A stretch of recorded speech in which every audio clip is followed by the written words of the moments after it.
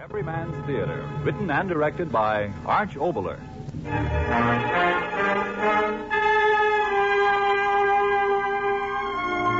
Oxidol invites you. Everyman's Theater.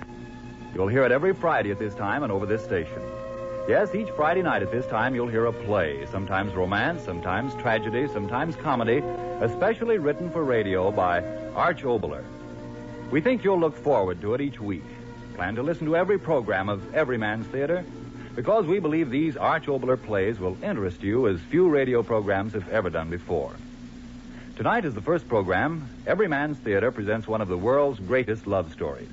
A true love story with one of the world's greatest actresses, Nazimova. A great love story deserves great music. So tonight we have a symphony orchestra under the direction of Gordon Jenkins. But first, a word from our writer-director, Arch Oboler. Aren't you tired of all this cruelty and bitterness between men? I know I am. So, come. Let's have a play of love. A strange love.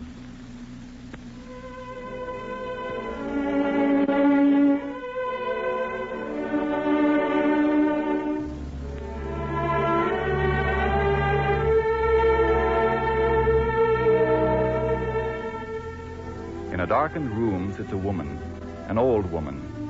She sits very quietly, white hands motionless. This is a room in a fashionable house in a city of the Imperial Russia of 1893. The Russia of great poverty and great riches, of great ignorance and great art. The old woman sits, listening to the thoughts in her mind.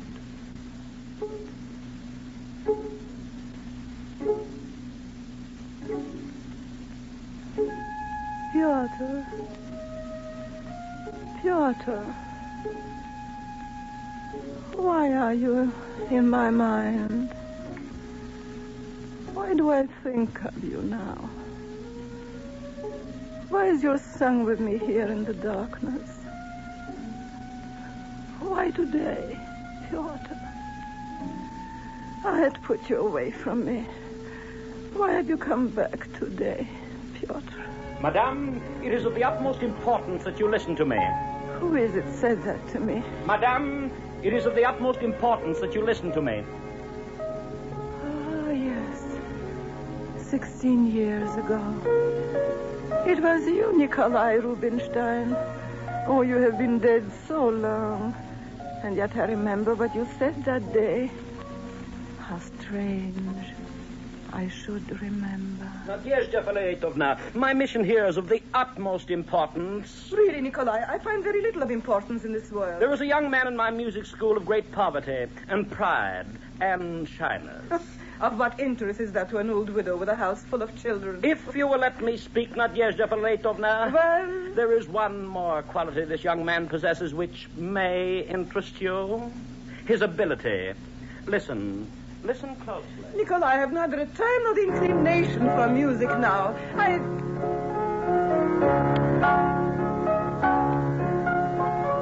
What music was this? What music was this you began to play, Nikolai Rubinstein? So many years, and yet I hear it. Music, and yet not music. A voice, a man's voice, singing to me.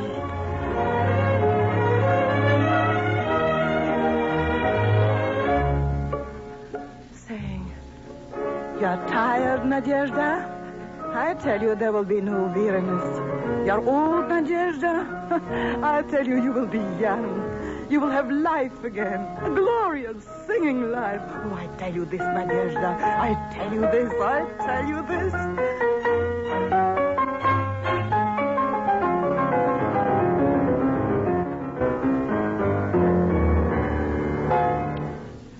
Finished, Nikolai. I remember I said, "Nikolai, tell me, who is that?" Only a teacher in my school. Who? No one you've heard of. Tchaikovsky. Pyotr Ilyich Tchaikovsky. So I heard your name for the first time, Pyotr. You have helped so many musicians, Nadyezhda Fedotovna. Will you help this one? Would I help you, Pyotr? No. Would you help me? The wealthy widow of a neck, private railroads, townhouse, Yes, country house. I had all On those. Riviera. Milochka, George, Julia. Yes, I had my children, I had them, but... Nothing. Yes. Nothing for me. How could I explain to Nikolai, to anyone, to run a house, to count my money? Oh, was this enough a life for me? I wanted... A letter for you, madame. Your first letter, Pyotr. I am sincerely grateful for the kind and flattering words that you were good enough to write me. It is a comfort to know there is a small minority of people, like yourself, who truly and warmly love our art. In a moment, my pen was in my hand. I would write you, yes. I was a woman past middle age. I had borne children, yes, but my husband was dead, and my children were growing in their own lives, and I had nothing, and I must have something. You, Pyotr, you, the music in you. Oh, if I could give it life and reality, my life would have meaning and reality. Yes, I would write you that, Pyotr. I would tell you. No. I threw the pen from me. Oh, what madness had come over me. I didn't need man nor God. I would pay you for your music and have done with you, yes. And then, at the concert, that very night, oh, your music.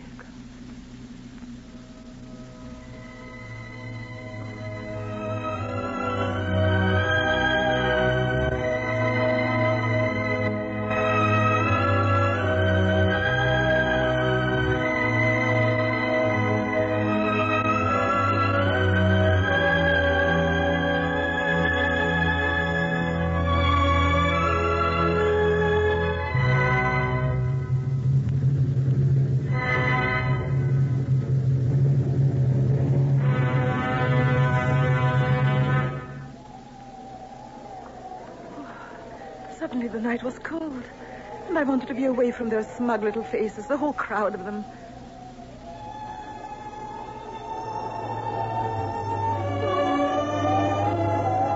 Oh, the night was singing with your song, Pyotr. And I walked in the dark along the boulevard back to my home. And the soft flakes of snow wet in my face. And with every step, there was a singing in my heart that said, Help me. I need your help, Nadezhda. They torture me with their indifference. I have written so much, and it's meant so little. I am weary unto death. Help me. I told myself, yes, I would always help you, Pyotr. Oh, do you remember your next letter? Dear Nadezhda Fedoryevna, thank you for your sweet, kind, and friendly letter, and your wonderful and kind generosity. I have finished the outline of my new symphony, the fourth. A symphony? I want very much to dedicate it to you. A symphony? Dedicated to me? Oh, how days ran then, Pyotr. I, an elderly woman, a symphony dedicated to me.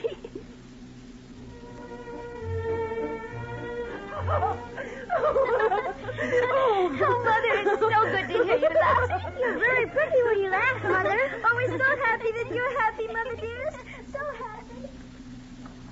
And then, 3 months, Pyotr. 3 months and not a word from you. Oh, what has happened to you, my friend? What? He is ill, sick, dying, accident, cholera, fever. Oh, no, that couldn't be true. But with every day, the voices in my head grew louder and louder. Oh, stop saying that. Look, Pyotr, he couldn't. The postman. A letter. Oh, your handwriting, Pyotr.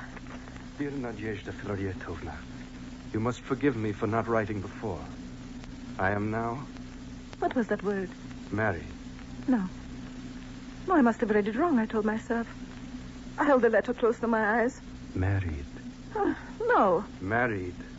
Married! Oh, no. No.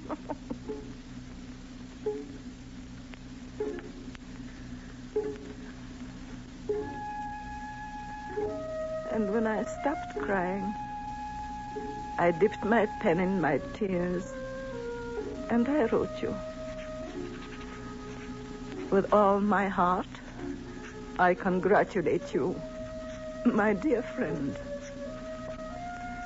Who should be happy, if not you, the giver of such great joy to others? From my heart, I press your hand. Do not forget one devoted with all her soul.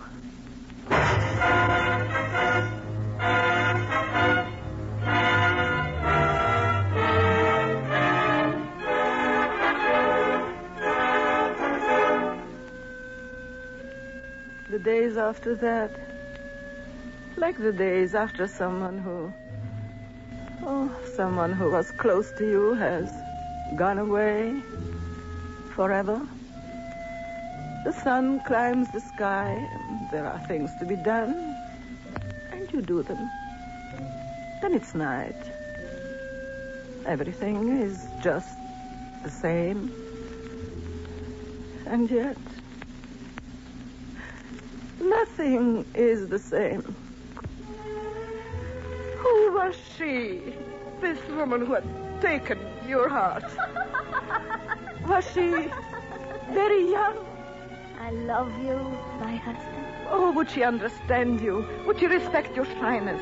Suffer your angers when fires of music blazed in you? Humor your child ways? Respect your greatness? I ask myself 1,000 times, would she do all these things for you, Piotr, that anyone who truly loved you would do? How could there be an answer? No. This was my destiny, old woman. To watch the days and the years spin around nothing, into nothing, always nothing. To need no one, and to have no one who needed me. How strange the night I remember now, Piotr. Good night, Mother. Sleep well, Mother. Good night. I lay down on my bed, shut my eyes, sleep. Yes, sleep and forget. I closed my eyes. That sound. What? The river. Yes, the river. Rushing cool through the dark. Dream? Well, why should I dream this dream? My name? Had someone called my name? Yes, again. Who was it? And then someone coming out of the water. Who? So dark. In my dream, I wanted to see. I had to see. A man in the water. The arms lifted toward me. I saw Piotr. You. Not yet. The children. Servants in my room. What is it? Mother, you're awake and smiling.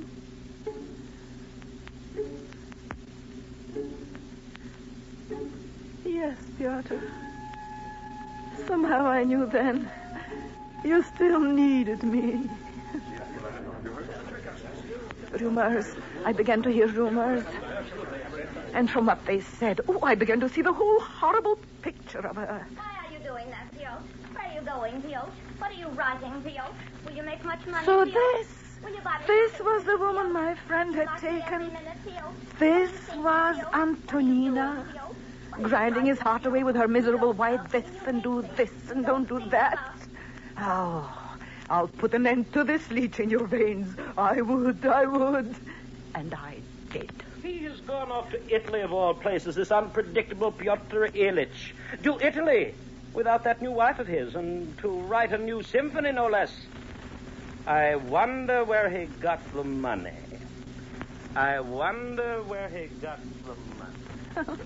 Clever Nikolai Rubinstein. I think he knew Piotr. But it didn't matter.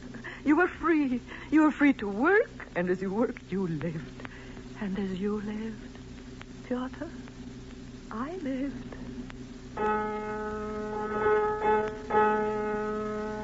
At last the day. The 22nd of February. Oh, never to be forgotten day. The conservatory. So many lights. Oh, so many people. The conductor. Bow to the right and to the left. Why didn't he start the little puppet? Quiet. Oh, I couldn't breathe. The baton up.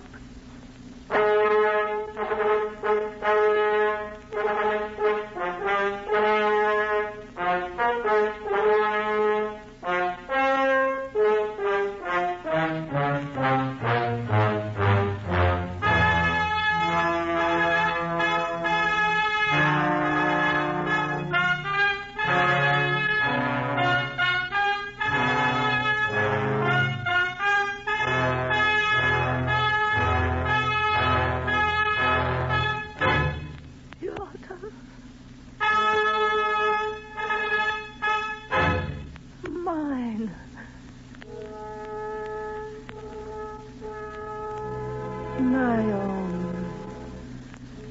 Out of the mind and out of the heart of you. For me.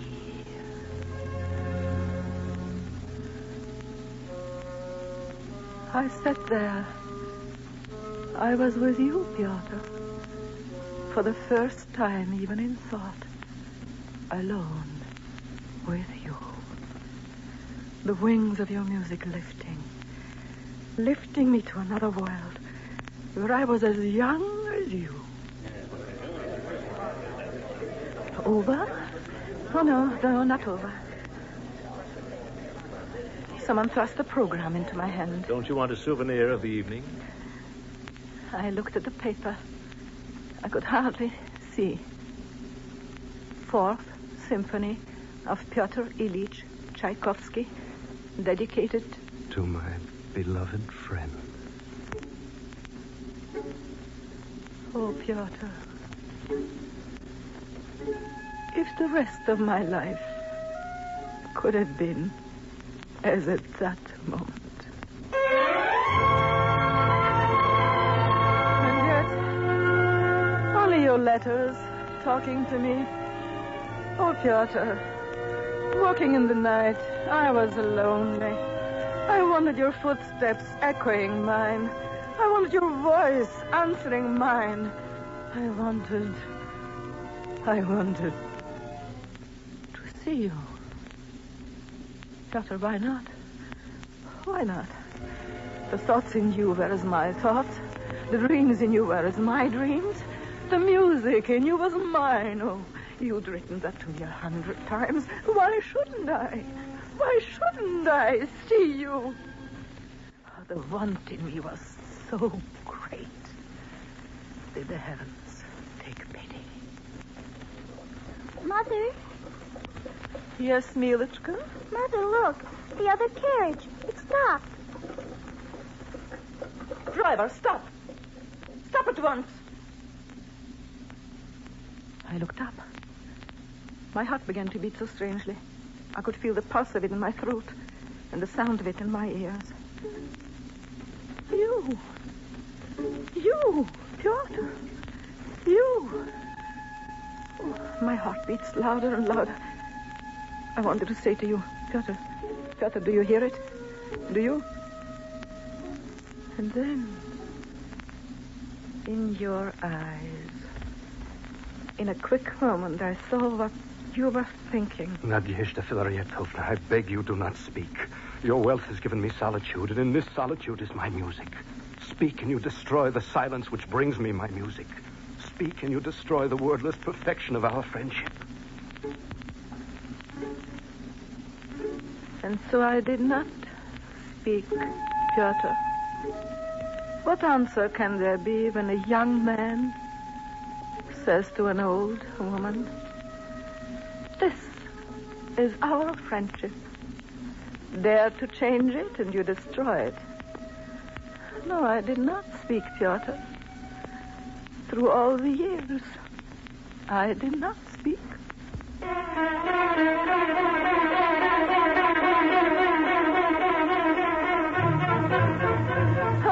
But your music, always the wonder of your music. How they began to applaud you. I always said the man was a genius. Medal from the Tsar himself. Yes. You let them pat you on the back with the quick flattery of their useless hands. It didn't matter. It didn't matter as long as you wrote your music, Piotr. For me. Oh, there was no weariness now. I had life again. And you gave it to me, Piotr. You. Oh, and it would last forever. Your need of me was as great as my need of you. So all of it would last as long as we lived. And I was young again. And life was good, Piotr. Everlastingly good. Oh, everlastingly. No. That was my son. He is dying, madame. My son dying? He has been working beyond his strength. The illness caught him quite weakened. He is dying, madame. Working beyond his strength. For what? For me. For the money Oh, Piotr. I went into his room. Was this Vladimir? My firstborn? My darling? Mother. Vladimir. Mother, help me. Help me. Help me. Whose words? Yes, you. You, Piotr. Yes. For 13 years. Forgotten children and home. Only you. My every waking thought, you. And the help of you. And now those same words from my son. Help me. Yes. For 13 years I have sinned against him. But now I would help him. At his bedside I said it. Not a prayer. Who was I to pray? You, up there. Whoever and whatever you are, listen to me. Let him live, my son. Let him live even a little longer. And I will give up all else but my children. Let him live, my son. And so the compact was made, Piotr, between God and me. And all these years I've kept it. My son lived a little longer. And I died when I wrote you that letter. That letter full of the bitterness of lies, telling you it was ended between us. All lies, Piotr. For now I can tell you the truth. I love you, Piotr. There, I said it at last. I love you, Piotr. I love you. As a woman loves a man. A young woman. Young.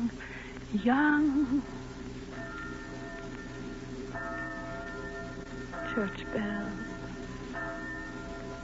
Why do they ring so late at night? I'm so old. My thoughts. Why should bells? Oh, yes, I remember. Piotr, they told me yesterday. They carried you through the streets. Thousands of them mourning.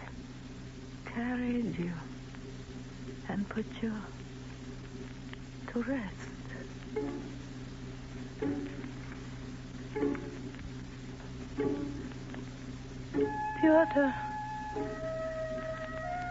Piotr. Why are you in my mind? Why have I thought of you now? Why was your son with me here in the darkness? Why today, Pyotr? To talk to me as I have talked to you? Dear friend, be assured I shall remember you and bless you until my last breath. Ah, your last letter to me.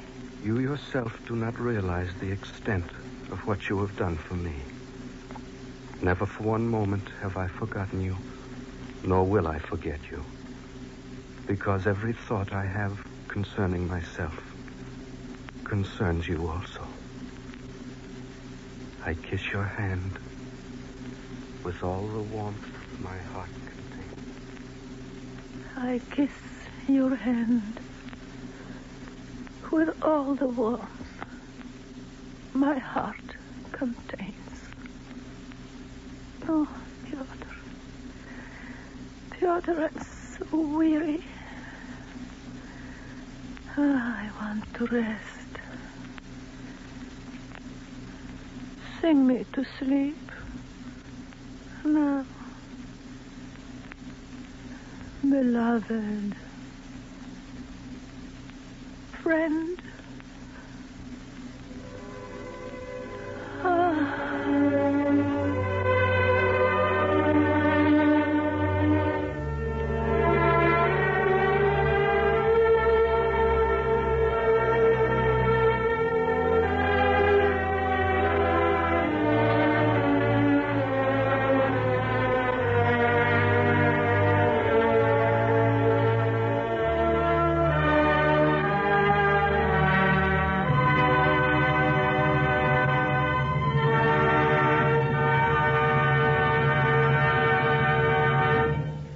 This is Arch Oboler.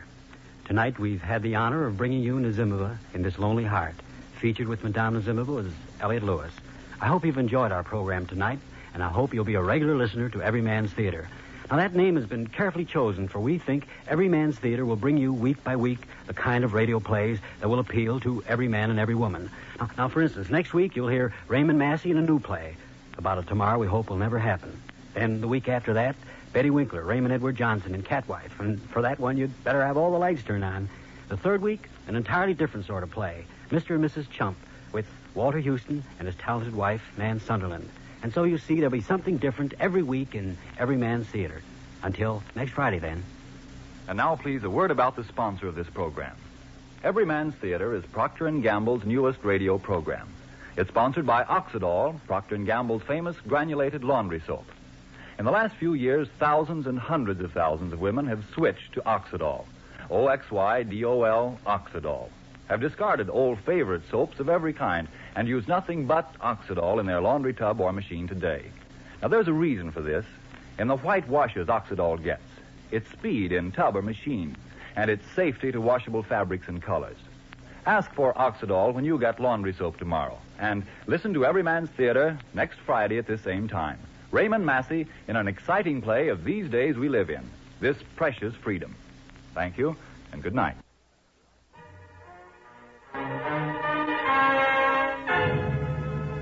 Everyman's Theater, written and directed by Arch Oboler.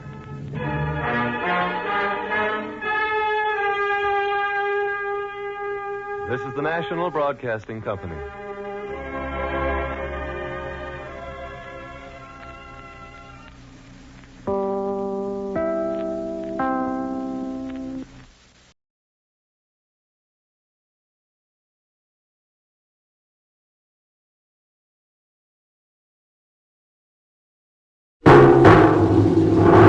From New York, where the American stage begins, NBC presents Best Plays, transcribed with John Chapman.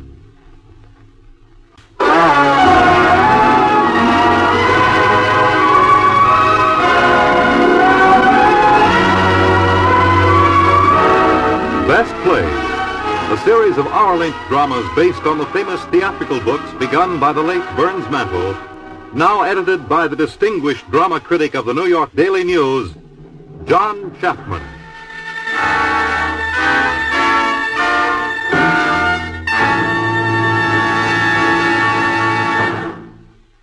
Mr. Chapman.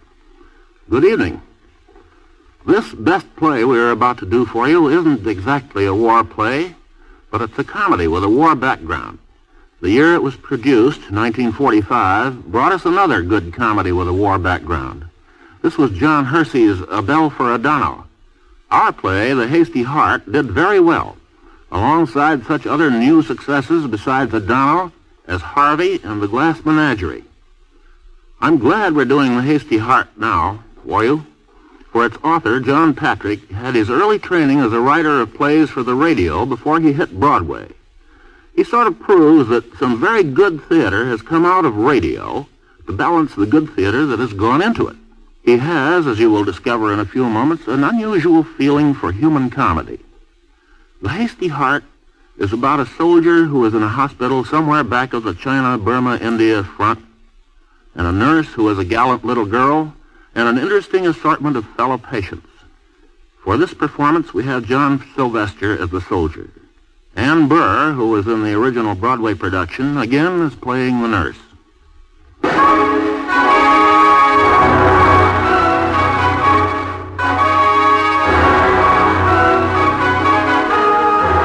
An Army field hospital sets up shop wherever it may. A barn, a monastery, an opera house.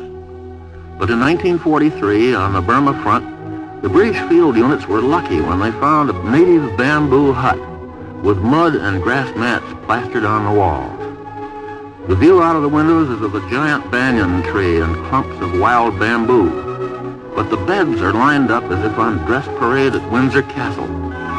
Even in the convalescent ward, the Army is the Army, and especially at the crack of dawn. Wake up! Wake up! Wakey, wakey, wakey! Wake up! Rise and shine! Yeah, Yank, wake up. Why don't you drop dead? Come on, up and wash. It's a lovely day. Hear that? Come on, the hospital's burning down. There's an air raid. There's an earthquake. Oh, for the love of God, get up. I'm an half an hour late.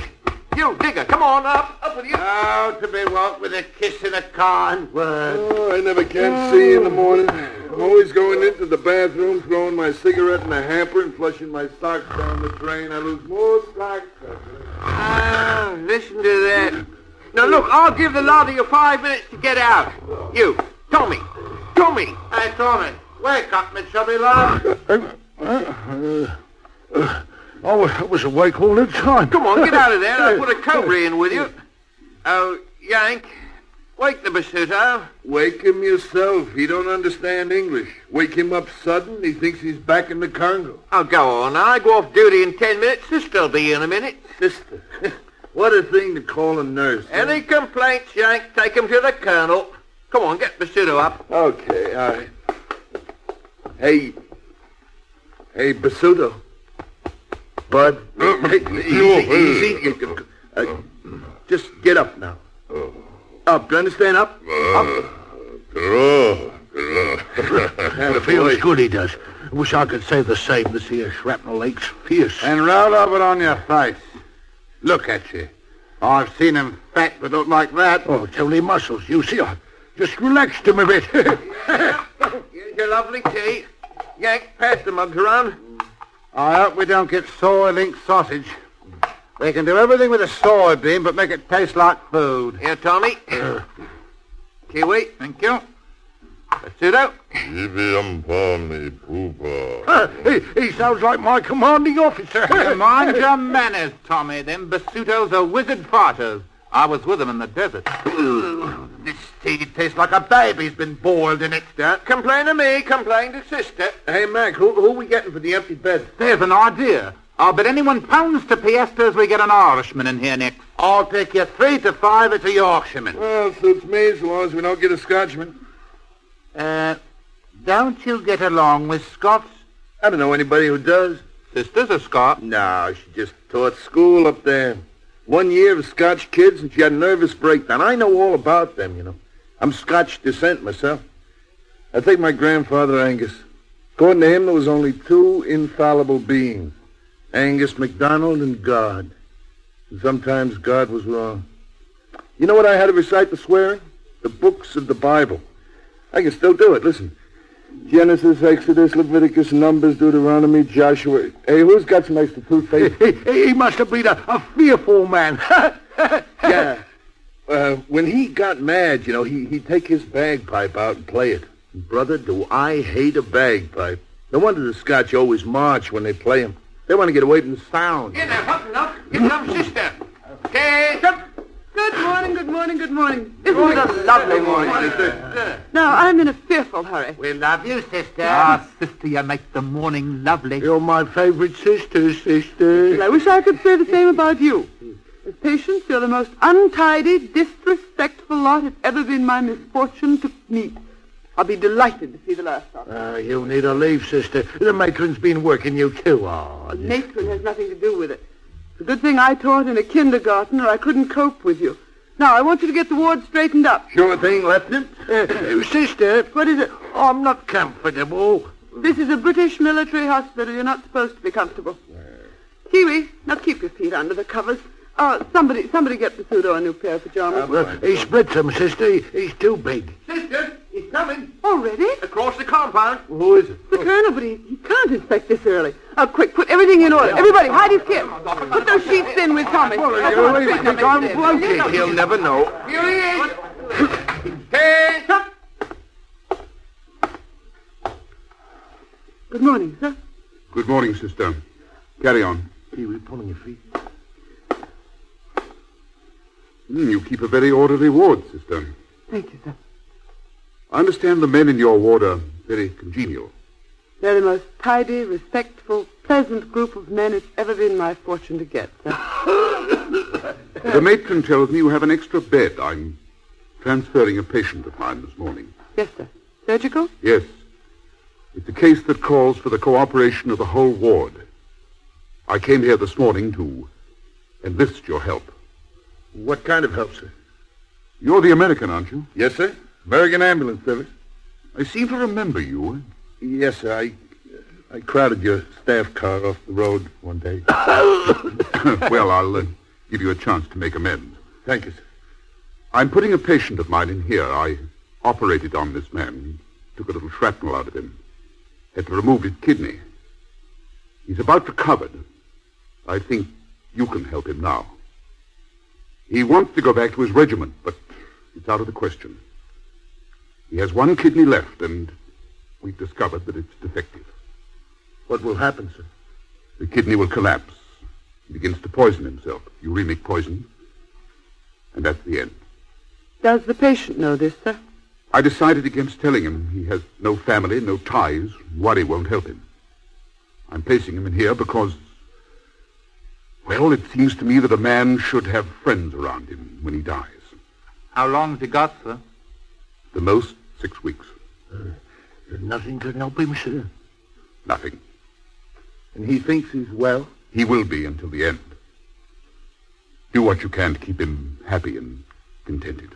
These are good men, Colonel. You can rely on them. Thank you. We'll omit inspection today. Good day. Come.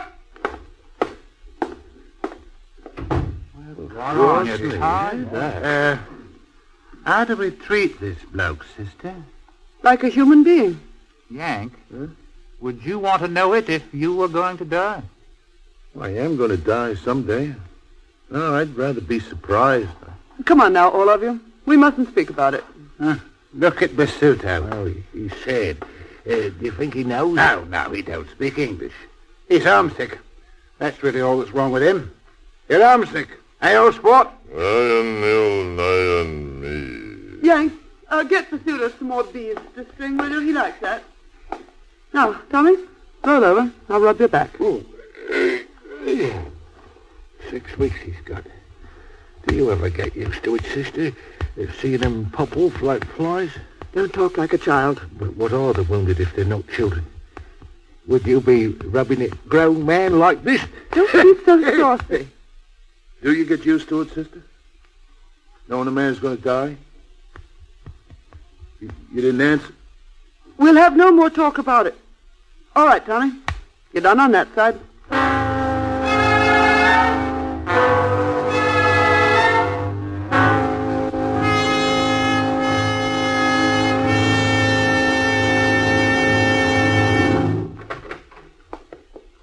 take this bed, Sergeant. Can I give you a hand, Meg? Sergeant Lachlan McLaughlin. Are you a Scot? I'd hardly be getting the name of a Scot if I weren't a Scot myself. Well, quite a few parents give their children Scottish names because they like them. It fools no one parading under false pretenses. Well, sing out if you need anything. I'll take your reports into the office. Make yourself at home. Cigarette? Have a cigarette? Of my own. Go ahead, smoke mine. I do not accept presents. Why not? I've no wish to put myself in a man's debt. What, for one cigarette? I'll smoke my own. Hey, Jock. My name is nae Jock. If you must address me, you'll use my proper name. All right. Lockie. How's that? And what did you want? Well, nothing. Thought you might feel like talking. About such as? Nothing. Just gab. I place little value on talking or not. You're a Scot, all right. Hey, mate, want something to read? I place no value on books. Well, don't you like to get away from yourself, like? I've no quarrel with myself. Books are a waste of a thinking man's time. Well, look, we're a nice, friendly bunch in here. If you don't like books or stories, that's all right with us. It would have to be. Live and let live, huh? Here. And may I be so bold as to ask what you're thrusting at my person? Chocolate. Here, take it. Is it no good? Of course it's good. What do you think I'm giving it to you for? Why are you? Because I want it, but I thought you might want it more. What, is that an insult? It's nae consistent. Grandfather Angus rides again. I quit, that's all. Hey, Lucky, ever been to New Zealand? I'm content to leave the heathen lands to the missionaries. New Zealand's no heathen land. I come from there. I do not consider that a good argument. We rule ourselves. That's more than Scotland does. You're neighbours to the Fiji Islanders, are you not? Sure. They're cannibals, are they not? Well, we had the great misfortune to get Englishmen for neighbours. They've yet to boil each other in pots, at least in public. Yeah, now, it was the Scots who used to raid our borders and steal our cattle, they did. Aye, and but for the poor stock of English cattle, Scotland would be a richer country today. You're part of the bloody British Empire, that's what. Ah, the vanity of the British. You're innate conquerors. Would you like to have me enlighten you how you collected your colonies? Scotland accepted. You teach the simple heathen to pray, and once you got 'em kneeling down, you hoist the English flag on 'em. You're right there, Lockie. The missionaries came to Australia. God's country. I'm nae impressed by a land that produces naught more sensible than a great jumping rat. A kangaroo ain't a rat. I guess he told you guys off. Well, there's no kangaroos in America. America. The land of Mickey Mouse. Now, wait a minute. The land of plenty, and you live out of tin cans and 10-cent stores. I sailed from Glasgow, a city of which you no doubt heard when I was 12. I worked one godforsaken winter in your great New York. I've examined you at close range, and I dinna care for your breed. Nothing personal. Buster, you and I are going to have trouble getting together. See that? I see no need for us to get together in any way. And if you'll be so good as to remove yourself from my bed, I'll put away my kit.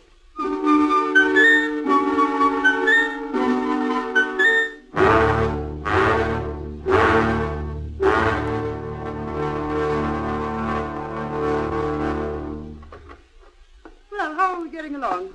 Have you met the men in the ward, Sergeant? We're all buddies. Have you thought of anything I can do for you? You've nae the authority to send me back to my regiment. Now, I'm afraid you'll have to be patient and wait a while. I'll wait, but I'll nae be patient. What regiment are you with, Lachlan? You're not going to get very far, sister, unless you're a Scot. Would you care to have me rattle your jaw with my fist? Yank, is this your idea of good manners? I do not expect good manners in a Yankee. One more crack like that and I'll stop Lend-Lease. You lie back, Lachlan. Let me fix your pillows. Scotland. Do you happen to know Ayrshire? You must have looked on my card. I was born in Ayrshire. Oh, really, I didn't. Oh, I know Ayr and Doonfoot well. But you're no Scot. I once taught school there. Such darling children. Aye. And lovely farming land. Aye. Now, if you tell me that you belong to the Cameron Highlanders, I just won't believe you. You've looked up my record. Do you belong to the Camerons? Aye, I do. You don't? Have you trouble with your hearing, sister? Well, I'm just amazed. Oh, they're a grand regiment. Good enough. You wear the Eric tartan, don't you? Aye. Them as do. Did you bring your kilt with you? You wear a kilt, don't you? It's our privilege for walking out. Well, will you wear it for us soon? Wouldn't you men like to see Lachlan in his kilt? I can hardly wait. Oh, with your cap cocked over one eye and your kilt swishing as you walk down the street?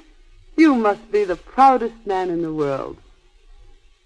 I dinna have a kilt.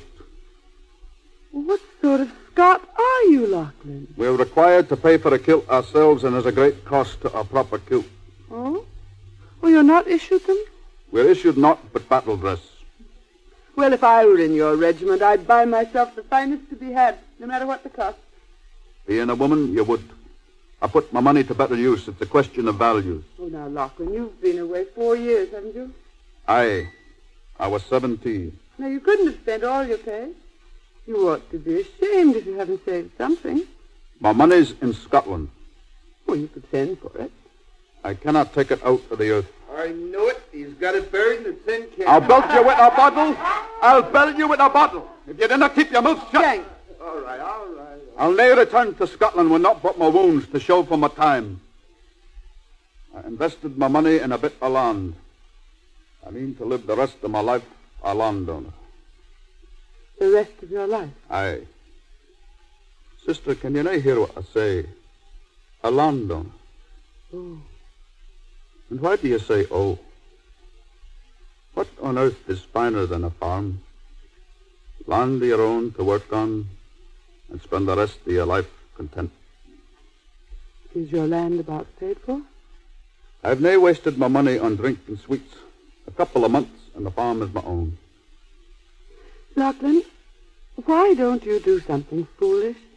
Why don't you buy yourself a kilt? The land will wait. The kilt will wait. Are you buying your farm to share with someone?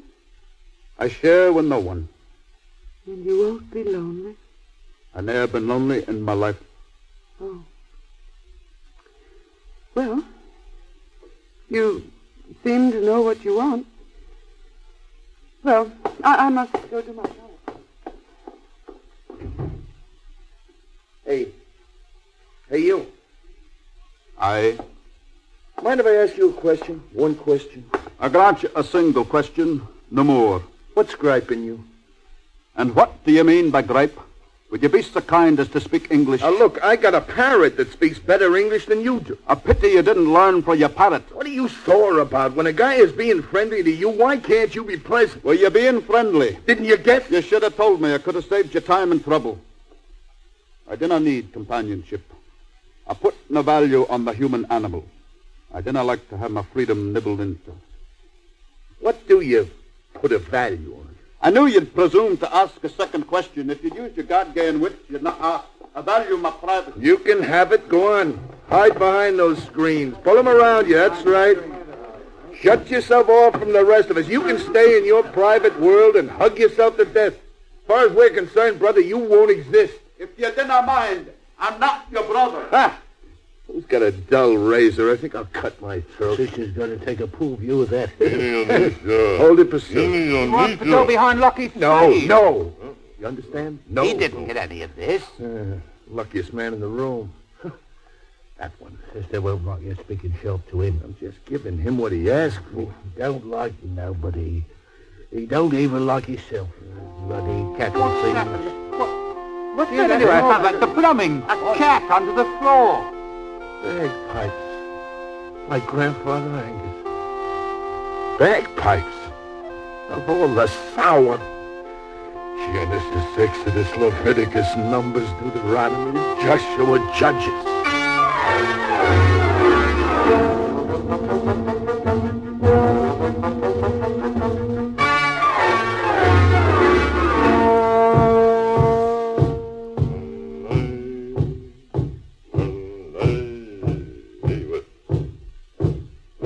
I bet he doesn't keep still. Leave him alone. He's homesick.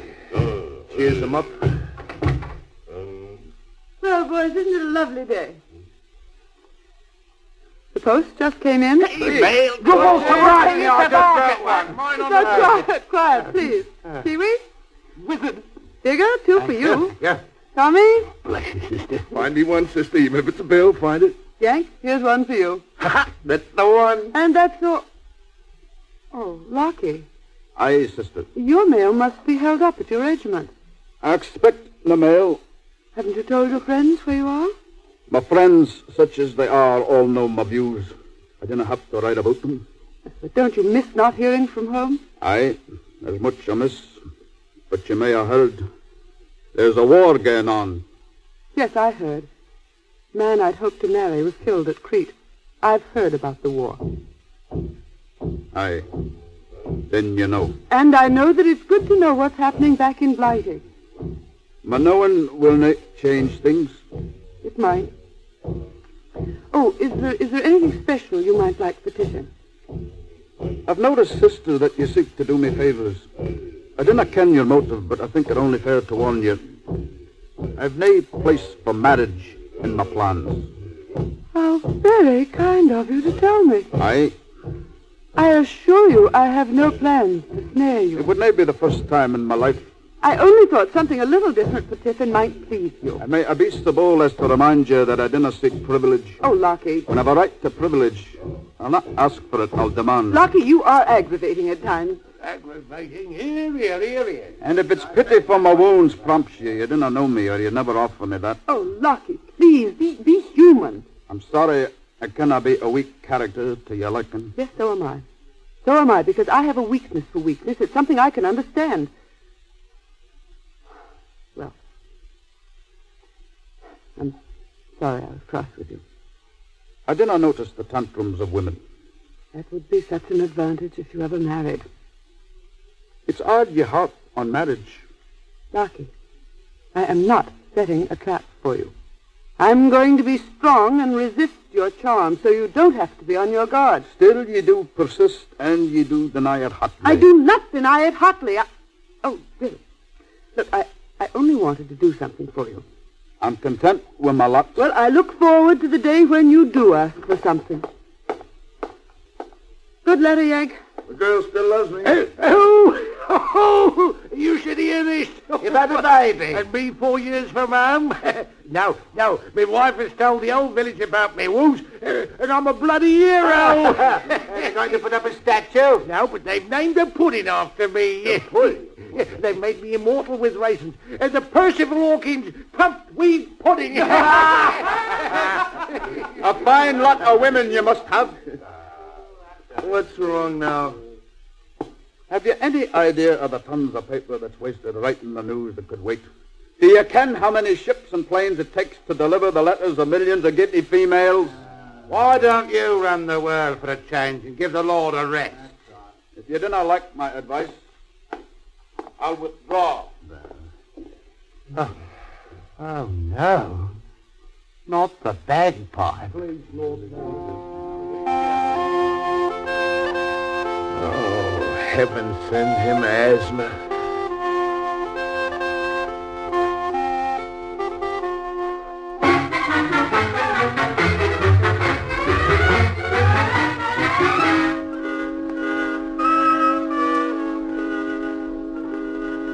Is he gone yet? Over for x-rays. Sister, is he really going to die? Because if he isn't, I'm going to kill him. What a dreadful thing to say. I am ashamed of you. You don't have to live with him. He's a human being on leave from suffering. It isn't often that you have an opportunity to make a man grateful he spent the last weeks of his life with you. I am ashamed of you indeed. Oh, sister. Well, you have a chance to redeem yourself today. It's his birthday. Crikey. You want us to give him a ruddy birthday party? Yes, and I've a parcel here, Yank. Open it, will you? Yes, sure. Oh, I do love presents, I do. Here it is. Oh, it's a kilt. Oh, surprise me, a kilt. Look at that. I checked with his regiment in Calcutta and ordered it. The RAF flew it in. Are you paying for this yourself? Yes, but I want you to give it to him. Oh, no. If anything's given to that misbegotten Digger! We'll all chip in, right? Oh, what's your name? Yeah, sorry. Each of you can give him part of the outfit. Now, Tommy, here. Fat. Oh, blimey, Spats. Digger, the brogue. Kiwi, the belt. No, that's fine. Hey, let me give him the jacket and the kilt, sister. After all, I dislike him more than the rest of you. Huh? I'd hope that you would. Here it is, the Cameron kilt. Oh, it's lovely. Lovely. Where's that color? Hey, how about the Pursuito? Hey, mate. Oh, he don't know what's going on. Well, we can't leave him out. Here, let's let him give Lucky the cap. Here, fella, here's the cap. Crikey, he's put it on. Get it back now. If Lucky was to come in now. Oh, no, Basuda. No, you give it to Lucky. Give. See? He's got it. Well, I'll give him the sporran. That's the last of it. Oh, haven't you left out some of the important? Don't he wear some kind of, like fancy pants under the kilt? No, we don't. None of them do. Go on, he'd freeze. I say they wear some kind of diaper. £2 says you're wrong. I'll take that. Now, man. £2. Done. Want to bet, sister? I do not. The silly, vulgar bet. Now, everybody hide the presents till he comes. Hey, wait a minute. Suppose he turns them down. You know, he said he never took presents. Oh, but it's his birthday. If he won't take them, I'll beat him to death with his own bag. Hey, he's coming. Yeah. Everybody, hide the presents. Quick. I can't take the frogs in bed with me.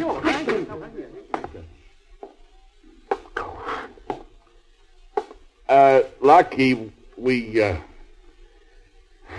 heard it was your birthday, and we figured you could use a little something, so we all... Well, here's a kilt and a jacket. And here's the brogues. Mine's the belt, man. Happy birthday. Happy birthday. Happy birthday, Lachlan. What did I tell you? Genesis, Exodus, Leviticus. I would have a word with you. I didn't understand you. You done a thing that numbs my brain. No man in all my life before gave me tuppence for naught. Now, have I the right to take your kilt? I've not to pay you back. I must not make a mistake. They say that sorrow is born in the hasty heart. So my problem... Oh, do be quiet, Lucky. I must explain my feelings. For once in your life, be hasty and risk a mistake. But I... Just bite down on that thermometer and let your heart talk. If Scott makes a fool of himself, he makes a grand one. Is he going to take him, sister? Certainly he's going to take them. You were just searching for a dignified way to thank them, weren't you, Lachlan? Then put him on. Right. Let's see how you look, Lucky. Lucky, we got a little bet up, and you're the only one can settle. The question is, do you or don't you wear something under your kilt? My friends, I deeply regret you've asked, for I can nae tell you. It's the one question nae Scot would answer rightly. You won't tell her? Would you ask me to break faith with my fellow Scots? Well, never mind. Go ahead. Put him on. Put him on. I have no intention of wearing my kilt until the proper time. What? I'll put on my kilt the day I return to my regiment. Night before. So into my kit bag with him. Sister, you can't let him do this. Did you give me the kilt for my own pleasure, or do you hold the claim? Lucky, this is your birthday. You do whatever pleases you. I'm pleased to wait. Thank you for my gift. I'll not soon forget this day. Party over? Is there more to do? No, that's all. So, perfect Scottish birthday party. Now, Lucky, is there anything I can do for you before I go? Not. I'm most content. That's good.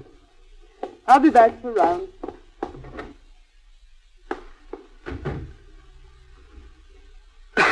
You say something? Nate. There's a weird tropical bird in the banyan tree. Yes, a crow. Digger. Would you have a cigarette? Here. right. Thanks, Father. Tommy, cigarette. What? Oh, sure, mate.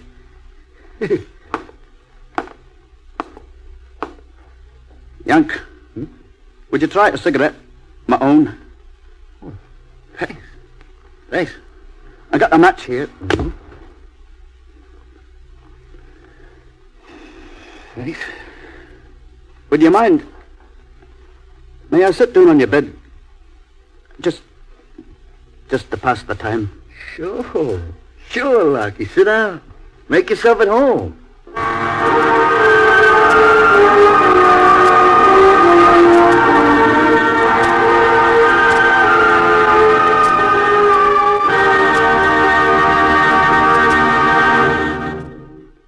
In a moment, we will return with Act Two of The Hasty Heart on Best Plays. This is NBC, the National Broadcasting Company.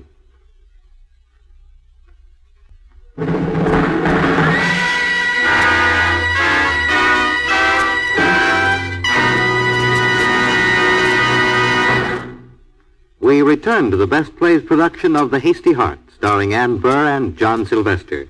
And here again is John Chapman. No playwright could have written what we have been hearing without having been there. John Patrick, who wrote The Hasty Heart, joined the American Field Service in 1942 and served with an ambulance unit. He was in Egypt, South Africa, Jerusalem, the Syrian desert, and on the Assam-Burma front. Finally, on his way home in an army transport, a long, slow journey, he wrote The Hasty Heart out of what he had seen and learned and felt. We're back in the ward of the military hospital, where a very much changed Lockie is haranguing his bored mates. And you may remember, Kiwi, when a humble member of the House asked Parliament for twopence to be added to the old age pension, what did the government do? Look, Lockie, this is very interesting, but you've been telling me about it for an hour. Bankrupt the empire, they shouts. Look, Buster, you've been talking steady for a week. Why don't you play your bagpipe? Now, look, Lockie. What's going on here, Lockie? I was giving my friends the benefit of my experience. Oh, well, save some for tomorrow. Lights out in 10 minutes. How have you felt today, Lockie? It's odd you should ask me that. May I come into the wardroom with you? Yes, of course. Lights out in 10 minutes. Good night. If you don't mind, I'll prepare the medication. Now, what is it? I thought perhaps you read my mind. For I've a wee weariness. My hands sweat a bit and my feet seem swollen. You've been walking about in the ward too much. Talking too much. Well, a man must walk a bit and talk a bit. He's nae a vegetable. But you don't sleep well. Last night you were tossing and whimpering. I didn't whimper. I had a problem. And my brain gave me no peace. Are you worried about anything, Lockie? You probably think me wise and shrewd. You probably think there's naught confuses me. Is that what I think? Aye. You see, sister, I've nae always liked the human race. I'd no love or respect for any man. I'd no faith in the goodness of people. But you told me you had many friends in Scotland. I lied. How could I? I'd nae education, being poor as a church mouse. I'd no money to squander. I'd not the interest to offer. A man cannot take without giving too. Why not? A man's pride. But humility's a virtue, too. Not a strong one. In my life before, no one ever liked me, and there was no one I liked. That changed. I didn't ken a man could be your friend and want nothing from you. And now I've 21 years to make up for, and I've got to do my share of the helping. Lockie, if you found a new set of values, don't feel that you must rush out and pay for them. Sister, I've a terrible need to help. Well, you've ample time. Now do get ready for bed. It's time for lights out.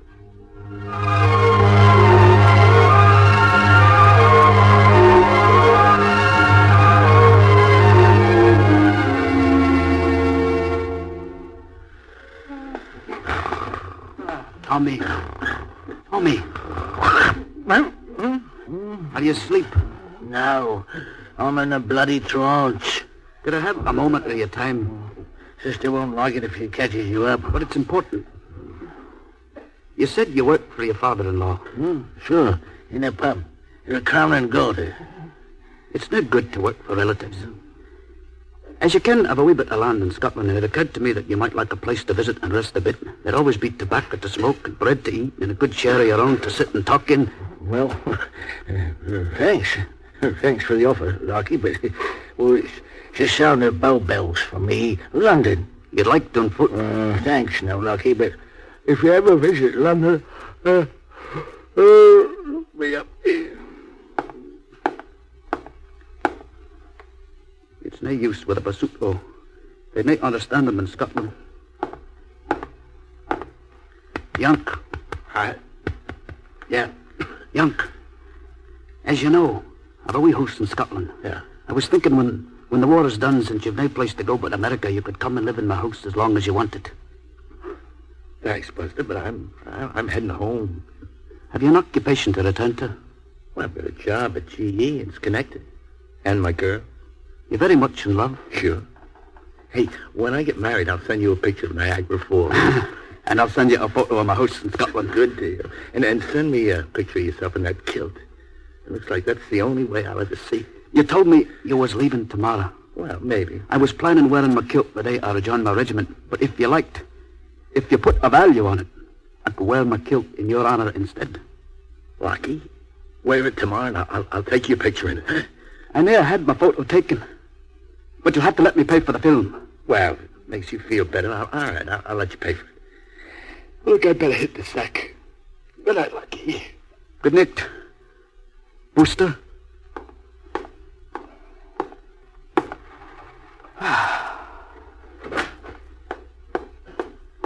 Lucky, what are you doing up? I was talking to my friends. Sister, do you ken what that means to me? For the first time in my life, I want to help, and I didn't know how. It's a great torment to me. I owe so much. All right, Lucky. To whom do you think you owe something? It's the goodness of my fellow man I've wronged. Well, I could turn my farm into a place to go for wounded lads with a home of their own. Oh, now, slowly, Lachlan. Remember, sorrow is born in the hasty heart. I'm nae hasty. I know my duty. You simply can't stand being indebted, can you? I've only my wish to help and my 2 hands and my land to give away. Lucky, why don't you share yourself with your fellow man? We'd be much richer. I know that I am for the things that you've shared with me already. You can nae mean me, sister. But I do. As a human being, I don't suppose I have any real, individuality. I'm the people I've met. I'm a mixture of everything I've ever read and seen. I've stolen a virtue here and a weakness there. I'm everyone I've ever loved. And you've taken something from me? Without your knowing it. Do you know something, sister? If I'd not stopped my bit of shrapnel, I'd never known I could be so content with myself. I had to be hurt to learn. No, I don't think you had to be hurt. But there was good in it. Do you suppose the world would be a healthier place if more people were sick? Oh, good gracious. I don't know. Now you must get to sleep. Only sleep this night. Oh, where are the words to free my heart? Have you been as happy with us, Lucky, as you've ever been in your life? I think I've shared a moment with kings. Good night, Lucky. Sister Margaret. Do you ken? You've given me something too without you knowing it. What, Lucky? Well, I'm not sure what it is, but it's something I never had before. Something that makes me know when you've left the room, even when I cannot see you go. That's very sweet. Oh, you lovely, lovely angel.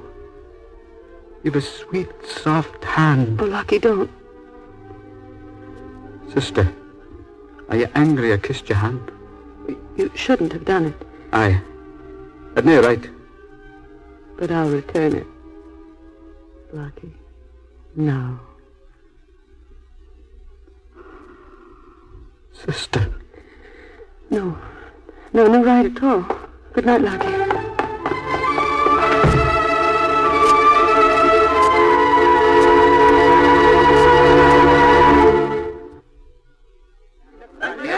Oh, Lucky, it's a beautiful kilt. It looks so dashing on you. Sister, can you take the picture in a hurry? Tommy's kneeling on my feet. Lucky, can you smile a little? I'm nae a cinema star. I cannot make an expression at will. Well, maybe you could frown a little less. Will you take the photo and be done with it? All right. Now, be still, everybody. 1, 2, 3. There. Well, I'll put my kilt away. Maybe we'll take another. Hey, you know, how about the bet? Oh, what? Lucky. Aye? We haven't had a real look at you. You can study the photo. Walk around, Lucky. Fast. Turn, go ahead, turn fast. Whoa! Stop, Lucky, fast. Now, you go, stop it. They can take the films over to X-ray. See if they'll develop them for us. Oh, Lucky, you look so brave and dashing. I'm so pleased you put them on.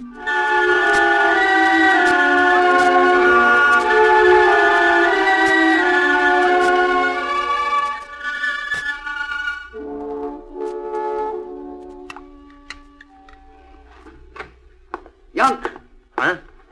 It may bother a man while shaving, but... What's up? If a good girl kisses you, it's an encouraging sign, is it not? It sure is encouraging. Well, I think I'd like to wed. How? What? You best staunch the blood. Yeah. What did you say? I think I'd like to wed. Aren't you sure? Aye, that's my problem. Do you think I've the right to ask a lass to be my wife? Now, with things like they are. What do you mean, things like they are? Well, if I was to wed now, I'd have to return to my regiment.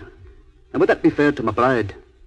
Look, Buster, you mean Sister Margaret? Aye, Bonnie's Sister Margaret. Look, Lucky, everybody falls in love with his nurse. Now, that's natural. She looks after us, she's good to us, but that doesn't mean she loves us. That's why I wanted to ask you. Did you ever hear of Sister Margaret kissing a patient? Well, she hasn't kissed me. You mean has she kissed you? She cupped my face in her two soft hands, and she kissed me. Oh. Well, Lucky, women kiss lots of men without it means marriage. But do you think Sister Margaret is so free? Well, No. So if she kissed me and she did it, it must mean something. Yeah, something. I lay awake the whole night wondering how my fortune could be so great. Still, I've no wish to make a fool of myself. Do you think I'm unwise to risk a proposal? I don't know. But the facts are in my favor. For crying out loud, stick your neck out, kid. Go ahead, give it a try. Aye, then I will. I've my proposal prepared. Sister's in the ward office, I'll go there. Thank you, Yonk, for your sage advice.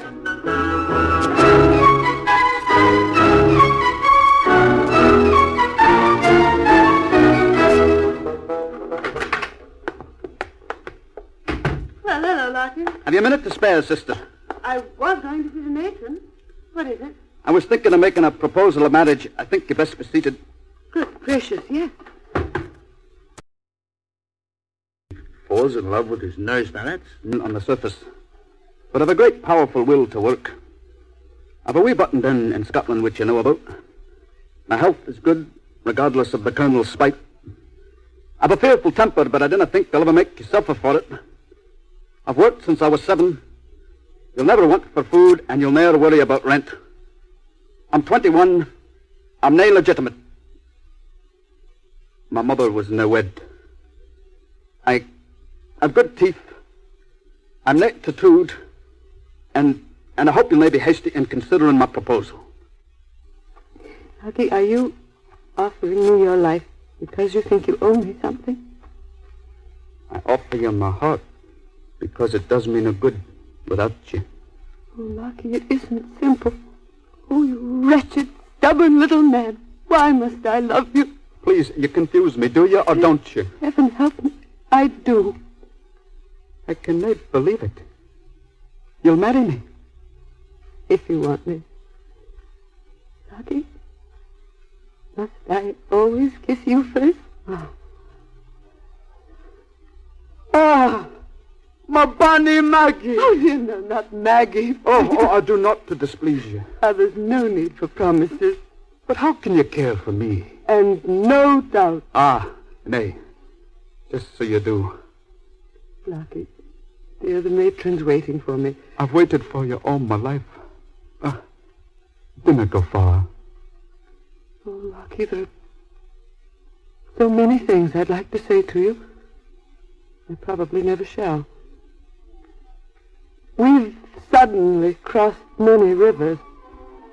Let's not waste time looking back. I must go now. The matron...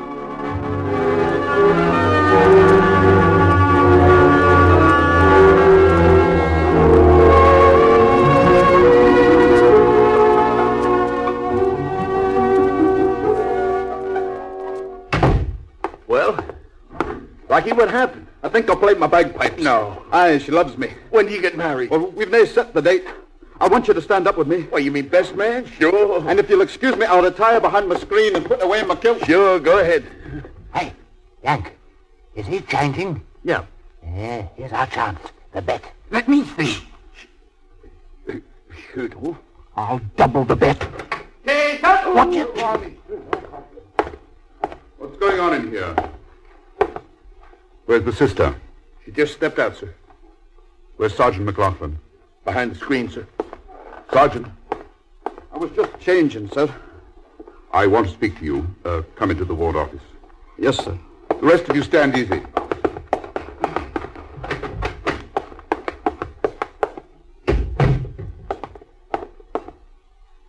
Sit down.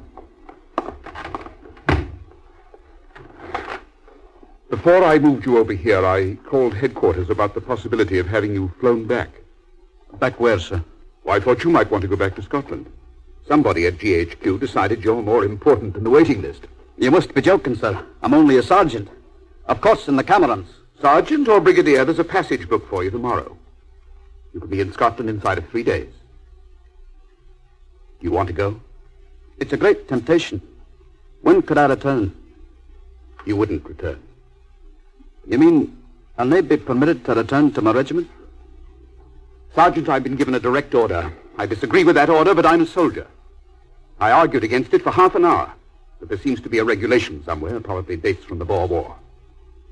Anyhow, the DMS remembers it and says you must be given the full facts in your case. But I've been given the facts.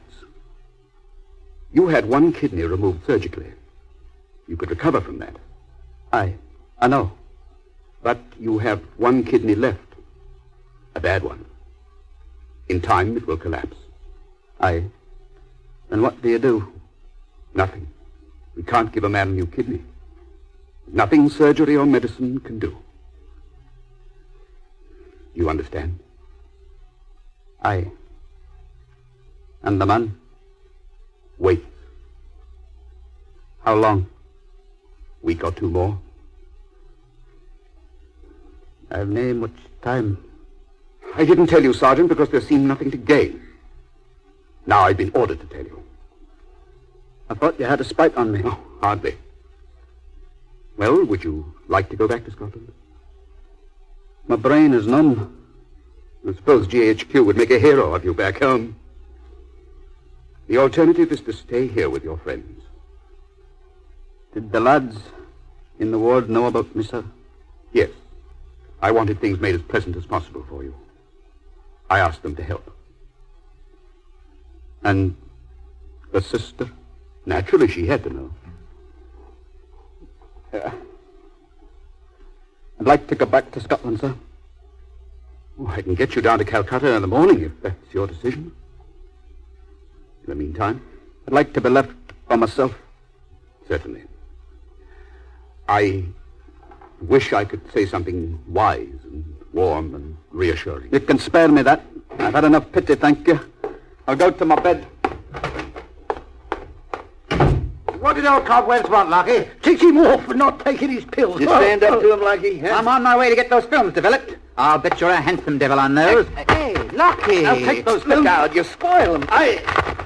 Lockie, you ruined the whole room. Would you mind going back to your own bed? What's the matter? I'll nae ask you again. Leave me alone. What's the matter? Yank, you spoiled the pictures. What's wrong with him, sister? The colonel told him everything.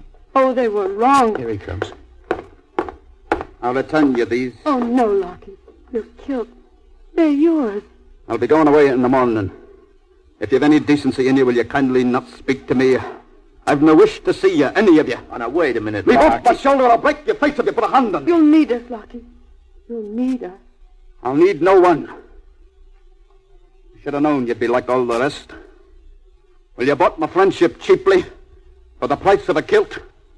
I should have put a higher value on my pride. How righteous you must have been in your pity and goodness. I'll nae let you hurt me again.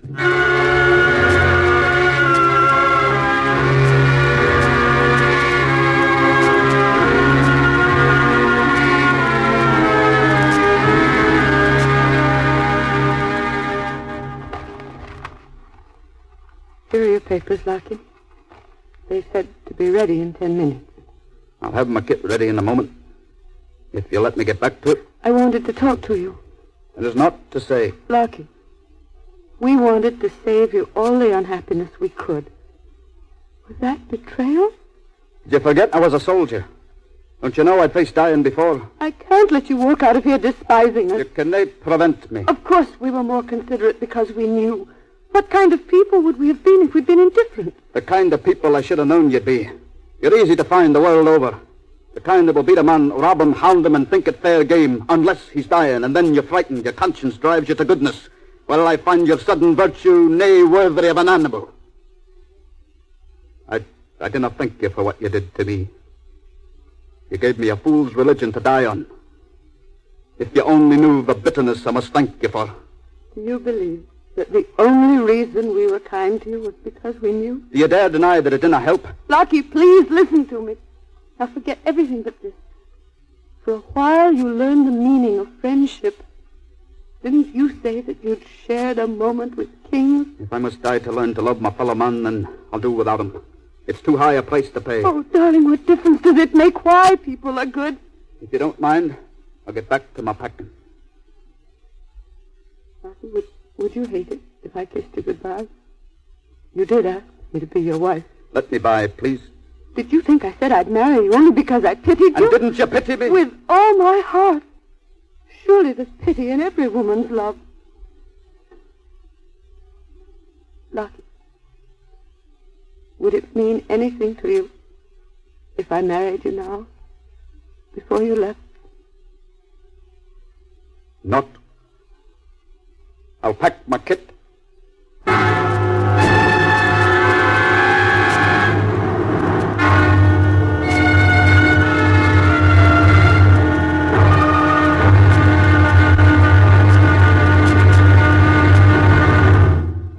Let me help you with your kid, Lucky. I want no help. Yeah, what's he want? Who knows? Hey, Basuto, keep away from Lockie's kid. I'll thank you to leave me be. Leave me be! Easy!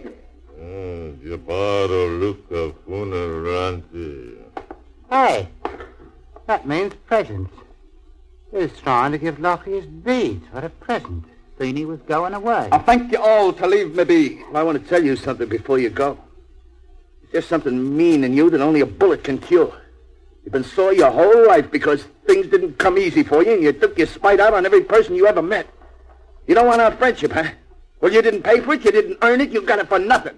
Now, what are you kicking about? You tricked and cheated me. I risked your friendship, but you didn't give me friendship. You gave me pity. Did Basuto here give you pity? He didn't know you were going to die. He don't understand that much English. He wanted to give you a present for going away, his beads, and what did you do? You threw his friendship right back in his face. Well, it's a good thing you are going to die. A guy like you causes a lot of unhappiness in the world, and I wouldn't save you if I could. That's the way I feel. Hey, what are you shouting about? Slow ahead hit Basuto. Why? He wanted to give him some beads when he saw he was going away. Lockie, your transport is here. Are you ready? Are you ready to go? Aye. Yank, will you carry his kit for him? He doesn't want any help. Let him manage alone. It's your last chance to help him. He doesn't have to go. He knows he's wrong, and he's so stubborn he'll die alone rather than admit it. I need no help. I'll go alone. Lachlan. Goodbye. Well, now he's out of the way. Let's take some more pictures. Sister, you take them. Come on, everybody together over here. Line up. Come on, line up. I'd be willing to consider remaining if you'd admit you wronged me.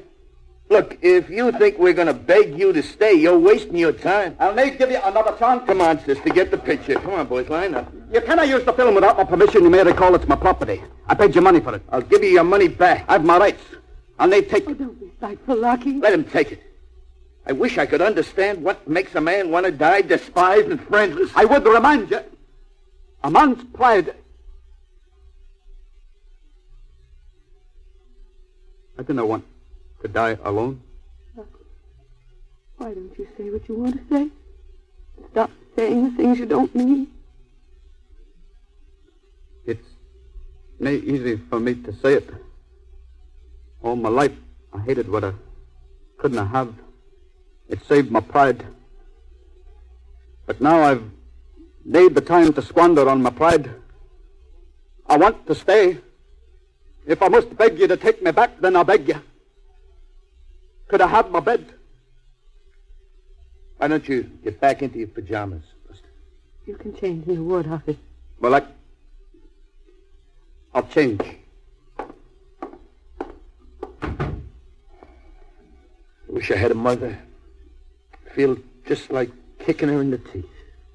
You suppose he'd feel better if he could play his bagpipes? I don't think he could. I don't think he has any wind left in him.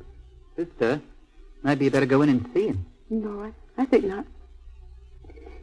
He swallowed his pride. It'll take him a moment or two to digest it. Well, why don't we just go ahead and finish taking the pictures, huh? We can get that over with. Now, line up and stay close together. Would you be so good as to let me have my photo taken with you? Why, Lucky, you've put on the kilt. Oh, it's beautiful. It is my film, though you need not consider that. Step right up, Buster. Your place is center front. Come on, Lucky. Right here. Right in the middle of a snake. Hey, all right? You ready? Lucky, you're smiling. That's a beautiful smile. Now, 1, 2, 3. That's it. Oh! Lucky, what's the matter? The kilt! Don't you do that! I found out! I settled the bet! I found out! I've got to found on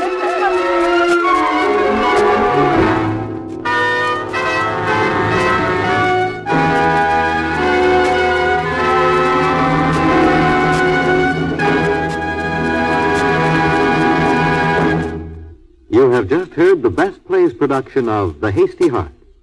And here is your host, drama critic John Chapman, with a closing word. Next Sunday, we'll be having another of the best. That wonderful screwball comedy, Arsenic and Old Lace. Again, our cast will be a fine one, including Boris Karloff, Donald Crook, Edgar Stelly, Jean Adair, and Evelyn Varden. This is Chapman saying goodbye until then. The Hasty Heart was adapted and transcribed for radio by Ernest Kenoy. Supporting Ann Burr and John Sylvester were William Zuckert as Yank, Guy Spall as Tommy, Victor Chapin in his original role as Kiwi, Ivor Francis as Digger, Maurice Ellis as DeSoto, John Stanley as the Colonel, and William Griffiths as the Orderly. Best Plays is an NBC presentation supervised by William Welch, and the production is under the direction of Edward King. Fred Collins speaking. This is NBC, the National Broadcasting Company.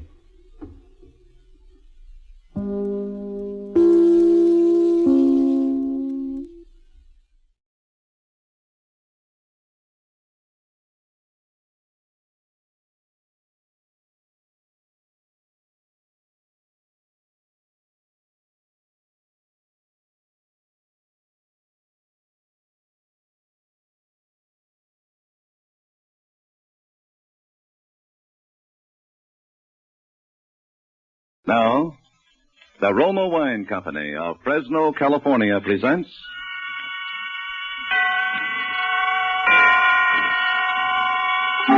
Suspense. Tonight, Roma Wines bring you the suspenseful play called Heart's Desire, starring Lloyd Nolan. Suspense is presented for your enjoyment by Roma Wines. That's R-O-M-A. Roma Wines. Those excellent California wines that can add so much pleasantness to the way you live. to your happiness in entertaining guests, to your enjoyment of everyday meals. Yes, right now a glassful would be very pleasant, as Roma Wines bring you a remarkable tale of suspense. And with a tale called Heart's Desire, and with the performance of Lloyd Nolan as Henry Doyle, Roma Wines again hope indeed to keep you in suspense.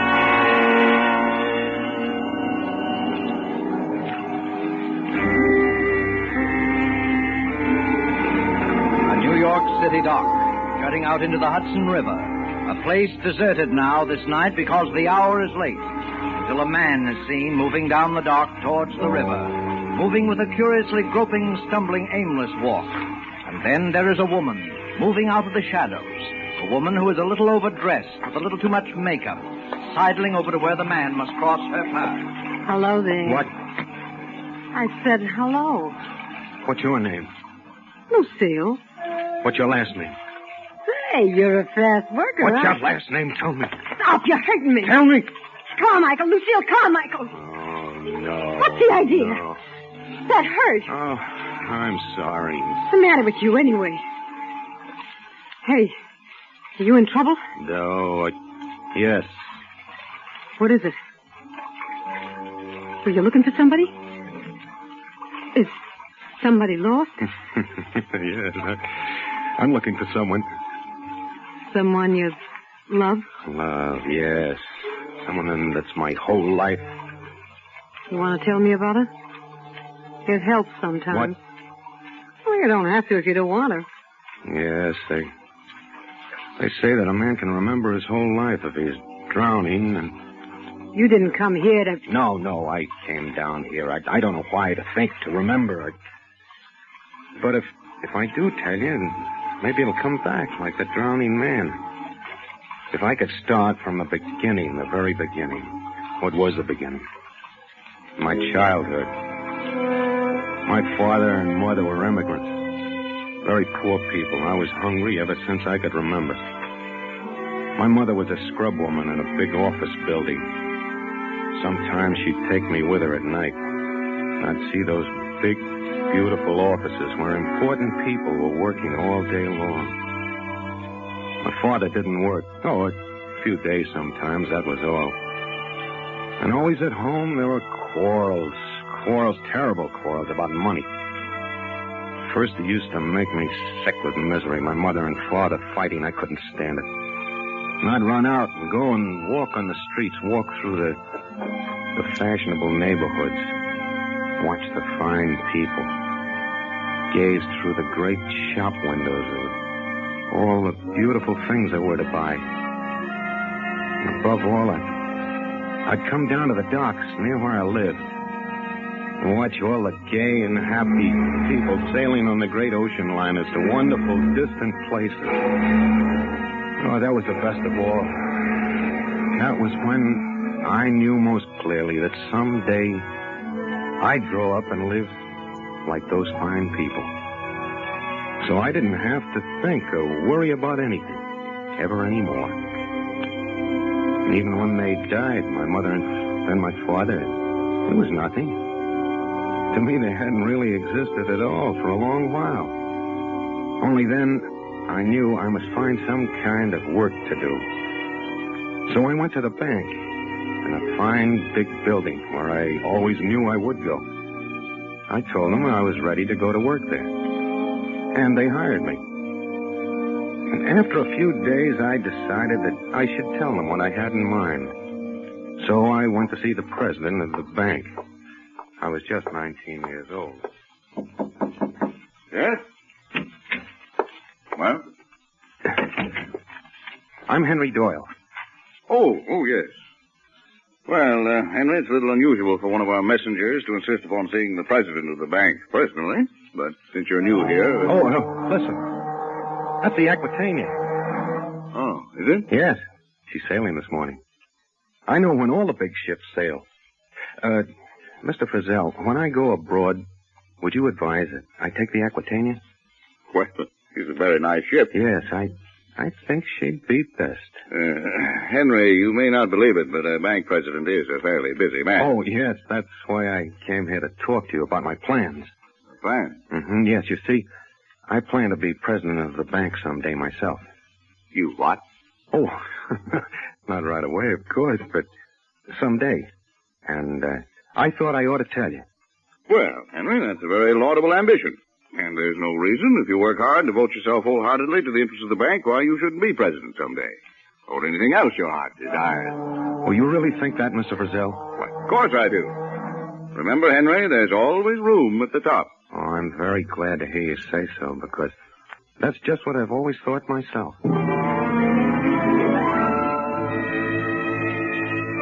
And that's what I was, a messenger. First, I was only an ordinary messenger, but then, later, as they came to trust me more and more, they gave me more and more important things to do, until at last I did only the very confidential things, the most important things of all. 800, 900, 1,000, and 100 more is 21,100. Will you sign for it, please, Henry? Oh, yes. Gee, Henry, doesn't it worry you sometimes, carrying all that money around? What, this? Someday I'll have more than this, much more someday, when my ship comes in.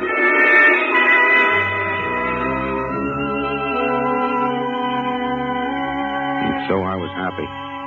All day long I saw only the kind of people, my kind of people, the fine, important people that I admired. The kind that someday I was going to be. Oh, I was happy. Until something happened. Something that happened in a single day and that changed my whole life, changed everything. Huh? Henry Doyle, sir. Oh, yes, Henry. Come in. Thank you. I think you know everyone here, don't you, Henry? Oh, yes. Yes, I do. How do you do? And Henry, the reason I've sent for you is because we have an old custom here of trying to show our appreciation to those members of our little family whom we feel have given loyal and devoted service to the 42nd Street Bank. And so it gives me great pleasure to present you with this gold watch bearing your name in token of your splendid and outstanding record since the day you joined us, 20 years ago today. What? Well, take it, Henry. 20 years. Yes. And in all that 20 years, gentlemen, Henry never once was absent and never once was late. Henry, congratulations. What about a speech? Bashful, eh, Henry? Well, Henry, what do you say? 20 years. 20 years. 20 years.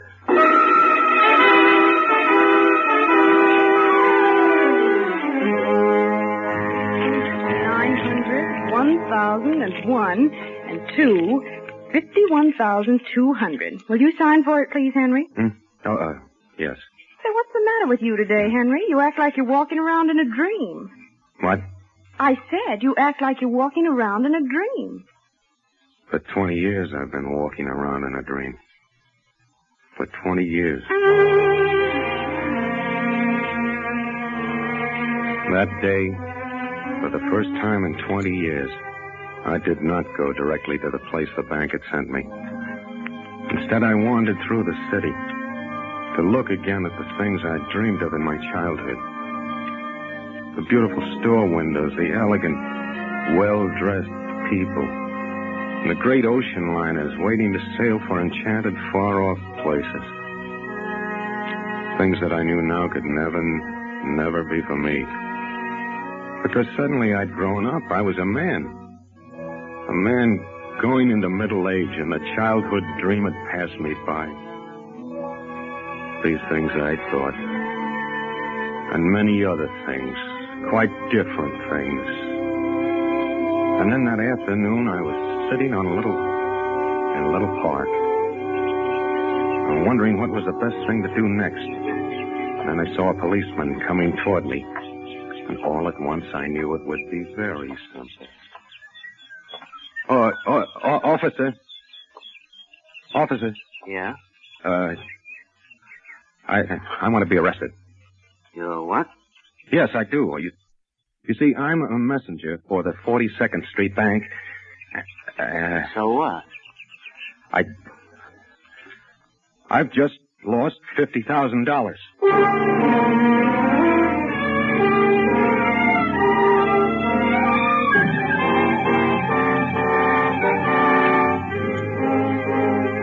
Suspense, Roma Wines are bringing you as star Mr. Lloyd Nolan, whom you've heard in the first act of Heart's Desire, a radio play by Robert Richards and Arthur Lawrence, which is Roma Wines' presentation tonight of Suspense.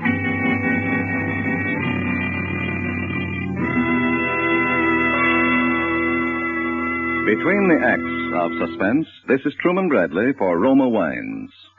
The name Elsa Maxwell stands for gracious hospitality. And here is a timely suggestion from Miss Maxwell. Planning even a simple dinner nowadays calls for real imagination. But there is a simple, inexpensive way to dress up ordinary foods and make them tempting. Dine by candlelight, if possible. And most important, serve golden Roma sauterne, well chilled, with the meal. The soft light and the bright golden glory of delicate Roma sauterne greatly heightens your pleasure. That is truly an appealing idea. And as Miss Maxwell suggests, delicious Roma California Sauterne, a wine grower's masterpiece, is the subtle note that tones up the occasion. You'll enjoy its freshness of bouquet and the superbly delicate flavor. And like all Roma wines, it possesses unvarying goodness, the goodness of selected grapes, picked at their best in California's choicest vineyards, brought to fullest flavor by the ancient skill of Roma's famed wineries. Serve Roma wines regularly. They are quite inexpensive. Remember, more Americans enjoy Roma than any other wine. R-O-M-A, Roma wines.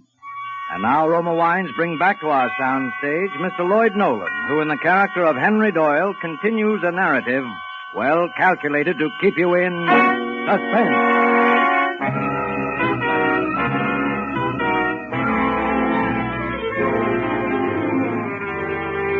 20 years. 20 years of being a messenger for the 42nd Street Bank and with such a fine record as I had, and then suddenly to lose $50,000. They couldn't believe it. They didn't know what to believe. They kept asking me and asking me. And I kept saying the same thing, that I'd fallen asleep on the park bench and that when I woke up, the satchel was gone. And then came the trial.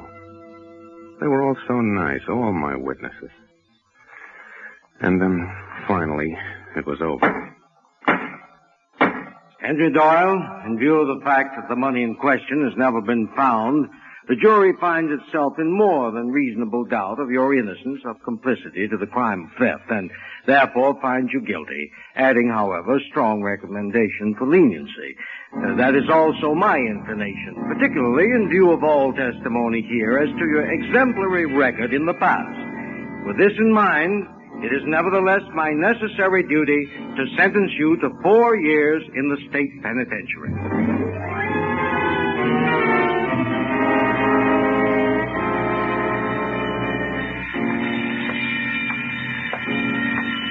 Lights out in 15 minutes. Lights out. 15 minutes. Lights out. Lights out. Sleep. How can you sleep behind bars?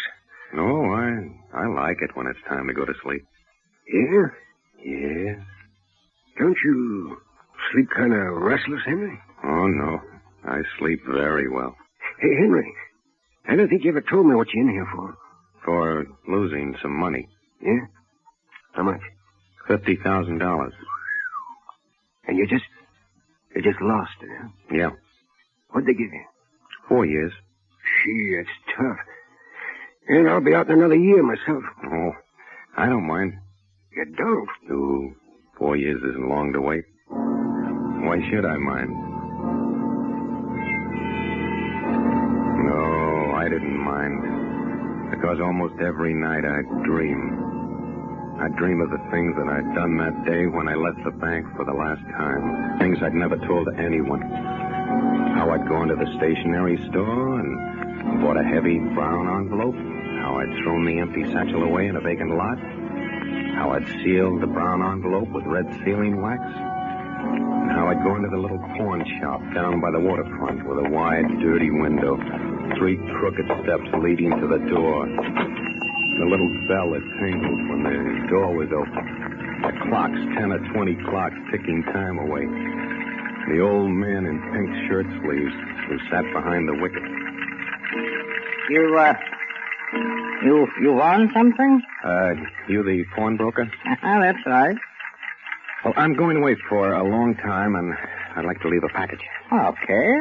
I'm taking a trip around the world, and I may be away for several years. Well, don't worry. It's perfectly safe here. When you come back, it'll be just as you left it, with the seal unbroken. Well, thank you. I'll have the receipt for you in a minute. Receipt?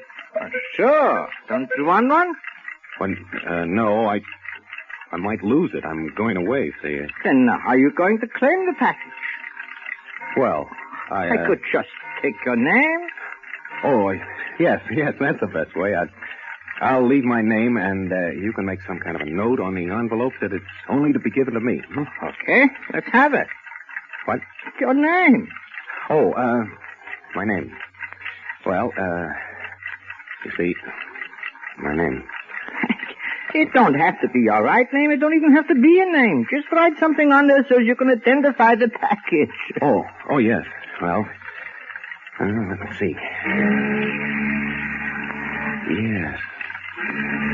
Yes, I'll just write something. Something that I can remember. And always then, just as I was about to write, I'd wake up. Oh, it was a wonderful dream. Even better than the ones I used to have, because this dream was real.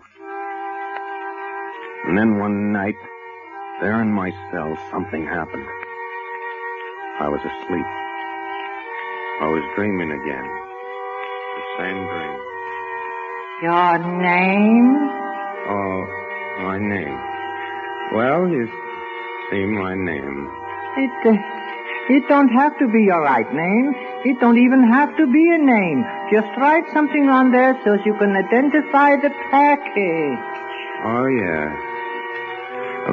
Let me see.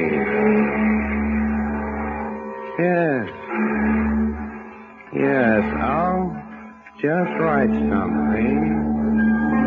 All right.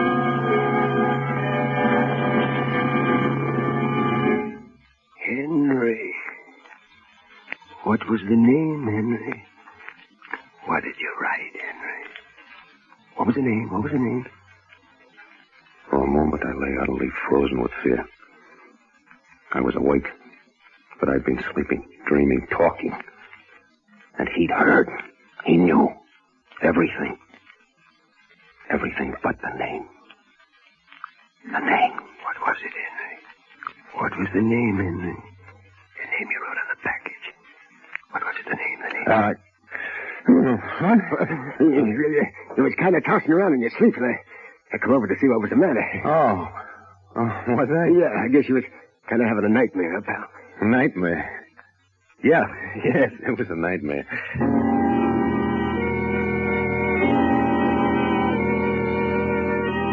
For a while, I was afraid even to sleep. For fear I'd say out loud what I'd written on that envelope and he'd hear. And then all that I'd planned for would be gone. I knew I must force it all from my mind, as I had done with unpleasant memories when I was a child. I spoke less and less. Last, I didn't even speak at all. The last 2 years, I didn't speak at all. Even when the warden called me to his office to tell me I was once again a free man, I didn't answer him. I didn't speak at all.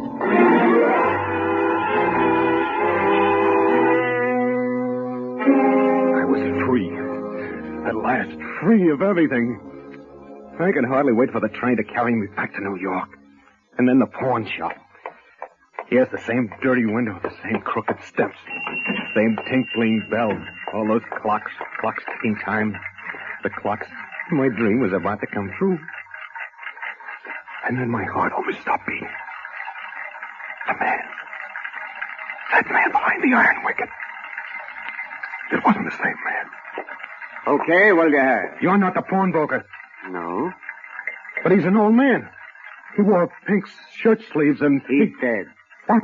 You're talking about my father. He died 3 years ago. Dad? Oh, but you're his son. Yeah. Then you're carrying on the business. Yeah. Look, I left the package here 4 years ago.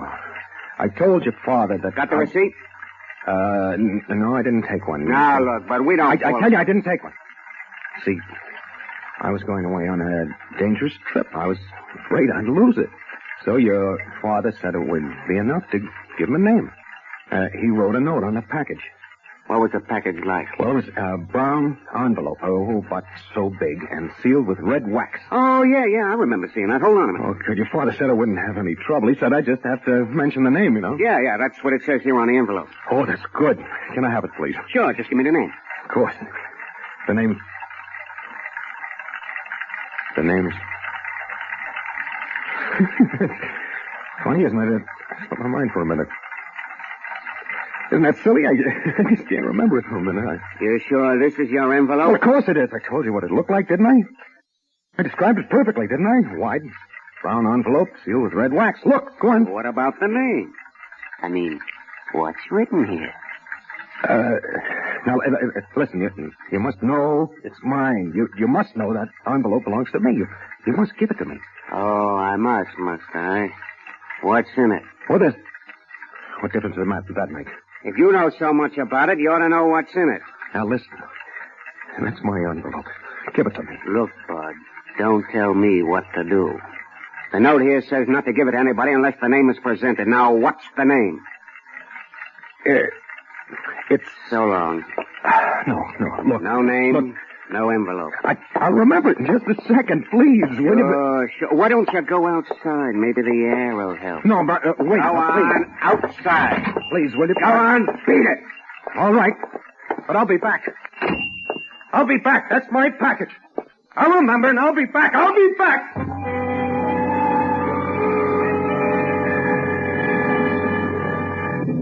I wandered through the streets. I beat my head with my fist, trying to remember. While I was in prison, I'd forgotten it. I'd made myself forget it. Now I couldn't remember. Names raced through my mind, but none of them were right. I began running, looking at names in the street, on the shops, anywhere I could see them. Names. Judy Settle, Livingston Cross, Jewelry. Miriam and Company, Neckwear. Sylvia Torres, Lingerie. William D. Roberts, Furniture. Billy Canfield, Drapes. Dorothy Gregory, Hats. Arnold Milton, Shoes. Delaney, Horse. Lawton for Liquor. Benson for Books. Graham for Gowns. Alan Wilson. Edith Parker. Martin Slater. D. Billings. R. Nelson. E. Dawson. Dixon. Henry. Green. Gray. Branch. Miller. Muller. Martin. Minton. May. Day. Oh, no.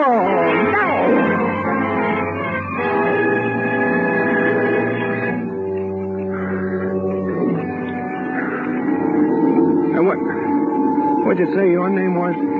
Lucille Carmichael. No, I can't remember. Gee, Henry, I feel sorry for you. Honest. You've been swell, but it's no use. Try again, Henry. Try to think back. I can't. You've got to. Maybe it wasn't the name at all, see? Hey, what were you thinking about when you wrote in the package? I don't. You must have been thinking about something. I was thinking about everything I'd always wanted to do, the things I was going to buy, places I was going to go. That was it mostly, the places I was going to go. All over the world, just wandering. Everywhere I wanted. Just wandering to my heart.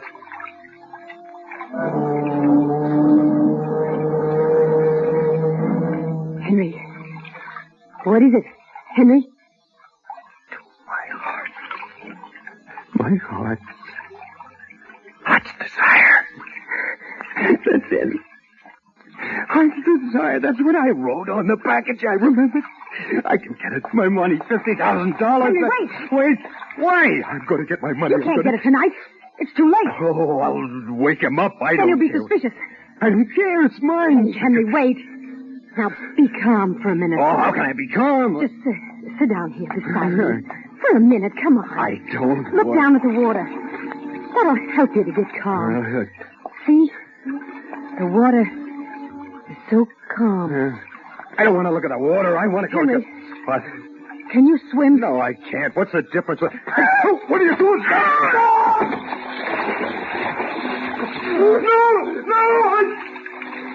I remember. Heart desire! Heart desire!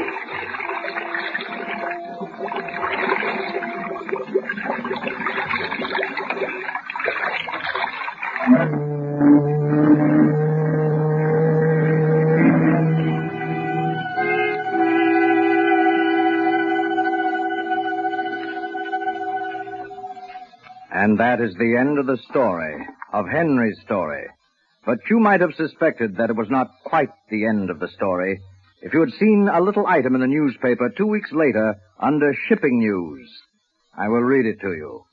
Miss Lucille Carmichael, who recently came into an inheritance from a long-lost relative, has engaged the royal suite of the Aquitania and is sailing for Europe tomorrow. Her stay abroad will be indefinite.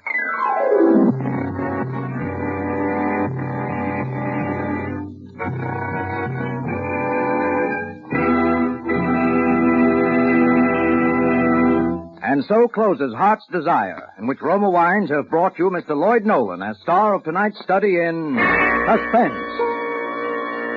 Before Mr. Nolan returns to the microphone, let me say a word for Roma Wines, the sponsor of Suspense. Genuine cordiality and simplicity have made Miss Elsa Maxwell's hospitality famous the world over. She often says, "There's no better or simpler hospitality way than a glass of distinguished Roma wine. I suggest Roma Tokay, a delightful wine for any time or any place. Serve with coffee or dessert as a delightful finishing touch to your meals. Or set out Roma California Tokay with fruit or nuts or any snack when friends drop in." That's a worthwhile suggestion. Try Roma Tokay, a velvety, flame-bright wine, moderately sweet, light, yet delightfully rich in flavor. You can always depend on Roma wines to be delicious, always unvaryingly fine in quality. And the next time you use vermouth, sweet or dry, use Roma vermouth. Zestful, herb-flavored, blended and mellowed, with all the traditional skill of Roma wineries. Yet, it's surprisingly low-priced. So, try Roma vermouth soon. This is Lloyd Nolan, back from a watery grave just long enough to tell you how much I've enjoyed working on this most admirable program, Suspense. Mr. Spear has asked me to pass along to you the word that next Thursday, your stars will be two of Hollywood's favorite people, Miss Nancy Kelly and Mr. Helmut Van Tien. I'll be listening. I know you will, too. Good night.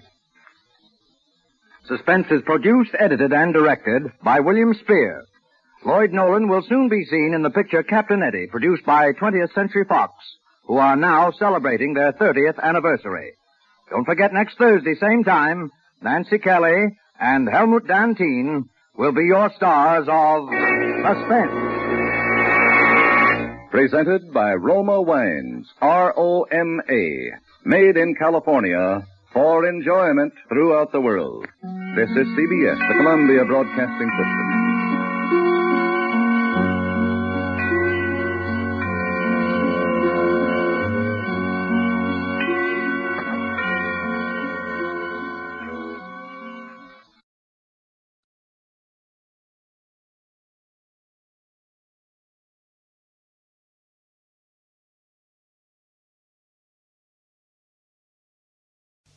Afternoon Theatre.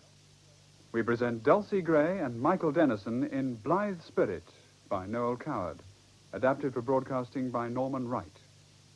Blithe Spirit. Edith? Yes, put the drinks on the centre table. Yes. Madam Arcati, Mrs. Bradman and I will have our coffee in here after dinner, and Mr. Condomine and Dr. Bradman will have theirs in the dining room. Is that quite clear? Yes. And when you're serving dinner, Edith, try to remember to do it calmly and methodically. Yes, sir. As you're not in the Navy, it is unnecessary to do everything at the double.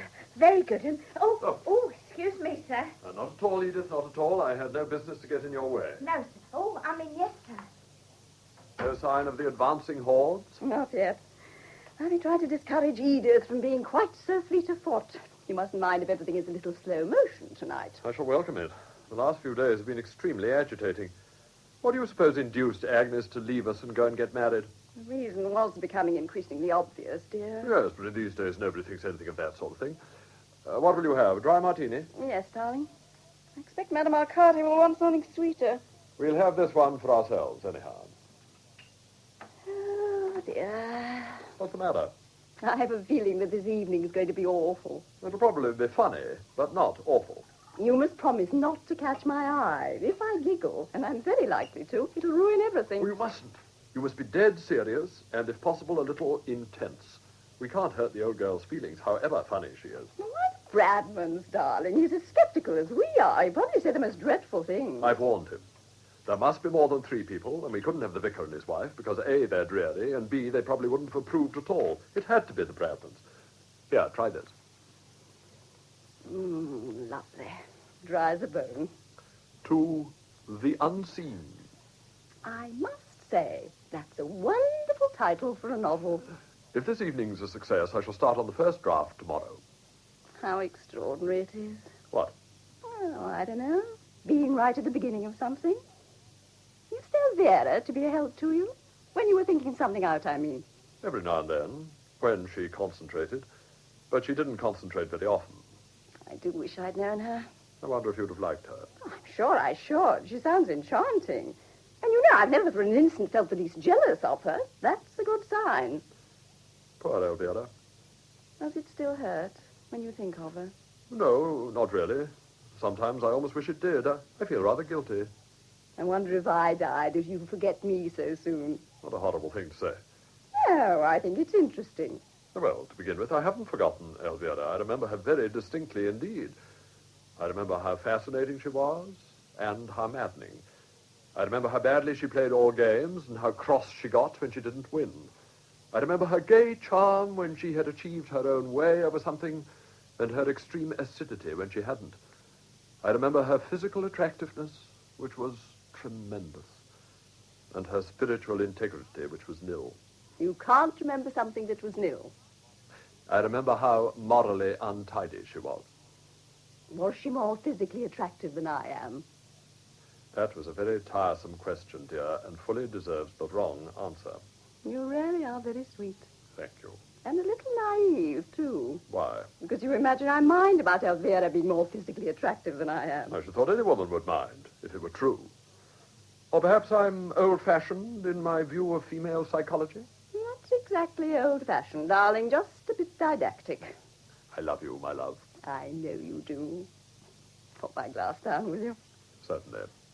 If I died, I wonder how long it would be before you married again. You won't die. You're not the dying sort. Neither was Elvira.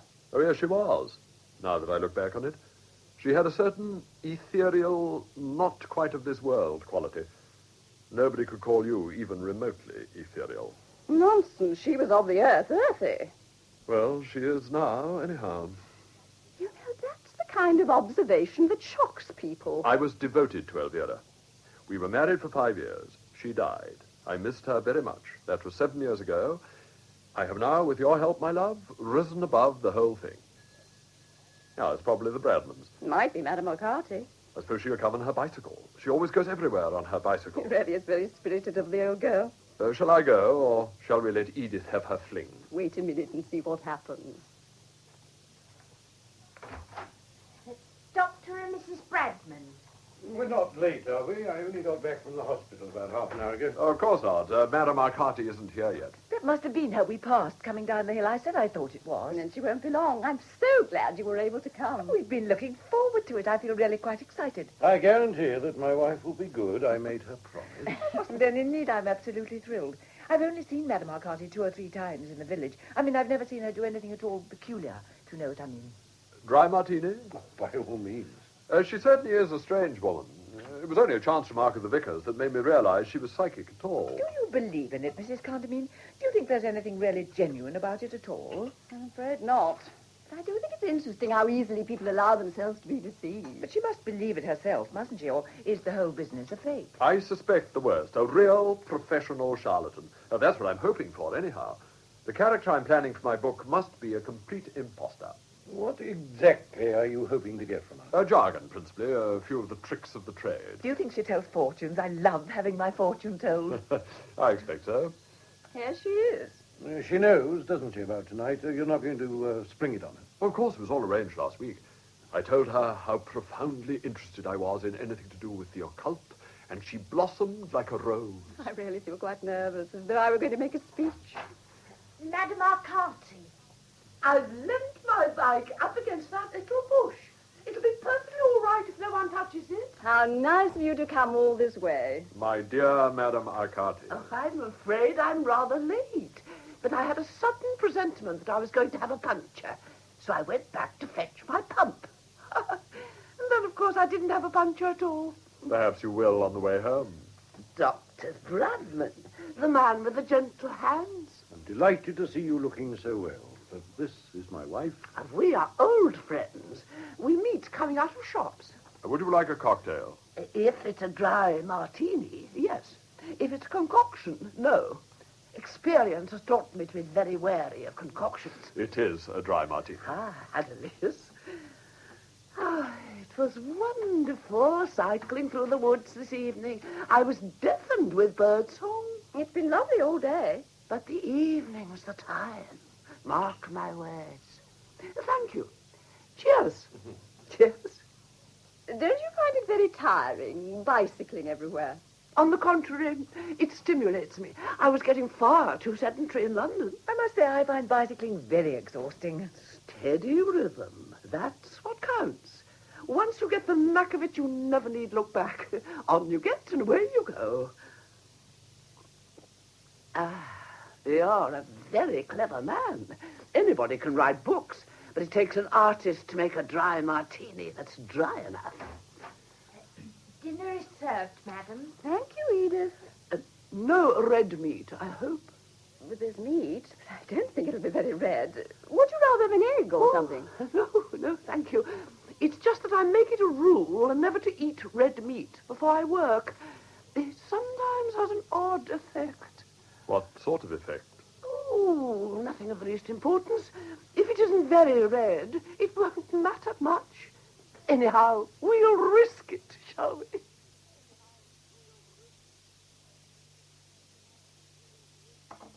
On her mother's side, she went right back to the Borgias, which I think accounted for a lot one way or another. Even as a child, she was given to the most violent, destructive tempers. Very inbred, you know. Yes, she must have been. My control was quite scared the other day when we were talking. I could hear it in her voice. After all, she's only a child. More coffee, Madame Arcati? No, thank you. Do you always have a child as a control? Yes, they're generally the best. Some mediums prefer Red Indians, of course, but personally I've always found them unreliable. In what way, unreliable? Well, for one thing, they're frightfully lazy. And also, when faced with any sort of difficulty, they're rather apt to go off into their own tribal language. No, children are undoubtedly more satisfactory, particularly when they get to know you and understand your ways. Daphne has worked with me for years. And she still goes on being a child. I mean, she doesn't show signs of growing any older. Time values on the other side are utterly different from ours. Do you feel funny when you go off into a trance? Funny? Mrs. Bradman doesn't mean funny. It's a comic implication. I think she meant odd or strange. I'm sure I'm very sorry. Oh, well, it doesn't matter in the least. Please don't apologize. I hope you're right. Here they are at last. Oh, good. Well, Madame Arcati, the time is drawing near. Who knows? It may be receding. How very true. I hope you feel in the mood, Madame Arcati. It isn't a question of mood. It's a question of concentration. You must forgive us being impatient. We can perfectly easily wait, though, if you're not quite ready to start. Nonsense, my dear. I'm absolutely ready. Hey-ho, to work we go. First, a few deep, deep breaths of fresh air. You may talk if you wish. It will not disturb me in the least. Oh, dear. An excellent dinner, darling. I congratulate you. The mousse wasn't quite right. It looked a bit hysterical, but it tasted all right. That cuckoo is very angry. I beg your pardon? I said that cuckoo is very angry. Listen. How can you tell? Timbre. No moon. That's as well, I think. There's a mist rising from the marshes. There's no need for me to light my bicycle lamp, is there? I mean, nobody's likely to fall over it. No, we're not expecting anybody else. Good night, foolish bird. You have a table? Will this one do? Admirable, Mr. Condomine, admirable. Will you all please sit round it? Now, I am going to walk about the room. Take no notice. No notice whatever. No, of course not. This is a moment I always hate. Are you nervous? Yes. When I was a girl, I always used to be sick. How fortunate that you grew out of it. Little Tommy Tucker sings for his supper. What shall he have but brown bread and butter? I despise that because it doesn't rhyme at all, but Daphne loves it. Who's Daphne? Daphne is Madame Arcati's control. She's a little girl. Oh, she. Yes, of course. Now, will you all place your hands downwards on the table? Yes, of course.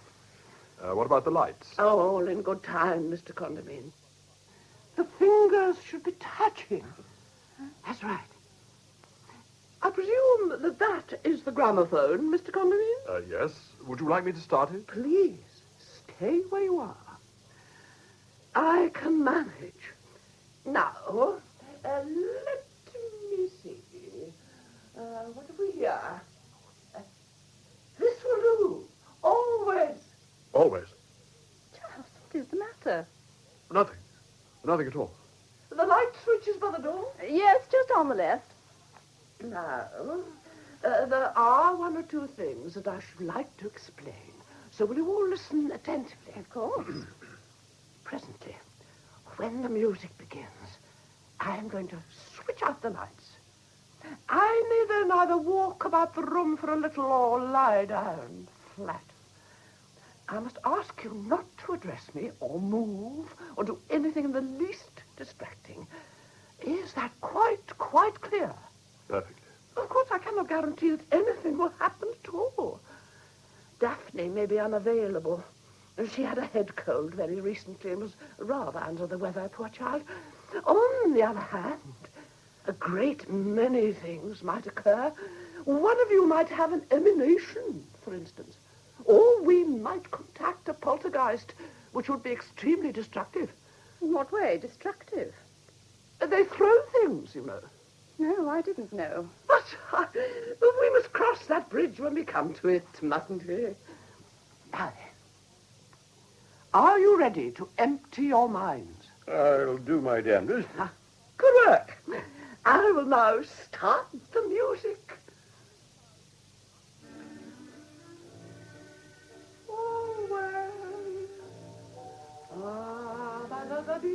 Lights! Dear, quiet, please. Is there anyone there? Is there anyone there? 1 rap for yes, 2 raps for no. Now then, is there anyone there? Shh! Is that you, Daphne? Is your cold better, dear? Oh, I'm so sorry. Are you doing anything for it? I'm afraid she's rather fretful.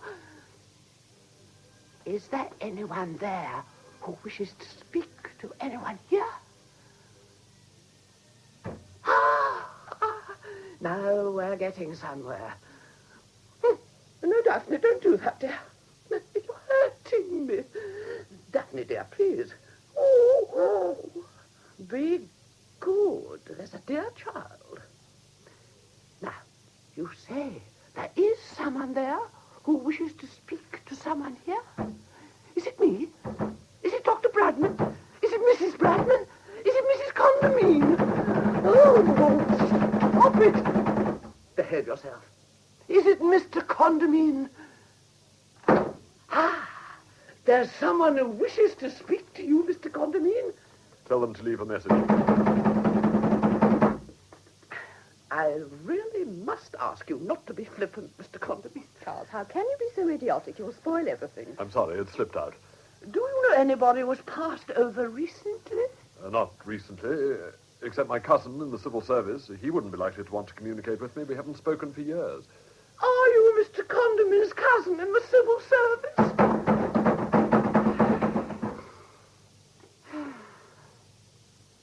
There's nobody there at all. Disappointing. Just as we were getting on so nicely. Violet, be quiet. I'm afraid there's nothing for it but for me to go into a trance. Excuse me a moment while I start the gramophone again. Not always. Don't play always. I ever not, Charles. Don't be absurd. But I'm afraid I must. It would be imprudent to change horses in midstream, if you know what I mean. Have it your own way. Oh.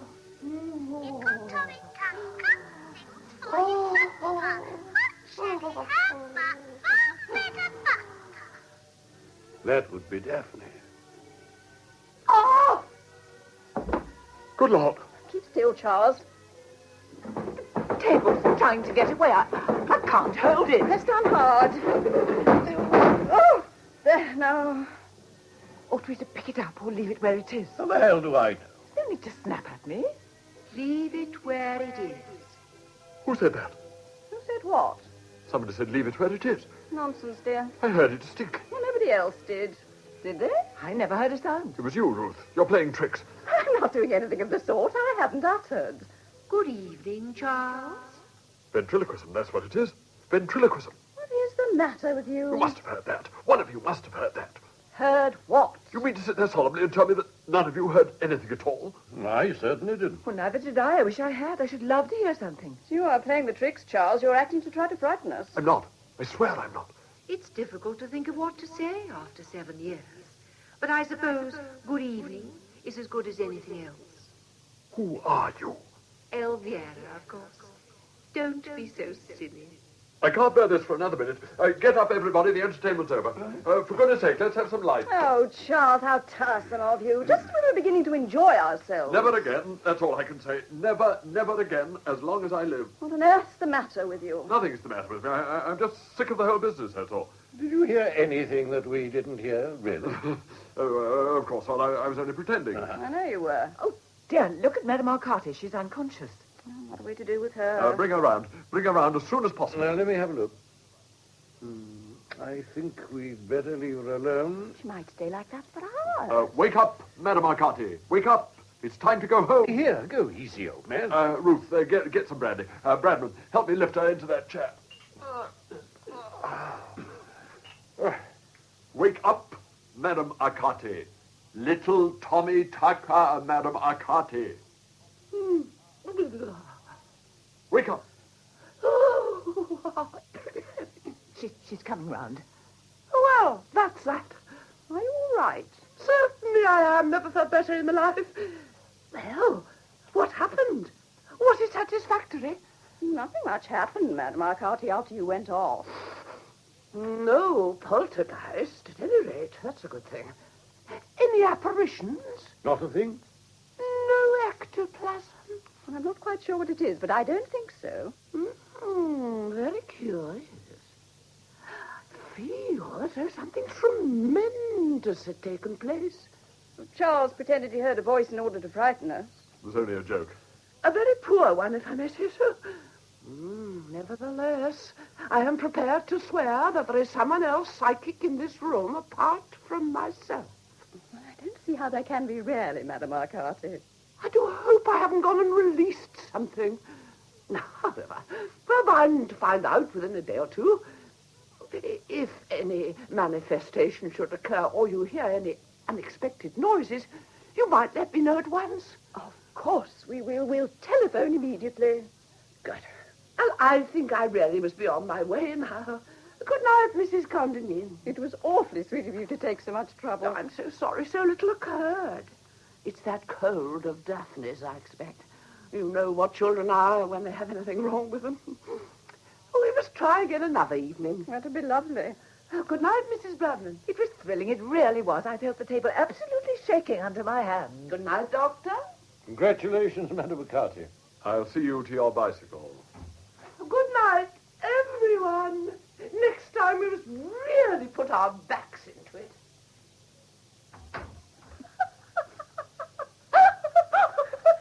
Be careful, Mrs. Condomine. She might hear you. But I really can't.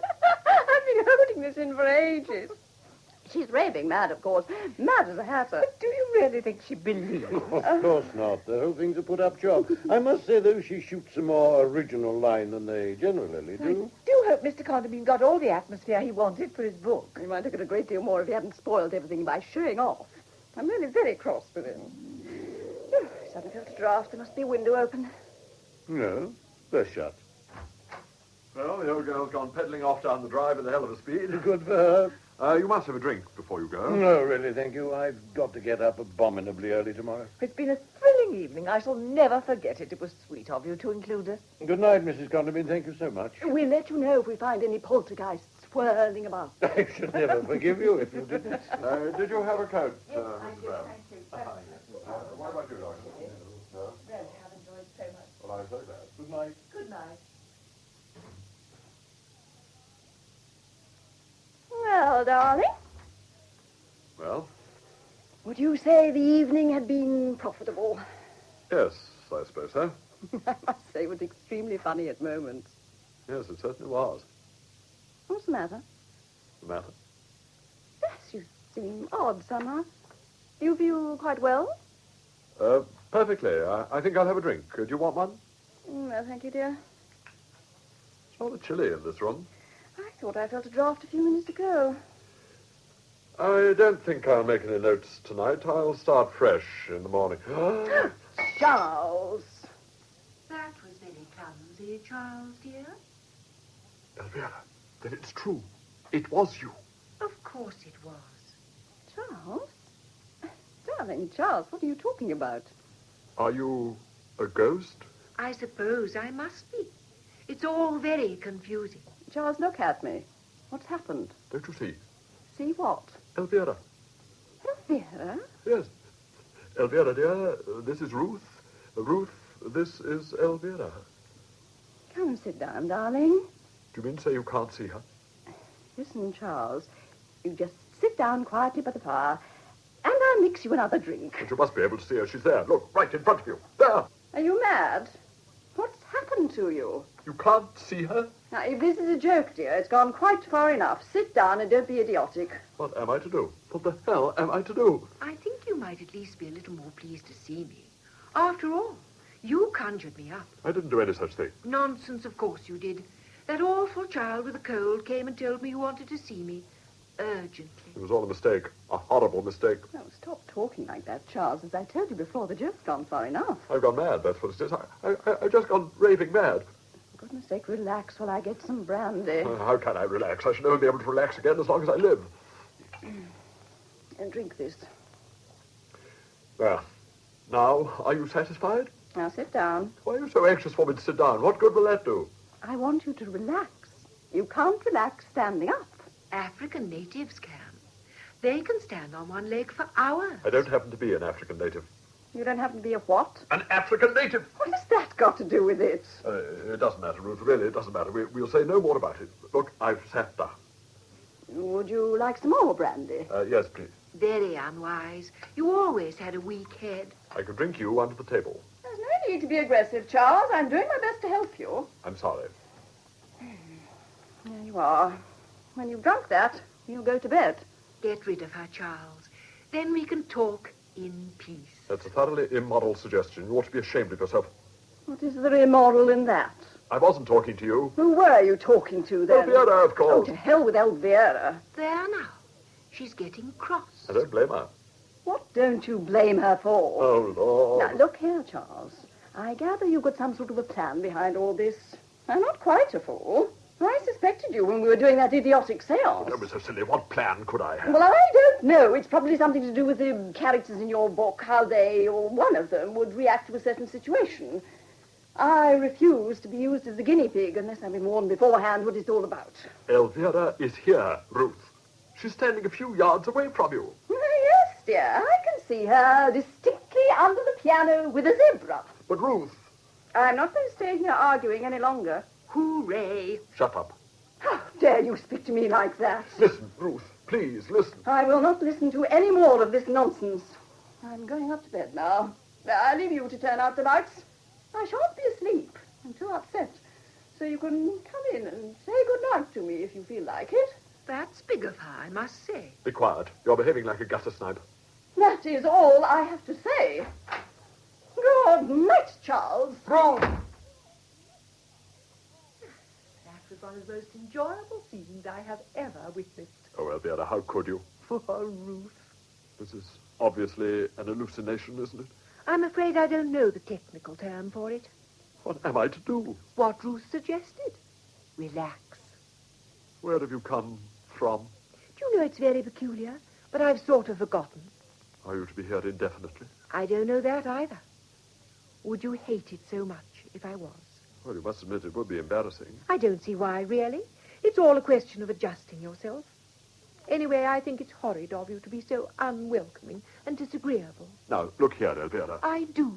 I think you're mean. Try to see my point, dear. I've been married to Ruth for 5 years, and you've been dead for 7. Not dead, Charles. Passed over. It's considered vulgar to say dead where I come from. Passed over, then.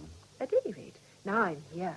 The least you can do is to make a pretense of being amiable about it. Of course, my dear, I'm delighted in one way. I don't believe you love me any more. I shall always love the memory of you. You mustn't think me unreasonable, but I really am a little hurt. You called me back, and at great inconvenience I came, and you've been thoroughly churlish ever since I arrived. Believe me, Elvira, I most emphatically did not send for you. There's been some mistake. Well, somebody did, and that child said it was you. I remember I was playing backgammon with a very sweet old Oriental gentleman. I think his name was Genghis Khan. And I'd just thrown double sixes, and then the child paged me. And the next thing I knew, I was in this room.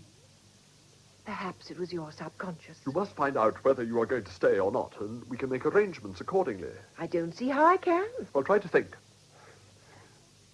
Isn't there anyone that you know that you can get in touch with over there on the other side, or whatever it's called, who could advise you? I can't think. It seems so far away, as though I dreamed it. You must know somebody else besides Genghis Khan. Oh, Charles. What is it? I want to cry, but I don't think I'm able to.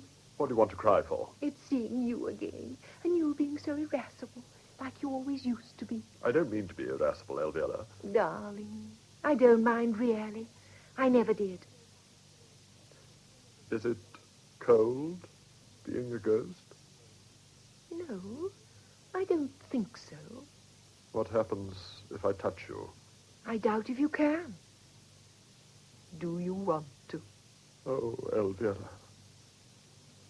What is it, darling? I really do feel strange seeing you again. That's better. What's better? Your voice is kinder. Was I ever unkind to you when you were alive? Often. Oh, how can you? I'm sure that's an exaggeration. Not at all. You were an absolute pig that time we went to Cornwall and stayed in that awful hotel. You hit me with a billiard cue. Oh, only very, very gently. I loved you very much. I loved you too. No, I can't touch you. Isn't that horrible? Perhaps it's as well if I'm going to stay for any length of time. I suppose I shall wake up eventually. But I feel strangely peaceful now. That's right. Put your head back. Like that? Can you feel me stroking your hair? Only a very little breeze. Well, that's better than nothing. I suppose if I'm really out of my mind, they'll put me in an asylum. Don't worry about that. Just relax. Poor Ruth. to hell with Ruth.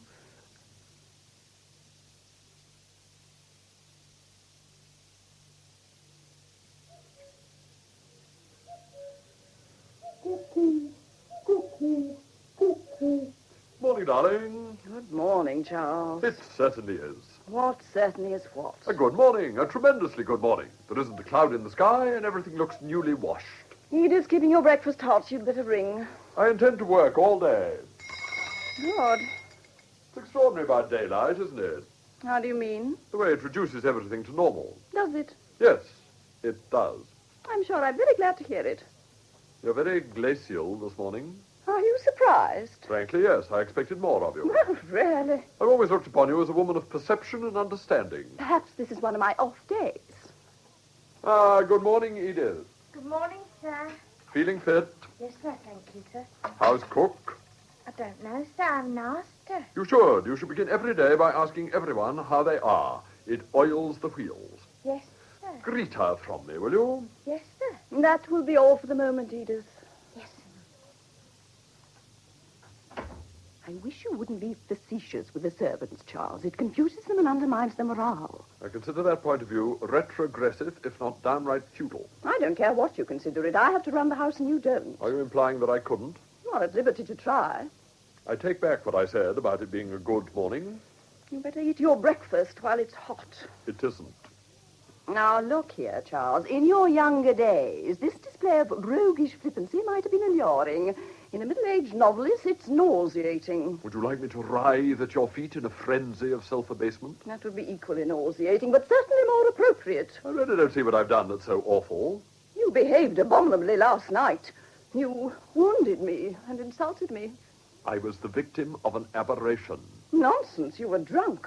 You refused to come to bed. And finally, when I came down at 3 a.m. to see what had happened to you, I found you in an alcoholic coma on the sofa with the fire out and your hair all over your face. Ruth, I swear to you that during the séance, I was convinced that I heard Elvira's voice.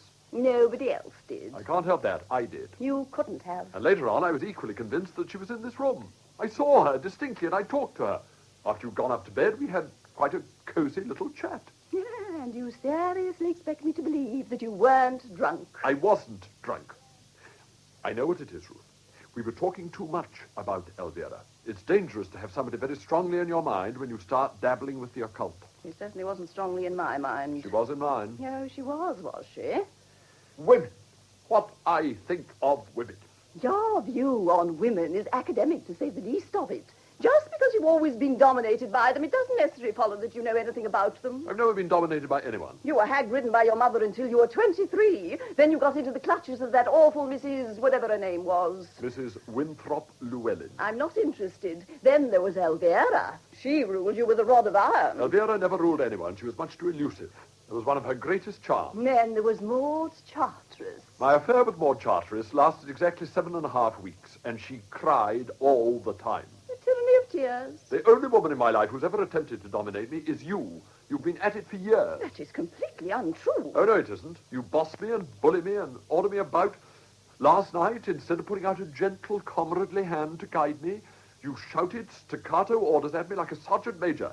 You seem to forget that you gratuitously insulted me. I did not. You called me a gutter snipe. You told me to shut up. And when I quietly suggested that we should go up to bed, you said, with the most disgusting leer, that it was an immoral suggestion. I was talking to Elvira. If you were, I can only say that it conjures up a fragrant picture of your first marriage. My first marriage was perfectly charming, and I think it's in the worst possible taste for you to sneer at it. I am not nearly so interested in your first marriage as you think I am. It's your second marriage that is absorbing me at the moment. It seems to me to be on the rocks. Only because you persist in taking up this ridiculous attitude. My attitude is that of any normal woman whose husband gets drunk and hurls abuse at her. I was not drunk. Be quiet. They'll hear you in the kitchen. I don't care if they hear me in the Folkestone Town Hall. Can I clear, please? Yes, Edith? Cook wants to know about lunch, Mum. Will you be into lunch, Charles? Please don't worry about me. I shall be perfectly happy with a bottle of gin in my bedroom. Don't be silly, darling. Edith, you may tell Cook we shall both be in. Yes.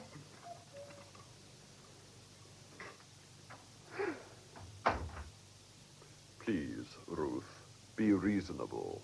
I'm perfectly reasonable. I wasn't pretending. I really did believe that I saw Elvira, and when I heard her voice, I was appalled. You put up with it for 5 years. When I saw her, I had the shock of my life. That's why I dropped the glass. But you couldn't have seen her. I know I couldn't have, but I did. I'm willing to concede, then, that you imagined you did. Well, that's what I've been trying to explain to you for hours. Well, then, there's obviously something wrong with you. How do you feel now? Apart from being worried, I feel quite normal. Good. You're not hearing or seeing anything in the least unusual. Not a thing.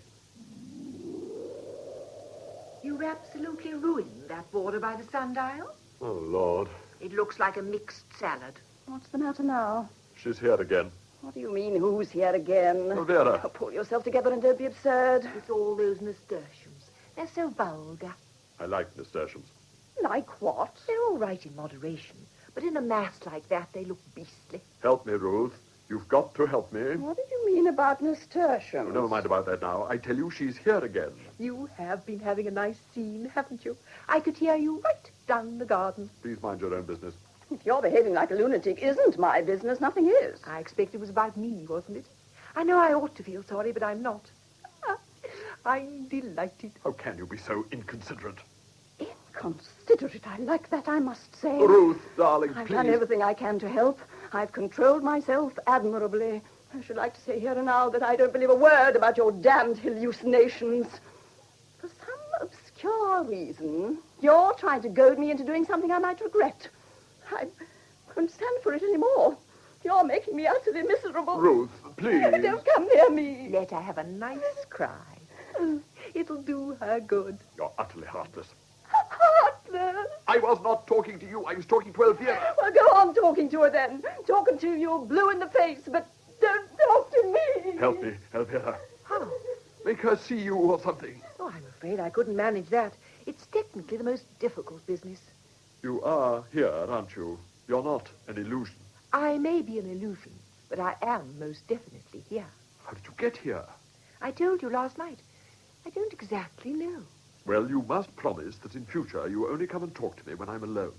How unkind you are, making me feel so unwanted. I've never been treated so rudely. I don't mean to be rude, but you must see that... It's all your own fault for having married a woman who's incapable of seeing beyond the nose on her face. If she had a grain of real sympathy or affection for you, she'd believe what you tell her. How could you expect anybody to believe this? You'd be surprised how gullible people are. We often laugh about it.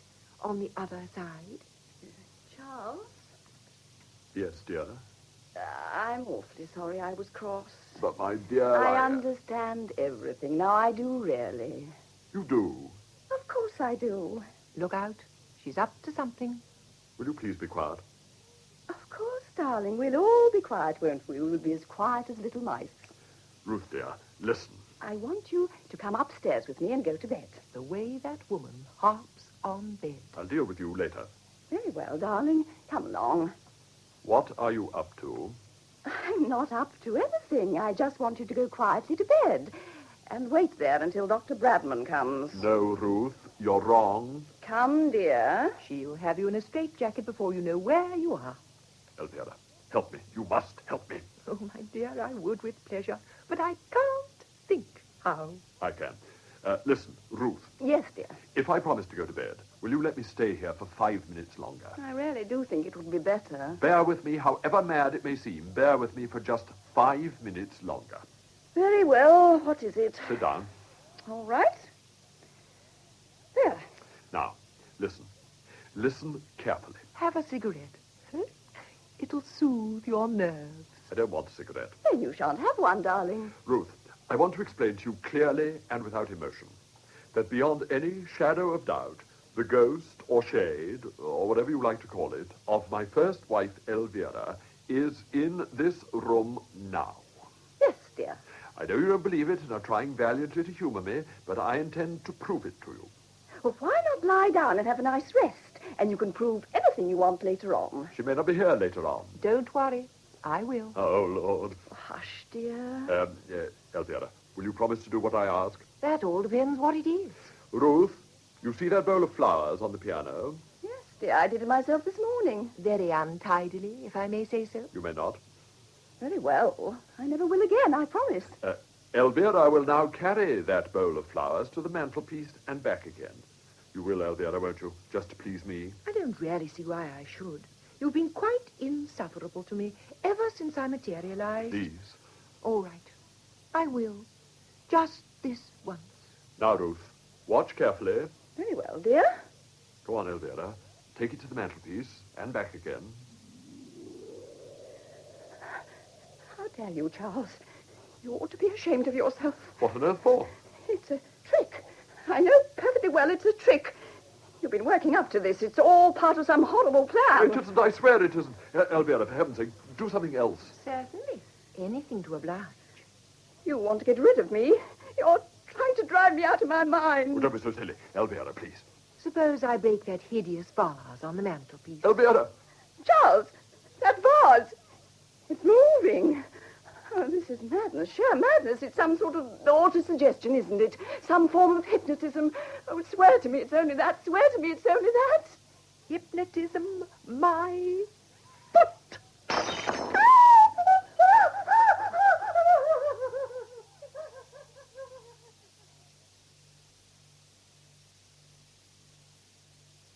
Dear Mrs. Condomine, I came directly. I got your message. That was very kind of you, Madame Arcati. Kind? Nonsense. Nothing kind about it. I look upon it as an outing. I'm so glad. Will you have some tea? China or Indian? China? Good. I never touch Indian. It upsets my vibrations. Madame Arcati, I'm profoundly disturbed. I want your help. I thought as much. What's in these sandwiches? Cucumber. Couldn't be better. Now, come now. Take the plunge. Out with it. Well, I know it sounds idiotic, but the night before last, during the séance, something happened. I knew it. Probably a poltergeist. Oh, they're enormously cunning, you know. They sometimes lie doggo for days. You know that my husband was married before? Yes, I've heard it mentioned. His first wife, Elvira, died comparatively young. Where? Here, in this house, in this very room. And she materialized the other evening after I'd gone? Not to me, to my husband. Capital, capital. Oh, but that's splendid. From your own professional standpoint, I can see that it might be regarded as a major achievement. A triumph, my dear. Nothing more nor less than a triumph. But from my own personal point of view, it is, to say the least of it, embarrassing. Forgive me, Mrs. Condomine. I'm being abominably selfish. How can I help you? How? By sending her back immediately to where she came from. I'm afraid that is easier said than done. Do you mean to tell me that she's liable to stay here indefinitely? It's difficult to say. I fear it depends largely on her. Oh, but my dear Madame Arcati... Where is she now? My husband has driven her into Folkestone. Apparently she was anxious to see an old friend of hers. When did she pass over? 7 years ago. She'd never have been able to manage a return visit unless there was a strong influence at work. Do you mean that Charles, my husband, wanted her back all that much? Possibly. Or it might have been her own determination. That sounds much more likely. Would you say that she was a woman of strong character? But I really don't know, Madame Arcati. I never met her. Nor am I particularly interested in how or why she got here. I am solely concerned with the question of how to get her away again as soon as possible. I fully sympathize with you, Mrs. Condomine, and I assure you I will do anything in my power to help. But the time has come for me to admit to you, frankly, that I haven't the faintest idea how to set about it. You mean to tell me that having mischievously conjured up this ghost, or spirit, or whatever it is she is, and placed me in a hideous position, you're unable to do anything about it at all? Honesty is the best policy. Oh, but it's outrageous. I was in a trance. Anything might happen when I'm in a trance. Well, all I can suggest is that you go into another one immediately and get this damned woman out of my house. I can't go into trances at a moment's notice. It takes hours of preparation. Oh, it's too humiliating. It really is. Try to look on the bright side, Mrs. Condomine. Bright side, indeed. If your husband's first wife suddenly appeared from the grave and came to live in the house with you, do you suppose you'd be able to look on the bright side? I resent your tone, Mrs. Condomine. I really do. You most decidedly have no right to. You're entirely to blame for the whole horrible situation. Kindly remember that I came here the other night on your own invitation. On my husband's invitation? I did what I was requested to do, which was to give a séance and establish contact with the other side. I had no idea that there was any ulterior motive mixed up with it. Ulterior motive? Your husband was obviously eager to get in touch with his former wife. If I'd been aware of that at the time, I should naturally have consulted you beforehand. After all, novelist oblige. He had no intention of trying to get in touch with anyone. The whole thing was planned in order for him to get material for a mystery story he's writing about a homicidal medium. Am I to understand that I was only invited in a spirit of mockery? Oh, not at all. He merely wanted to make notes of some of the tricks of the trade. Tricks of the trade? Oh, insufferable. I've never been so insulted in my life. I feel we have nothing more to say to one another, Mrs. Condomine. Goodbye. Oh, please don't go, please. Oh, damn. Oh, Charles, there you are. Well, I suppose Elvira's still with you. Yes, of course she is. But what on earth was Madame Arcati doing here? She came to tea. Did you ask her? I did. You never told me you were going to. You never told me you were going to ask Elvira to live with us. I didn't. Oh, yes, you did, darling. It was your subconscious. What was the old girl so cross about? She cut me dead in the hall just now. I told her the truth about why we invited her here the other night. That was quite unnecessary and most unkind. But why did you ask her to tea? To get me exorcised, of course. Oh, dear.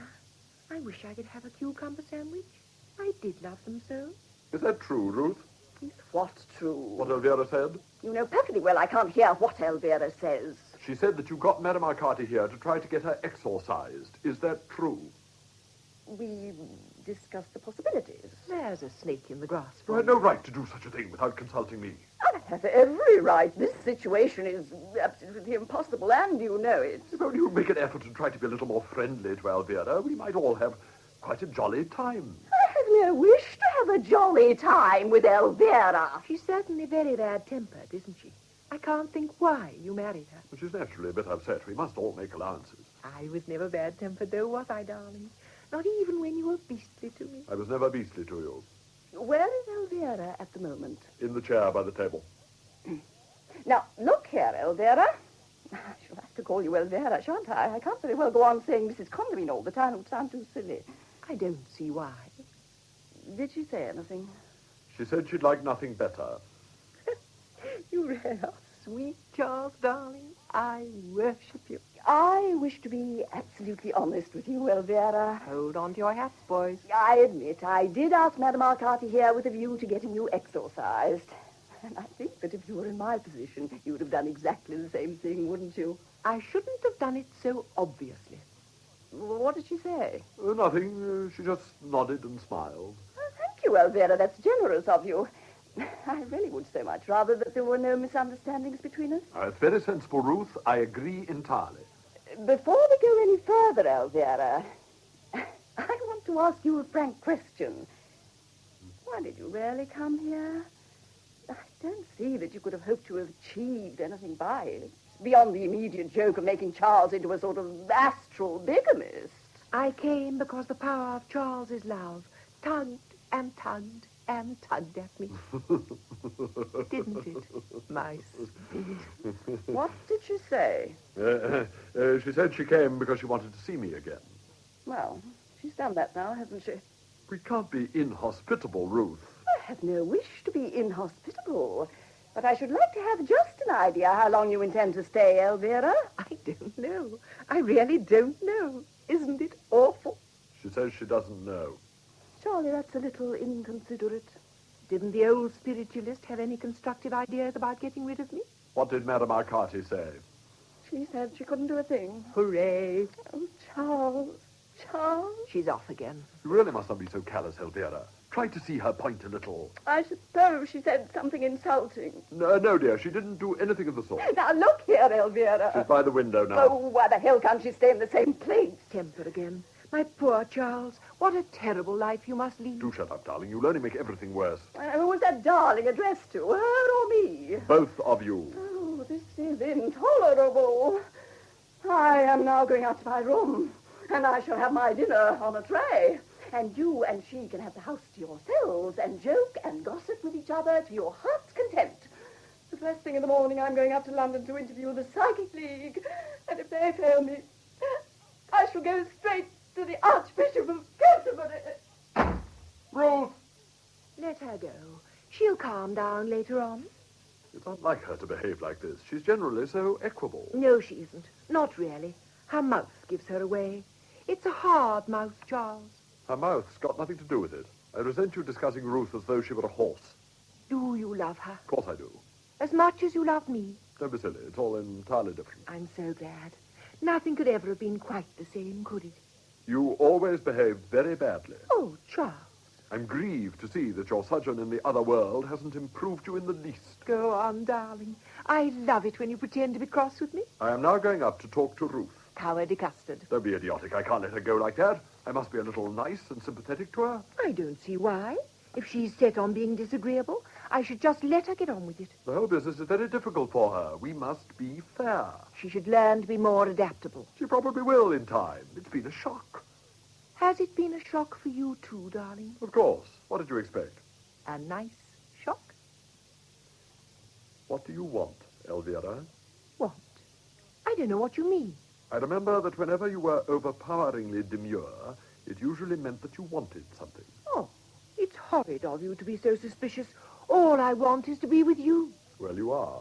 I mean, alone, darling.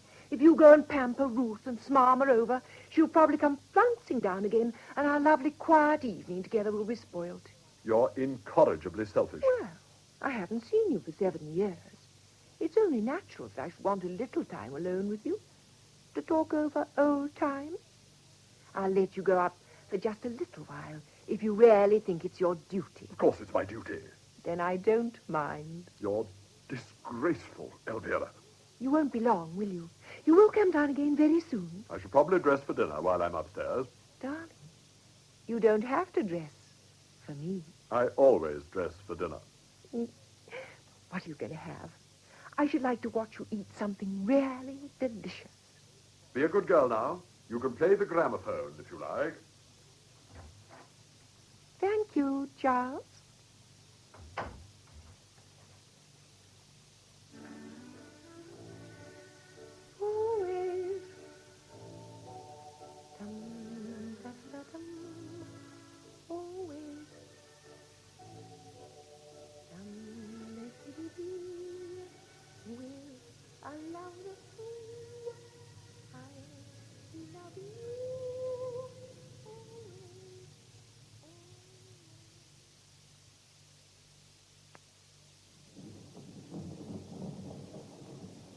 Does it show any signs of clearing? No, it's still pouring. I do sympathize with you, really, I do. It's really been quite a chapter of accidents, hasn't it? It certainly has, Mrs. Bradman. That happens sometimes, you know. Everything seems to go wrong at once. Exactly as though there were some evil forces at work. You're sure you wouldn't like a cocktail or some sherry or anything? No, thank you, really not. George will be down in a moment, and we've got to go like lightning. We were supposed to be at the Wilmots at 7, and it's nearly that now. I think I'll have a little sherry. I feel I need it. Don't worry about your husband's arm, Mrs. Condomine. I'm sure it's only a sprain. It's not his arm I'm worried about. And I'm sure Edith will be up and about again in a few days. Nothing to worry about, Mrs. Condomine. It's only a slight sprain. Doctor, I'm so relieved. It made a good deal of fuss when I examined it. Men are much worse patients than women, you know, particularly highly strung men like your husband. Is he highly strung, do you think? Yes. As a matter of fact, I wanted to talk to you about that. I'm afraid he's been overworking lately. Overworking? Of course, the shock of his fall might have something to do with it, but I certainly should advise a complete rest for a couple of weeks. Oh, you mean he ought to go away? I do. In cases like that, a change of atmosphere can work wonders. What symptoms did you notice? Oh, nothing to be unduly alarmed about. A certain air of strain, an inability to focus his eyes on the person he's talking to. A few rather marked irrelevances in his conversation. Yes, well, he often goes like that, particularly when he's immersed in writing a book. Well, I'm not in the least perturbed about it, really, but I do think a rest and a change would be a good idea. Thank you so much, Doctor. Would you like some sherry? No, thank you. We really must be off. How is poor Edith? Oh, she'll be all right in a few days. She's still recovering from the concussion. And see that she doesn't take that bandage off. It's funny, isn't it, that both your housemaid and your husband should fall down on the same day, isn't it? Yes, if that sort of thing amuses you. Oh, of course, I didn't mean it like that, Mrs. Condomine. Oh, come along, my dear. You're talking too much as usual. Oh, horrid George. Goodbye, Mrs. Condomine. Goodbye. I'll pop in and have a look at both patients sometime tomorrow morning. Thank you so much. Condomine. Well, how does he feel? All right. It's only a slight sprain, you know. Is this damn sling really essential? It's a wise precaution. It will prevent you using your left hand except when it's really necessary. I had intended to drive into Folkestone this evening. It would be much better if you didn't. It's extremely inconvenient. You can easily wait and go tomorrow, Charles. I can't stand another of those dreary evenings at home, Charles. And I haven't seen a movie for 7 years. Let me be the first to congratulate you. What's that, old man? Charles, dear, try to be sensible, I implore you. Sorry, I forgot. You can drive the car if you promise to go very slowly and carefully. Your gear change is on the right, isn't it? Yes. Yes, well, use your left hand as little as possible. All right. You'd much better stay at home. Couldn't you drive him in? I'm afraid not. I have lots to do in the house. And there's Edith to be attended to. Well, I'll leave you to fight it out among yourselves. But remember, Condomine, if you do insist on going carefully, does it? The roads are very slippery, you know. Come along, Violet. Goodbye again. Goodbye, Mr. Condomine. Goodbye. I'll see you out. How long am I going to have to wear this damn thing, do you think? Matter of days. Oh, well, that's something I suppose would be very important. You really are infuriating, Elvira. Surely you could wait and go to the movies another night. Elvira? Stop behaving like a schoolgirl. You're old enough to know better. What? I was talking to Elvira. She isn't here. She was a moment ago. She threw a rose at me. She's been very high-spirited all day. I know this mood of old. It usually meant that she was up to something. Charles, you're quite sure she isn't here? Quite sure. I want to talk to you. Oh, Lord. I must. It's important. You've behaved very well for the last week, Ruth. You're not going to start making scenes again, are you? I resent that air of patronage, Charles. I have behaved well, as you call it, because there's nothing else to do. But I think it only fair to warn you that I offer no guarantee for the future. My patience is being stretched to its uttermost. As far as I can see, the position is just as difficult for Elvira as it is for you, if not more so.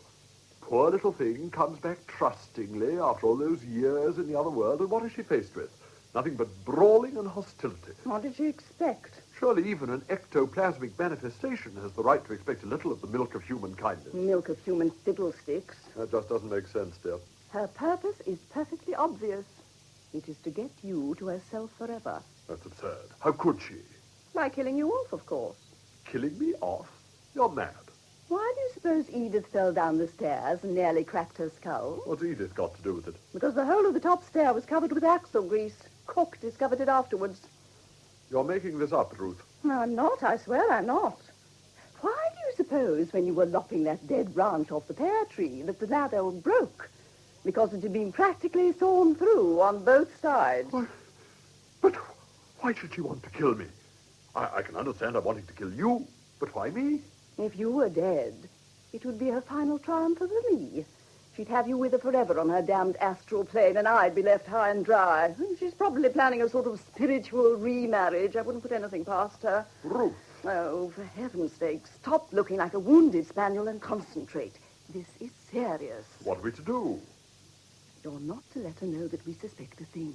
Behave perfectly ordinarily as though nothing had happened. I'm going to Madame Arcati immediately. If a trance is necessary, she shall go into a trance if I have to beat her into it. I'll be back in half an hour. Tell Elvira I've gone to see the vicar. This is appalling. Never mind about that. Remember now, don't give yourself away by so much as a flick of an eyelid. Look out. What? I merely said it's a nice lookout. What a nice lookout. The weather, Elvira. The glass is going down and down and down. It's positively macabre. I find it difficult to believe that you and Ruth at this particular moment can't think of anything more interesting to talk about than the weather. Oh, I can't stand this anymore. I really can't. Ruth, dear, please. Has she broken out again? What did she say? She asked if you had broken out again. How dare you talk like that, Elvira? Now then, Ruth. Charles and I were not talking about the weather, Elvira, as you so very shrewdly suspected. I was trying to persuade him not to drive you into Folkestone this evening. It'd be bad for his arm, and you can perfectly well wait until tomorrow. However, as he seems to be determined to place your wishes before mine in everything, I have nothing to say. I'm sure I hope you enjoy yourselves. There now. Oh, Charles, have you been beastly to her? No. Ruth doesn't like being thwarted any more than you do. She's a woman of sterling character. It's a pity she's so ungiving.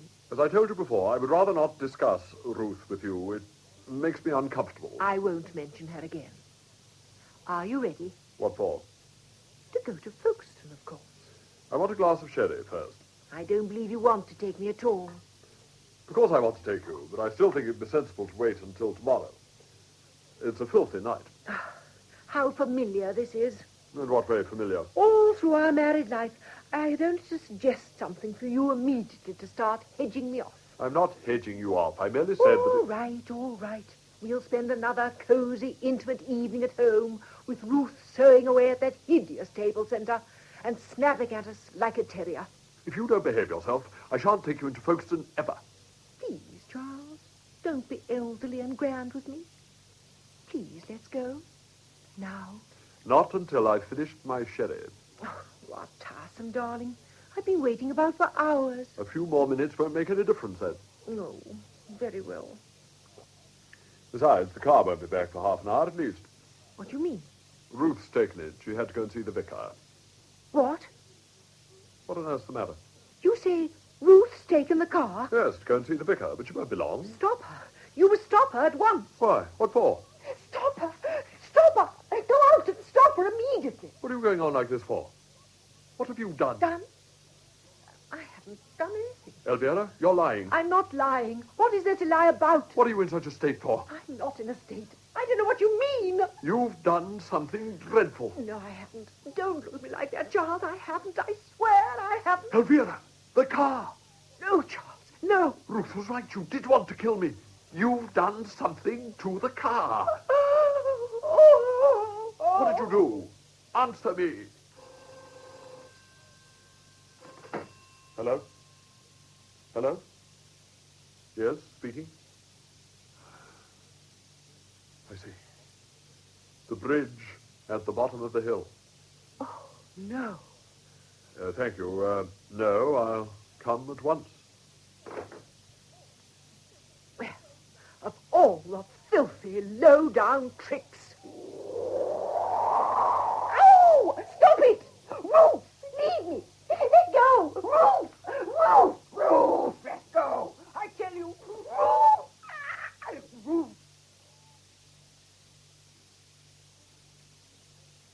I hope you will not consider this an intrusion, Mr. Condomine. Not at all, Madame Arcati. I felt a tremendous urge, like a rushing wind, and so I hopped on my bike, and here I am. It was my duty. I allowed myself to get into a huff the other day with your late wife. I've regretted it ever since. My dear Madame Oh, Arcati. please, let me go on. Mine is the shame. Mine is the blame. I shall never forgive myself. I threw up the sponge. In a moment of crisis, I threw up the sponge instead of throwing down the gauntlet. Whatever you threw, Madame Arcati, I very much fear that nothing could have been done. I cannot bring myself to admit defeat so easily. It is gall and wormwood to me. Never mind. I do mind. I mind with every fibre of my being. I've been thinking very carefully. I've also been reading up a few formulae during these last dreadful days. I gather that we are alone. My first wife is not in the room. She's upstairs lying down. The funeral exhausted her. I imagine that my second wife is with her, but as I can't see her, I have no way of knowing for certain. Well, Mr. Condomine, all is not lost. Charles. What on earth's the matter? Oh, what's that old fool doing here? She came to offer me her condolences. They should have been congratulations. Please don't say things like that, Elvira. It's in the worst possible taste. Madame Arcati, allow me to introduce you to my first wife, Elvira. How do you do? What does she want, Charles? Send her away. In what part of the room is she at the moment? She's moving about rather rapidly. I'll tell you when and where she settles. She's the one who got me here in the first place, isn't she? Yes? Well, please tell her to get me away again as soon as possible. I can't stand this house another minute. Very interesting. Very interesting. I smell ectoplasm strongly. Well, really? Where is she now? Here, close to me. Wonderful, wonderful. For goodness sake, tell her to go into the other room, Charles. I've got to talk to her. Madam Arcati. Just a moment. I almost have contact. I can sense the vibrations. This is magnificent. Charles, please get rid of her. Ruth will be here in a minute. All right. Madam Arcati, would you think it most frightfully rude if I asked you to go into the dining room for a moment? My first wife wishes to speak to me alone. Oh, must I? It's so lovely being actually in the room with her. It's only for a few moments. I promise you she'll be here when you come back. Very well. Hand me my bag, will you? It's on the settee. Here you are. Oh, you darling. You little darling.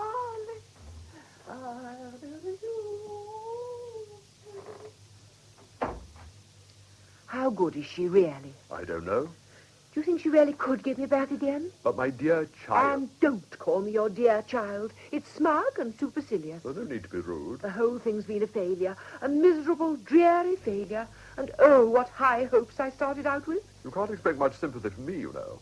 I'm perfectly aware that your highest hope was to murder me. Don't put it like that. It sounds so beastly. It is beastly. It's one of the beastliest ideas I've ever heard. There was a time when you'd have welcomed the chance of being with me forever and ever. Your behavior has shocked me immeasurably, Elvira. I had no idea you were so unscrupulous. Oh, Charles.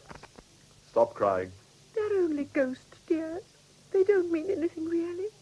But they're very painful. You brought all this on yourself, you know. That's right. Rub it in. Anyhow, it was only because I loved you. The silliest thing I ever did my whole life was to love you. You were always unworthy of me. That remark comes perilously near impertinence, Elvira. I sat there on the other side, just longing for you day after day. I did really. If only you died before you met Ruth, everything might have been all right. She's absolutely ruined you. I hadn't been in the house a day before I realized that. Your books aren't a quarter as good as they used to be either. That is entirely untrue. Ruth helped me and encouraged me with my work, which is a damn sight more than you ever did. That's probably what's wrong with it. All you ever thought of was going to parties and enjoying yourself. Why shouldn't I have fun? I died young, didn't I? You needn't have died at all if you hadn't been idiotic enough to go out on the river with Guy Henderson and get soaked to the skin. So, we're back to Guy Henderson again. You behaved abominably over Guy Henderson. It's no use pretending that you didn't. Guy adored me. And anyhow, he was very attractive. You told me distinctly that he didn't attract you in the least. You'd have gone through the roof if I told you that he did. Did you have an affair with Guy Henderson? I would rather not discuss it if you don't mind. Answer me. Did you or didn't you? Of course I didn't. You let him kiss you, though, didn't you? How could I stop him? He was bigger than I was. And you swore to me? Of course I did. You were always making scenes over nothing at all. Nothing at all? You never loved me a bit, really. It was only your beastly vanity. You seriously believe that it was only vanity that upset me when you went out in the punt with Guy Henderson? It was not a punt. It was a launch. I don't care if it was a three-masted schooner. You had no right to go. You seem to forget why I went. You seem to forget that you had spent the entire evening making sheep's eyes at that overblown Harriton with the false pearls. A woman in Cynthia Cheevier's position would hardly wear false pearls. They were practically all she was wearing. There is nothing to be gained by continuing this discussion. You always used to say that when you were thoroughly worsted.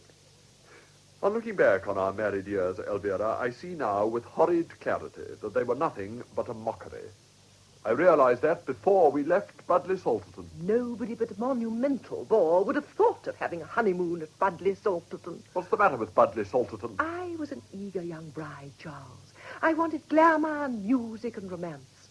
All I got was potted palms, 7 hours a day on a damp golf course and 3-piece orchestras playing Merry England. It's a pity you didn't tell me so at the time. I did, but you wouldn't listen. That's why I went out on the moors that day with Captain Bracegirdle. I was desperate. You swore to me that you'd gone over to see your aunt in Exmouth. It was the moor. With Captain Bracegirdle? With Captain Bracegirdle. I might have known it. What a fool I was. What a blind fool. Did he make love to you? Of course. Oh, Elvira. Only very discreetly. He was in the cavalry, you know. Well, all I can say is that I'm well rid of you. Unfortunately, you're not. Oh, yes, I am. You're dead and Ruth's dead. I shall sell this house, lock, stock, and barrel, and go away. I shall follow you. I shall go a long way away. I shall go to South America. You'll hate that. You were always such a bad traveler. That can't be helped. I shall have to follow you. You called me back. I did not call you back. Well, somebody did. And it's hardly likely to be Ruth. Nothing in the world was further from my thoughts. You were talking about me before dinner that evening. I might just as easily have been talking about Joan of Arc, but that wouldn't necessarily mean that I wanted her to come and live with me. As a matter of fact, she's rather fun. Please go away. There is nothing I should like better. I've always believed in cutting my losses. That is why I died. Oh, of all the brazen sophistry. Call that old girl in again. Set her to work. I won't tolerate this any longer. I want to go home. Oh, for heaven's sake, don't snivel. Oh, call her in. She's got to get me out of this. I quite agree, and the sooner the better.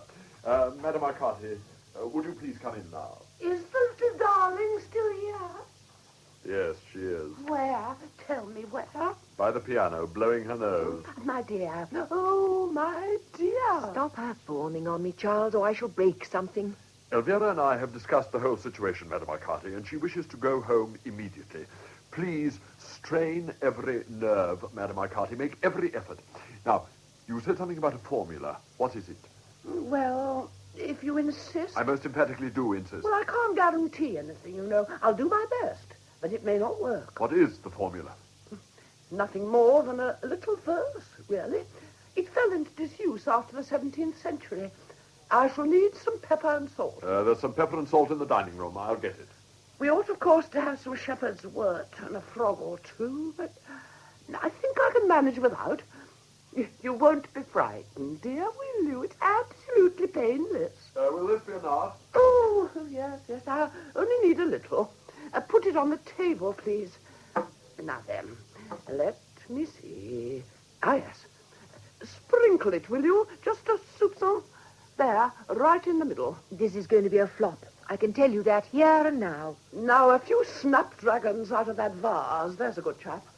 Very well. Merlin does all this sort of thing at parties and bores us all stiff with it. Now then, the gramophone. We'd better have the same record we had before, I think. I'll get it. Don't start it yet, Mr. Condomine. Now then, sit down, please. Rest your hands on the table, but don't put your fingers in the pepper. Oh, shucks. I'd nearly forgotten the salt. One triangle, one half circle, and one little dot. There. This is a waste of time. She's a complete fake. Anything's worth trying. I'll lay you 10 to 1. It's a dead failure. Now, if your wife would be kind enough to lie down on the sofa... Go on, Elvira. This is sheer nonsense. Don't blame me if I get the giggles. Concentrate. Think of nothing. That's right. Quite right. Hands at the sides. Legs extended. Breathe steadily. 1, 2, 1, 2, 1, 2. Is she comfortable? Are you comfortable, Elvira? No. She's quite comfortable. I shall join you in a moment, Mr. Condomine. I may have to go into a slight trance, but if I do, pay no attention. Now, first the music, and away we go. Lights! Ghostly spectre, ghoul or fiend, never be thou convened. Shepherd's wort and holy rite banish thee into the night. What a disagreeable little verse. Be quiet, Elvira. Shush. Is there anyone there? Is there anyone there? 1 rat for yes, 2 rats for no. Is there anyone there? Aha! Good stuff. Is that you, Daphne? I'm sorry to bother you, dear, but Mrs. Condomine wants to return. Now then, Daphne, did you hear what I said? Can you help us? Oh, hold tight, Mr. Condomine. It's trying to break away. Oh, what's the matter, Madam Arcati? Where's that blasted light switch? Madam Arcati, are you hurt? She's in one of her damn trances again, and I'm here as much as I ever was. Madam Arcati, for God's sake, wake up. Leave her alone. She's having the whale of a time. If I ever do get back, I'll strangle that wretched little Daphne. What happened? Nothing. Nothing at all. Oh, yes, it did. I know something happened. You fell over. That's all that happened. Is she still here? Of course she is. Something must have gone wrong. Make her do it properly. I'm sick of being messed about like this. Be quiet. She's doing her best. Something happened. I sensed it in my trance. I felt it. It shivered through me. Once and for all, Charles, what the hell does this mean? Ruth!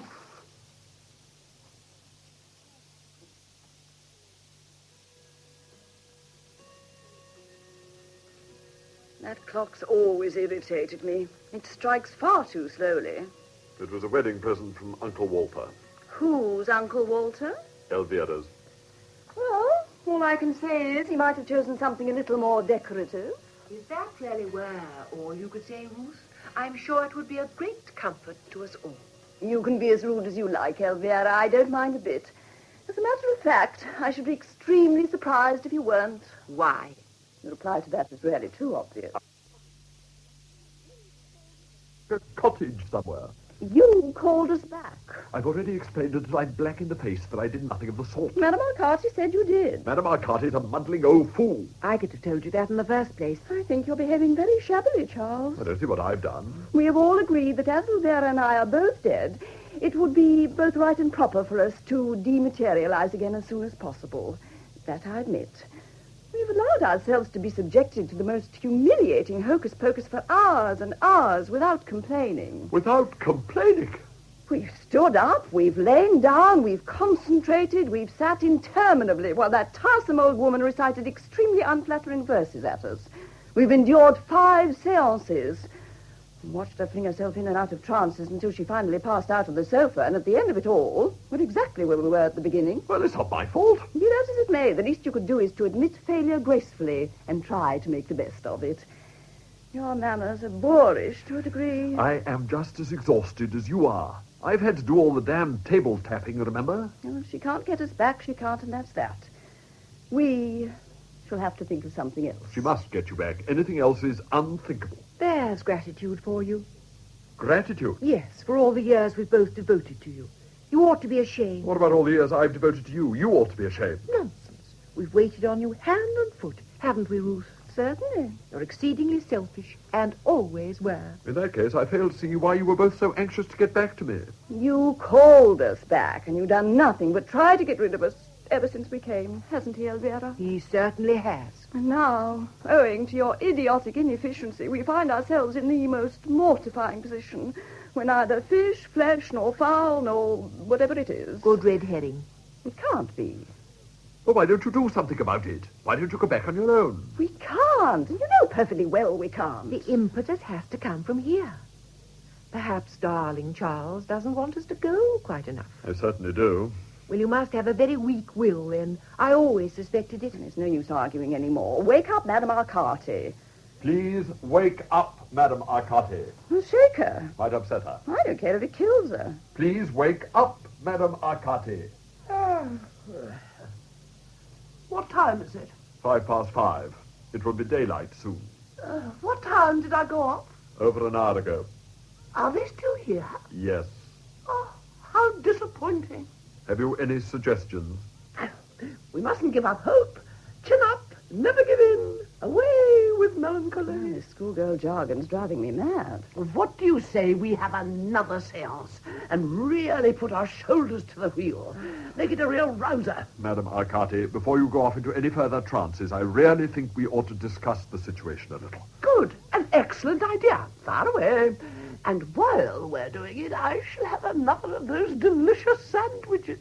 I'm as hungry as a hunter. Well, now, my wives and I have been talking it over, and they are both absolutely convinced that I, somehow or other, called them back. Very natural. I am equally convinced that I did not. Love is a strong psychic force, Mr. Condomine. I did not call them back, either consciously or subconsciously. But, Mr. Condomine... That is my final word. Neither of them could have appeared unless there'd been somebody, a psychic subject in the house, who wished for. Well, it wasn't me. Perhaps it was Dr. Bradman.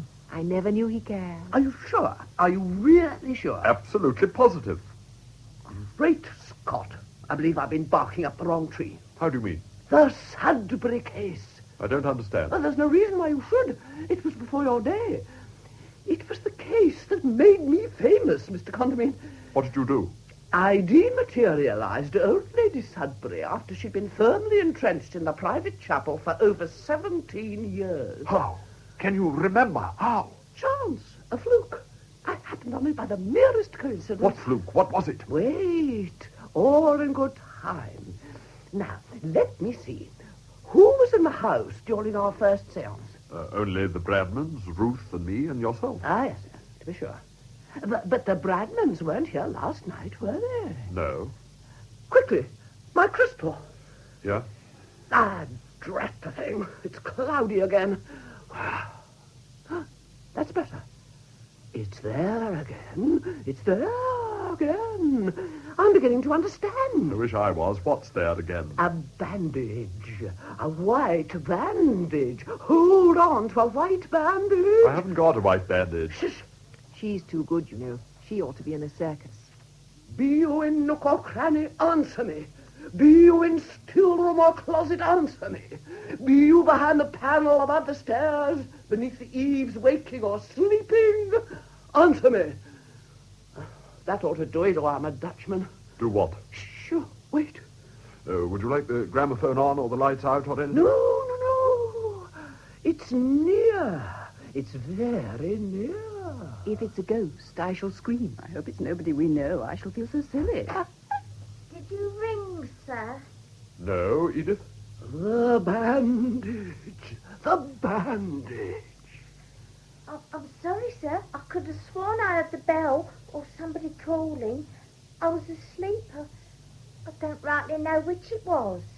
Come here, child. Oh. Go on. Go to Madame Arcati. It's quite all right. Whom do you see in this room, child? Oh, dear. Answer, please. You, madam. Go on. The master. Anyone else? Oh, no, madam. Come, child. Don't beat about the bush.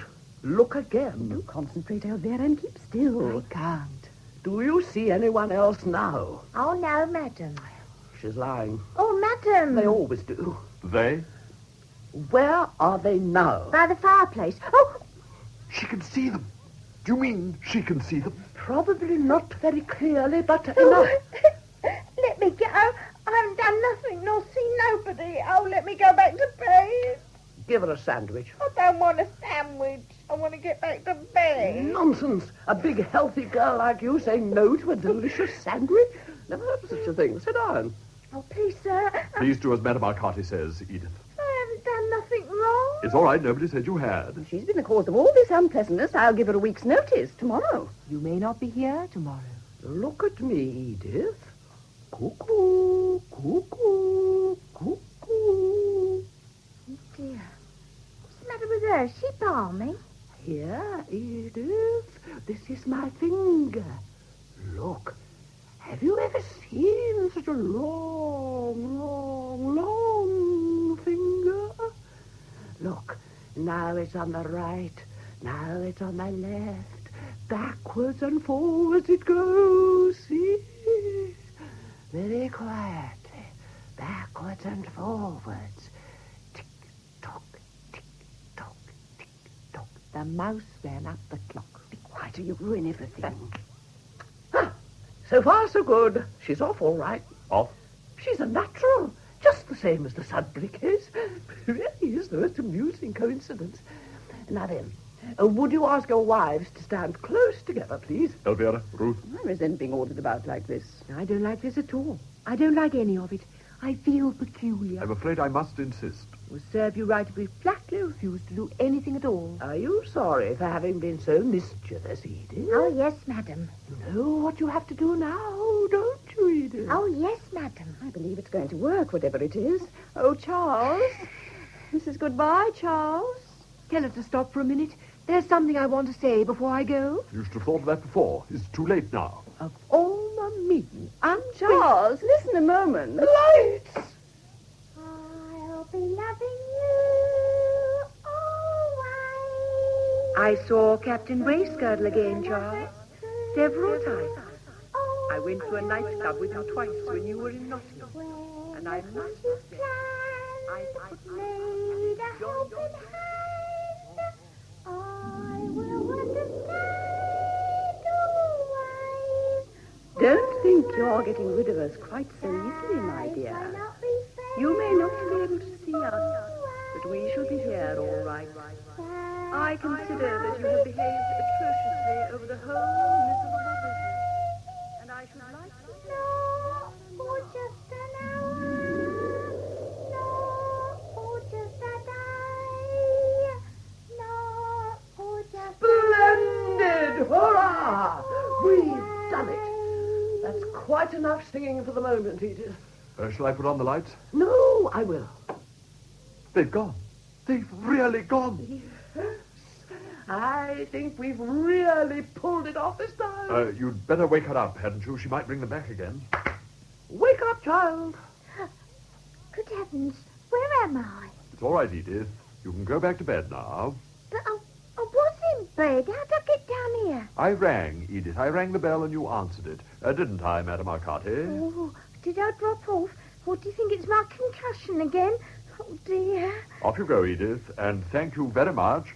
Here's £1 for all you've done. Thank you very much indeed. Oh, sir. Whatever for? Oh, sir. What on earth did she mean by that? Golly, what a night.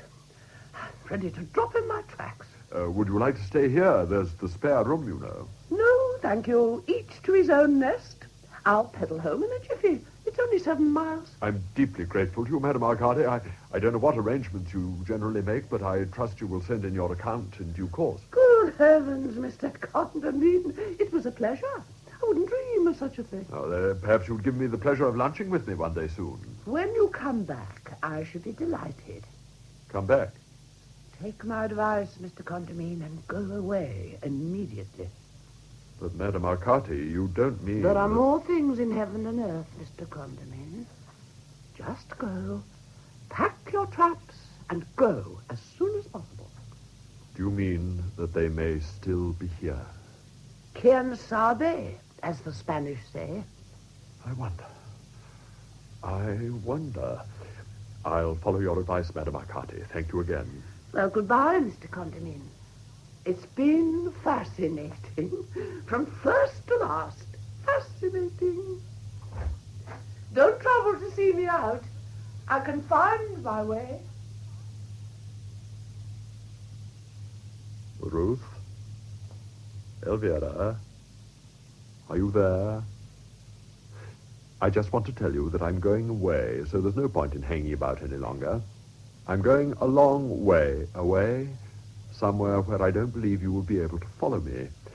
In spite of what Elvira said, I don't think spirits can travel over water. Is that quite clear, my darlings?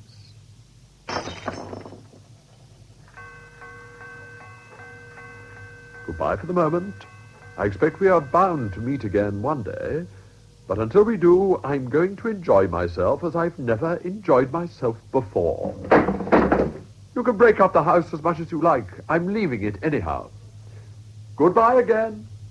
Parting is such sweet sorrow.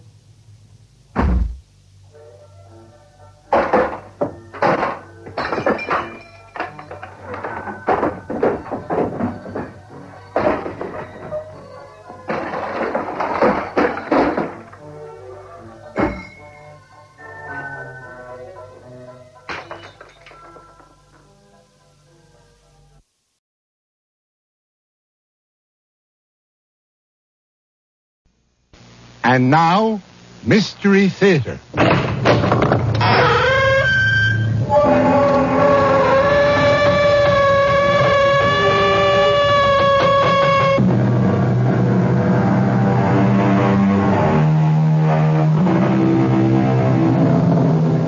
Come in. Welcome. I'm E.G. Marshall. Welcome to the universe of the uncanny. We live on such a tiny surface of space and time and try so hard to shut out the mass that lies beyond. But when the whispers die out and the echoes cease, a force still fills the void that remains. Evil spirits, malignant and destructive, waiting in limbo to be summoned by the foolhardy. In our tale, a young and talented student of the Talmud turns to a secret body of occult doctrine, the Kabbalah, to conquer death itself. Simon, why do you punish yourself so? To reach an exalted state. I wish to attain the possession of a clear and sparkling diamond and melt it down in tears.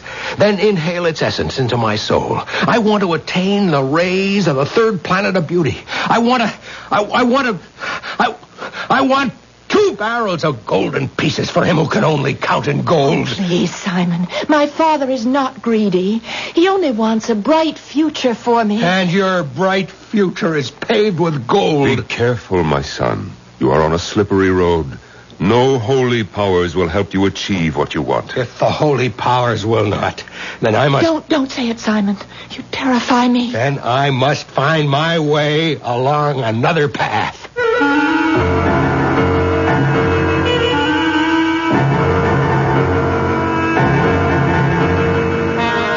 Our mystery drama, The Demon Spirit, was especially adapted from the classic S. Ansky play, The Dybbuk, for the Mystery Theater by Milt Wissoff, and stars Norman Rose and Mason Adams.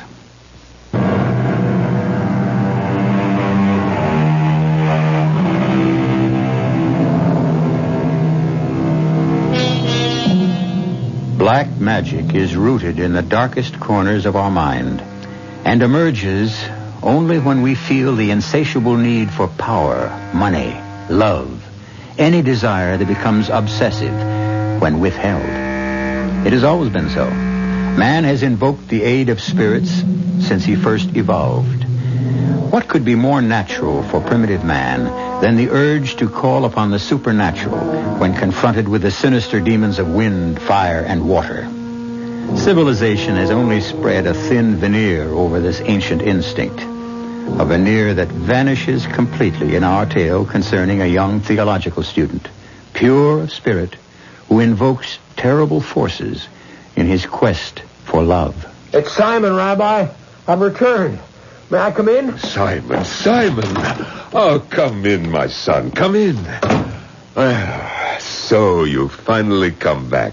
You look so pale and drawn. I've had a long, hard trip. Why did you stay away so long? It's been almost a year. We missed you. Yes, you mean you missed me. That's not true. Many regard you highly. But not enough to consider me as a prospective son-in-law. But Leah thinks well of you. Not enough to oppose her father's wishes. There are traditions, Simon. A daughter must obey her father. Well, it's time we change them. Look, Simon, Sender is no monster. He merely wants what he thinks is best for his daughter. Come, Simon, let's talk about you. There's not much to say. You're a fool. A bright, intelligent, scholarly fool. Your brilliance was the talk of the community, and then you disappeared. Where did you vanish to? At first, I just wandered aimlessly, and then one day I heard about this small village where a great scholar and wonder worker lives. A man so steeped in the ritual and lore that he can make miracles. Mm-hmm. And did you find him? Yes, Reb Meyer. I found him after months of wandering. Is he truly a worker of miracles? Even more wondrous than I had heard. Is your wonder worker a student of the Kabbalah? A master of it. He taught me that man can develop the divine spark within him until he masters the entire universe and all its forces. You're meddling with something beyond you, Simon. It shows in your fevered eyes, your gauntness. Don't dwell too deeply on these mysteries. Why not? The Kabbalah tears your soul away from the limits of the earth and lifts you to paradise. Remember, only 4 wise men succeeded. Only 1 went in and came out again unscathed. 1 died, 1 went mad, and 1 lost his faith. I'm not frightened. They may have failed because they entered paradise for the wrong reason. I want to offer myself as a sacrifice, like the great one who succeeded. But how can you compare yourself I make none. I will follow my own road. Redmire, it's Leah. Oh, come in, my child. How nice to see you. I'm not disturbing you, am I? Not at all. You remember Simon? Oh, well, of course I do. You've been away, Simon. Then you noticed. We missed you, even though you left without a word. There was nothing more to say. Redmire, you promised to show me the embroidered curtains of the Ark. And so I shall. Aren't you afraid to be in the temple so late at night? No, not afraid. Sad and touched. The walls look as if they'd been wept over. I wish I could put my arms around this ancient tear-stained wall and never leave. Tears are everywhere, Leia, not just here. And happiness, too. How does our Simon seem to you after his long absence? Pale. Have you been ill? Yes, but not of the body. But why do you punish yourself so? To reach an exalted state. I wish to attain the possession of a clear and sparkling diamond and melt it in my tears. Then inhale its essence into my soul. I want to attain the rays of the 3rd planet of beauty. I want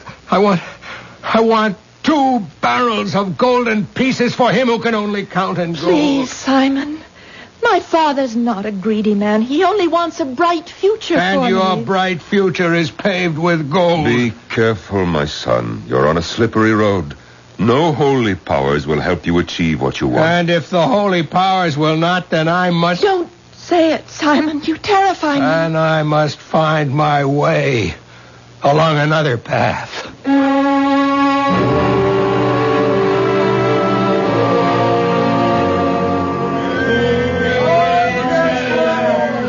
Redmire! Ah, good day to you, Sender. What brings you to the marketplace? Don't you trust your servants? I was looking for you. I'm bursting with good news. Yes, I know. How could you? I've just... In a closed community, nothing stays secret very long. Congratulations. Who is this paragon you've betrothed your daughter to? A fine young man, completely worthy of becoming part of my family. I was curious. Tell me, why did you stand in the way of Simon? Simon, but he's only a poor student. How would he fit? With the rich house of Sender? He loves Leia, and I'm sure that she loves him. She will love her bridegroom as well, I assure you. How can you guarantee what you cannot control? A heart is not a machine. I know my daughter. Redmire, I would like to talk to you about the arrangements for the wedding. No, not here, Sender. Here one buys food and drink, not a life. Come to the temple, and we will talk.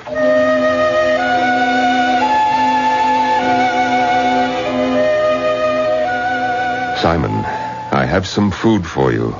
And some news. Redmire, I'm not hungry. I'm afraid the news I have for you will It's not news to me. I was there with you at the market.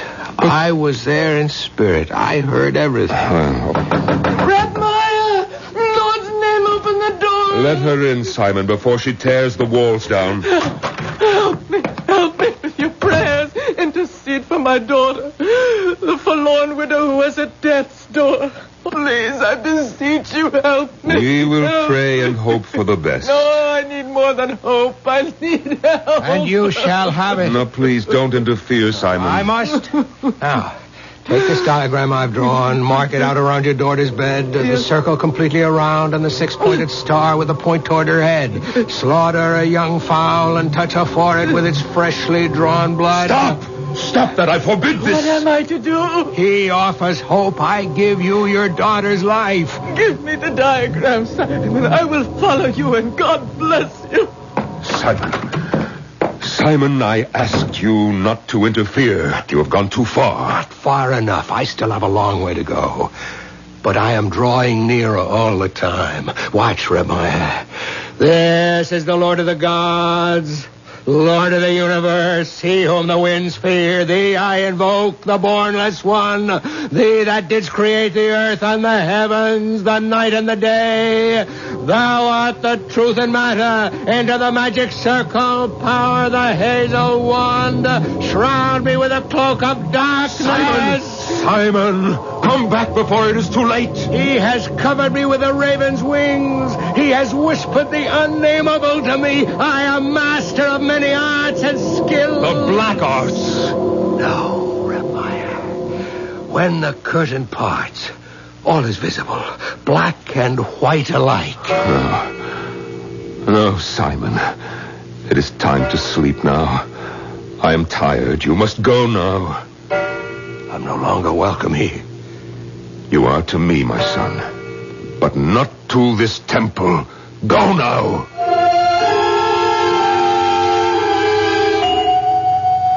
I'm here, Reb Maya, to discuss the arrangements. Sender, you are certain that you want to go through with the marriage? As certain as I have been of anything in my life. Sender, I have something to show you. Look at this object in my hand. Why, it's a golden amulet. Don't you recognize it? It looks like the one I presented to you on your birthday. But it cannot be. Why not? Because that was not gold, Reb Maya. But it is the same amulet, Sender. Sender, I have worked a miracle. Something many men have tried to do all of their lives. I have turned base metal into gold. I don't believe it. But it's true. Give me any object and I will convert it to gold for you. Think of it. I can make you rich beyond your wildest dreams. I couldn't allow you. Please, Sender, take my offer. Please. All I want is Leia's hand in return. Impossible. I have given my word. Weigh your word against gold, No, Sender. I must weigh it against my daughter's happiness. And that is my concern above all. Thank you, Simon. I bear you no ill feelings, but my daughter will be married as soon as Reb Maya can make the arrangements. How can that be, Reb Maya?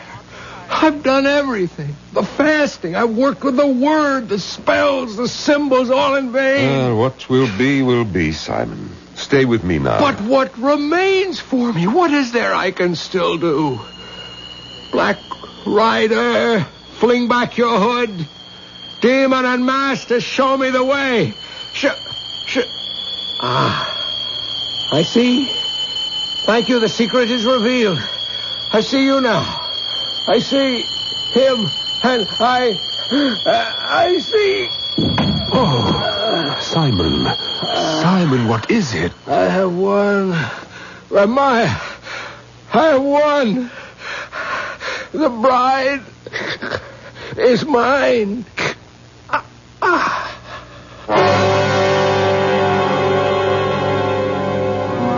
It is said there are 4 indispensable conditions to knowledge and power in the black arts. An intelligence illuminated by study, an intrepidity which nothing can check, a will which nothing can break, and a steadfastness nothing can corrupt.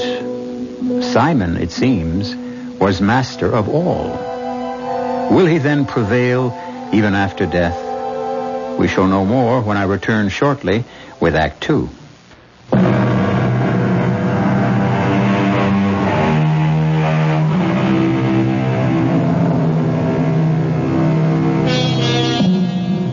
How can we explain the strength of superstition?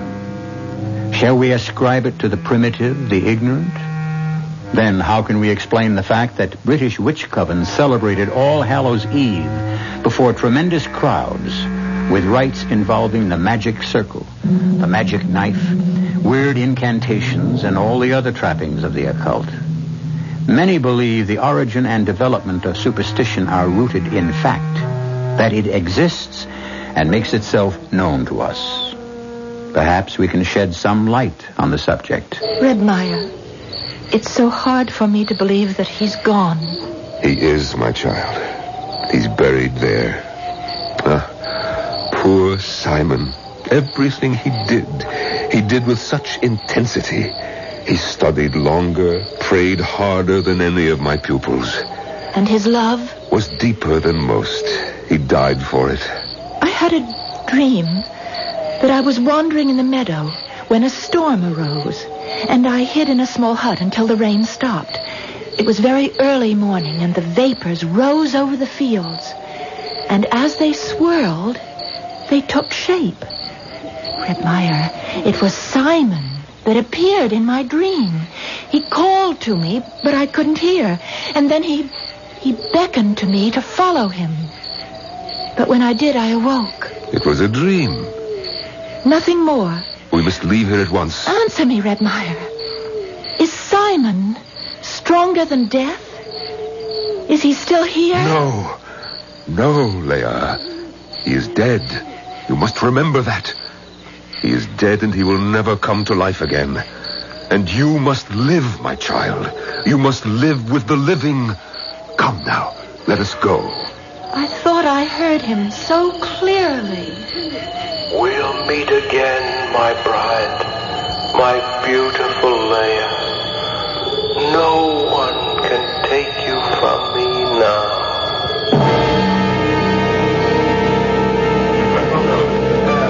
I'm so happy you could come, Reb Meyer. This would be no wedding without you. How could I miss such an event? Did you happen to meet the groom's party? They should have been here by now. The bridegroom will arrive on time. That's not what you need worry about. What do you mean? Nothing, Sander. I meant nothing. Return to your festivities. So I shall. Everyone! Everyone into the house. There are silver coins waiting for all of you there. Red Meyer, please stay with Leah until I return. I will be here. Leah, child, you're white as a sheet. Did they tire you with the dancing? Well, it was all so violent. My head swam. I grew faint, and then someone lifted me high in the air and carried me far, far away. Perhaps you should rest a while. I'll wait outside. No, Red Meyer. Stay. Don't think about demons and evil spirits. Go, Leah. Change your dress. The dancers have stained it. Freshen your beauty and prepare to meet your bridegroom. No, not yet. Will you come with me in the cemetery? Why? To visit my mother. She died when I was still so young. I want to invite her to join my father in leading me to the wedding canopy. And afterward, she will dance with me. No, Leah, I forbid it. But it's the custom, Red Meyer. Customs are not rigid, my child. You will not dwell with the dead, but with the living. Then I will invite her from here. Beloved mother, I invite you to my wedding. Come and stand near me under the canopy.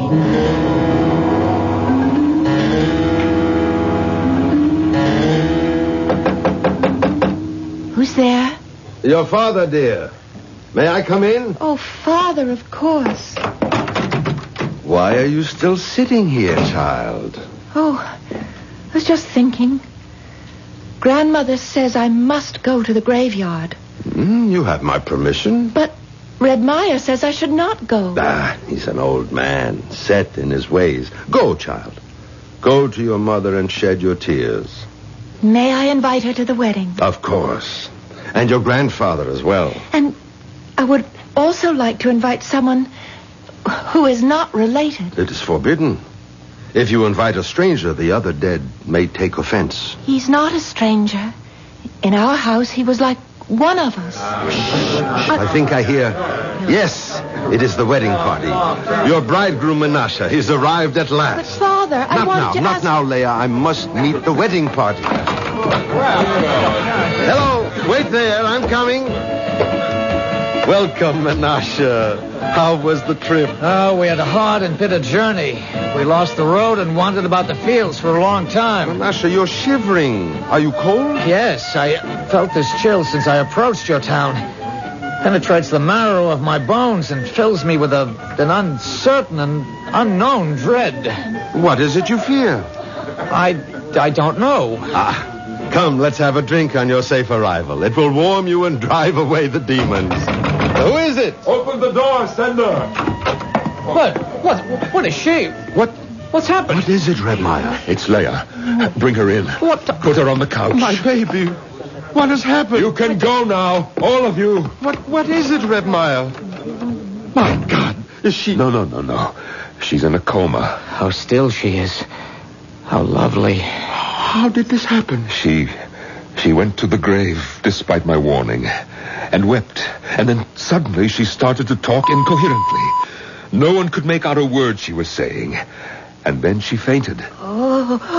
Leia, do you hear me? Everything will be all right. Who is this man? This is Menashe, your bridegroom. No, that's a lie. He's not my bridegroom, nor will he ever be. My child. What has come over you? I will not marry Menashe or any other man I do not choose. Sleep now, Leia. Sleep and rest. We will talk about this in the morning. But we were to be married at noon. Yes. Is it wise to delay? Not wise, perhaps, but necessary. If you value the life of your daughter.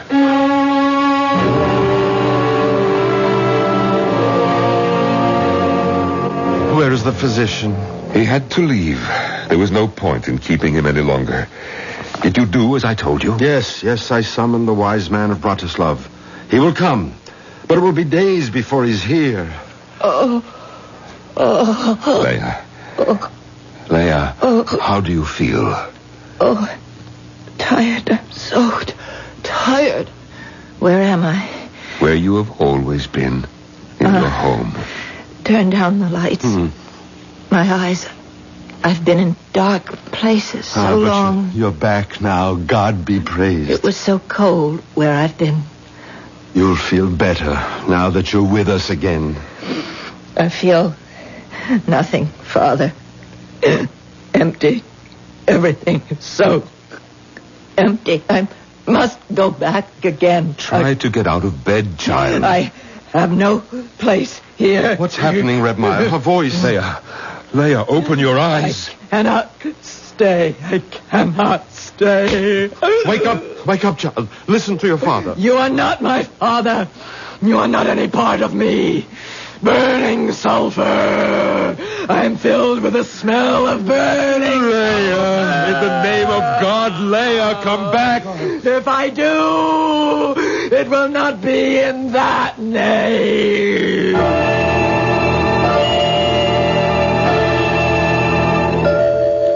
2 days, Redmeyer. 2 days she lies there. And still no sign of the wise man. He will come, Sender. Be patient. Be patient? How can I? She was all I lived for. I have no patience either, Redmeyer. I love her so deeply. I cannot wait until we are man and wife. But you hardly know her. I know her as well as I have ever known anyone. She is dear to me. What more can I say? Open the door, Menashe. A good day to you, Reb Nissen. And a good day to you, Reb Meyer. Thank God you've come. We've waited so eagerly. That's not an easy journey from Bratislav, you know. You don't. Can I offer you something? No. I wish to examine your daughter first. Oh, poor child. She hardly seems more than that. How long has she had that mark on her cheek? I have never noticed it. It seems more like a shadow. Yes, a dark shadow. I've seen it before. I will try to rouse her. God's word is great and holy. The holiest land is the land of Israel.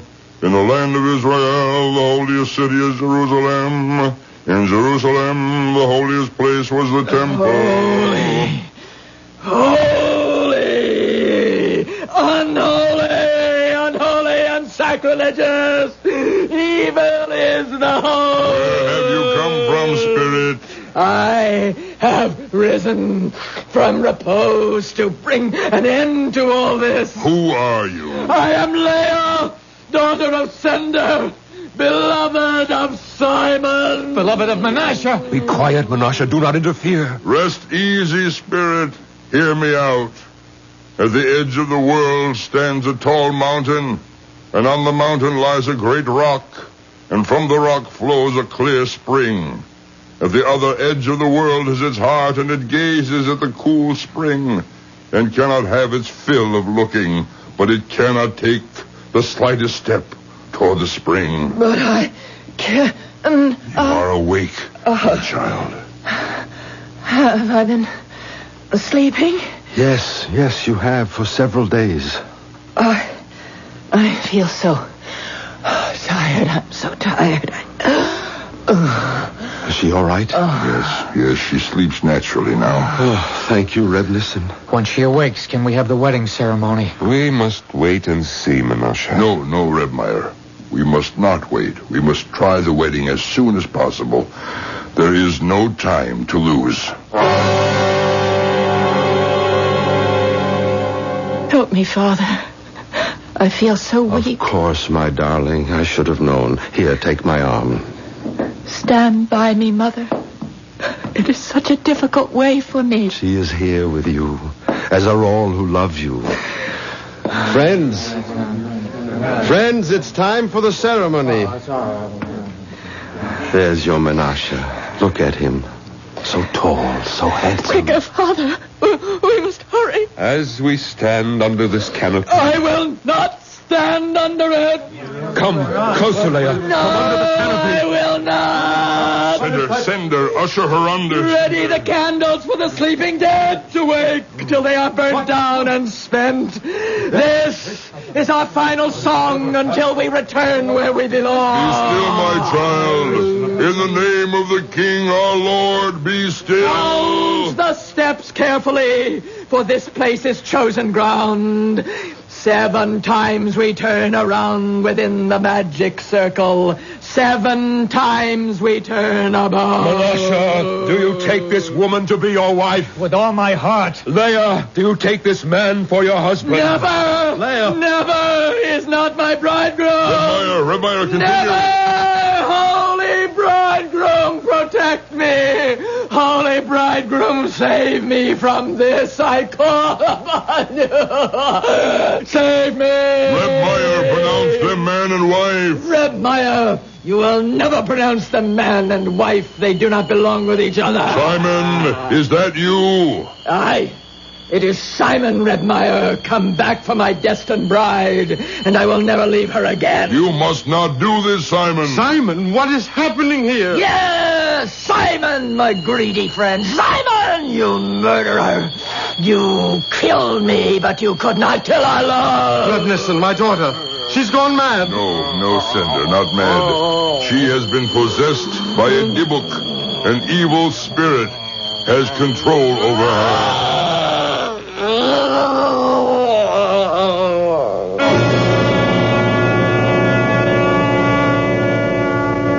The belief in possession is an ancient one.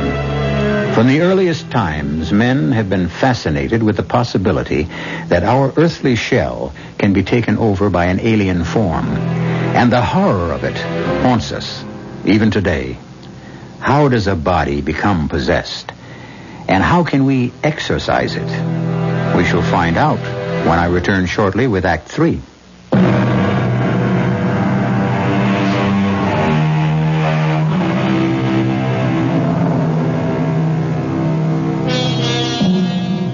How did this act of possession begin?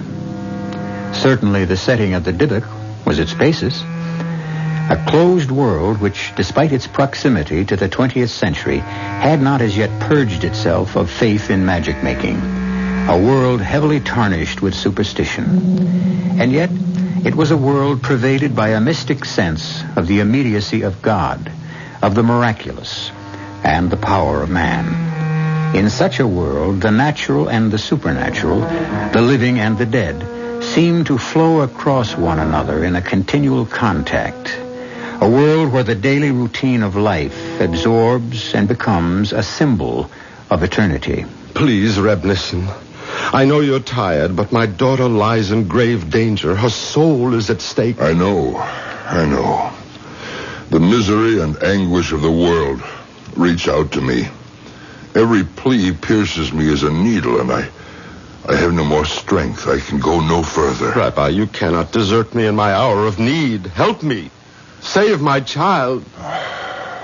If I can. Now, the dybbuk. You knew him well. He ate at my house regularly until he left one day.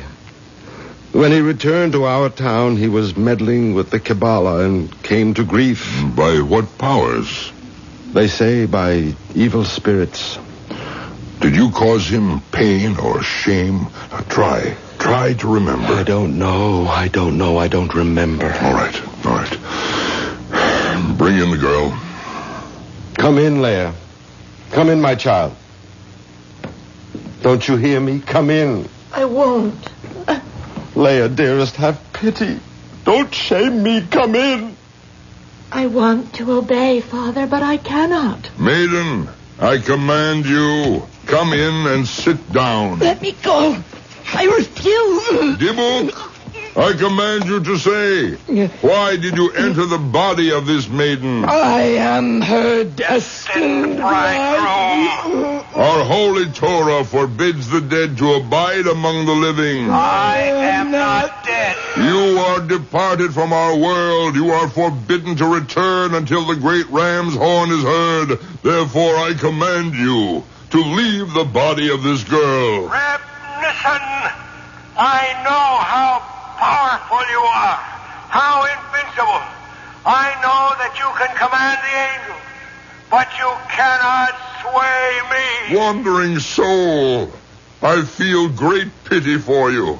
I will try to release you from destroying angels, but you must leave the body of this girl. I will not leave. Dybbuk, soul of one who left our world, I command you to leave this body, and in leaving not to harm her nor any other living creature. If you do not obey, I will proceed against you with anathema and excommunication, with all the powers of exorcism. I do not fear your anathema, and I do not believe in your assurances. In the name of Almighty God, I charge you for the last time. Go, or I will give you over into the hands of the destroying angels. In the name of Almighty God, I am joined with my destined bride, and I will not part from her forever. Send her, have white robes brought. Bring 7 ram's horns, 7 black candles. Then take from the holy ark the 7 sacred scrolls. Wait, Reb Nissen, do you believe in justice? In justice and in truth. Then I demand that Sender be brought before a rabbinical court. I demand a trial. On what charges? I charge Sender with spilling my blood. I am the son of Abraham ben Rivka. I bring charges of an obligation that Sender had to my father, which he did not fulfill. In that case, I will postpone the exorcism until tomorrow noon.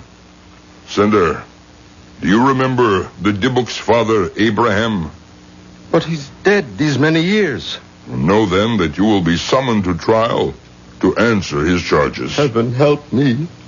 What does he want of me? What should I do? You must accept the summons. I will do as you say. Send for the bridegroom Menashe. He must be at the trial as well. When the dybbuk leaves, the marriage will take place. Almighty God, help me to find peace.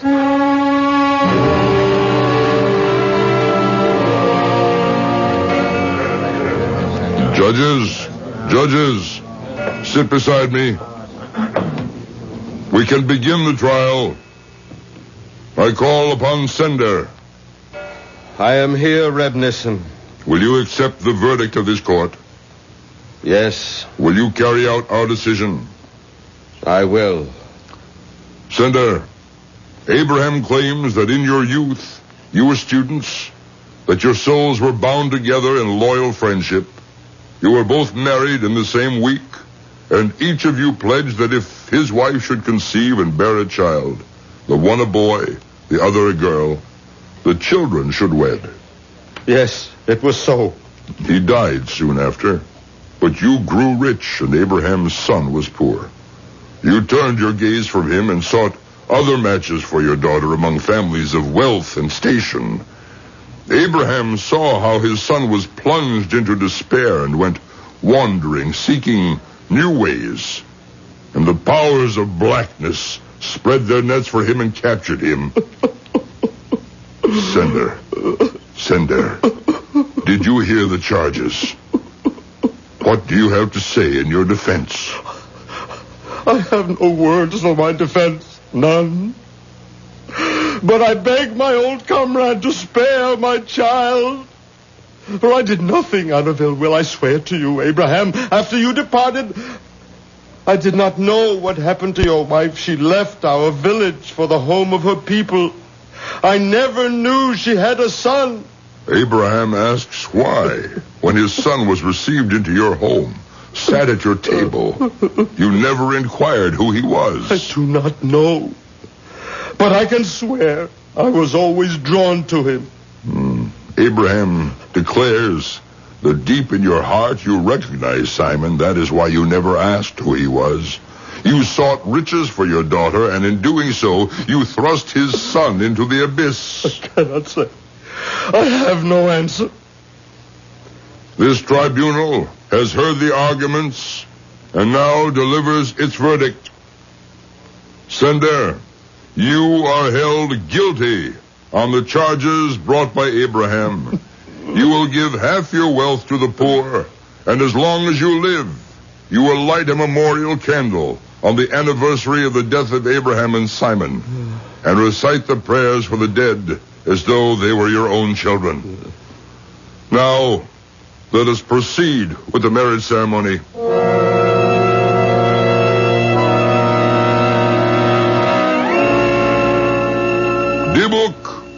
Dybbuk, in the name of this holy congregation and the great Sanhedrin of Jerusalem, I command you for the last time to depart. I will not leave. Members of the congregation, don your robes.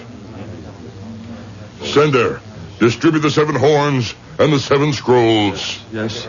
Stubborn spirit, since you are not humble unto our command, I give you over into the power of the higher spirits to expel you by force. Blow the ram's horns. Let me go. Do not drag me. I will not. I cannot leave. Since the higher powers cannot conquer you, I will give you over into the middle powers that are neither good nor evil. Let them, by whatever cruel means at their disposal, tear you out. Sound the horns.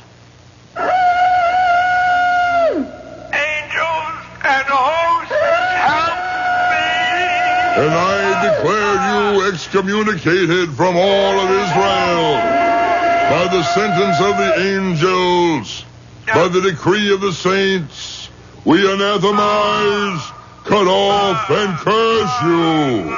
The Lord blot out his name under heaven and set him apart for destruction. Sound the horns. I can struggle no more. Do you submit? I submit. Do you promise of your own free will to depart and never return? I promise. Recite the prayer of the dead for me. My appointed time runs out. Say Kaddish for his soul.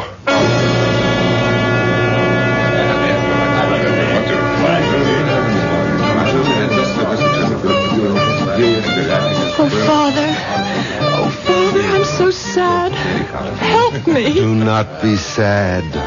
Let your heart be light, and may holy cherubim cradle you in their wings. Do you hear? They're going to dance around the holy grave so that my dead mother may rejoice. Do not tremble, child. Do not be afraid. You are guarded by 60 giants with drawn swords. Our holy patriarchs protect you from evil. Simon. but I cannot see you. A forbidden circle rings you round. Your voice sounds as sweet as the weeping of a violin on a silent night. Oh, who are you? I have forgotten. Only in your thoughts can I remember myself. I remember now. My heart was drawn to you as a bright star. On silent nights, I have shed sweet tears. And always in my dreams, I saw... Oh, was it you? It was. Yes, I remember. Your hair was soft, and it glistened as though with tears. Day and night I thought of you. Return to me, my bridegroom, my husband.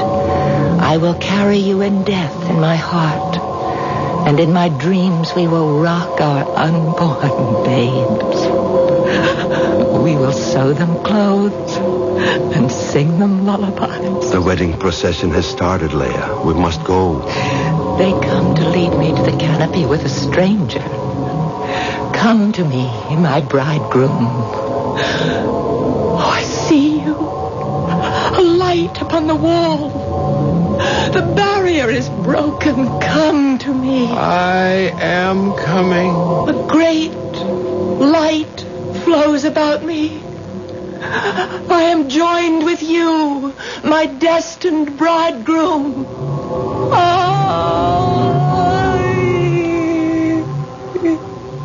Too late. Blessed be the true judge. May their poor souls find rest.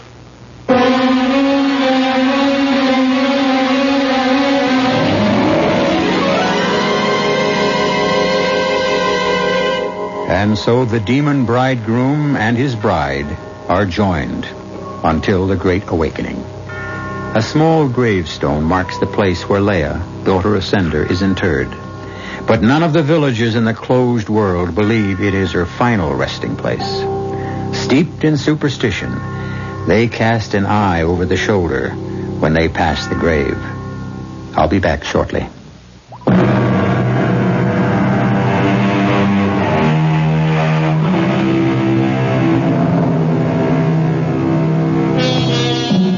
We scoff at the supernatural, but not in the dark, when strange sounds echo. And even the most rational of us find more and more natural what was once deemed the supernatural. Minds have been linked across great separations of space without visible means of contact. If mental telepathy and magic shapes exist, why not other forces still branded as the supernatural? Our cast included Norman Rose, Mason Adams, Marion Seldes, Nat Poland, Joe Silver, and Jack Grimes. The entire production was under the direction of Hyman Brown. This is E.G. Marshall inviting you to return to our Mystery Theater for another adventure in the macabre.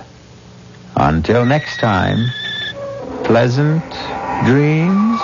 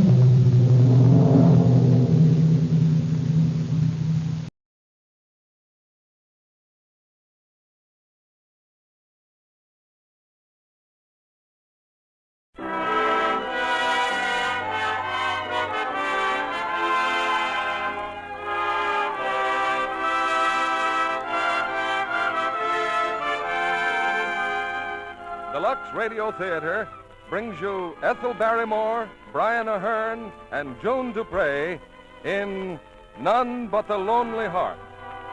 Ladies and gentlemen, your producer, Mr. William Keighley.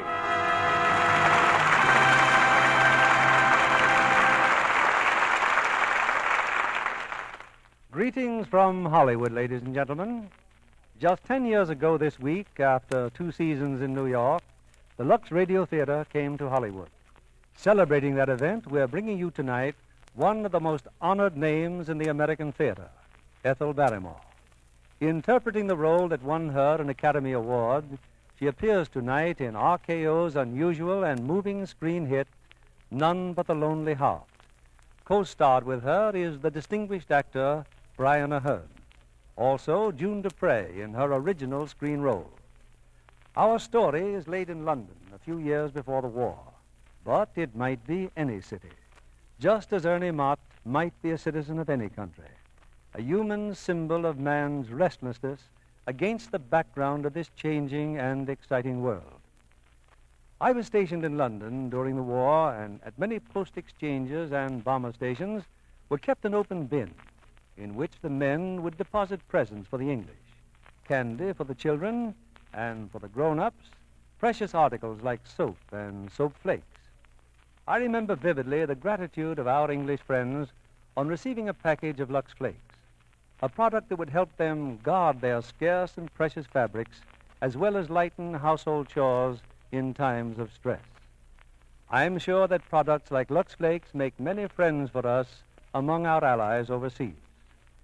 We bring you now the opening act of None But the Lonely Heart, starring Brian Aherne as Ernie Mott, Ethel Barrymore as Ma, and June Dupre as Ada, with Lester Matthews as Jim Mordenoy.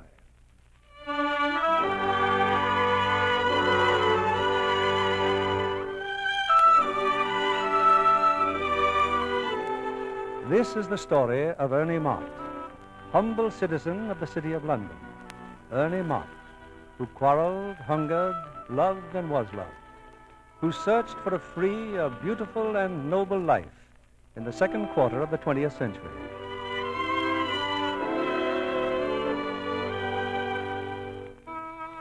There's a second-hand store with living quarters adjoining on the fringe of the London slums.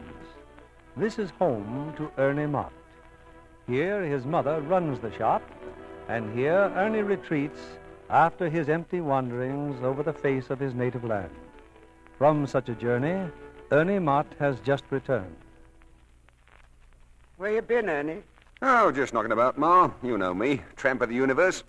What'd you come back home for, son? Miss me? Can't say I did, Ma. Well, anything in the shop need repairing, painting, polishing, doing a spot of gardening? I mean to do my best by you, Ma, love. Here, how about giving your son a kiss, eh? After all. Ah. Happy couple, aren't we? A bit of proper respect is what's needed. I get no more from you than I got from that father of yours. And that's that. That's that. So you got your choice. What choice? Stay or get out. Take hold here in the shop or don't come back.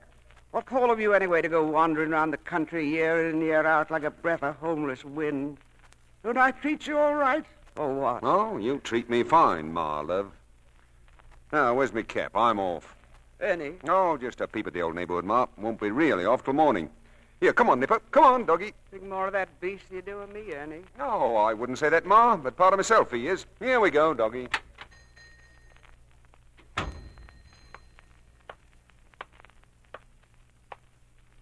Ernie? Is that you, Ernie? Oh, good morning, Aggie. Been home long, Ernie? Bring yourself in for a cup of tea. Oh, thanks, Aggie, but my basket's full of breakfast now. Come in anyway. Well, maybe I will. Here, in we go, Nipper. Sit down. Music. Oh, music all over the room. What, practicing are you, Aggie? It's a living playing the cello. How's your ma? Oh, goes on like an engine, Aggie. Tower of London don't do no better. Here, look around, Nipper. Nicest drawing room in the neighborhood, this, eh? It's yours, Ern, whenever you want it. Have to take you with it, do I, Aggie? Well, how's the piano? Piano need tuning? Oh, right on pitch this is. You're the biggest fool I ever met, Aggie. Why? Black as the ace I am. Don't you know that yet? Matter of fact, Ma just gave me the ultimatum. Stay put or stay out, she says. What are you going to do about it? Something. What? Kiss you, maybe. Ern. Now, play me something, Aggie. Something on the cello. Would you like to hear this? No, anything. Don't matter. This is for you then, Ern.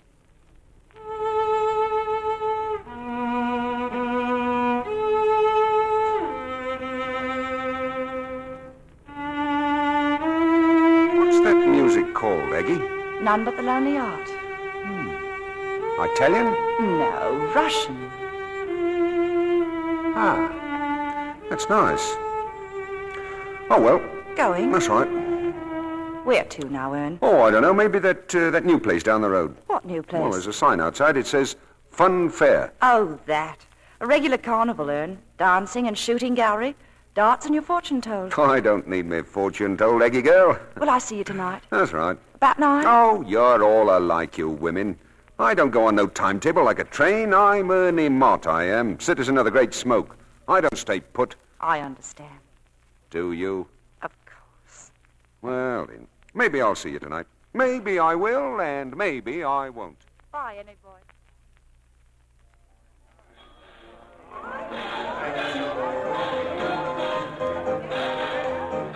Oh, just a minute, pal.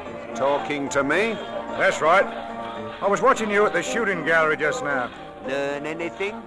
I learned that a chap who can put all 8 shots in the rabbit is a good man to know. I'm Mordinoy, Jim Mordinoy.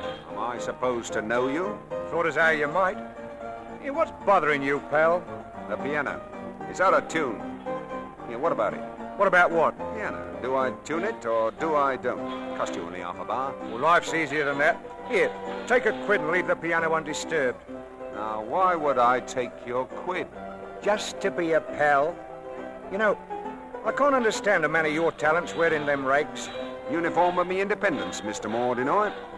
Clothed in your perfect pitch, I suppose you are. Now you understand me. Ah, life's a piece of meat when you know how. Here, what's most of them floating around in here, eh? Victims, that's what they are. Hurry, worry, and scurry to make a bit of brass, right? Right. Now, what's your kind, Mr. Mordinoy? Willful and deceitful. Take what you want, right? Right. So that's what it's all about. Either be a victim or be a thug. Ah, but suppose you don't want to be neither, eh? Like me. Not the heir and not the hound, eh? Then what? Then what? Who's talking to you? Hey, who's the piece of pastry selling the tickets over there? Name's Ada Brantlin. Ah, see you, Mr. Mordinoy. Change, please, miss. Happy to oblige. Here, who's this Mordinoy bloke, Ada? Runs the place now, don't he? Wouldn't dirty his hands on it. What's he doing here? Happens a gentleman comes in to converse with me. How do I get in your good books, Ada? Your nice hands you've got. Lovely fingernails, too. Don't you know when your health is good? Who are you, anyway? Name of Ernie Mott, Ada. Tune pianos, that's me. Polish furniture, shoot rodents with a rifle. Here, are there any bugs in your house? Send for Ernie Mott. Know how to medicate dogs and cats. Excellent at repairing clocks and other delicate machinery. Why, I invent inventions. What you invent? Well, I happen to be working on my greatest invention at the present time. A human animal which don't look for a master. It ain't easy. Come closer, Mr. Mott. I like that kind of talk. You do? Sounds balmy as the Muffin Man, but I like it. Well, now that brings up just one question, Ada, dear. What? What time do you get off? 6:30, around the back. Thanks, Ada. See you at 6:30. Come on, Nipper. Come on, doggy.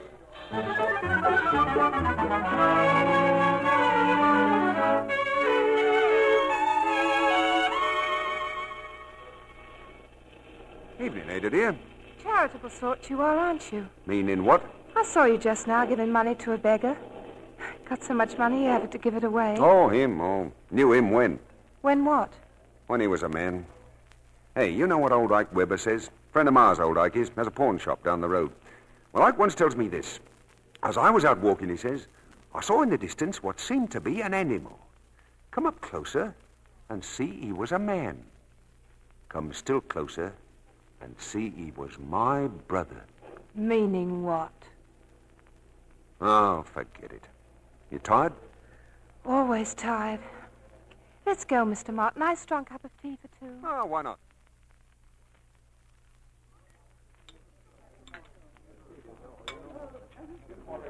Quiet as mice, ain't we, Ada? What are you looking at? Your hand on the teacup. 5 red beetles on the end of your fingers. Here, listen. Listen to what? Know what that was? G sharp.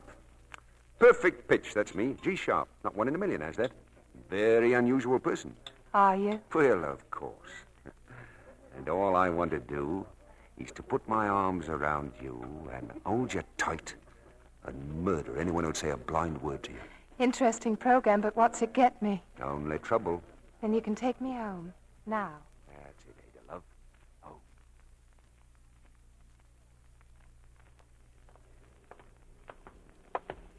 Here's where I live, Ernie. Night. Hey, you're in a hurry, aren't you? It's later than I thought. Time is not of the essence with me. No place to go, and going there tomorrow. I don't pretend to know what that means. Never see me happy home again. Oh, fight like cats with me ma, I do. Wants me in that silly, dusted business of hers, squeezing pennies out of paupers. Ha! No, thank you. You're leaving London? Can't think of any reason not to. Can you? Here, inviting me in, Ada? No. And I'd like to bash you one. Why, I feel like I know your whole lifetime, Ada, dear. Do you want to see me cry? No. Then say goodbye. You're leaving in the morning. No sense to this, is there? You're a stranger. I meet you. Suddenly. You ever been in love, Ern? I mean, you make me feel 12 years old again. I don't know why. You're the only man I've met in a million years that gives me the slightest sort of feeling. Say goodbye now, and that's the end of it. I'll drop by the fun fair tomorrow. Don't. Good night. Goodbye, Ern boy. In the end, you wouldn't give me what I need. Confidence. Confidence? Yes. Good thing then you won't see me again. Black as the ace I am, Ada girl. No future in me for anyone like you. No confidence. Goodbye, Ada. Good night, Ernie Mott.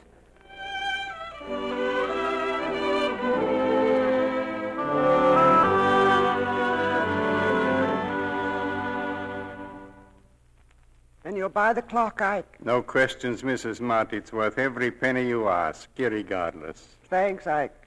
Mrs. Mott, maybe your son would like to clean the mechanism. He's got a real talent for such things. Ernie? Still the same old trouble? He won't stay home? Proud as the Queen's carriage he is, and independent. He's leaving for good today. Excuse me for mentioning it, but why don't I talk to him? You've got to help me, Ike. I'm ill. What your wife up and died of. Mrs. Mott. It might happen sooner than I think. Thinking out loud, it would be very fine if you had your son with you for the next few months. You need rest and special considerations. It's impossible with him walking around. He's coming, Ike. Better toddle on. Yes, Mrs. Mott. Oh, the clock. I'll send my Mr. Lesser for it this afternoon. Thanks, Ike. Elegant breakfast, Ma. Thanks. You leaving now, Ernie? No, Nipper and me, we're on our way. Here. What's that you're taking? Just a pill, son. Pill? For what? Just a yeast tablet. Don't think they do you any good, do you? As much as you do. There, see what I mean? See what I mean? Never a minute of peace between us, Ma. Reckon the stork brought you the wrong sort of son. I wouldn't be surprised. You'll never get me to stay in this shop. No, not if the sky fell. I'm not in the business of sweating pennies out of devils poorer than myself, Ma. Not if they drag me home with both of my legs cut off. Why, I'd crawl out in the street again, I would. Someday you'll know I'm your only friend. Well, less said the better. Maybe so. Goodbye, my love. Drop your postcard from the seaside.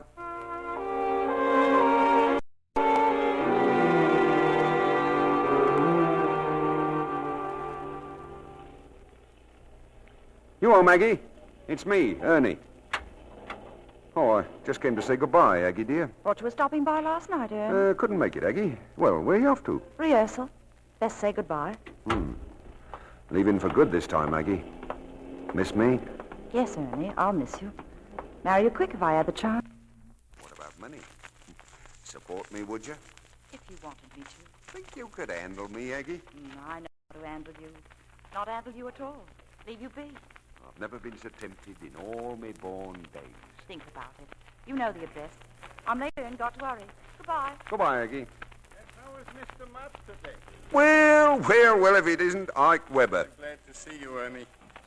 Ernie, I need about £2 worth of clocks repaired if you're not busy. Oh, I'm on my way to Liverpool, Ike.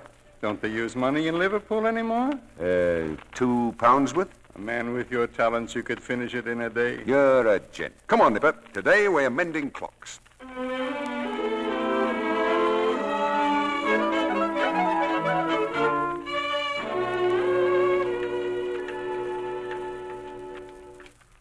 almost finished, Ike. Good, Ernie, good. Yes? Did you ever realize your mother was once upon a time maybe the most beautiful woman in the East End of London? What about it? Excuse me if I put a flea in your ear. She's a very sick woman, Ernie. You owe me £2, Ike. Pay it. Here. Here is your £2. Yeah. What is it that she's got? A pain for her no-good son? Your mother is not a superficial woman. When she gets ill, she gets ill. What is it? Cancer. I recommend you not to say a word to her. Thanks for the job, Ike. Goodbye. Everything with a kiss.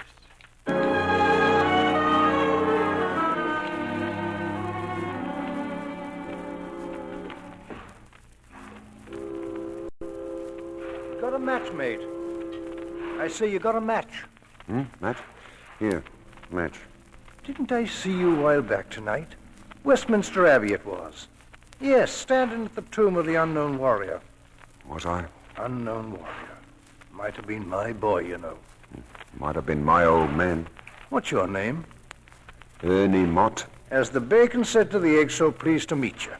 Henry Twite's my name. Ernest Verdun Mott, if you want it all. How did you come by a rare old title like that? My father rolled up there at Verdun in the war. Now I'm standing here on a bridge at the River Thames, wondering who's better off. Buzz, buzz, buzz. Buzz, buzz. A friend of mine put something in my ear, and I can't get it out. Buzz, buzz, buzz. Lummy, you got it bad. I know all about trouble, I do. Son of my bosom, that's what you are. Son of you nothing. I'm plain disgusted with a world I never made, and I don't want none of. There's the river, boy. Help yourself. Oh, don't like water neither, I see. I know a place where it's warm and dry. It's warm and dry in a shop on the road. Eh? What shop, boy? What road? Oh, none of your business. A shop full of tears, that's what it is. Buy and sell, sell and buy. A penny and another penny. Take it off kids and old ladies. Ha! What a stench. Verdun, lad, you're drunk, you are. I am that dead. Drunk and converted to the 5th commandment. And I'm going to my home. I'll walk with you, Verdun. A solid, sober light I'll be in this foggy hour of your inebriation. Do the you, I would. Sure, boy, sure. Watch the curbs now.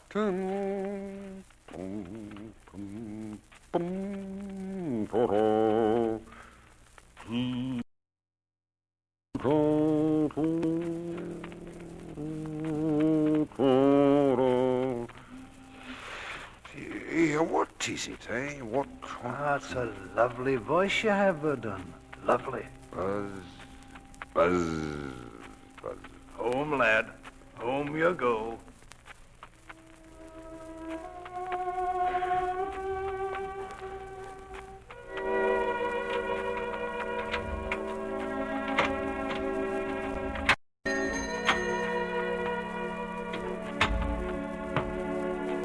Who's there? Who is it? Ernie? Oh, Ma. Ernie. I'm drunk. I've changed my mind. Home to stay, Ma. Less said, the better. Home to stay.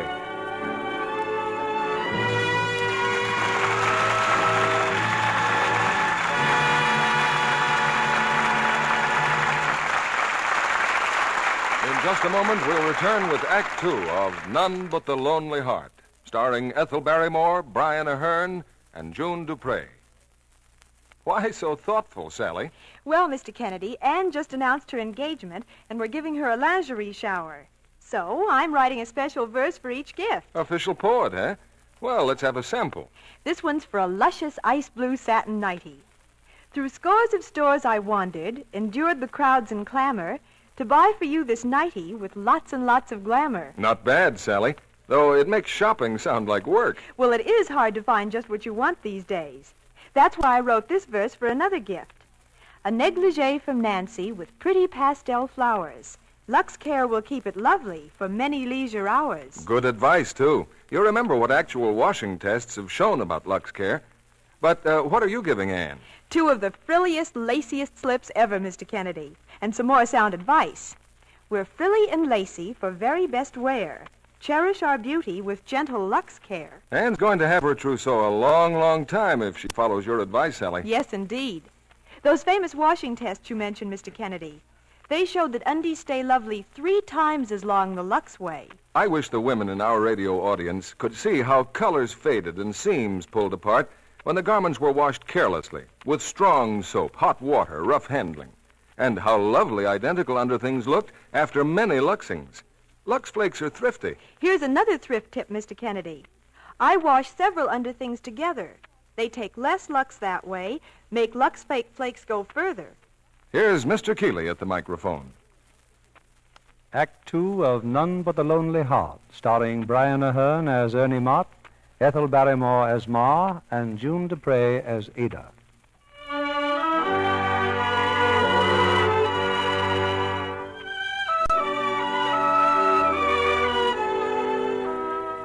A few weeks have gone by, and Ernie's mother, unaware that her son knows of her grave illness, finds a full measure of belated happiness in the change that has come over the disillusioned Ernie. Thoughtful and diligent, he works in her shop, hateful though it is to him. Now, at the supper table, he's resplendent in a new suit of clothes, a surprise gift from his grateful mother. I tell you, Ma, I never had duds like these in all my born days. Glad you like them, son. Oh, makes me give it the knees, this surprise of yours. You surprised me most, taking hold here the way you have. Expect you to do something for me tonight, Ma.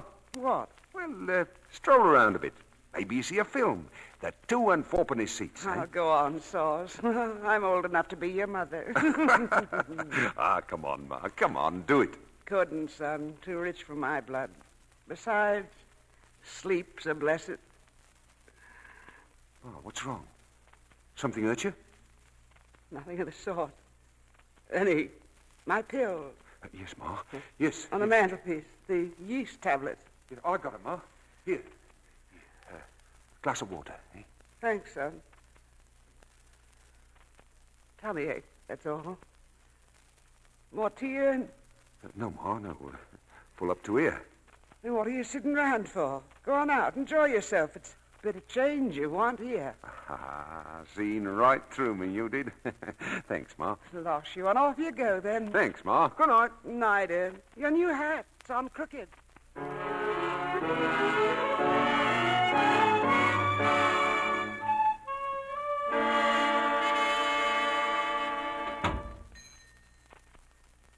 Mrs. Mott? You about, Mrs. Mott? What are you doing here, Ma Snowden? You alone? I'm alone. Like to do a bit of business, Mother Mott? Don't you Mother Mott me. I've told you a dozen times I'm not in business to sell stolen goods. Easy now, dearie Mrs. Mott. Used to be just £1 here and £1 there. It's all changed, dearie Mrs. Mott. Get out. £500. And what's the income of this shop compared to a sum like that, eh? £500. Shoplifting.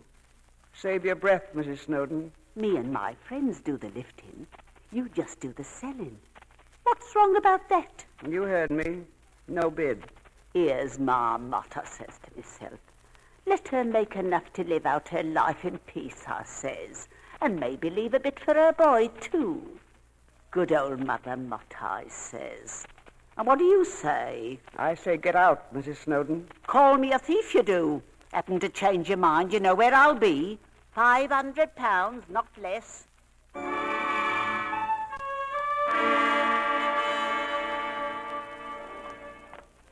Say that again, Ada, girl. I said, I'm sorry you've come back. I said, I'm sorry I ever saw you.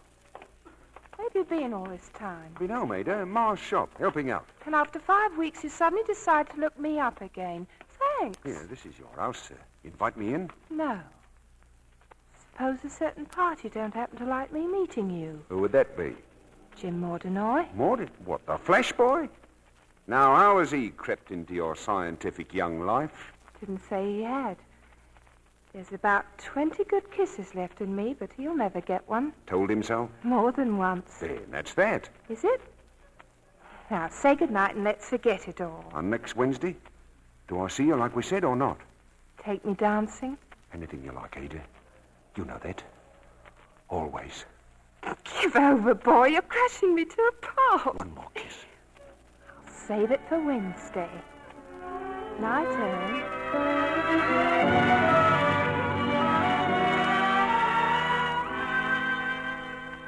This is a fine time of night to be calling Ernie Mott.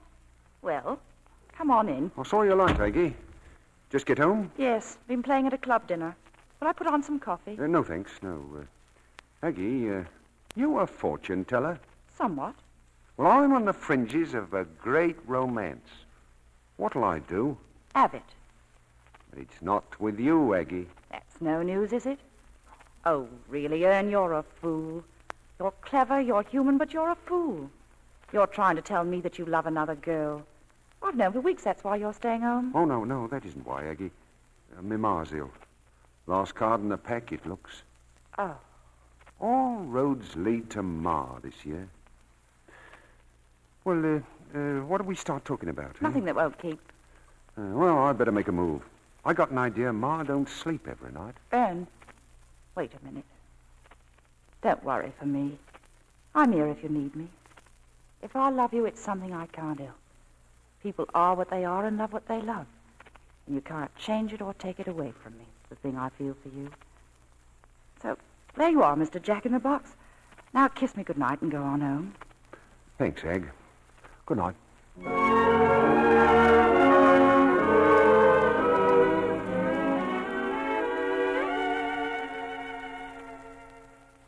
Well, Mrs. Mott, here is the inventory. Everything in your shop with the value. What's it all come to, Ike? A little more than 200 pounds. 200 pounds. That'd go through Ernie's generous hands in a year. Look at him working out there, Ike. Never know it was the same boy, would you? In his heart, Ernie has always been good, Mrs. Mott, irregardless. There's such a thing as prayers being answered, you know. Thanks, Ike. Always been a real friend, you have. Any time, Mrs. Mott. A pleasure, irregardless.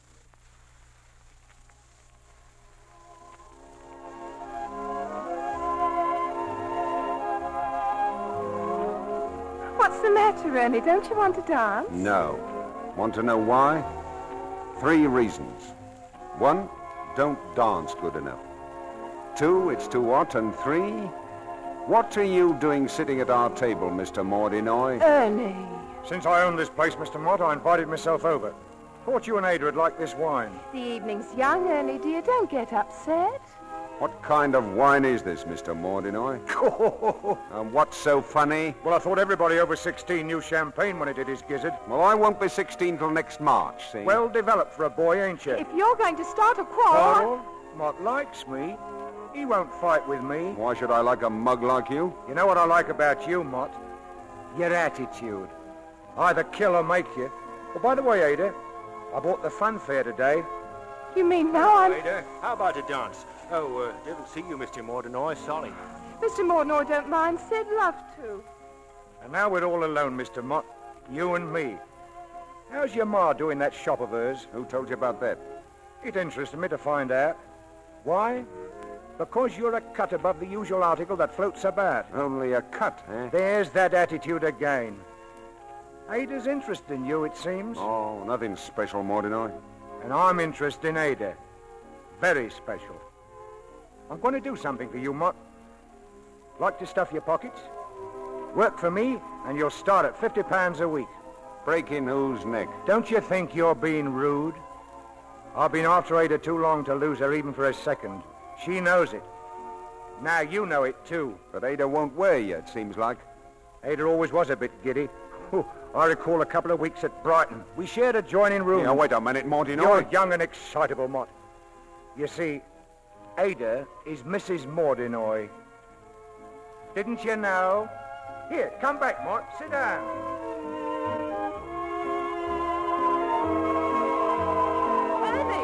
Ernie, wait. Mrs. Mordinoy. Used to be my name. Yes, Ernie. Would have told me it was all in the family. But it isn't my name now. Be 2 years next month. We're divorced. Sorry, it won't wash, Ada Ducks. What won't wash? Less said, the better. Quick's the word then, Mr. Mott. There's the door. Let you in and they let you out. Thanks, Ada. Good night.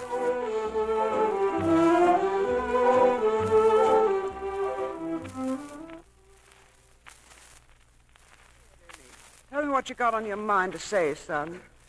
Is it that you're leaving London again? Oh, no, Ma, love. I ain't leaving you. Here you're all in a fret, and me thinking things have been going so extra fine. What is it you want, son? What's wrong?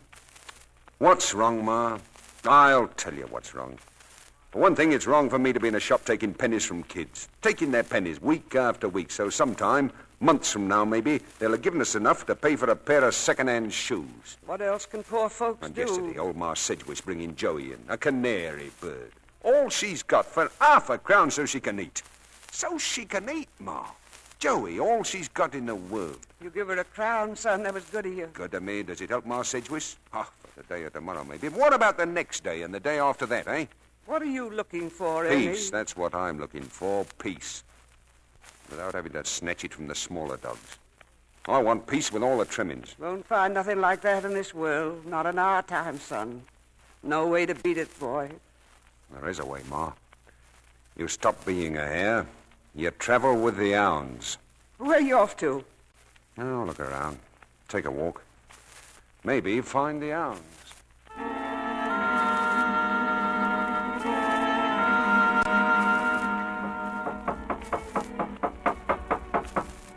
Who is it? Who's there? It's me, Mrs. Snowden. Mrs. Mott. Mrs. Mott, is it? Changed your mind, milady? £500, you said? £500 profit? Not less than 5, dearie Mother Mott. Come in and I'll tell you about it. Come in.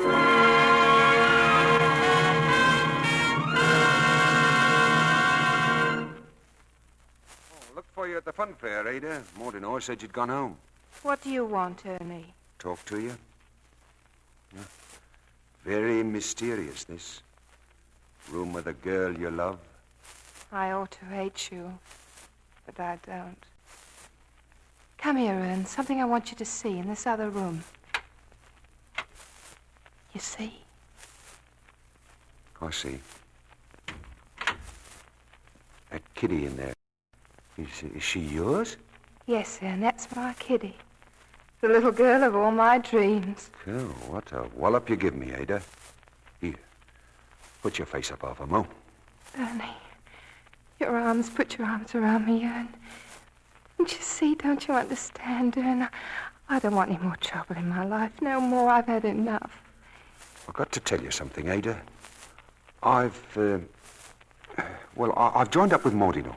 I want to make some money. Don't know how to make it quicker. Ernie, really? I'm sorry I ever see you. You joined Mordinoy and you're as good as behind bars right now. He's a thief. You'll see that you do time, Jim will. I'm sorry I ever see you. Aye, what a girl. Don't she ever get tired of saying goodbye? No, you don't. Don't touch me, Ern, ever again. I do a job or two for him. What can I lose? Me? Do you hear that? Me? Don't you see that I love you, Ernie, but it's me or him. And if it's me, we got to go away. Why go away? Mordinoy, that's why. I've never seen him so jealous before. He'll do something to us. Dear, you talk so wild. It's yes or no, Ernie. What worries you, my kitty? I could leave her with my aunt. No, it's not your kitty, Ada. I'm fair crazy about kids. It's my ma. She's very ill, Ada. Couldn't ever leave her now. That's the end, then, Ernie. No. Give me time to use my brain and look about. What's the use of Ada, that? look, it's my birthday tomorrow. Just give me a bit of time for a gift, eh? All right, Ern. A bit of time. Just time to think. And don't be afraid, Ada. Don't be afraid.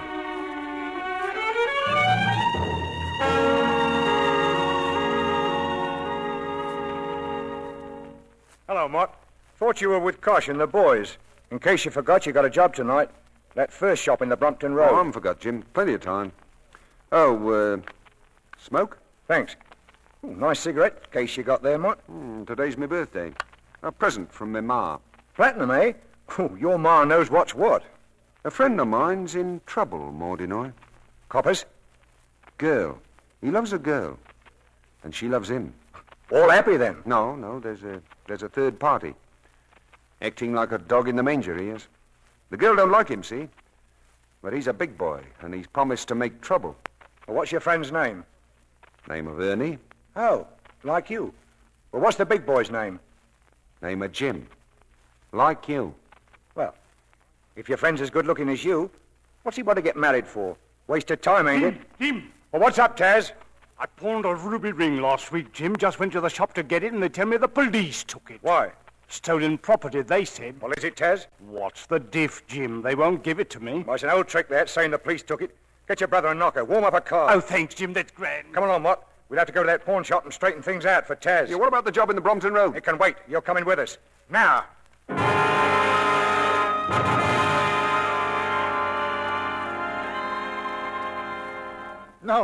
No, you must believe me. I give you my solemn oath. The police took the ring. Now, maybe you'll tell us what it is, Mr. Isaac Weber. My Mr. Lesser told you the truth. The ring was stolen property. You're a dirty, conniving, ignorant crook. And just to teach you a lesson, we're helping ourselves. Nip her with the counter, Taz. Anything you like, take it. Right, Jim. Go with him, Mott.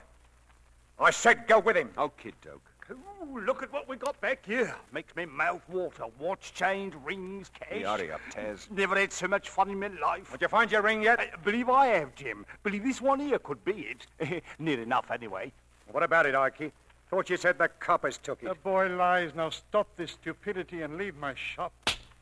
He's still standing, Kosh. What'll we do with him? Show you, Jim. Watch this, Mott. My brother Kosh will learn you. You take a cigarette, Mott. You shove in the bloke's face, you see? Like, hey! What's the big idea, Mott, jolting me? Who's next? You want it next, Taz? Who's next? Get up, Kosh. We're leaving. As for you, Mr. Weber, open your mouth about this, and I'll fix you and your Mr. Lesser good. See? You're not driving back with us, Mott? I'll walk back. Sort of, turned your stomach, did it? Well, think of how you'd feel if we called on someone like your girlfriend. Let's go, Taz.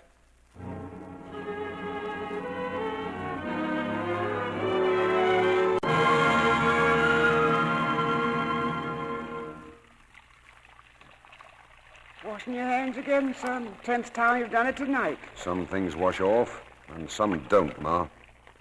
Going for a stroll? No, Mike, why? We should post this card for me to Ike Weber. Ike? Don't forget now. I wanted to price a lovely antique piece for me. No, I shan't forget, Ma. Here. Don't know who that could be, do you? Customer, probably. Sit still, Ma. I'll go. That you, Verdun boy? Dad, surprise, surprise. Come here, Ma. I want you to meet a friend of mine, Henry Twite, Esquire. Yeah, where you been hiding, Dad? Been weeks. Peddling fruit I am, Verdun. All doing a rare old trade. Matter of fact, just sold some in a pub near the fun fair.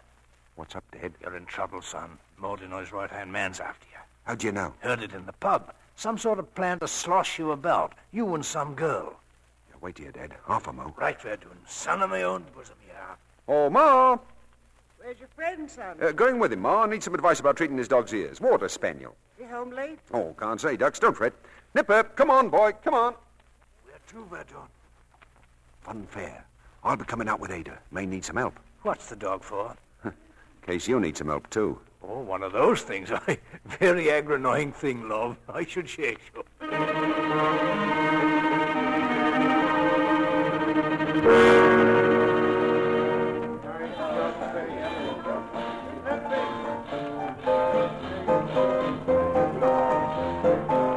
Piano's still out of tune.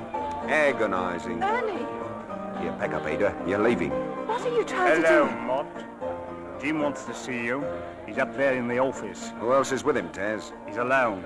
Wants to see Miss Brentland, too, now. Then I guess we'd better oblige. Come on, Ada. Can't keep Mr. Mordinoy waiting. Just thought you'd like to hear what I got to say, too, Ada. It's short and it's sweet. Mr. Mott, the holiday is over for both of you. I don't want you two meeting again, see? That's the way, Jim. Appeal to me. I'm a reasonable man. You understand me, don't you? Stop seeing Ada, or you'll wake up at the bottom of the river. If it's love you're looking for, go to the films. Personally, I don't believe in it. What do you believe in, Jim? Nothing. Simple, ain't it? Nothing in the whole wide world. Now, if you'll excuse me, I'm going to the nightclub. You see, Mott, I'm a machine. I ain't human. You can't beat a machine. First thing in the morning, Ada, we're taking out a marriage license. Are we? Wonder what the weatherman promises for tomorrow. Likely rain, followed by suicide in bed.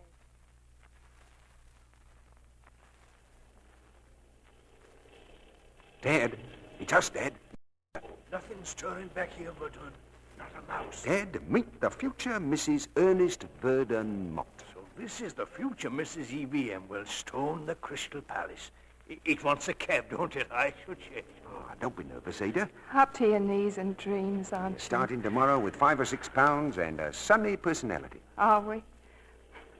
Supposing I went off with Jim. What a thing to say. Suppose I went off to the North Pole, eh? I don't know what I'm saying anymore, Ernie. Why don't we go away somewhere, just the two of us, please? Couldn't do it, Ada. Here, take Nipper and get in the cab. Nothing will harm you while the dog's with you. Dad, you go with her, too. Where are you off to? Something to be said to Mordinoy, what couldn't be said in front of ladies. Every time you kiss me, Ada, it gets deeper. Does it? I'll see you in the morning.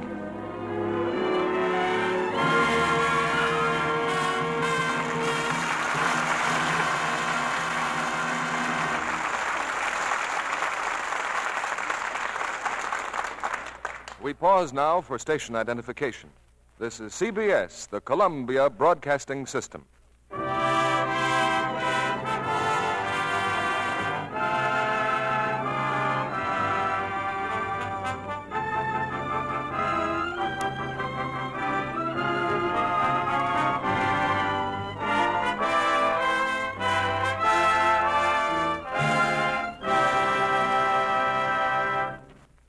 In a moment, we'll bring you the third act of None But the Lonely Heart, starring Ethel Barrymore, Brian Ahern, and June Dupre. You may say that our guest tonight lassoed a contract with RKO because it was Myrna Dell's work in westerns that attracted the studio's attention. Well, I want to do really dramatic parts from now on, Mr. Keeley. Well, from the roles I've seen you in so far, you're doing a fine job. In my spare time on the RKO lot, I watch Claudette Colbert making Without Reservations. She's wonderful. A superb actress, and she'll add new laurels to her reputation in that Lasky-Leroy production. Miss Colbert always looks so glamorous, too. If I could have 2 careers, I'd like to write a newspaper column about the stars. What would you tell your readers? Oh, gossip and Hollywood fashions. And I'd emphasize how beautifully groomed stars always are. You know, that out-of-the-bandbox look. The Lux look? That's what I mean, Mr. Kennedy. Lux Flakes are a standby in Hollywood studios, Myrna, for that very reason. Yes, I learned that from the wardrobe people at RKO. You know, in Claudette Colbert's new picture, Without Reservations, she makes a train trip across the continent with 2 Marines. There are all sorts of funny complications, but she looks fresh as a daisy all the time. Thanks to Lux Flakes, I'm sure. That's right, Mr. Kennedy. Hollywood studios know Lux Care keeps colors and fabrics new-looking longer. In fact, that's been proved by scientific tests. Science interests me, Mr. Kennedy. It was one of my favorite subjects at school, along with baseball and football. Well, these tests were absolutely scientific, Myrna, made by a famous laboratory, and they included hundreds of different fabrics, both plain colors and prints. Lux Care actually kept them lovely looking up to 3 times as long. You should see the way strong soap and hot water and rough handling faded the same colors. No wonder RKO uses Lux. It's real insurance for the thousands of dollars they have invested in costumes. The same kind of insurance every girl can give her washable wardrobe. Thank you for coming tonight, Myrna. Back now to Mr. William Keeley. After our final curtain, you're invited to join us for a brief chat with tonight's stars. Here's Act 3 of None But the Lonely Heart, starring Brian Ahern as Ernie Mott, Ethel Barrymore as Ma, and June Dupre as Ada.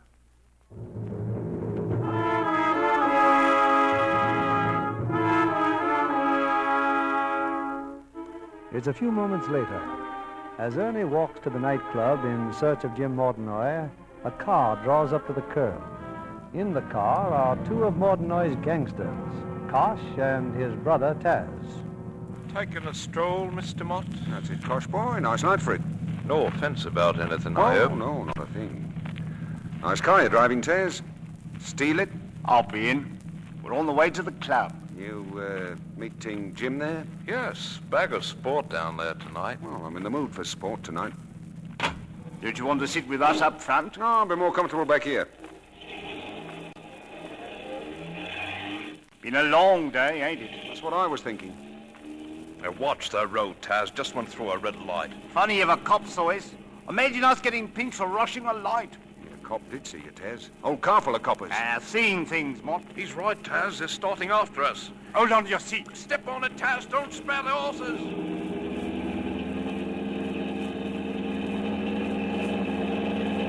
How are we doing, Kosh? Can't tell for all this traffic. Just keep your eyes on that road. You're losing ground, Taz. Can't get any more out of this. My foot's flat on the floor now. This is a police car. This is a police car. Keep going, Taz. We still can lose him. I'll stop wearing granny's hat if I can't.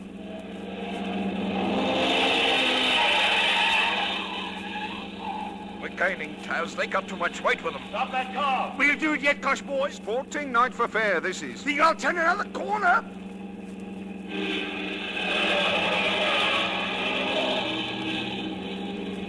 You've done them again, Taz. Proper stone cold you Nice have. driving, nice driving. Early snow, them coppers. Always fall off on the stretch. Every time they stop... Taz, watch it! That lorry is heading right up in front of us! I can't...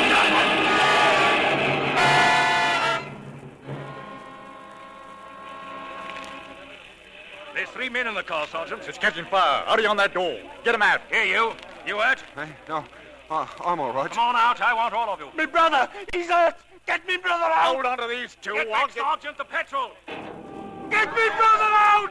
He's in there. He burned to Hold on to him, Constable. The wheel. Get me brother out. We can't get near that. Me brother. Sorry. Somebody had to do that. Take the Dogan to headquarters, Constable. Yes, sir.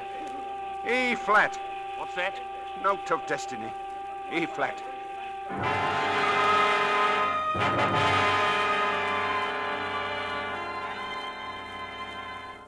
Shall I put the prisoners in a cell, sir? Wait a minute.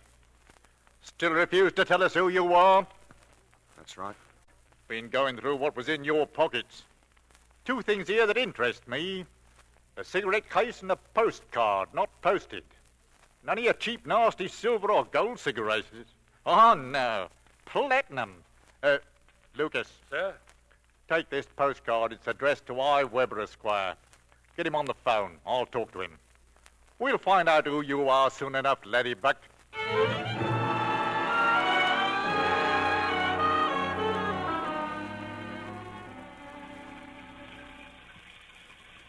You can't stand here in front of the police station, Mr. Mott. Go on home now.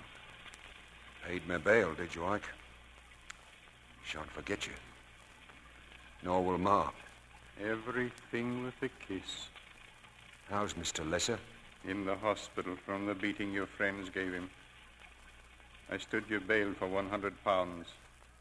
You'll have to be at Bow Street Court day after tomorrow, 9:15. Thanks, Ike. Listen, Mr. Mott, you're frying yourself in your own fat. You realize that? Here. You need a few quid for incidentals. Oh, one's enough, Ike. Thanks. And no matter what anyone says, your mother is a wonderful woman. Coming down the street now, Aggie. It's Ern, all right. Plowing through the rain. Wait here, Mr. Twite. I'll get him. Ernie. Come in, Ernie. Come in. Oh, Aggie. What's up? A couple of friends of yours are here. Name of Nipper, name of Twite. What's that? Nipper? Dad, Twite? Where have you been all night? Why? Is Ma worried about me? Been in a right stew about you, all of us. Oh, didn't know you knew Aggie, Dad. Didn't. Brought your dog back to the shop, though. Nobody home. Aggie said stop by. Where's Ma? Gone out for a bit, Ern.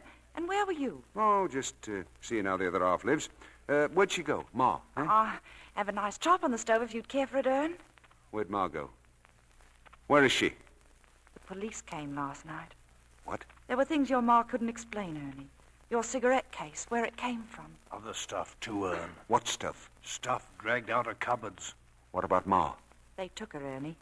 There was a Mrs. Snowden, and I think some others. Poor girls. Biggest shoplifting gang this side of the river, Copper said. They got her inside, you mean? Pinched? Come on, Verdun, lad. Come on. We'll go down there now.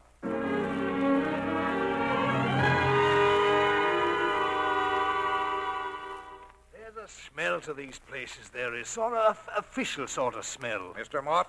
Yes? This way. Be here when you get back, Verdun, boy. Yeah, but this isn't... what's down here? Why, the old girl's in the hospital here. Didn't you know that? In that door. The nurse will tell you everything, I expect. Your mother's in here, Mr. Mott. Go in.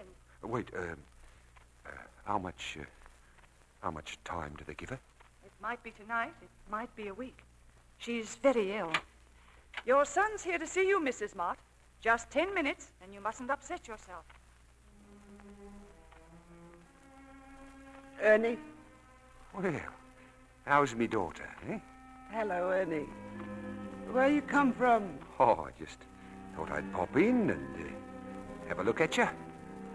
Raining out? Oh, wet as water, Ma. See Ike this morning? Yes. What I can't understand, Ma, what are you in bed for?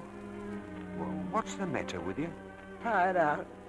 Machinery run down, son. If you get into any trouble, then see Ike. Been a good friend to me. Well, don't be in here long, Ma. I'm going to get married one of these days. Don't forget. That's right. Find a nice girl to take care of you. Good girl. Yes, Ma. Something steady, not cheap. Head on her shoulders. Love me, son. Disgraced you, I did. Disgraced Oh, Ma, no, Ma. Oh, disgraced you. Disgrace me, Ma. Ma, this is your son, Ernie. Ernie Mott. Oh, I can't have this, you know. You've got her all upset. You'll have to leave now, Mr. Mott. I'll be back tomorrow, Ma. Now, be quiet. Get a good night's sleep.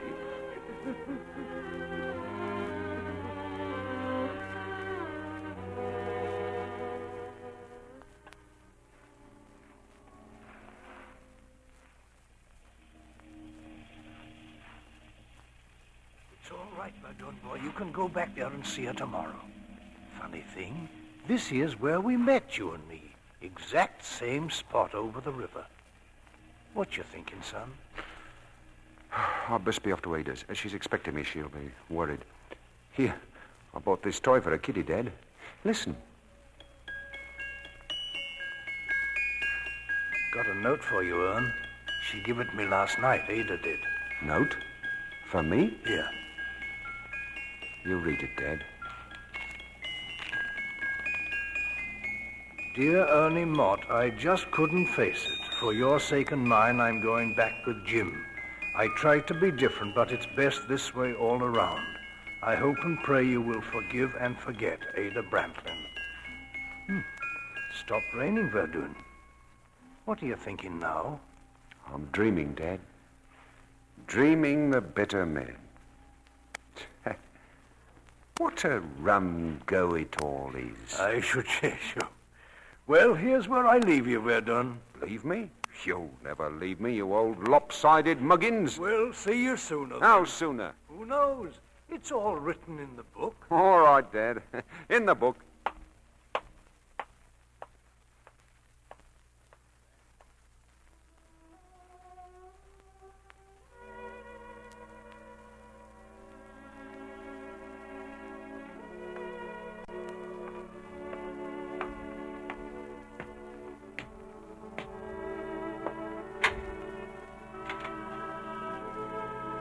Hello, Aggie. It's me.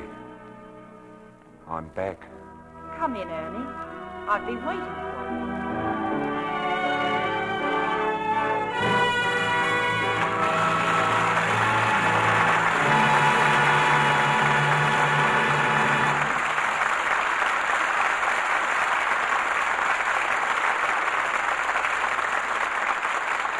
Our stars will return for their curtain calls in a moment. Now, Mr. Smith likes to do his reading in bed, and when he does, he likes to be comfortable. But one night he tries to get the blanket tucked in, and... Hey, what size blanket is this? It won't cover my toes. Just pull it down, dear. Well, then it doesn't even come to my chest. I bet you gave me the babies. No, darling, I didn't. But you see what happens when I try to wash a blanket. Now, look, honey, that can't happen to every blanket in this country. Somebody must know how to wash them. Yes, Mr. Smith, thousands of housewives do know how. They wash blankets the Lux way, by hand or in a washer. Here's what is important. Extra rich, lukewarm suds made with Lux flakes and enough water to float the blanket easily. Gentle squeezing or a short 3-minute run in the washer, then thorough rinsing in water the same temperature as the suds. No warmer, no colder. Now, hang the blanket out of doors over 2 or 3 parallel lines. That's to divide the weight so the corners won't sag or whip around the line. If Mrs. Smith would do that, she might hear this. Hey, how come you're spending my hard-earned cash on new blankets? Oh, silly. They're not new. I just luxed them. Well, say, they sure look swell. Lux blankets do stay soft, fluffy, true size longer. So before you put your blankets away for the summer, Lux them on a mild, breezy day. They'll be soft and sweet-smelling when you want them again. If you can't get Lux Flakes the first time you ask, try again soon. Lux is so safe for blankets, it's worth waiting for. Here's Mr. Keeley with our stars. Once again, our spotlight turns on Ethel Barrymore, Brian Ahern, and June Dupre, who reappear for their curtain call. And Miss Barrymore, along with all our thanks, I'd like to tell you how much personal pleasure it's given me to work with you again. Thank you, Mr. Keeley. It's been a long time since we were on the stage together. And what were you two appearing in? Well, it was back on Broadway. I was playing Paris to Miss Barrymore's Juliet, and a very charming Juliet she was. Thank you, Mr. Keeley. Incidentally, June, I hear you're returning to the stage next season. That's right, Mr. Keeley. I'm leaving this summer for the American Repertory Theater in New York. Mr. Keeley, I understand this is an anniversary for you. Isn't it true that Lux came to Hollywood just 10 years ago? Yes, when the Hollywood Bowl was just a saucer and Vine Street a mere seedling. And I suppose the Los Angeles River was nothing but a trickle. That's right, June. It hasn't changed. Well, the Lux Radio Theater certainly built the place up, didn't it? Well, of course, there have been other factors, motion pictures, for instance. I wouldn't want Brian to feel that we were slighting his latest RKO production, What Nancy Wanted. Well, what did Nancy want, Brian? You'll have to buy a ticket to find that out, June. But I'm sure one thing she'd want would be to see Miss Barrymore's new RKO picture, The Spiral Staircase. She also might want to know what's being given here on Lux next Monday night. How about it, Mr. Keeley? Next Monday night, we're bringing our audience Paramount's deeply moving drama, And Now Tomorrow. And our stars, Olivia de Havilland and John Lund. Here is a gripping story of two fascinating people, a proud and wealthy girl who fights to overcome a stunning handicap, and a man from the wrong side of the railroad tracks who fights to overcome the barriers between them. Sounds right up to standard, Mr. Keeley. Good night. Good night, and all our thanks.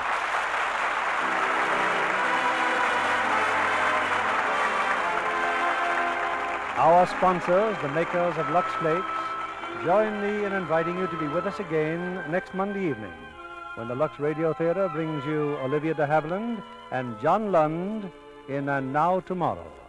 This is William Keeley saying good night to you from Hollywood.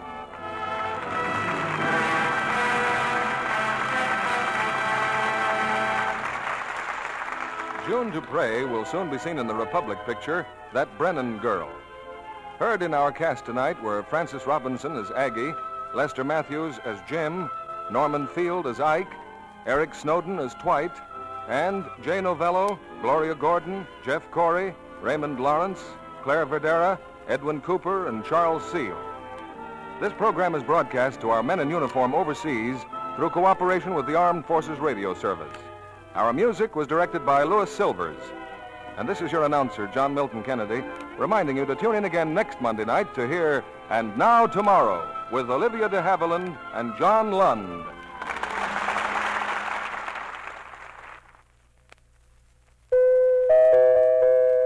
The Spry Treat of the Week.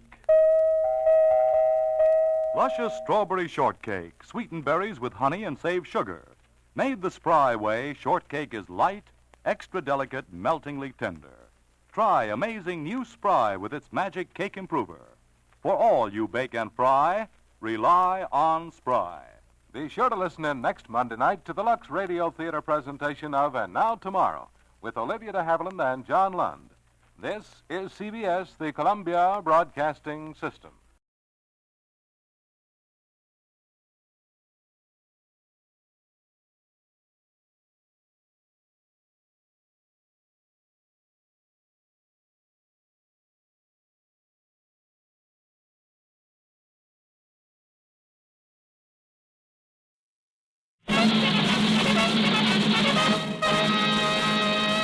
From Hollywood, California, the Lux Radio Theater presents Ginger Rogers, Don Amici, and Charles Winninger in A Free Soul.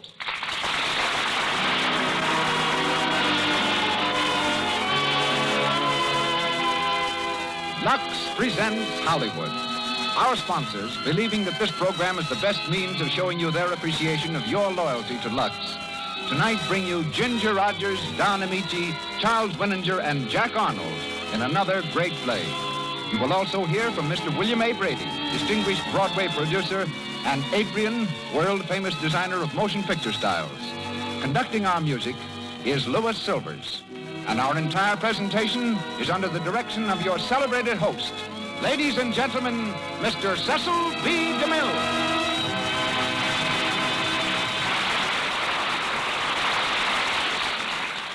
Greetings from Hollywood, ladies and gentlemen. Missourians are noted for caution and thoroughness, and Ginger Rogers was born in a Missouri town called Independence. It may be the combination that enables her to do what other girls find impossible. She scored first on the screen as a comedienne, then as the most enchanting of all screen dancers, and her recent performance in Stage Door marks her as one of the most accomplished and delightful actresses in Hollywood. A small girl with golden hair and green eyes, Ginger likes ice cream sodas and has installed a complete soda fountain in her new Beverly Hills home. She also likes roller skating, knitting, and saving old wrapping paper. I think I can safely say that it was the Lux Radio Theater that gave Ginger one of her first important opportunities at drama, when a year ago we presented her in The Curtain Rises. She's currently starred for RKO in Having Wonderful Time, and tonight enacts the role of Jan in Willard Mack's melodrama, A Free Soul. Tonight also brings to fulfillment what has long been an ambition of ours, to see Don Amici before our microphone. A radio favorite for several years, he's outstanding in an ever-increasing group of Hollywood stars who are coming to the screen by way of the air. We hear Don as Ace Wilfong, and we're especially happy to present as Stephen Ash, that superb character actor, as famous on the air as he is on the stage and in films, Charles Winninger. Jack Arnold is heard as Dwight Sutro. With this thumbnail introduction to our stars, let's raise the curtain and get to the play. The Lux Radio Theater presents A Free Soul, starring Ginger Rogers, Don Amici, and Charles Winninger.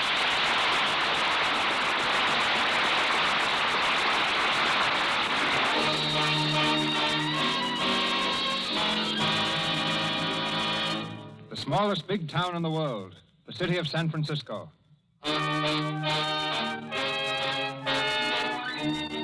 It's late afternoon, and Market Street in the business section is jammed with a tangled mass of traffic, jockeying for position, tooting impatiently at the delay. Suddenly, a long blue roadster sweeps from a side street, skids recklessly beneath the nose of an oncoming truck, and rounds the corner on two screeching tires.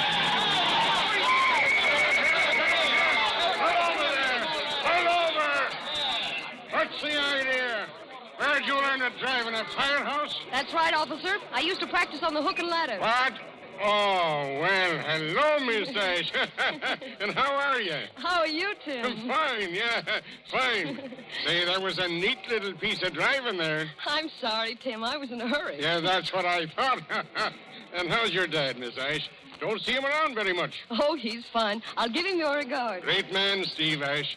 Ought to be district attorney by rights. Put some of these crooks behind the bars. He does better keeping him on this side. Oh, what time is it, Tim? It's, 5:45. Oh, I've got to run. Family tea at my aunt's. See you around, Tim. Okay, take it easy now. Think I can make Nob Hill in 3 minutes? If you do, you'll land in the lockup. Look me up in cell number 6.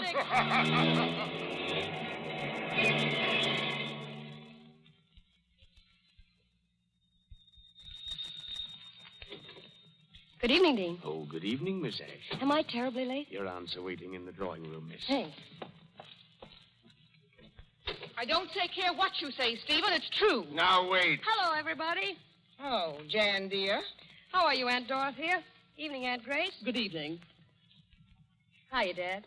Hello, Jan. Sit down. Just talking about you. Stephen, please. Well, we were, weren't we? Oh, sounds like I was on the pan. Where's Dean? Dean! Yes, Mr. Ash? Fill this glass up, will you? It's been empty for 10 minutes. Yes.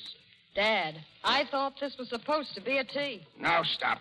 Stop picking on me. It's sundown, isn't it? Stephen, can't you even come to a family conference without requiring stimulants? My dear sister, what occasion could arise where a man's desire for stimulants would be greater than at a family conference? Go on, Dorothy. What was it you were going to say about Jan? Well, since it is about Jan, do you think she should be present to hear herself discussed? Well, I'll have to let Jan answer that. You want to stay, Jan? Of course I do. I wouldn't miss it for worlds. Have you no voice at all in the matter, Stephen? Why should I? Jan ought to know her own mind. She's known it ever since she was 5 years old. Exactly, and that's just what's brought us where we are today. Where are we today? Your Aunt Grace is referring to certain actions of yours, public actions, and the people you choose to be seen with in public places. Oh, so that's it. I knew this meeting was going to be called today. I knew it last Tuesday when Aunt Grace walked into the St. Auburn for luncheon and saw me there with Ace Wilfone. Ace Wilfone? A common gambler. Oh, wait a minute, wait. Is that what this is all about? Isn't it enough? Are we to stand by and see our family name dragged in the mud? What do you mean, dragged in the mud? Yeah, I'd like that question answered myself. What do you mean, the mud? What mud? The notorious dirty mud which clings to this man your daughter sees fit to be seen with. Oh, that's a laugh. Aunt Grace didn't think he looked so dirty until she found out who he was. Jan. After that, she made everybody's lunch cold for 3 tables around. Stephen, are you going to allow your daughter to insult me? Is she stating facts? I certainly am. Oh, one moment, please. I have one question, Stephen, that will settle a great deal in my mind. All right, Dorothy. Let's have it.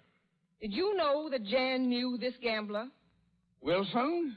Certainly. I introduced him to her. You introduced the man to her? Of course I did. Why not? Jan has met everyone in California who was worth meeting.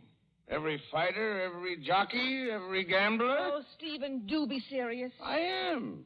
Since she was old enough to be my pal, she's known everyone I ever knew, and, well, why not? Oh, what does he care about anything? If he chooses to raise a daughter with the manners of a bomb. That's enough, Aunt Grace. I've heard enough.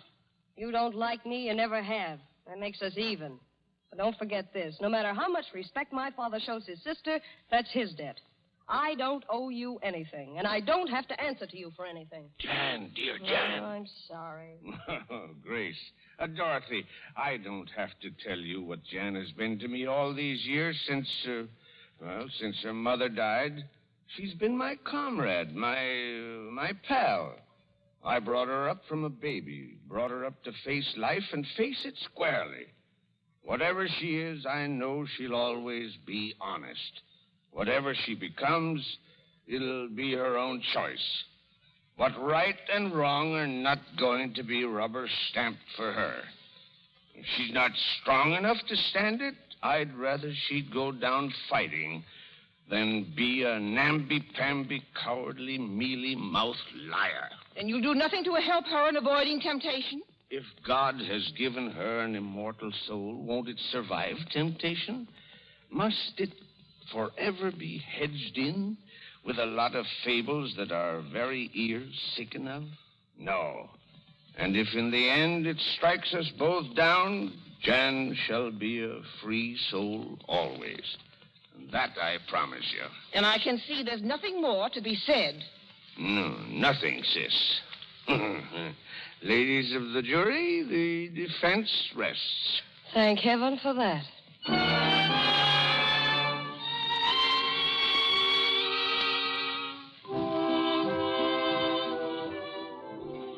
Grand music. Want to dance, Ace? No, not unless you do. What's the matter? Inferiority complex? No. Common sense, I guess. A lot of friends of yours here tonight. Oh, you're protecting my reputation again, aren't you? I wish you wouldn't, Ace. Why not? Can't do you any good being seen with me so much. Your friends must do plenty of talking. Do you think I care? You should. Maybe. It's a funny combination, you and me. I only hope it never gets you into a jam. Oh, Ace, you're as bad as my aunts and twice as old-fashioned. Oh, hello, Dwight. Good evening, Jan. Coming, Dwight? Oh, yes. Excuse me, please. Friend of yours? Dwight Sutcroft. Kind of frigid, wasn't he? That's what I'm talking about, Jan. I choose my own company, and just now you happen to be it. Thanks. Known him long? Mm-hmm. All my life. He proposed to me once. Oh. Seems to be all right. I thought so, too. But while I was thinking it over, his mother decided she didn't like me. And if he married me, she'd cut him off. That changed his mind. Mine, too. He must sleep bad with that on his conscience. Conscience? Having a chance to marry a girl like you and passing it up for a little jack. A lot of jack. Couldn't be enough to square the deal. Oh, Ace, you're marvelous. Oh, I've got to call Dad. Wait for me, will you? Sure. I'll only be a minute. Jan. Oh, Jan. Well, the frigid Mr. Sutro. How are you, Dwight? Jan, I want to speak to you. You didn't seem so anxious inside. I was until I saw whom you were with. Why are you doing it, Jan? What do you hope to gain by it? Oh, I don't know what you're talking about. If it's just to make me jealous or something. Jealous? Oh, do you think I'd go to the trouble of making you jealous? Then I suppose it doesn't mean a thing to you anymore that we're not the way we used to be? Mm-mm. Not a thing, Dwight. Well, it does to me. Really? Has your mother changed her mind again? Oh, that's not fair, John. I asked you to wait a little while until I won her over. And suppose you didn't win her over. I'd lose again, wouldn't I? No, Dwight. The man I marry has got to want me more than anything else in the world. Just me, and nothing else must count. I do want you, Jan. Oh, no, you don't. I do. Give me a chance to prove to you how much I do. No, Dwight. It's cold. You know what I mean. You don't interest me anymore. Maybe someday I'll think you're swell, and if I do, I'll call you up. Unless you should happen to meet that ideal man of yours in the meantime. Of course. Maybe you've met him already. Perhaps. Ace Wilfong, I suppose. You might be right about that, too. Good night, Dwight.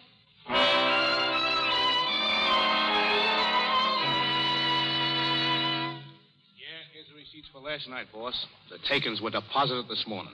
Okay. Hey, the house is doing swell, Ace. Over $4,000 at roulette alone.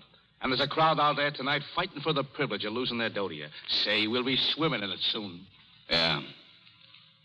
Say, look, Abe, you've known me for a long time. You saw me start this thing, you watched it grow. Yep, that's right. Am I a smart guy, Abe? Or is it just luck? I don't know. Both, I guess. Well, what I mean is, suppose I'd gone into some other racket, something on the up and up. Would it come along like this has? Or would I be walking around with holes in my pants? Hey, you ain't thinking of getting out, are you? You can't do that, Ace. I'm thinking of a lot of things. Yeah. We've been watching that here lately. We? Who's we? The boys and me. She's got you running around in circles, ain't she? Shut up, Abe. Now, listen, boss, it's for your own good. These society Shut guys, up, they don't I tell you.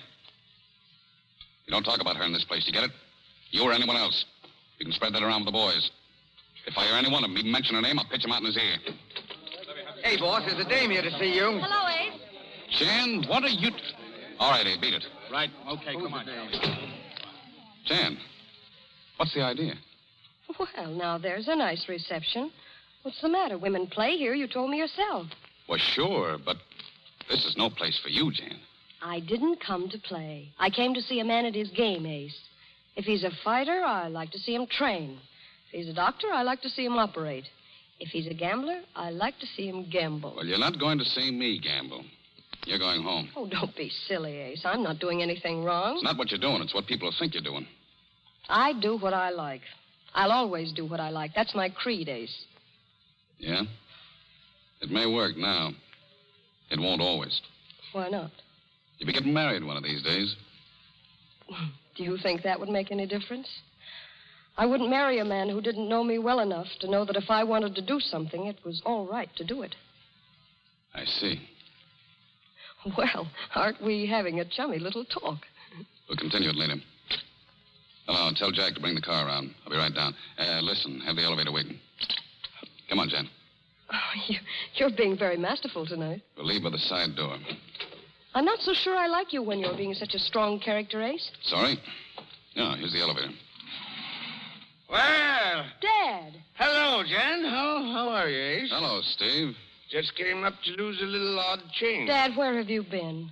My dear daughter, I had hoped that was not too obvious. I've been wooing Bacchus. I suppose you know the office has been trying to reach you all day.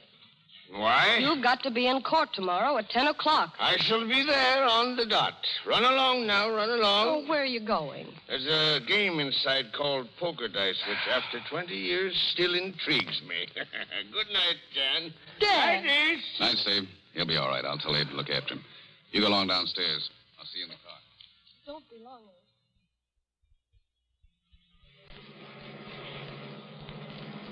It's such a rotten shame, Ace. He's so brilliant on one side, and on the other, he's so overbalanced. He always knows just what other people need, and he does it for them. But for himself, he can't do anything. Oh, God, it's terrible. Oh, Jan, dear. I watched him ever since I was a little kid. Playing with liquor year after year. It's been working on him. And he doesn't know. He can't see what it's doing to him. Jan, please don't. I wish I could help you. I want to, Jan. You can't. No one can. Will you let me try? Somehow? You would, maybe, if you knew how much I love you, Jan. Oh, why did you wait so long to say that? Oh, I've wanted to for weeks. And I've wanted to hear it for months. Jan, you're so far above me, it scares me to think of it. Then don't think of it. Oh, you're wonderful, Jan. Will you always say that? Oh, always. I'll take a chance on anything, but when I place a bet on you, that's a sure thing. Jan, will you marry me? Of course I will. I mean, soon. How soon? A week or so? A week? And leave Dad? Oh, he needs me, Ace, now more than ever. He'll always need you. But that's all right. We can all stick together. Live together? Why not? Oh, darling.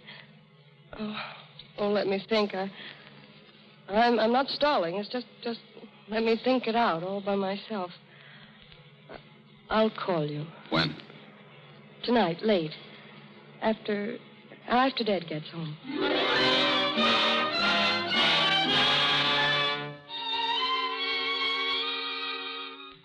And then the gods smiled.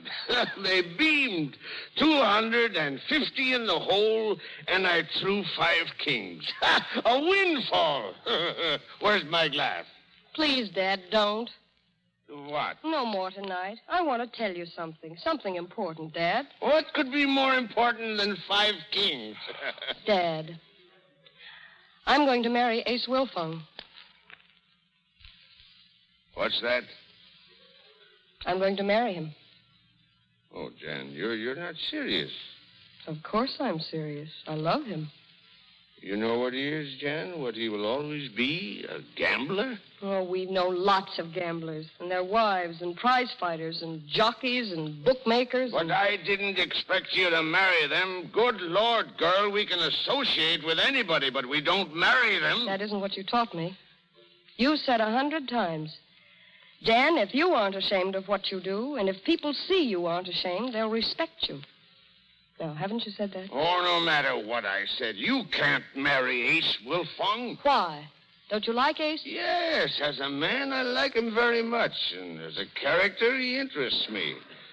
But as a husband for my daughter, how can you expect me to like him? He's square. He's clean.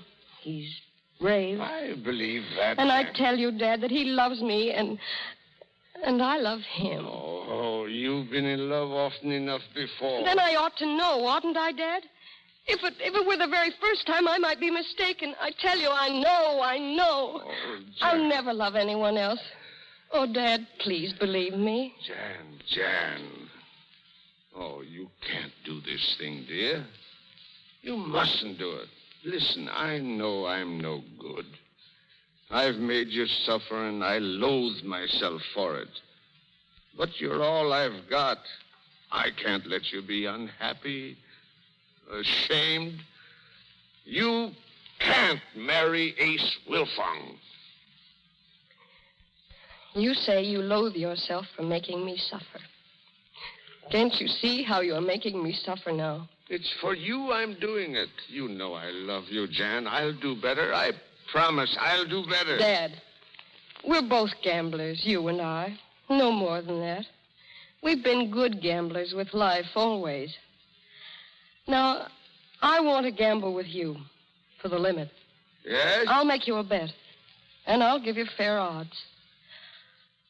I promise you I won't marry Ace Wilfong.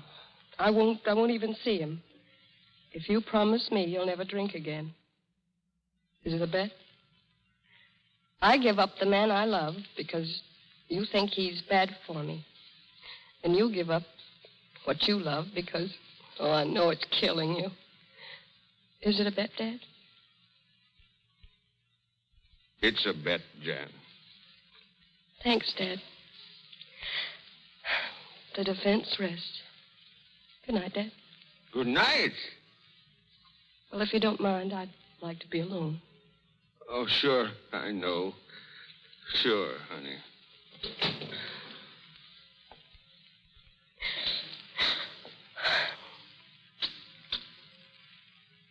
Hello. Give me Maine 0642.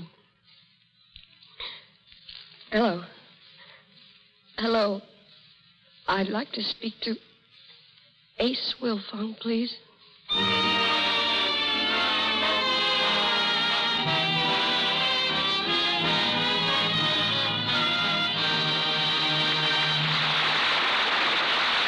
will bring you Act 2 of A Free Soul in just a moment. In the meantime, we switch our scene to Hollywood, to a shop on Sunset Boulevard out near the city limits of Beverly Hills. Inside the shop, a young lady, very much talked of in Hollywood today, is looking over some clothes. A salesgirl is helping her. Oh, I think it's so wonderful you're getting that part. I read about you this morning. Why, you're famous. Thank you. It is wonderful. But really, all I have time to think about is getting ready to go on location. I have practically no warm clothes. What about sweaters? Let me show you some of our new cashmeres. They're really lovely. Oh, I adore that one. It's so marvelously soft and light. And it fits so nicely, too. Yes, but it would only stay just as nice. Oh, but it will if it's washed right. Here are the directions right on the tag. Use cool water and Lux Flakes. Would you wash a sweater like that? Oh, yes. Washing is good for wool, provided you use Lux. Sweaters shouldn't be rough with a cake soap. They may shrink right up and get stiff and harsh. I know. Marie uses Lux for my lingerie and stockings. Well, if she'll just stick to Lux for sweaters, too, she'll keep the colors nice and the fit perfect. You see, there's no rubbing with Lux Flakes. And it hasn't any harmful alkali in it either, the way some soaps have. Anything safe in plain water is safe in Lux Flakes, you know. All right, I'll take it. And just so I don't forget, I'll stick a memo in my purse. Marie, take along plenty of big boxes of Lux. Now let's look at coats. We return now to Mr. DeMille and our play. We resume A Free Soul, starring Ginger Rogers, Charles Winninger, and Don Amici.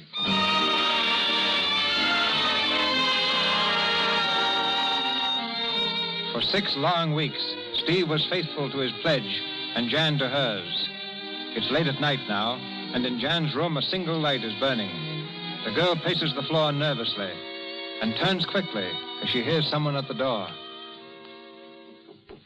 Who is it? Dad. Oh, Dad, I've been worried about you. Where have you been? Jan. Oh, Dad. Oh, Dad. Oh, I'm sorry, Oh, Jan. you've broken your pledge. You promised. I know that, but that's why I came up here. You know what you said. You know what I said. You know what we agreed, Dad. I know. I'm going to marry him. You've broken your part of the bargain. You can't stop me now. I'm licked, Jan. It's licked me, but I tried. Oh, I tried. Dad, you could have gone upstairs. I never would have known. Sure, but that wouldn't be playing the game fair, would it? Oh, Dad.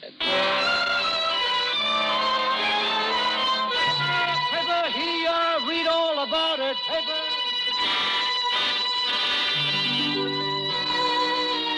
Darling, on the front page, too. Jan asked to wed Ace Wilfong. Looks like we were right, honey. It's the combination.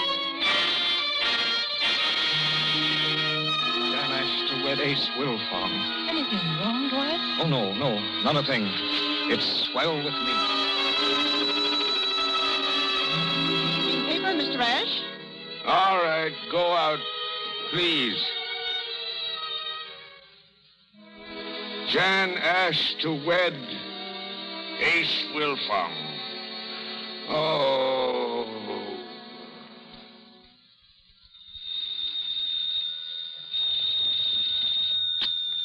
Hello? Oh, hello, darling. Where are you? Oh, were you coming home to dinner? Oh, Ace, why not? Well, I know it's business, darling, but it's ages since I've seen you. Well, not since last night, Ace. Oh, please. Well, but I've invited some people over. Oh, I see. All right, Ace. Oh, I know you're sorry. All right. I'll be up when you get home. Clara. Yes, ma'am. Mr. Wilfong won't be home to dinner. Call up everyone. Say I'm sick or something. Yes, ma'am. Oh, Mr. Sutro called again. Do I? What did he say? He asked if you'd have tea with him this afternoon. I told him you were busy. Oh. Oh, well, call him back. Tell him I'm not as busy as I thought.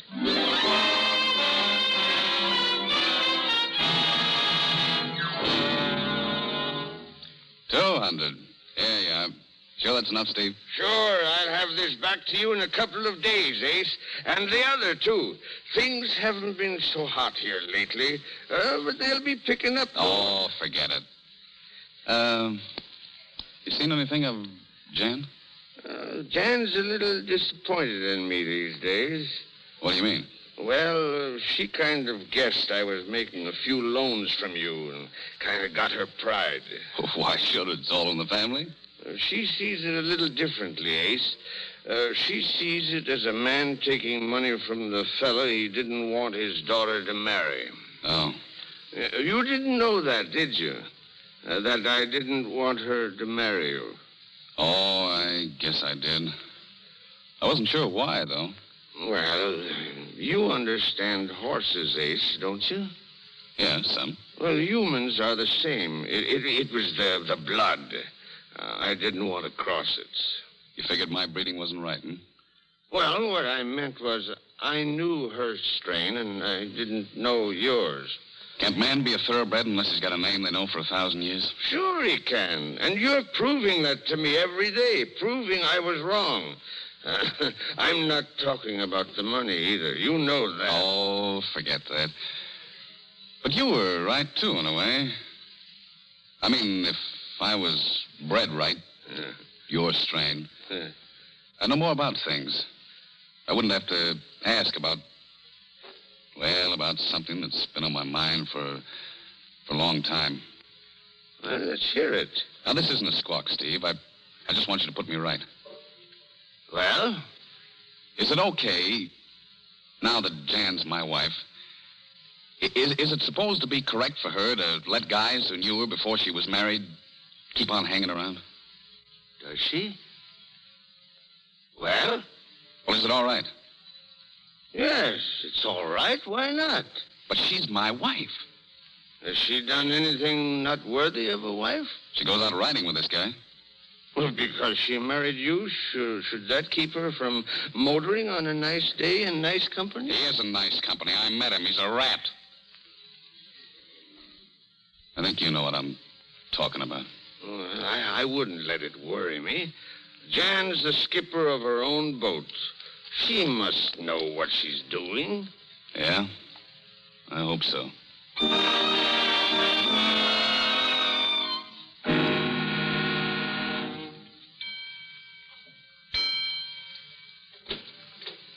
That you, Jan? Darling, I didn't know you were here. You're home early tonight. Oh, that's more than I can say for you.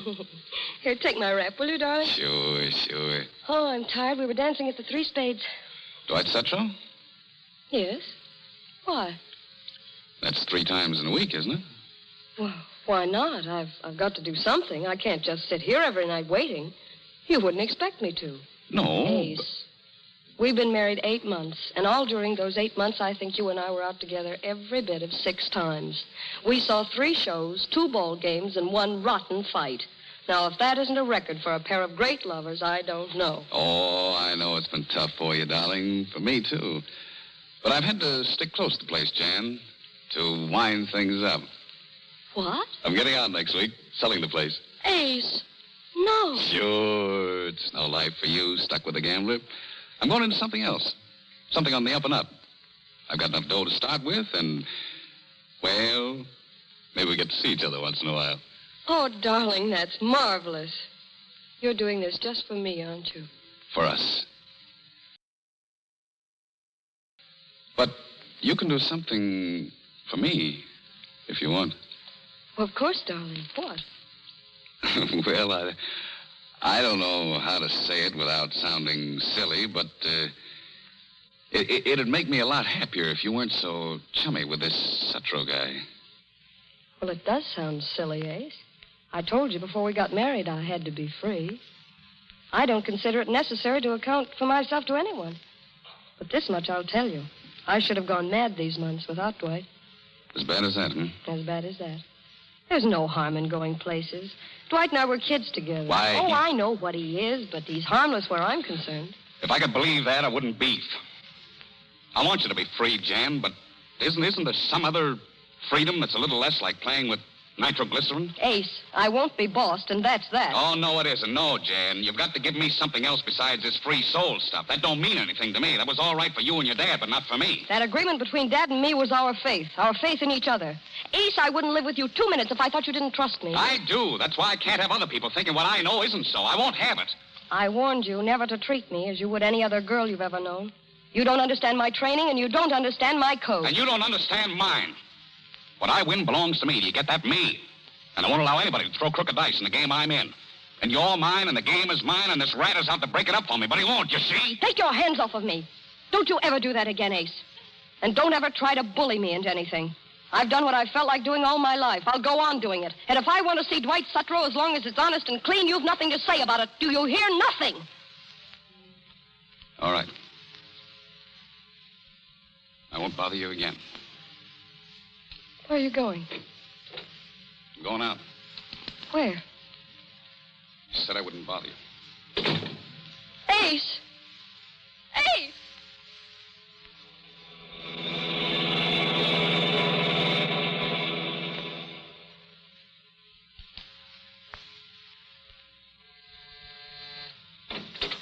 Hello, Sutro. Well, You mind if I come in? Why, no, of course not.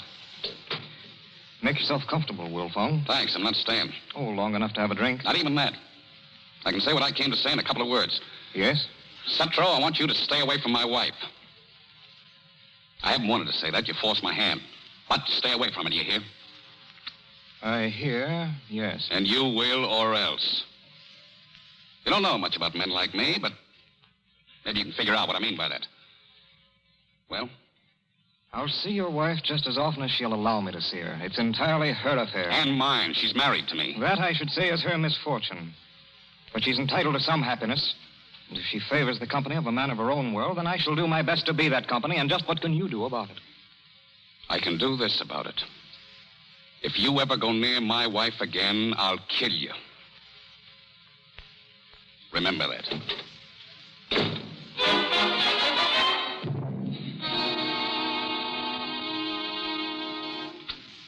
Willie? The private dick just reported. Oh, what did he say? Now, listen, boys, you don't want to get so... What did he say? Well, he's been trailing Sutro since Wednesday. Today, about 3 o'clock, Sutro gets in his car and goes up to the house. Go on. Well, I... My wife went out with him? Yeah. Yeah, they went out for a ride or something. But look, boss, maybe... Shut up. What I just... Shut up. When he calls again, tell him to keep on the job. I want to know every move Sutro makes. You get it? I got it. Dwight, I felt a drop of rain. Oh, it's all right. We'll be at Thwaites in a couple of minutes. Oh, don't you think we better put the top up? We'll be drenched. You won't melt. Oh, Dwight, please. Oh, all right. It'll make you feel any better. Hurry, Dwight. Look out. Here she comes. Oh, goodness. Oh, well, now I hope you're satisfied. I'm sorry, Jan. Look at my dress. I can't go to Thwaites looking like this. We'll go and get dried out. Where are we going? My place. It's only a minute. Hold tight.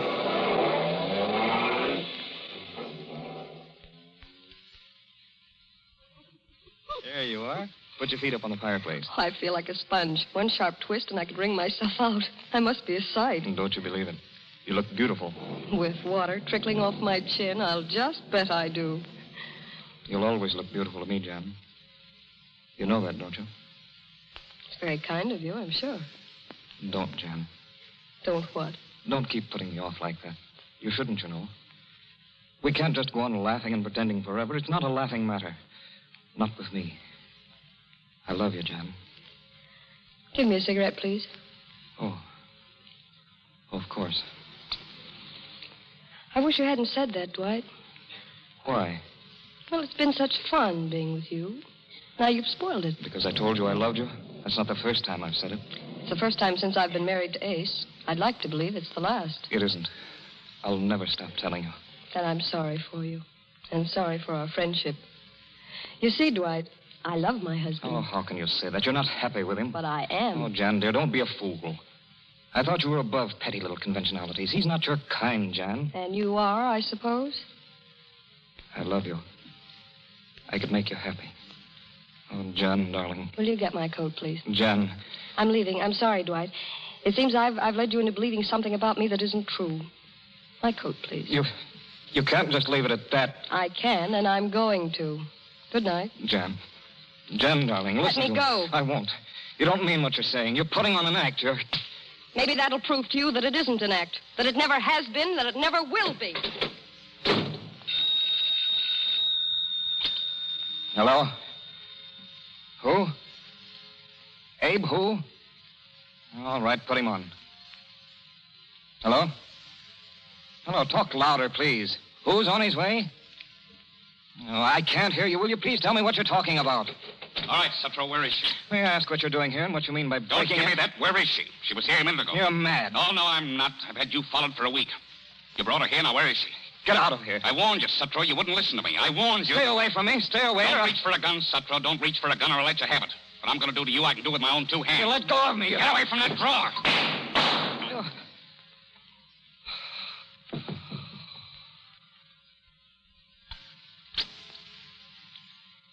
Hello. Give me the police, will you? Sergeant, this is Ace Wilfong. Send somebody up here right away. I've just killed a man. We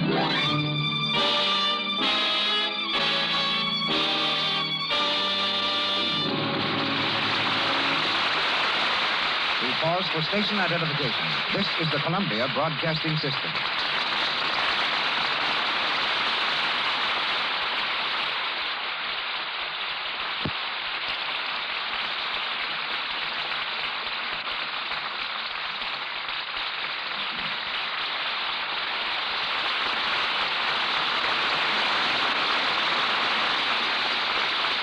One of the greatest producers the American stage has ever known, William A. Brady, would be a most welcome guest on any program of the Lux Radio Theater.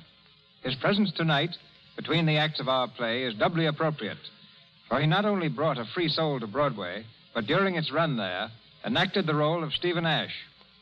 His countless other hits include such immortals as Way Down East and Trilby.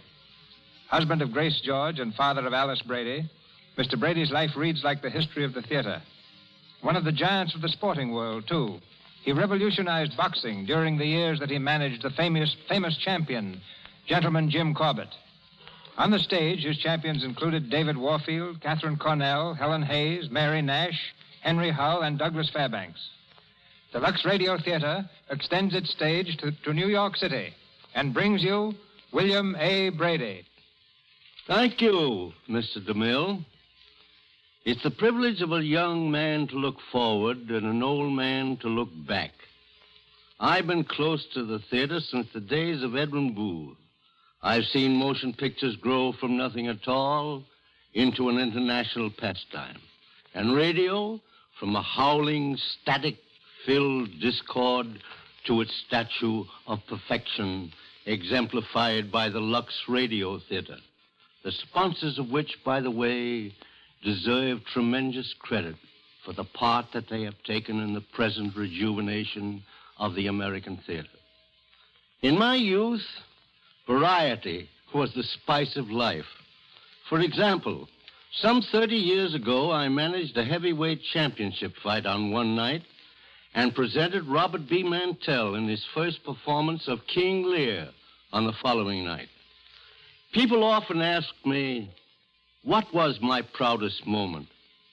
Well, was it the time that I made Helen Hayes a star, or discovered Douglas Fairbanks, or the night when Corbett knocked out the mighty John L. Sullivan?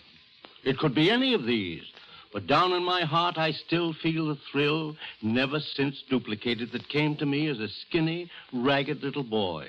It was the night that I sat in the old Booth Theater on 23rd Street, and when, from my seat in the last row of the top gallery, I heaved a marble during the sleep-walking scene of Macbeth and scored a direct hit on the bass drum miles below me in the orchestra pit. Now, that's one way of making a hit in the theater. Most of my life since then has been working for hits from behind the footlights. There is one honor there that I share with Lux Flakes, for they've played a star role backstage in many a Broadway hit. As a producer, I know they are the tops in wardrobe department. Today, it's the Hollywood costume to take athletes and turn them into actors. Well, it's nothing new, my friends, nothing new. It started long, long ago in the golden days of boxing when Jim Corbett would play Armand in Camille and John L. Sullivan would stand them up in honest hearts and willing hands. Many youngsters claim that there are few fields not overcrowded today. But let a young fella bust loose. Let him find a spot that's not so crowded. Let him take a chance, and luck or stubbornness will see him through. After all, it looks very much like the same old world to me. My congratulations to you, Mr. DeMille, to Miss Rogers, to Mr. Winninger, and to Mr. Amici for giving a play very dear to my heart. My congratulations to Lux Flakes and to all the people who buy Lux and so make such a superb presentation possible. Thank you. Thank you, William Brady. We're back in Hollywood now, where A Free Soul with Ginger Rogers, Don Amici, and Charles Winninger is continued.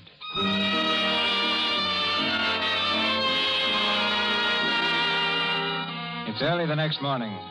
In his cell in the city jail, Ace is seated on the edge of an iron cot, his shoulders drooping, his head in his hands.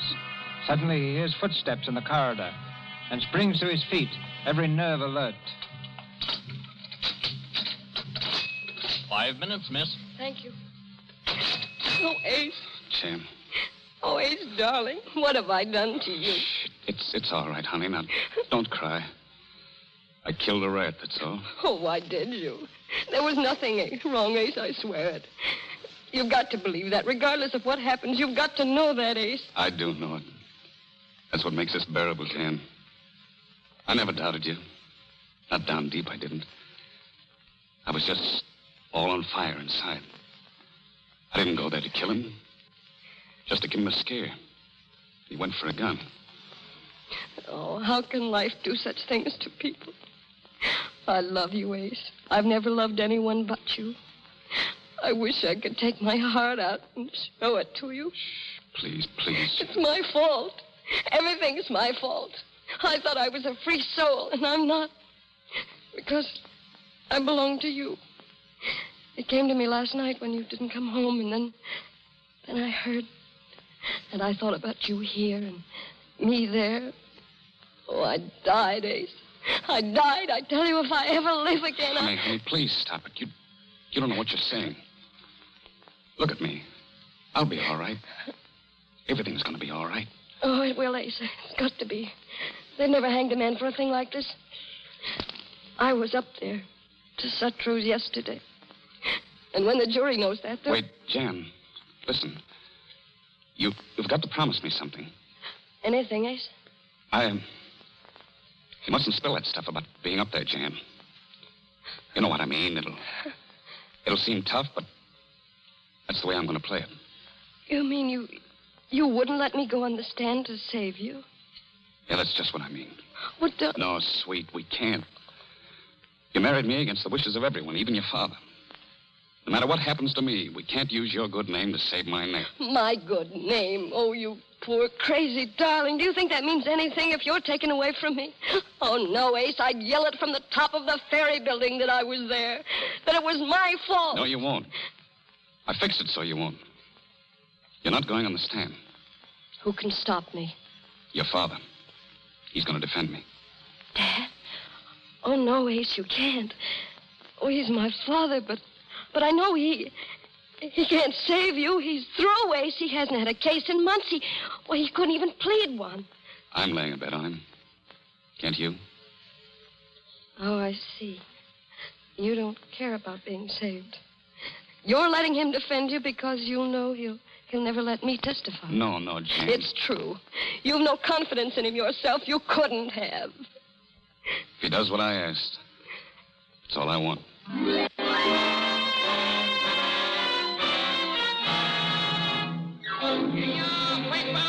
Wilfong goes to trial. Jury panel. Wilfong goes to trial. State Bill's case against Wilfong. Defense presents no witnesses. Here you are. Wilfong trial new and closed. State looks for conviction. Paper. Wilfong trial new and closed.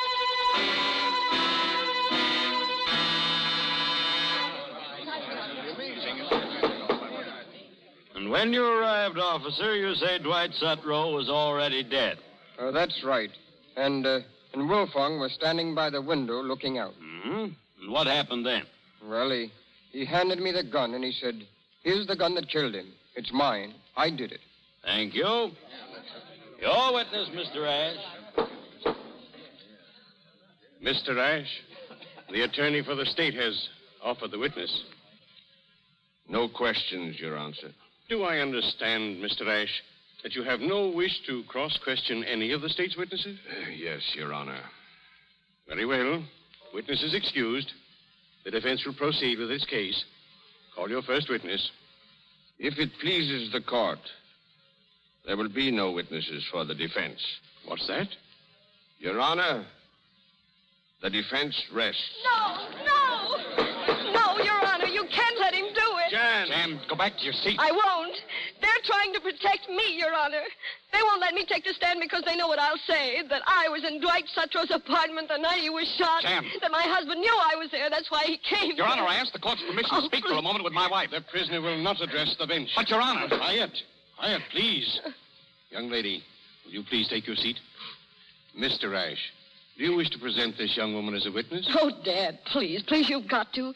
You don't know what you're doing. Jan, well, Mr. Ash? The defense rests, Your Honor. There will be no witnesses. Has the state concluded its case? We have, Your Honor. And the attorney for the defense will sum up, please. Thank you. Your Honor, gentlemen of the jury, you have seen in this court a man on trial for his life. A man accused of the foulest of crimes. Premeditated murder. Murder in the first degree, for which there is but one penalty. Death. You have heard witnesses for the prosecution and none for the defense. You have seen a young woman, my own daughter, rise in defense of her husband and tell you... I object, Your Honor. The woman was not a witness. Her testimony was not entered into evidence. Objection sustained. Proceed, please. The district attorney is right, gentlemen. You must strike from your minds everything that woman said. Strike it from your heart if you can. You heard that woman. You know she spoke the truth. And you know that if you bring in a verdict of guilty, you will be placing a rope around the neck of an innocent man. Objection. There's been no evidence by the defense to prove the accused innocent. Objection overruled. I take it Mr. Ash is dealing in certain attendant circumstances? Thank you, Your Honor. Thank you. Attendant circumstances. Circumstances not born of the moment, day or hour, but wicked, profane, and damnable teachings. Look at that girl, the wife of the accused. You wouldn't think that that child's mind was full of poisonous fallacies. It's God's truth, for since she was old enough to listen, I have dinned into her ears that she was a free soul. I told her she must not be a hypocrite or a coward. I cried out to her that she must follow her desires and be honest and open with them. These were my teachings. And may God forgive me. She had no mother. Could we expect her to see that her father was a mountebank, a trickster, a fool? Her desires, innocent as they might have been, led her into the company of another man, despite the wishes of her husband. Are you beginning to see who is the guilty man? Do you reason now who should be on trial here today? I, Stephen Ash.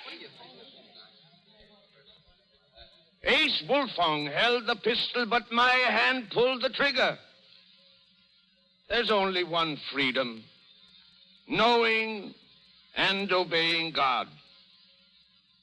There never has been but one man big enough to be a free soul on this earth, and they nailed him to a cross. But he forgave, yes, and that's what I'm asking you to do today. I ask you to forgive this man. I ask my daughter to forgive me. Oh, Dad, Dad.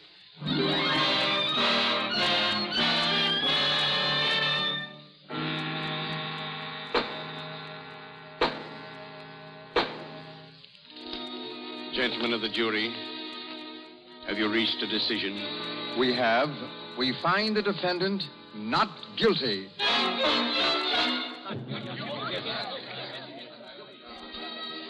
Not guilty. Ace, darling. Oh, Jan, dear. He did it for us, Jan. He gave us our life again. Oh, Dad, look at me. You were wonderful, darling. And I do forgive you. Oh, I forgive you everything. Dad, don't you hear me? Well, don't just sit there, darling. Wait a minute. Steve, what's the matter? Steve. Ace. Is he? Please don't, Jan. He's happy. The defense rests.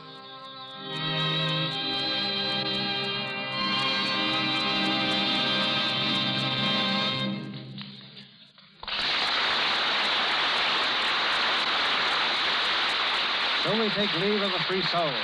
So later we'll hear again from Ginger Rogers, Donna Meachie, and Charles Winninger. Adrian, the screen's most famous fashion designer, tonight makes a return engagement in the Lux Radio Theater. A Connecticut Yankee who started on the stage with Irving Berlin, he was brought to Hollywood by Mrs. Rudolph Valentino. It's he who designs the screen clothes at Metro-Goldwyn-Mayer Studios for such renowned beauties as Norma Shearer, Joan Crawford, Greta Garbo, Myrna Loy, Jeanette MacDonald, and Louise Reiner. When here last, he mentioned the fashion influence Greta Garbo exerted in Camille. And now, Adrian, that she's completed her new film, Conquest, would you say that she maintains her leadership? Yes, I do. And one of the more interesting fashion influences of Conquest is a little black velvet cap that looks as if it were a snail shell. Does that sound particularly ridiculous? Now, it would have a few years ago, but today, for the sake of peace in the family, I take the funniest hats seriously. So do I. And this is about the only period in history in which a woman can put the most ridiculous-looking contraption on her head, look in the mirror, and accept it seriously. Hats were never so humorous, but strangely enough, they're accepted even by husbands. Not accepted, tolerated. My own feeling about extraordinary hats is that they're far more interesting than humorous. An unusual hat, carefully selected, brings out a woman's personality. She becomes an individual instead of a conventional type. Getting back to Garbo, She's a very important style influence simply because she's not at all interested in style. Therefore, I can design anything that I think will look well on her, and if she agrees about it, she'll wear it regardless of fashion, and it will usually start a new trend. Most women don't want to start a new trend. They want to play follow the leader. Right. The majority are very antagonistic to a new fashion.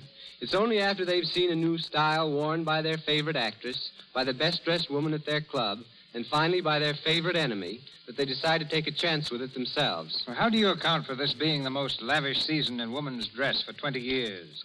Is it an indication of good times? Well, on the contrary, a lavishness in dress, a willingness to indulge in unusual ideas, are always apparent when the world seems on the edge of something momentous.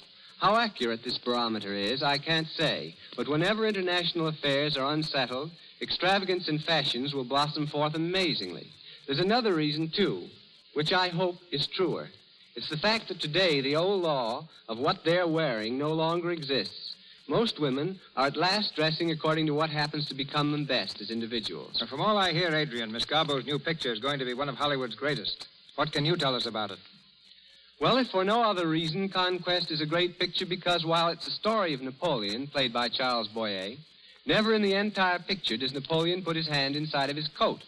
The reason is quite unromantic. We found that Napoleon suffered from dyspepsia, and the only time he struck that so-called characteristic pose was when he had a stomachache. Thousands of costumes were made for Conquest, and thanks to Lux Flakes, they remained perfect through the weeks of production and look as new today as when they were created. When you see Conquest or any other film, and you discover fashion ideas you'd like to copy, just remember that picture styles are created with three things in mind. They must be historically accurate, they must become the star, and they must create certain dramatic effects. So don't take them too literally. Be conservative, and you'll be well-dressed. Thank you. Thank you, Adrian. Number 3 has a charm, and here's a charming trio. Ginger Rogers, Don Amici, and Charles Winninger.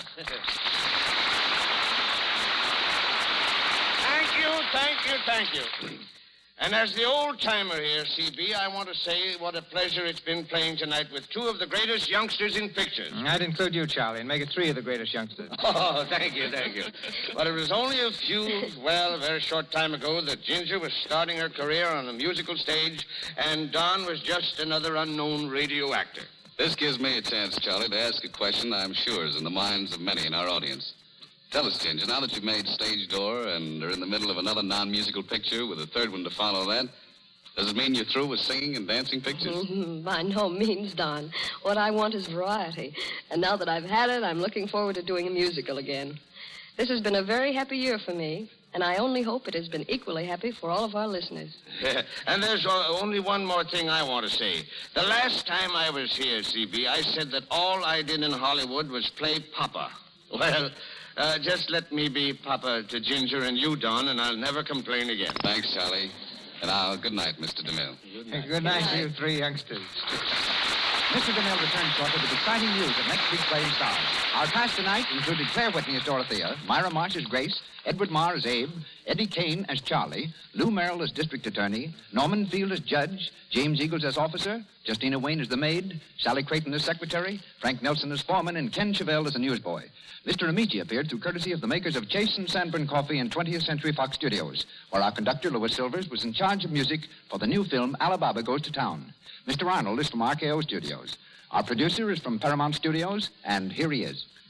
Next Monday night, the Lux Radio Theater presents one of the most popular figures of motion pictures and radio, making his first appearance before our microphone, Bing Crosby. Sharing our spotlight with the nonchalant Mr. Crosby is that lovely and delightful comedian, Miss Joan Blundell. We've been fortunate in securing for their vehicle a brisk and sparkling collegiate comedy that was heartily cheered on both stage and screen. She Loves Me Not.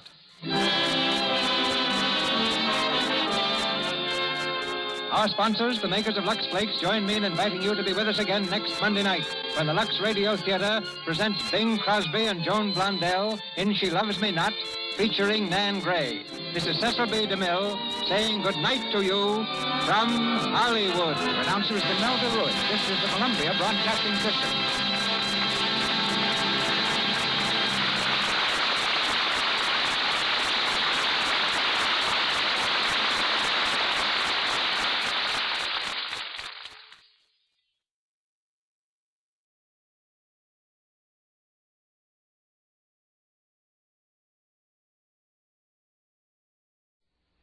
CBC presents a new series of chills and thrills, of mystery and adventure, old and new, tales of the supernatural and the unforeseen, of yesterday, today, and tomorrow. To the master among storytellers, we bow as we bring you The Telltale Heart by Edgar Allan Poe, in radio version by Len Peterson.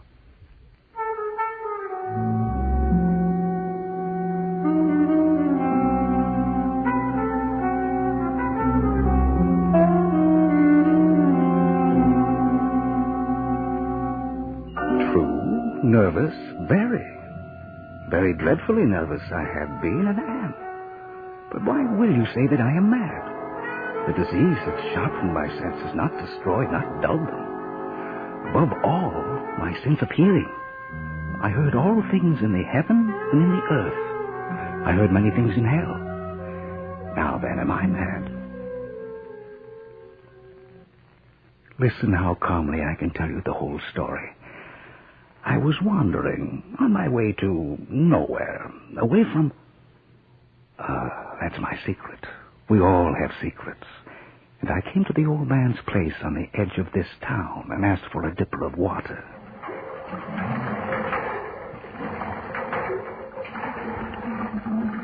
There you are, fella. Best spring water around here. It's good and cold.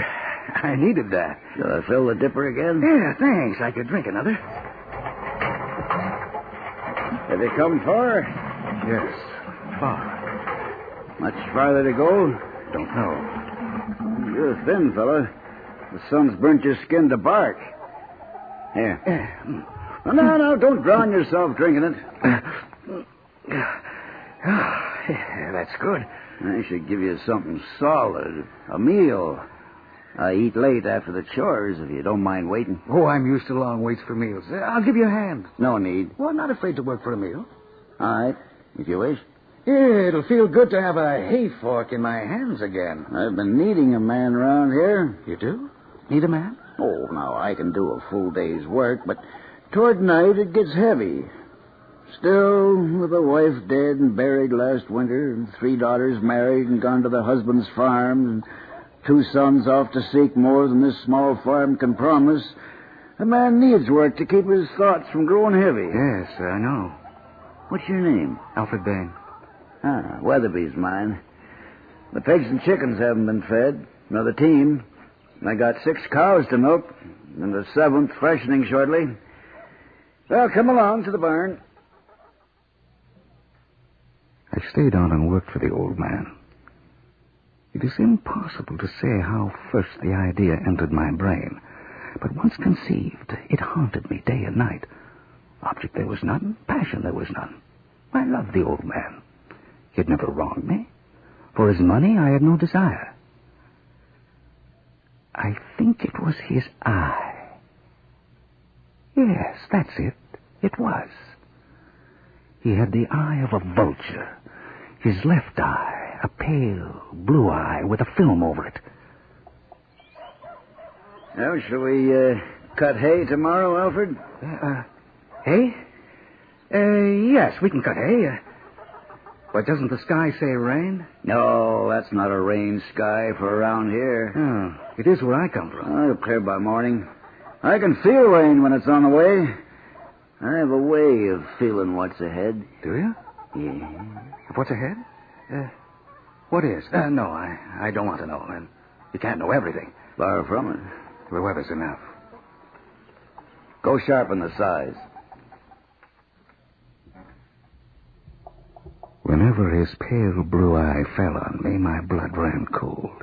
And so by degrees, very gradually, I made up my mind to take the life of the old man and thus rid myself of the eye forever.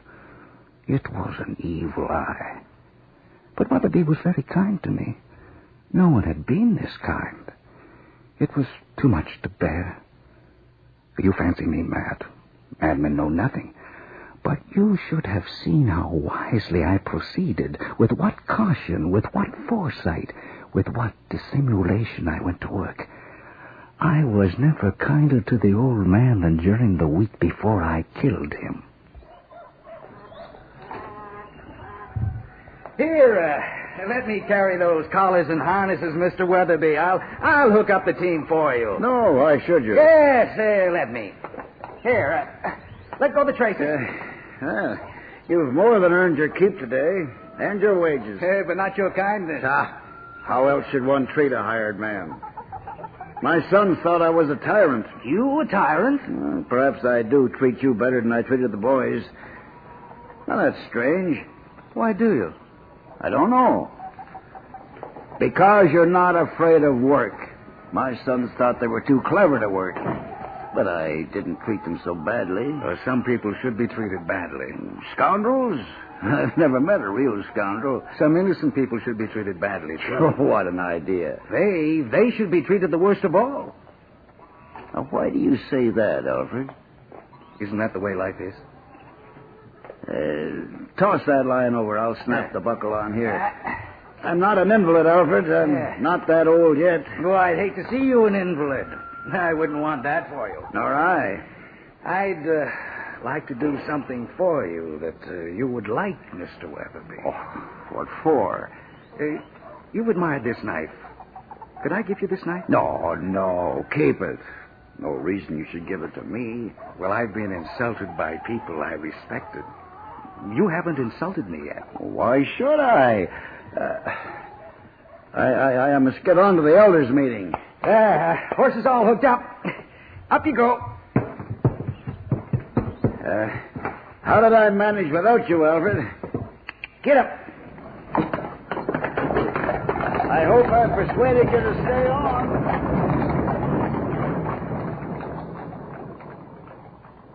Every night about midnight, I turned the latch of Weatherby's chamber door and opened it, ever so gently. When I had made an opening sufficient for my head, I put in the lantern all closed so that no light shone out, and then I thrust in my head. When I was well in the room, I opened the lantern cautiously, oh, so cautiously, just enough to let a single thin ray fall upon the vulture eye. This I did for 7 nights, every night just at midnight, but I found the eye always closed, so it was impossible to do the work. For it was not the old man who vexed me, but his evil eye. And every morning when the day broke, I went boldly into the chamber and spoke courageously to him. Good morning, sir. Do you want the shutters open? What manner of day is it? Oh, it's a fine day. Warm sun, a little breeze from the east. Yes, open the shutter. You slept well? Yes, I slept well. Oh, I'm happy to hear that. Do we start repairing the stone wall to the Westfield this morning? Yeah, I suppose so. Yeah. Well, the porridge is ready and the coffee. Hand me my boots. Oh, sure. Here you are, sir. Alfred, I don't understand you. Understand me? A hard-working, reliable man like you drifting about. My back. I am an old man, I fear. I haven't long, I feel. You're not feeling up to yourself today? Oh, I don't know. More than likely it was only a bad dream that left me liverish. What did you dream? Oh, it's gone now. You know, it's good to have you around, Alfred. When Amelia went to her rest last winter, I was willing to go to mine, but lately her face has grown vague to me. We had a long life together, she and I, and it was good. Till these last few years when some mold crept in. What am I waiting for? I wish I knew. Breakfast! Get up and everything will look different. Oh, it's easy to make the days look different, but the nights are always the same. Always the same. On the 8th day, I was more than usually cautious in opening the door. Never before that night had I felt the extent of my own powers, of my sagacity. I could scarcely contain my feeling of triumph to think that there I was, opening the door little by little, and he not even to dream of my secret deeds or thoughts. I fairly chuckled at the idea, and perhaps he heard me, for he moved on the bed suddenly as if startled. Now, you may think that I drew back, but no. His room was as black as pitch. I knew he could not see the opening of the door. I kept pushing it on steadily, steadily. I had my head in and was about to open the lantern. Who's there? Who's there? I kept still and said nothing. For a whole hour I did not move a muscle. I did not hear him lie down. No, he sat up in bed, listening. Just as I had done night after night, hearkening to the death watches in the wall. It was not groan, nor pain, nor grief the old man made. Oh, no. It was the low, stifled sound that arises from the bottom of the soul, a groan of mortal terror. I knew the sound well. Many a night when all the world slept, it had welled up from my own bosom, deepening with its dreadful echo the terrors that distracted me. I knew what the old man felt and pitied him, although I chuckled at heart. Is it the wind? No. There's no one. What is it? Who's there? There's nothing to see or to hear. But I feel a presence. I've known you were coming for me. Death. The dark shadow. It's the wrong time. Before the crops are in. While I've still some business to arrange with people in the town. My house is not in order. Do not surround me this way. I opened a little, a very, very little crevice in the lantern. You cannot imagine how stealthily, until a single dim ray, like the thread of a spider, shot from the crevice and fell full upon the vulture eye. It was open, wide open, and I grew furious as I gazed upon it. All dull blue with a hideous veil over it that chilled the very marrow of my bones. But I could see nothing else of the old man's face or person, for I had directed the ray, as if by instinct, precisely upon the damned spot. Have I not told you that what you mistake for madness is but over-acuteness of the senses? Now there came to my ears a low, dull, quick sound, such as a watch makes when enveloped in cotton. I knew that sound well. It was the beat of the old man's heart. It increased my fury as the beating of a drum stimulates the soldier into courage. Why do you wait, Death? Why do you wait? You didn't hesitate with Amelia. She had a shawl half knitted. I have much half done, and less than half. I scarcely breathed. I held the lantern motionless. I tried how steadily I could maintain the ray upon the eye. Meanwhile, the hellish tattoo of the heart increased. It grew quicker and quicker and louder every instant. The old man's terror must have been extreme. I have told you that I am nervous. So I am. And now, at the dead hour of the night, amid the dreadful silence of that old house, so strange a noise as this excited me to uncontrollable terror. Yet, for some minutes longer, I refrained and stood still. The beating grew louder. I thought the heart must burst, and a new anxiety seized me. The sound would be heard by a neighbor. Stop it! What? Go away! Go! No! I threw open the lantern and dragged him to the floor. And pulled the heavy bed over him.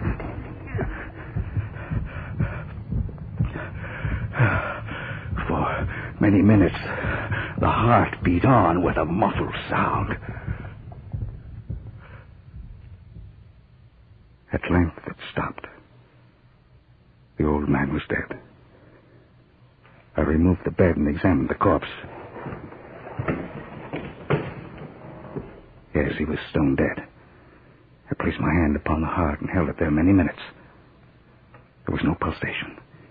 He was stone dead. His eye would trouble me no more. Oh, if you still think me mad, you will think so no longer when I describe the wise precautions I took for the concealment of the body. First of all, I dismembered the corpse. I then took up 3 planks from the flooring of the chamber and deposited all between the scantlings.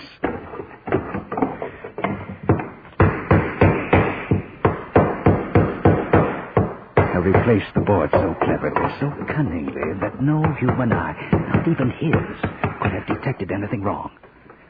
There was nothing to wash out, no stain of any kind, no blood spot whatever. I had been too wary for that. A tub had caught Hall. Old man under the planks, you were a good man. If I could have plucked out the evil eye without killing you, that is what I would have done. Don't think badly of me, Mr. Weatherby. I did you a good turn, too, ridding you of that evil eye.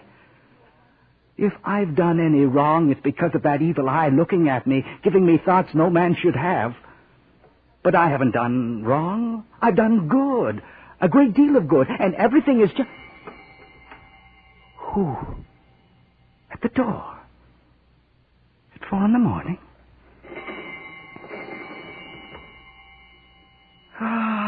But what have I now to fear? Nothing. The eye is closed and the heart is still. Sorry to bother you at this hour. Yes? We're officers of the town's night watch. Oh, is something the matter? We would like to speak to Mr. Weatherby. Mr. Weatherby, you would like to speak to... oh, but he's not here. Where is he? The old gentleman has gone visiting in the country. Oh? Where? Well, that he didn't say when he left. Perhaps to one of his daughters. But he didn't say. His buggy is in the yard, and his horse is in the barn. Oh, yes. Well, he took a ride with some friends of his who were traveling the same way. What friends? Well, that I don't know. I don't know all his friends. Mr. Weatherby has so many. Uh-huh. You're his hired man? Yes. Yes, I've seen him around the town. What brought you here? A rainbow. What's that? Well, isn't everybody looking for a rainbow? One of the neighbors heard a shriek that sounded like trouble and came to the police office to tell us about it. We've been ordered to investigate. And search the house. The shriek. Oh, yes. Oh, the shriek was from a dream, a nightmare I was having. I dreamt the light from a lantern was shining in my eyes. Oh, but do come in. Mr. Weatherby will be pleased to learn the police give him such good protection. He has some valuable plate and coins in his cupboards. Come in. All right. How come you're dressed already? Dressed? Oh, I start my chore soon. Your name is Alfred? Alfred what? Bain, Alfred Bain. Go ahead, search anywhere. Go ahead. Well, I don't know what you're looking for or what you expect. Robbers? Oh, then you must make a careful search. Let me show you Mr. Weatherby's treasures. Perhaps you would like to see his chamber, too? Come with me. I'll show you. I'd hate to have trouble here while Mr. Weatherby's away. There's nothing wrong here. Oh, everything seems in order. Well, I am very glad you came and looked around. Is there anywhere else you wish to look? No, I think not. Well, sit down. Oh, don't go yet. Rest yourselves. Hey, look, sit here. And here. I'll fetch a chair for myself. How well you've done your duty. I must commend you. Oh, no, the light of that lamp will be in my eyes there. I'll put my chair here. Well, how fine it must be working as police officers, protecting the townspeople from theft and robbery and violence. Oh, it's a living. I've often wanted to be a police officer. Have you? Well, my senses are very acute. I hear the most minute sounds around me. I am very sensitive to everything.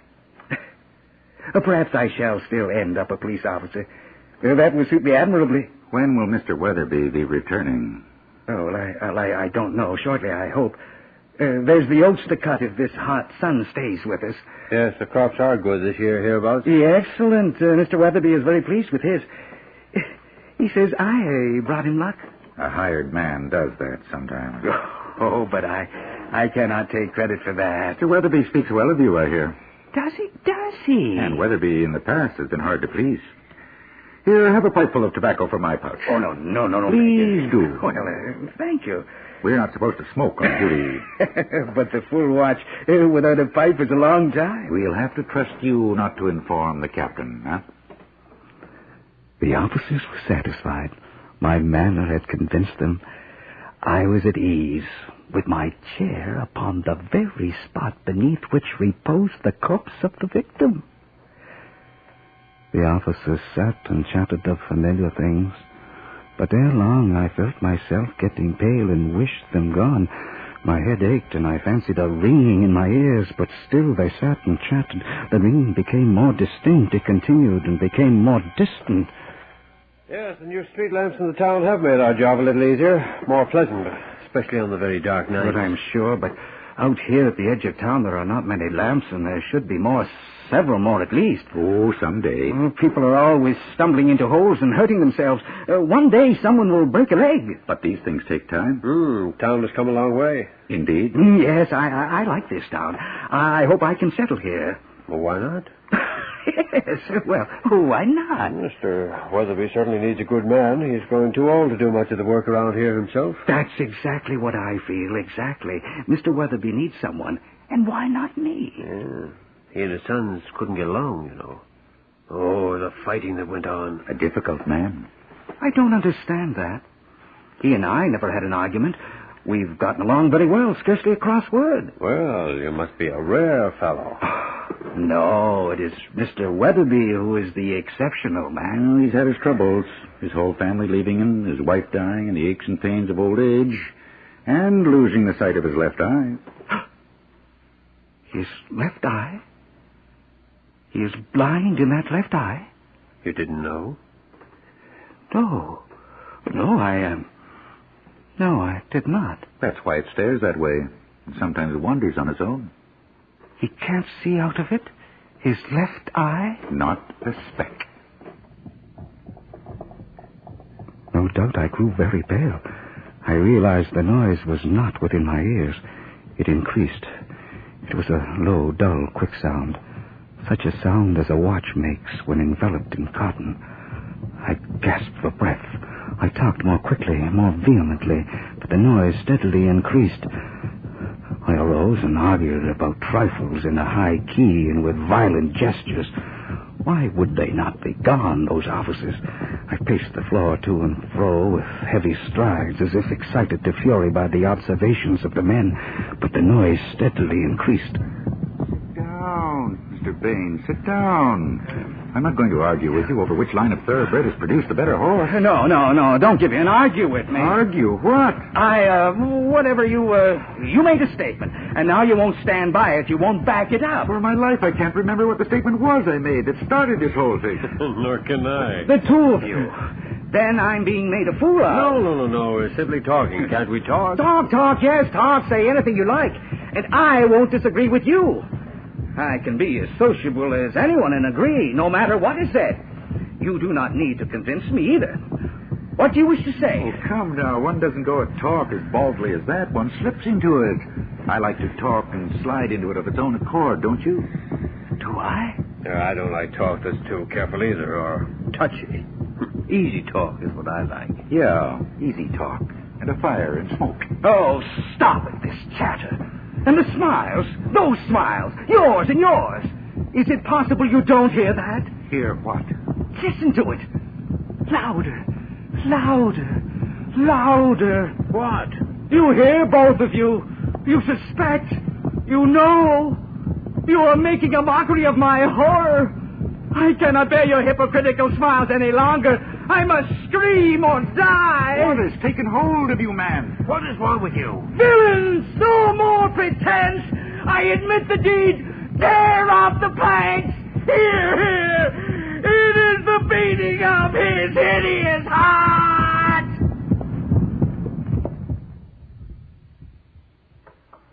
It has stopped.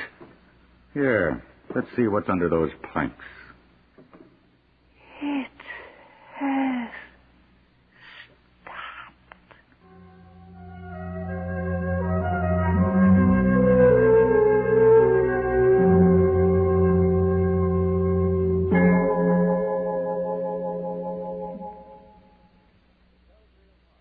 The Telltale Heart by Edgar Allan Poe, adapted for radio by Len Peterson, was our introduction to a new series of tales of mystery, suspense, and adventure, chills and thrills from the world of the supernatural.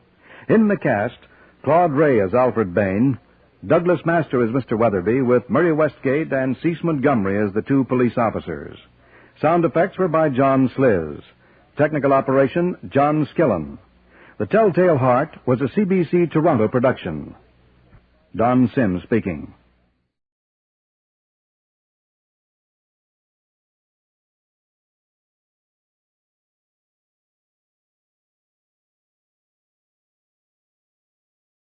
Now, screen actor Frank Lovejoy comes to the NBC microphone as reporter Randy Stone on Night Beat. But first, let me tell you about our other mystery features on NBC. Saturday night, Brian Donlevy brings you international intrigue as he accepts another dangerous assignment. Then on Sunday, Mike Waring as the Falcon becomes involved in a murder. Later, Martin Caine, Private Eye, featuring Lloyd Nolan, investigates a mysterious case concerning jewel smuggling. Yes, stay tuned to the NBC Radio Network. The NBC Radio Network is now entering its second quarter century as a great entertainment medium. And now from Hollywood, it's Night Beat on NBC. NBC presents transcribed Frank Lovejoy in Night Beat.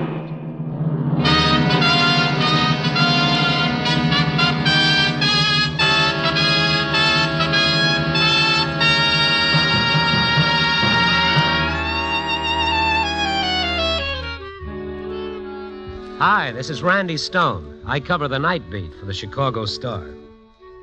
And sooner or later, on any given night, you'll find me wandering across a neon-lighted wilderness on South State Street known as Skid Row, where all good dreams come home to die.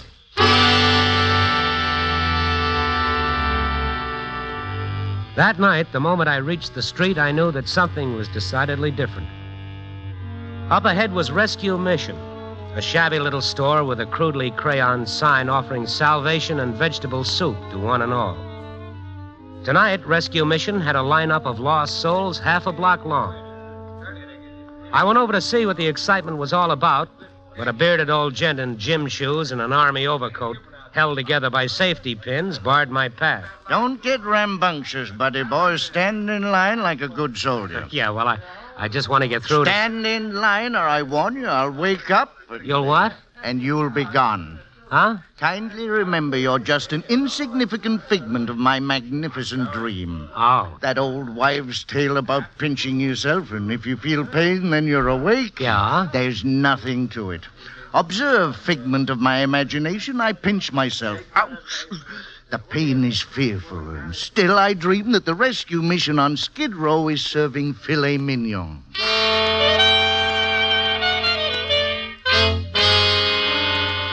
Yeah, it was true. Some unknown benefactor had contributed $200 to the mission with specific instruction that the stakes must be at least 2 inches thick. It was like that all up and down Skid Row. The same source had seen to it that the A1 flop house had clean sheets and pillowcases for the first time in the memory of living man. And when I dropped into the corner tavern to see how things were going in the cold beer department, the bartender stuck a champagne cocktail under my nose. Here you are, sport. Hey, wait. It's for free. Bon appetit. Huh? That's French. It means you should enjoy it. Oh, swell. Santa Claus comes to Skid Row. Look, Santa Claus wouldn't give you a 2-cent seltzer. It's that beat-up dame at the end of the bar. Her? Yeah, she must have rolled one of them visiting bankers from Iowa. She was perched on a stool at the far end of the bar, next to the lighted jukebox and the empty phone booth and the stacks of beer cases. A bleached-out Tootsie with a gardenia in her hair. As I walked toward her, the shifting lights of the jukebox turned her face into a multicolored mask. First blue, then amber, then rose, and then blue again. And then I was beside her, and the illusion of a mask was even stronger. The black phony eyelashes fastened to the heavily powdered skin, and a slash of red to signify the mouth. And out of the blue eyeshadow, her eyes moving restlessly. So you're the good fairy, huh? Huh? Oh, yeah, I guess that's what I am, all right. Want seconds? Sing out. Yeah, I'll do that. What's the celebration? My birthday. That's the celebration. Well, happy birthday. Many of them. Many of them. You got quite a sense of humor, hon. Hmm? Good fairy. I like that. I waved my wand, and the bums ate steaks and drank champagne and slept on clean sheets, huh? Well, I got news for you. You can wave a jerky wand till you're blue in the face. It also takes dough. $800. I hocked everything but my red flannels, like they say. I bet. But I always dreamed of something like this. A fantasy, huh? Is that what they call it? I gotta remember that. That's a good word. But now, whenever the 10th of November comes around, all these bums are gonna remember tonight and say, hey, this is Ruthie's birthday. I'll be famous for 2 whole blocks. Me and George Washington. The 10th of November. This is the 9th. Here's 2 bits. Will you put it in the jukebox and get something lively for a change? Why didn't you wait for the 10th? Because the truth of the matter is, if I waited for the 10th, there wouldn't be no celebration. Why? Will you go to that jukebox already and get some... Hey, what's that? It's the phone booth over there. Will somebody get the porter? Well, I won't answer it. I won't. Hey, what's with you? I just won't answer it, that's all. You understand? It can ring all night and I won't answer it. I just won't. Ruthie, come back here.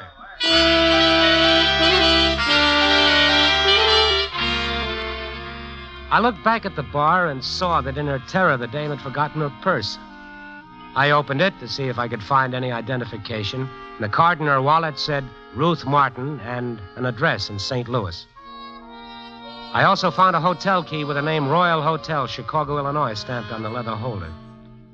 I also found a nice, neat .32 revolver, brand new, fully loaded, ready for business.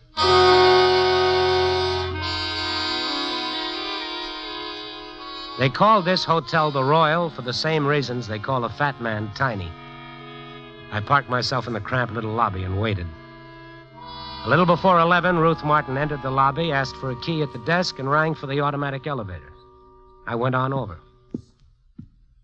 Hi, Ruth. Oh, it's you. Yeah, me. Your purse. Thanks. I went back to the bar and it was gone. I thought you turned out to be a common thief. You'll find everything there. I didn't even steal a bullet from the gun. Well, that's real considerate, and I thank you kindly. Oh, this elevator takes all night. You're not registered under your right name. I couldn't be bothered with the press and those awful autograph hounds. You know how it is. You want to tell me how it is, Ruthie? Here's my elevator. Thanks for every little thing, hon. Look, I hate to keep repeating myself, but if you waited for the 10th of November for your birthday, why wouldn't there be any celebration? What's to celebrate about a funeral? Good night.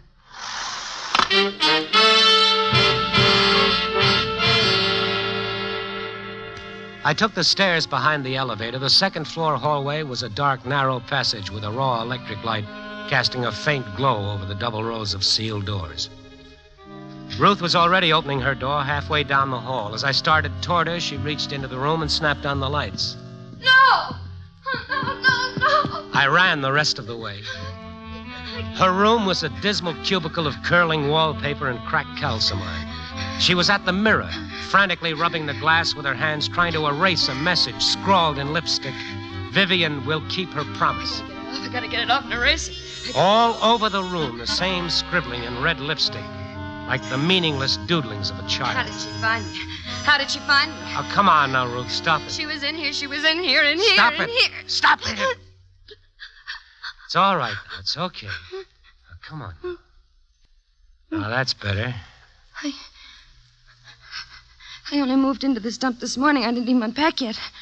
I didn't tell anyone I was here. I used a phony name, and she still found me. Vivian, that's her name? Yeah. Well, who is she? Vivian Clark. We were kids together. Gee, kids are crazy. What they don't know about the world would fill a book. Little girls. You know, they got a lot of fancy notions about how life's going to be. Yeah. We were 9, 10 years old. Lived in a down at the heel neighborhood. A lot of rooming houses and little hotels. And there were these dames who was always getting drunk and fighting. What do I have to do? Draw you a picture? No picture, Ruth. And then one day some cops brought the wagon for one of these women. She was celebrating her 30th birthday in a big way, shouting, cursing. They came and dragged her away. And she was ugly. So ugly. And I remember we stuck our fingers in our ears not to hear her screaming. And the way she looked, I said to Vivian, promise me if I ever turn out like that, for my 30th birthday, you'll kill me. Kids. The ideas they have. How corny can you get? All right, Ruth. All right. Come on now. Yeah. Gee, I'm sorry. It's all right. And you think that Vivian... I don't think. I know. You saw what she wrote on the mirror. Vivian will keep her promise. Yes, but look at the walls, the scribbling. It's like a kid. A kid? Yeah. Yeah, you hit the nail right on the head, hon. What do you think's got me half crazy? A kid, all right. Vivian Clark died when she was 11 years old.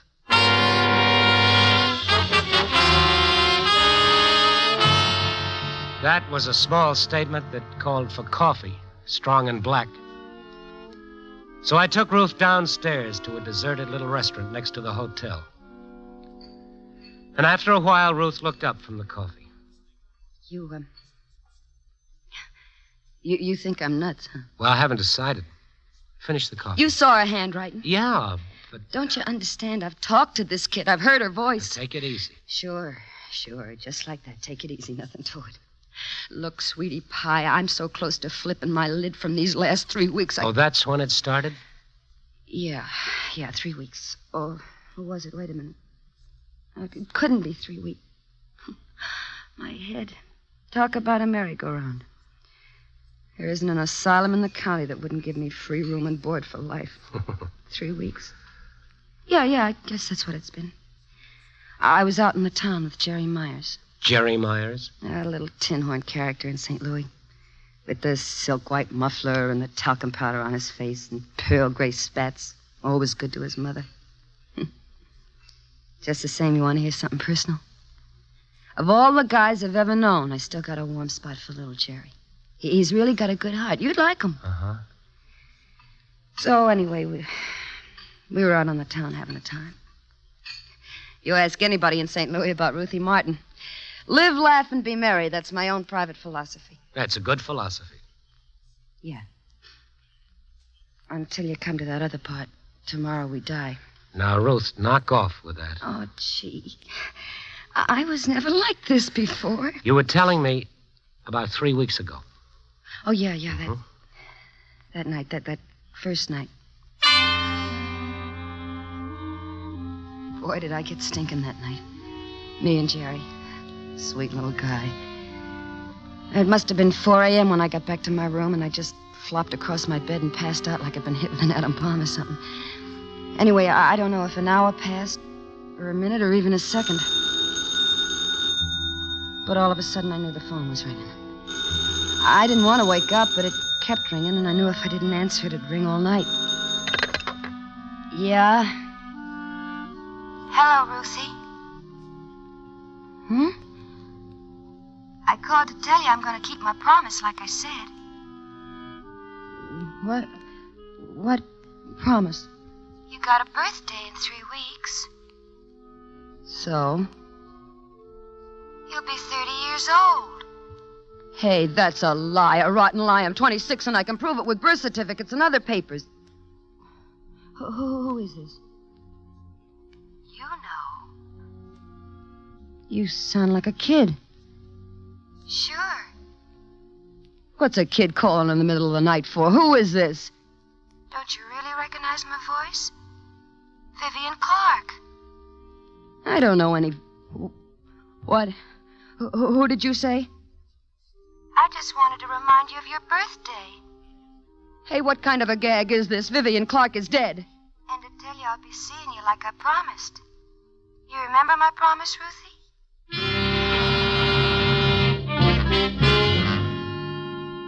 when I woke up the next morning, I thought it was all a dream. And by nighttime, I'd forgotten all about it. And then, just like before, right after I'd fallen asleep, the phone again. This is Vivian.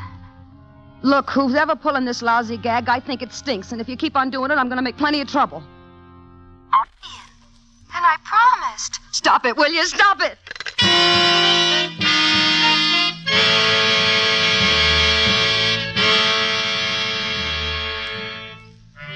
From then on, every night a call. After about 10 days of that, I couldn't take it anymore. So one night on the spur of the moment, I decided to clear out. Without saying anything to anybody, I packed a bag and grabbed the night train for Kansas City. I got in around 2 a.m., and just looking at a town where no one knew me or anything about me made me feel better. I found a nice hotel. I took a hot shower and had a little nightcap, and I really felt okay. Ready for the first good night's sleep in a long time. Snapped off the lights, and I crawled into bed. And then I saw I was looking right at the phone on the nightstand. It gave me the jitters, you know. I reached for the phone to put it on the floor out of sight. But the minute I touched it... Well, I told myself it was just the manager wanting to know if the room was okay. Who else could it be? No one knew I was here. Just the same, my fingers really shook as I reached for the receiver. Yeah? This is Vivian.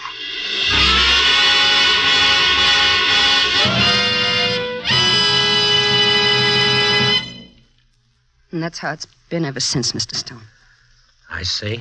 I bet I moved 15 times in the last 10 days, from KC to Duluth to Chicago. And she still follows you. And tomorrow, for a birthday present, she catches up with me. She catches up with me, Mr. Stone. Look, Ruth, I know a fella. He's a nice, friendly guy. He happens to be a doctor. Oh, I was waiting for that one. A real nice guy, complete with straitjacket and butterfly net, huh? Oh, no, Oh, you're it's wrong. all in my head. Sure thing. I didn't say that. But you saw yourself what she did to my room. If I'm nuts, so are you. Yeah, that could be. Well, I'm not going to any witch doctor, so let's move on to suggestion number 2. Well, let's face it. It is possible that someone is behind this. That somehow or other you've been followed from place to For place. Pete's sake, how? With mirrors? I don't know. I'm just trying to help you. Yeah, I'm sorry, hon. Okay. You got a nickel? Huh? I'm going to call an old gal named Mrs. Ferguson who works the night shift on the rewrite desk down at the paper. Why? Well, you're going to have to borrow her apartment for the night. I don't get it. We'll go straight to the apartment from here. You won't go back to the hotel to check out or even pick up your suitcase. Now, I'll do it for you later. We'll even give the cabbie a phony address a few blocks away from the apartment. We'll walk the rest of the way. There won't be a chance for any other person in all the world to know where you are. And if Vivian Clark calls you there, well, baby, we're both going to this doctor.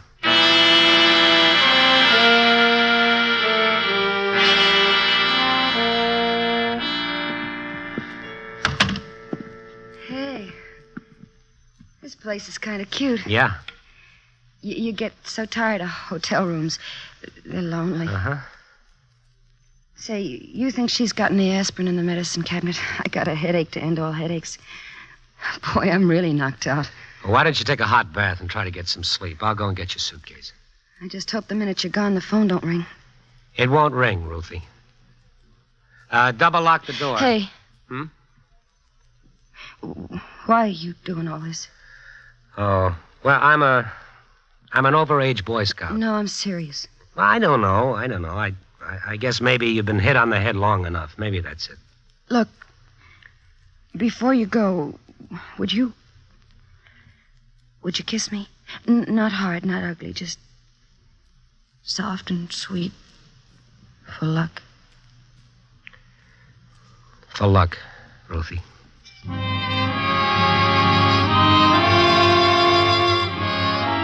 I went on back to the Royal Hotel for Ruthie's suitcase. Ruthie's door was unlocked just as we'd left it. I opened the door, went into the room, was searching for the light switch when I saw the cigarette glowing in the dark. I whirled around trying to reach the door. Hold everything, you. I got a snub-nosed 38 and an awful temper. So? Where's the little lady? Ruth or Vivian? I'm a fellow who likes a straight answer, you. Where's Ruth Martin? I'd much rather talk about Vivian. Are you behind it? What have you done with Ruth Martin? Listen to me. I'm going to be very distinct and precise, you, like H.V. Callenmore or somebody. Once more, I'm going to ask you. Then I'll remain silent for a reasonable length of time. Then, if you have an answer to my satisfaction, I'll kill you. What have you done with Ruth Martin? Sport, take my word for it. I ain't never been more serious in my life. Where is she? Where is she? Where's Ruth? Will you tell me, please? Please, mister. Toss the snub-nosed 38 on the floor and we'll talk. I haven't harmed her. She's okay. Where is she? The gun. No. It's the only way. All right. Thanks. Where is she? You sure she's okay? Why'd she run off like that? Wait. Let's get some light on the subject. It's better. Oh, I'm sorry I got so much of my blood on your white silk muffler. Oh, that's okay. I got half dozen more that Oh, you're being humorous. Yeah, that's what I'm being, all right. Talcum powder, pearl gray spats. Good heart. Mm-hmm. Well, I suppose love sometimes softens the picture. Huh? Jerry Myers, huh? Yeah, that's right. Hey, where's Ruthie? Who are you? A reporter. She turned to me for help. What's with that screwy Dave? What's the matter with that babe? She tilted or something? What do you mean? Well, I've been going loony trying to find her. Then tonight I finally traced her to this dive. I come here, she's gone. I wait, and you show up. I thought, well, you must have done something to the broad. Oh, no, she's okay. Love. What you said before, something about love. Oh, did I? What kind of routine is that, you? Ruthie don't love nothing but a good time, and the same for me, so don't make a motion picture of it. Hey, where is she, you? You ever hear her mention a kid named Vivian Clark? The name's totally unfamiliar. Uh-huh. When I spotted you in this room, I started thinking maybe that there was a racket going on. I don't follow you. The only thing I don't get is this scribbling on the wall. Oh, yeah. Hey, what about that stuff? Looks like a... I'll get it. Yeah. This is Vivian. What? Hey, what's the matter, you? I know where Ruth is. I'm going to see her now. It's her birthday, and I promised I would. Hello. Hello. Hey, what is it? Tell me. Come on, quick.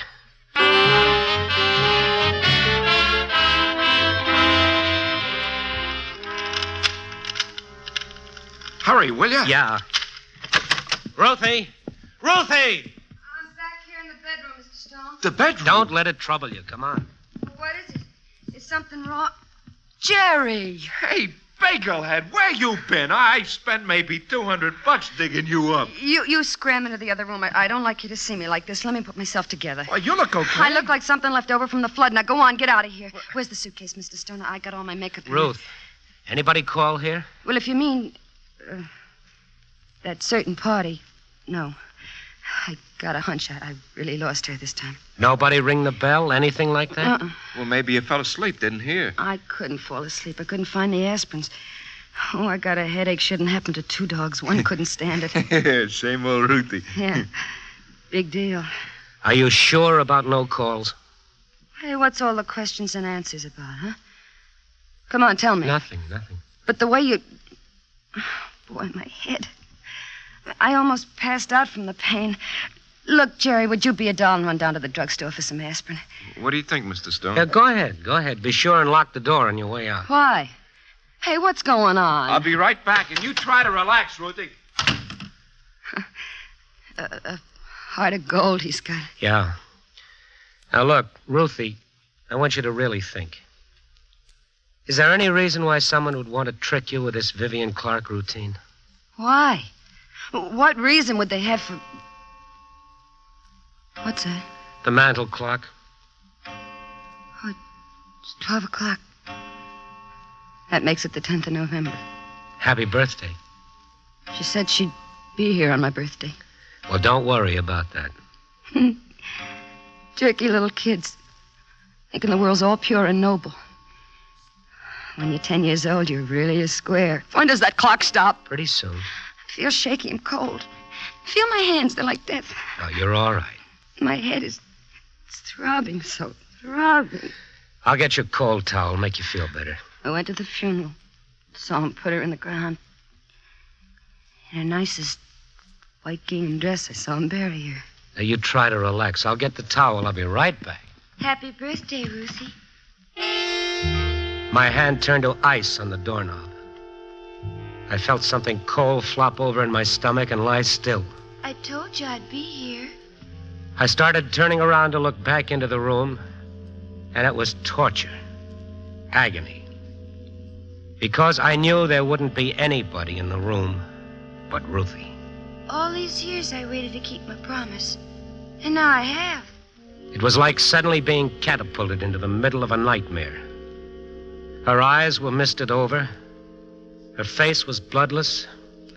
Her lips moved, but the voice of a child came out. It's in the purse, Ruthie. In the purse.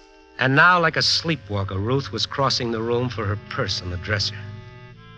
And now her hand dipped into the purse and came out with a gun. Put the gun down. Hurry, Ruth. Don't let him stop you. Give me the gun. You let me alone. You let me alone. I promised you. The gun. I promised.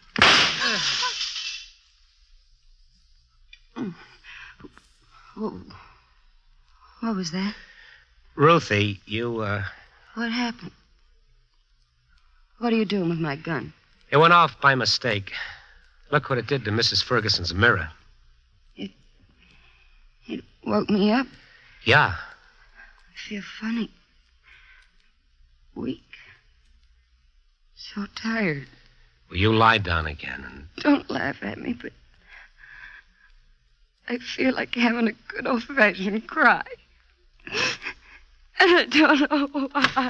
Hey, what happened? I heard a shot. Ruthie. Hey, what is it, you? Hey, come on, don't cry. Come on, baby.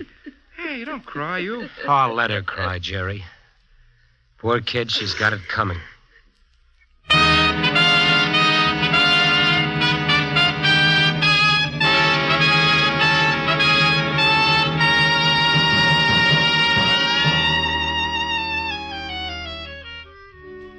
It would be nice to say that that was the end of the story and that Ruthie and her Prince Charming went back to St. Louis, and lived happily ever after.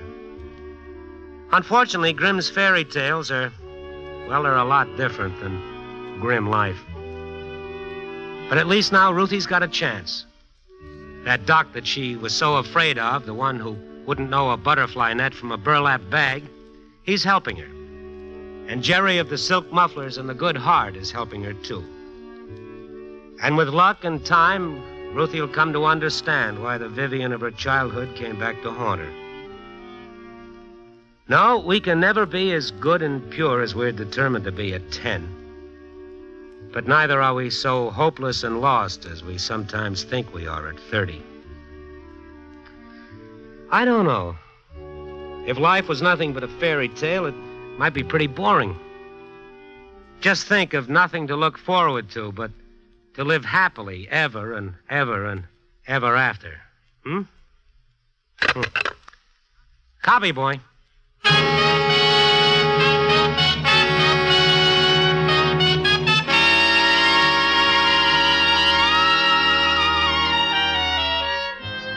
Night Beat, starring Frank Lovejoy, is produced and directed by Warren Lewis. Tonight's transcribed story was written by Larry Marcus with music by Robert Armbruster. The part of Ruth and Vivian was played by Joan Banks. Others featured were Tudor Owen, Lou Krugman, and Jeff Corey. Don Rickles speaking. Listen next week at this time and every week as Randy Stone searches through the city for the strange stories waiting for him in the darkness.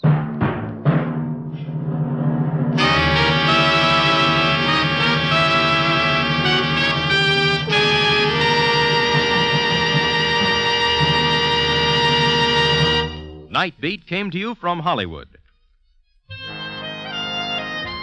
It's the Silver Jubilee on NBC. Saturday morning, enjoy another great half-hour program on the Somerset Maugham Radio Theater. This Saturday morning, the magic curtain of radio drama rises on the radio production of Maugham's famous short story, A String of Beads. The Somerset Maugham Radio Theater will feature actress Geraldine Fitzgerald. Hear the Somerset Maugham Radio Theater this Saturday morning And keep tuned to NBC, now entering its second quarter century as a great entertainment medium. This is NBC, the national broadcasting company.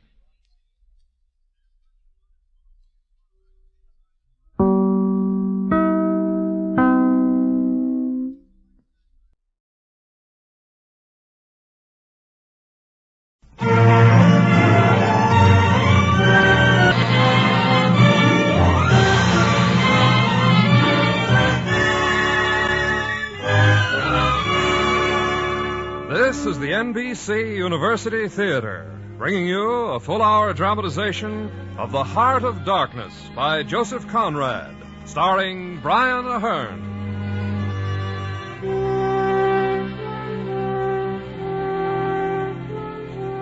Today, a story by one of the most exciting writers of the last century, Joseph Conrad. He knew wherever he wrote, for he had been there. He was born in Poland. At 17, was a sailor of France, and not many years later was a master mariner of the seven seas. He knew the world and its wickedness, and put both down on paper with great zest. Conrad is known as an English novelist, but he drew his imagery from the richness of 3 languages. The Heart of Darkness is one of his most masterful stories, drawing heavily on personal experience in the Congo. Its hypnotic style and intensity of mood have been well captured in today's adaptation for radio by Morton Friedman. Here, then, The Heart of Darkness by Joseph Conrad, starring one of Hollywood's most articulate gentlemen, Mr. Brian Aherne, as Marlowe.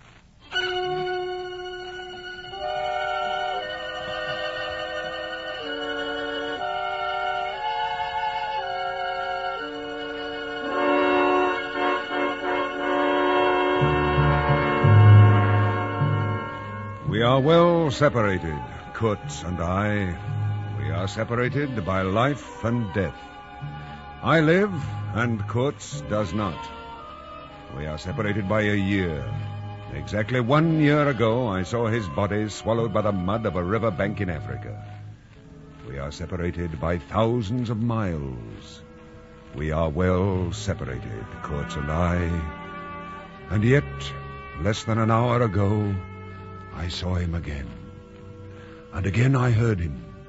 His magnificent voice, whispering, pealing, proclaiming, begging. And again I heard the beat of the drums, regular and muffled like the beating of a heart. The heart of a conquering darkness.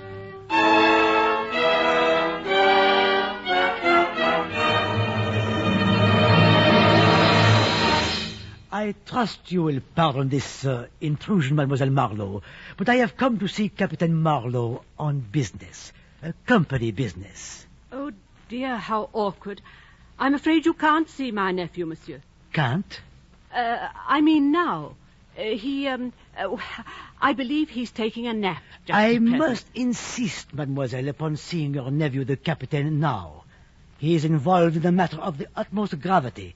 The company is quite perturbed. But if he's napping, I can't wake him. That won't be necessary. He is awake. There is a light in his room, the corner room.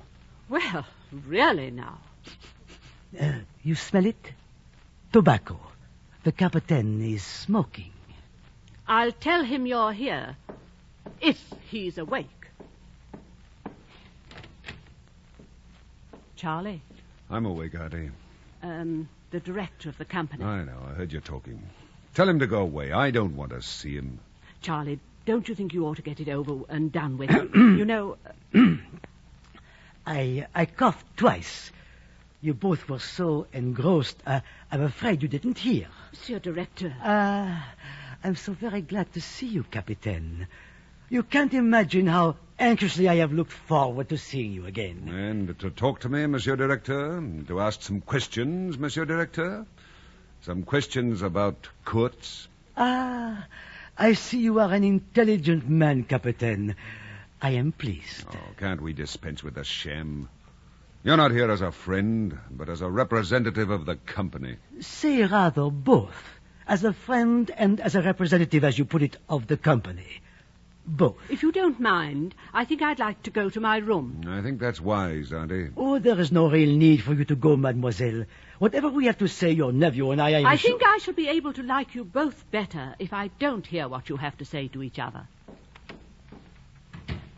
Perhaps. Who knows? Now, Captain, about Kurtz.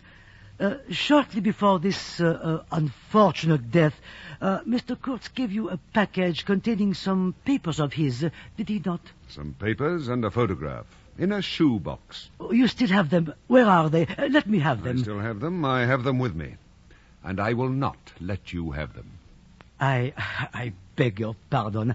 I meant to say, if you had them, might I see the documents Kurtz left in your care? Look here, when the manager of the central station told you I had the documents, he must also have told you that he tried to get them and couldn't. He did so report. Now, what makes you think I would change my mind because you asked me? Because they concern company territory. Very valuable territory. A completely unexplored portion of the Congo until Mr. Kurtz... They have nothing in them in reference to commerce. They're all purely personal. There may be much of great value to science, geographers, anthropologists. I doubt very much if you're concerned with any values or any other profit than to yourself and the company. I confess I do not understand your obvious hostility. But you would do well to be civil. Oh, you're being ridiculous. After all, you insulted me first. You insulted my intelligence with your prattle about science. I do not make idle threats, Captain Marlowe. So believe me, I shall... You'll do nothing. Remember Kurtz's papers. There may be lots of profits in them. And I've got 'em, remember? Let's be sensible. What do you want for those papers? How much? Oh, so that they may be used for the promotion of science, of course. Oh, of course. How much? I'll match your generosity, monsieur. Take it. For science. Free. Here, this little pamphlet on the bed table. This is it? Been in front of me all this time? Right. A report written by Mr. Kurtz entitled The Suppression of Savage Customs. Oh, nothing. This is nothing. Not at all what I had expected. Keep it!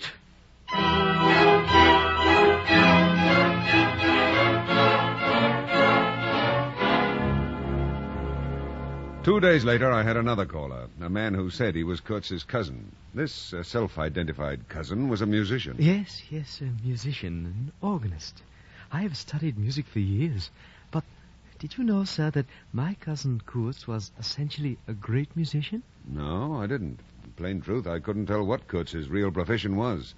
He painted well, wrote well. I couldn't tell which of his many talents was the greatest. Oh, yes, you are quite right, sir. Yes, quite right. My cousin Kurtz was undoubtedly a universal genius. I agreed with the old chap. Kurtz undoubtedly was just that. Well, he left after a while, taking with him some family letters that had been among Kurtz's papers.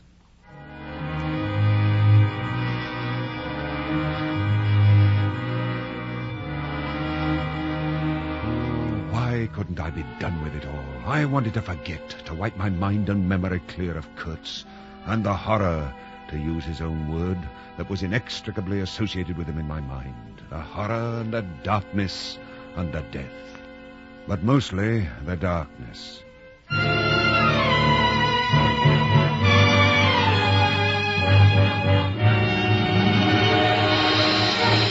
Another caller. This time a journalist, a self-proclaimed colleague of Kurtz. You should have heard him address large meetings. He could electrify them. He had the faith. Faith? Faith in what? Anything. Kurtz could get himself to believe in anything. And anything he believed in, he could get anyone to believe. He would have had a great career in politics. What a splendid leader of a party he would have been. What party, for example? Any party. So long as it was an extreme party. He was himself an extremist. Don't you agree? I evaded the answer, or rather the true answer, and gave him instead Kurtz's pamphlet. The journalist took it most eagerly and left with it, saying it would be published at once.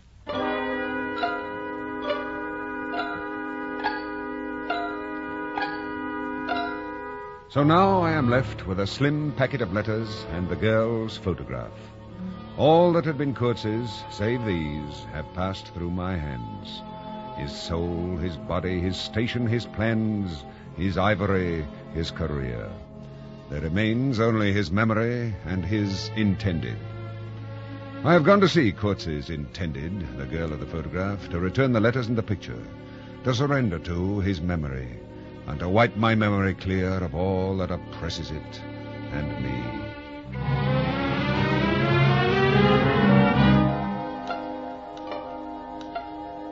We sit in the formal drawing room of her house. We sit and talk, sporadically. She is still in deep mourning, although a year has now passed since his death. You knew him. You knew him well, didn't you? I knew him as well as it is possible for one man to know another. And you admired him. Oh, it was impossible to know him and not to admire him, wasn't it? He was a remarkable man. As you say, it was impossible not to... Love him? Oh, how true, how true. She talks about Kurtz. I hardly listen. For her words in the twilight gloom have conjured up for me again a vision of the man. I see him again, and only occasionally hear snatches of her voice as it pierces the phantom that besets my mind and my eyes. He drew men towards him by what was best in them. Oh, it is the gift of the great, and he had it. It's unbearable, the burden of observing her grief. A noble grief that comes from her core with nothing of pose or convention in it. And at the end, he whose goodness shone in his every act, he died as he lived. His end was, in every way, worthy of his life. And I was not with him. No one near him who understood. I was with him. To the very end. To the very end. Oh, please. Please, his last words to live with. Don't you understand? I loved him. I loved him.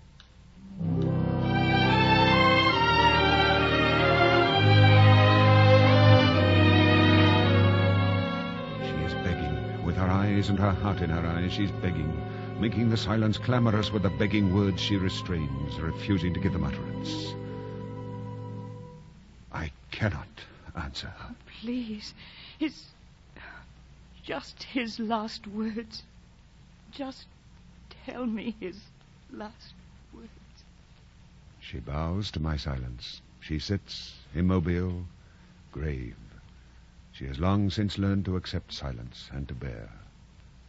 And I sit, and I cannot reply. I cannot tell her of the last, for I am caught up once more in the beginning. And in the silence it begins again, from the beginning, almost 2 years ago.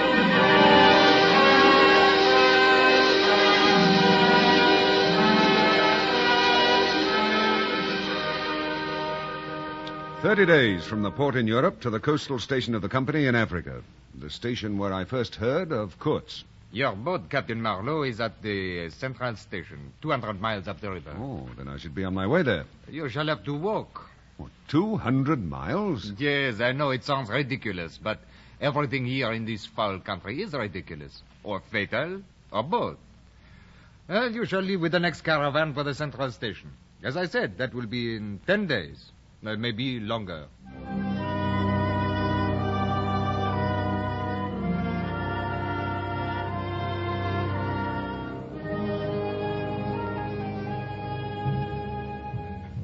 The caravan will leave the day after tomorrow, Captain. Well, I can't say I'll be sorry to leave.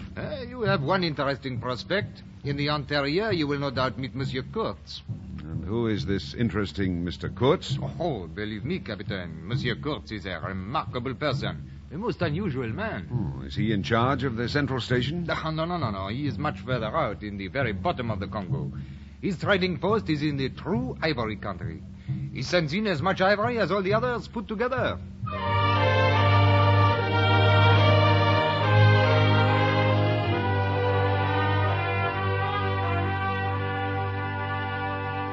"15 days after leaving the coastal station, I hobbled into the central station, where I was immediately taken into tow by a bearded young man who informed me that his name was Malapart. Marlowe? Captain Marlowe. Oh, you are here to take charge of the boat, huh? To run the boat, to wherever it is I'm supposed to run it. Ah, that's too bad, Captain. How are you to run a boat that is at this moment at the bottom of the river? Too bad. What? How did this happen? Oh, no, When? no, it's quite all right. I assure you the manager himself was there. All is quite all right. All right? What? My boat sunk and you say Please, it's all please, right? the manager What will the devil? explain. He's waiting. You must go see him at once.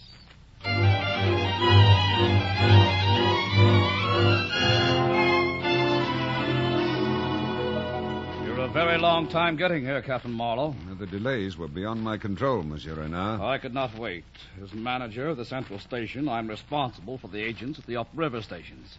I had to start without you. But without a captain, why, the risk to the boat was enormous. Are you questioning my judgment, Captain?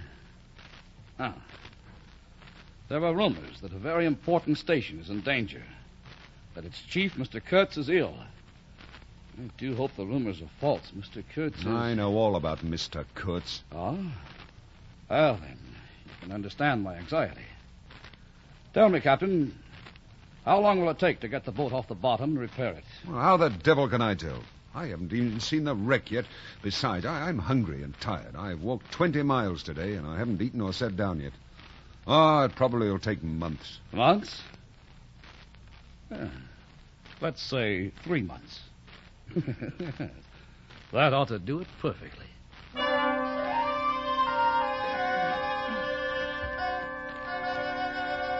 The next day, I began operations to raise the boat from the bottom. Fasten that stern line and keep bailing.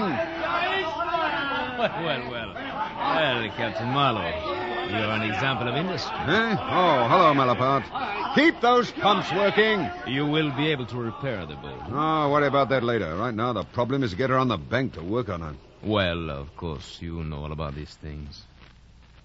Tell me, Captain, confidentially, what do you think about our manager, Renard? I haven't thought about him at all. Why? Oh, nothing. No reason, just curious. I was wondering if you did not find it strange that one so obviously mediocre as he should be manager. I said I haven't thought about him at all. I must tell you, in confidence, of course, that I used to find it strange when first I came out here. You're doing the talking, Malaparte. I'll listen. You are most discreet. Very wise. However, do you know that I no longer find it strange that Renard is manager? He is manager because he is never ill. He inherited his position. Think of that. 9 years out here, and never once ill. That's very interesting. So what? Oh, nothing. You know, you cannot imagine how many men have come here from Europe hoping to replace Renard as manager. And every one of them has failed. And do you know why? It's of a magnificent simplicity, the answer. Renard outlives them. They die. Renard remains. The manager. What are you getting at? Getting at? Oh, Captain Marlowe, I'm amazed. One might think that you suspected me of giving you a warning.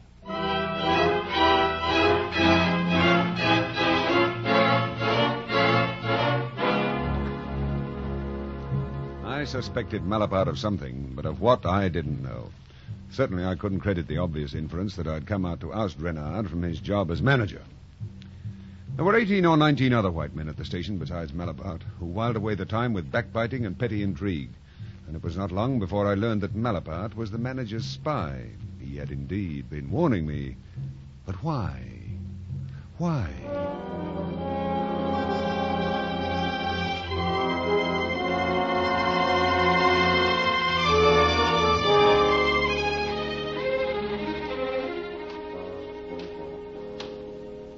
I do hope you don't mind my coming aboard the boat, Captain Marlowe. Oh, you're aboard already. I brought something I thought might interest you.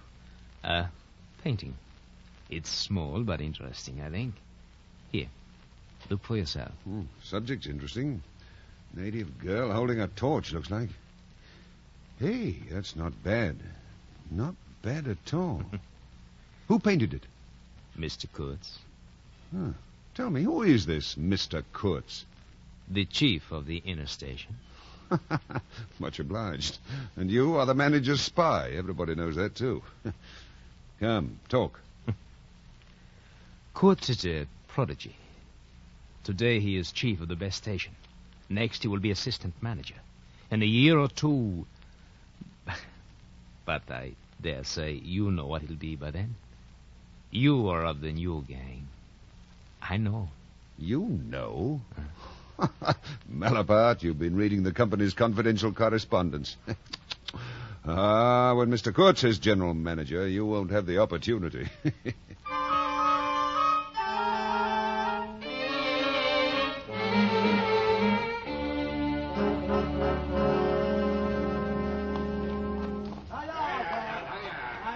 The last repairs were being made on the steamboat when the station was invaded by a mob of pack animals, porters, and white men, calling themselves the El Dorado Exploring Expedition. The uncle of our manager Renard was the leader. I found them so distasteful that to contain my temper I took to staying aboard my steamboat. Well, the evening before the expedition left, I was stretched out on the deck when I heard the voices of the manager and his uncle on the bank against which the boat lay. I know I'm the manager. But I was ordered to send him there. Ordered. It is unpleasant, but the man has great influence. Influence enough to jeopardize my position and yours, my dear uncle. Is he alone there? Yes. Sent his assistant down the river with a note to me. I remember it word for word. Clear this poor devil out of the country, and don't bother sending more of this sort. I'd rather be alone than have the kind of men you can dispose of with me. That's the note he sent me, the manager, me. Anything since then? Ivory. Lots of it. Prime stuff. Lots. But how? He's been without supplies for over 9 months now. No goods, no store. Perhaps some wandering white man who gets ivory from the natives. Well, perhaps the climate will do away with your problem, Renard. Yes, I know that. Don't worry, then. Trust to the jungle, the river, the fever, the savages. Trust to this. And your magnificent health. You stand the climate. You outlast them all. And at the worst, here, anything can be done.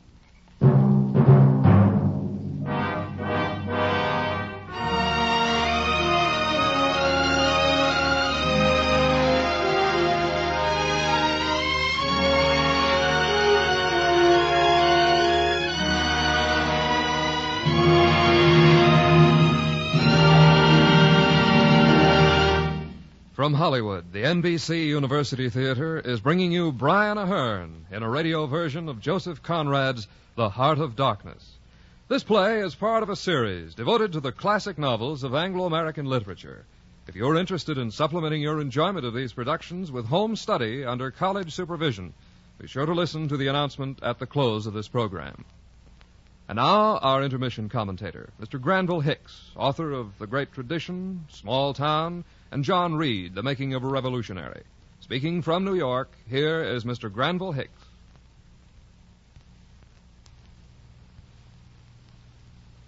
The process by which Joseph Conrad became a master of English fiction was as full of coincidences as one of Thomas Hardy's novels. In the first place, he was not a native Englishman, and in the second place, he chose for himself a career that was far removed from literature.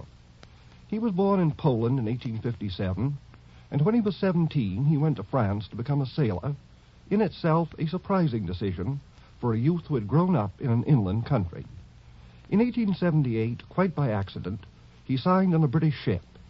This led to other voyages under the British flag, and eventually to his becoming a British citizen. While he was recuperating from a fever contracted in Africa, he began his first novel. He intended to return to the sea, but his health had been impaired. The periods between voyages grew longer. He finished his first novel and began another. And so, without conscious intention, he drifted into the literary career that was to last until his death in 1924 and was so full of distinction. Like Herman Melville, Conrad based most of his novels on personal experience, and his most inspiring experiences, like Melville's, were associated with the sea. Heart of Darkness, of course, is not a sea story. But so far as the setting goes, it is autobiographical. Conrad did go to the Congo. The diary that he kept on that trip makes no mention of a Mr. Kurtz, but it demonstrates that he knew at first hand the Heart of Darkness. In a passage that has often been quoted, Conrad wrote, "My task which I am trying to achieve is, by the power of the written word, to make you hear, to make you feel, it is, before all, to make you see." The reader of Heart of Darkness does see the Congo and the impenetrable African jungles, but feeling is for once more important than seeing. What makes the story great is the overwhelming power with which Conrad creates a mood of terrified anticipation and realized horror. But there is something more in this tale than the evocation of a barbaric continent. Where is the Heart of Darkness, anyway? In Africa or in Mr. Kurtz? That is to say, in man. Today, after what we have known of concentration camps and human slaughterhouses, the story has a new meaning. Where does Kurtz's ambition lead for all his idealistic professions? To participation in obscene rites and to that devastating postscript to his official report, "Exterminate the brutes." It is in more senses than one that we can say that Conrad knew the Heart of Darkness. Thank you, Mr. Hicks. Our radio version of The Heart of Darkness, starring Brian Ahern, will continue from Hollywood after a brief pause for station identification.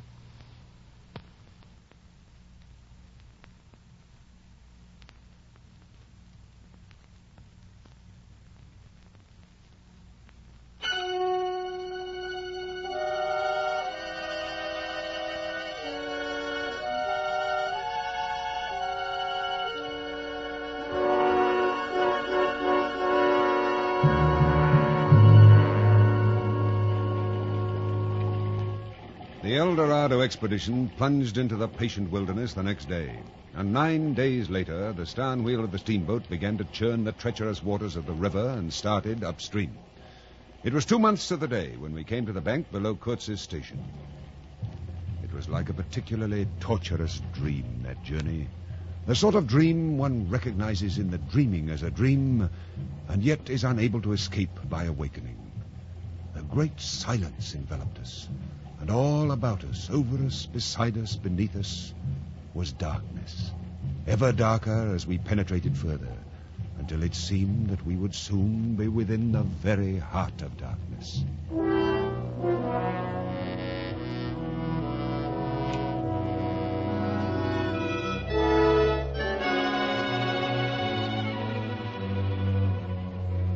Trees, millions of trees, massive, immense, running up very high, and at their foot, hugging the bank, puffing feebly against the stream, crept the little steamboat, like a small beetle crawling on the floor of a lofty portico.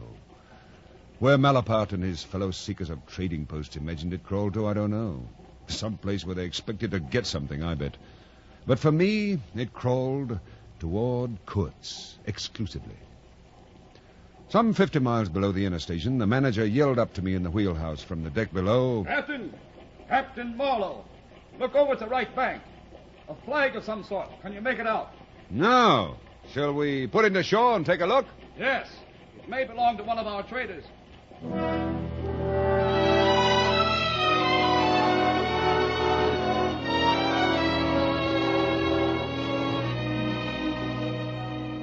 There's a nice stack of wood all piled up. We can use it. Yes. Hut seems deserted. No signs of a struggle. Hello. Some meshes of some sort on that flat piece of board. Can you read it, Renard? Not without my glasses. It's so faded. See what you can make of it. It is faded. Wood for you. Hurry up.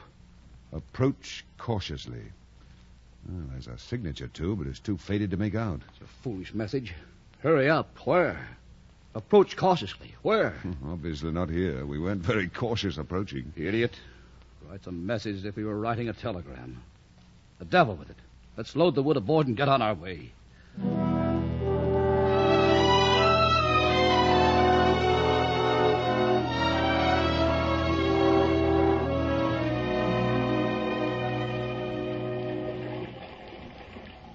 This looks like a good place to anchor for the night, Captain. According to my calculations, Renard, we're only 8 miles from Kurtz's station. Let's keep going, eh? Oh, I'm afraid it would be too risky. Waters here are quite dangerous. Less than an hour of sunlight left. But we're so near. Besides, recall the message. Approach cautiously. Now, I think we'd best wait for morning.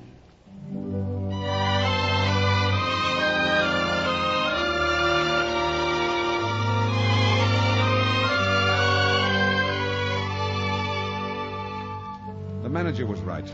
8 miles meant 3 hours steaming for us, and the water had many suspicious ripples. It was sensible. Still, I was annoyed beyond expression at the delay.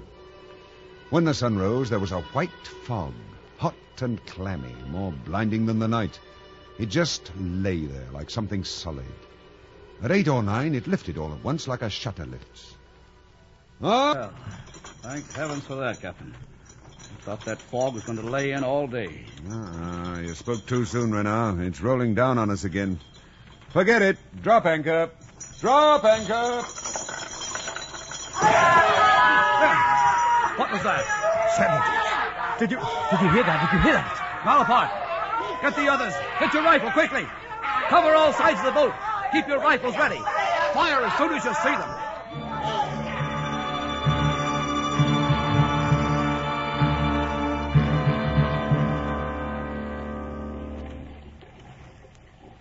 Finally, the fog lifted, and the boat headed into the western passage. It was narrower than it had seemed, and shallower. The deeper water was nearer the bank.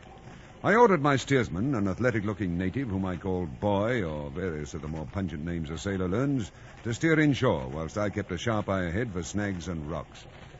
Hard right, Boy. Yes, Bwana. Hard, I said. Blast you, hard. Yes, Bwana. Steady now, steady.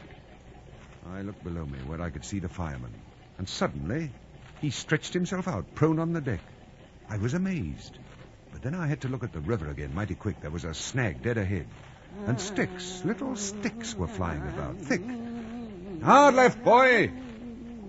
Hard left. Arrows. The little sticks were arrows. We were being shot at.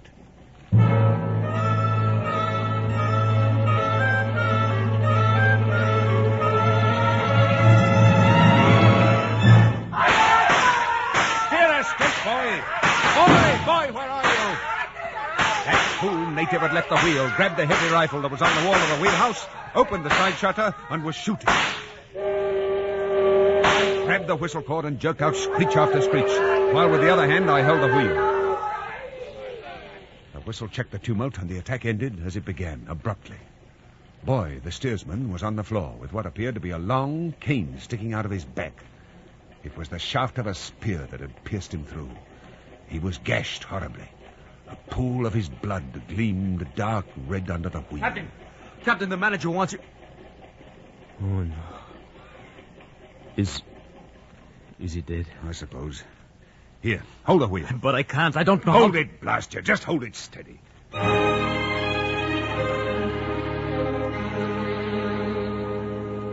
reached over, shut my eyes, pulled the spear out of him, and put him over the side with a single movement. The greatest strain was on my stomach, not my strength, as I put my arms around that body. Marlowe. Good heavens, Marlowe, you're not going to... What do you want to keep the body hanging about for? To embalm it?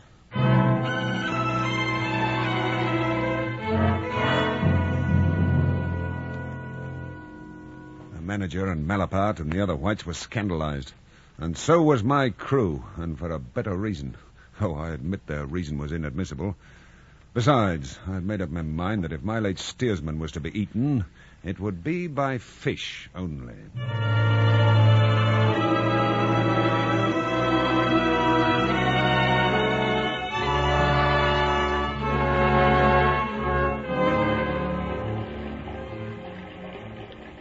There is really very little point in going ahead. These savages have surely burned the station to the ground. Most probably. Kurtz, too, then, is undoubtedly dead. Now, what do you want to do, then? Shall I turn the boat around and go back downstream? Oh, no, not at all. We must examine the remains. If we can, give poor Kurtz Christian burial. Marlowe, fire does not always destroy Ivory? The ivory he collected may still... The ivory. Ivory.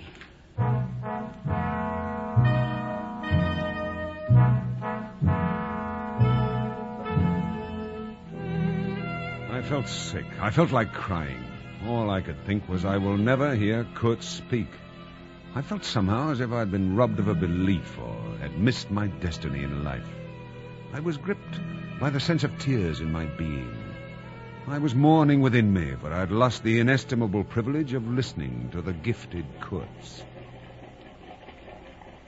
At least we're safer here, Captain. Channel is well in midstream. Yeah, what's that up ahead? The station. It's Kurtz's station. What? Not burned. Here, hold the wheel, Renard. I want to take a look through my glasses. As I adjusted the glasses, a long, decaying building, perched on the summit of a naked hill, swung into focus. There was no stockade or fence around it, but apparently there had been one, for near the house half a dozen slim posts remained, roughly trimmed and ornamented on top with round, carved balls. On the bank, I saw a white man wearing a hat like a cartwheel, waving his arm in frantic circles.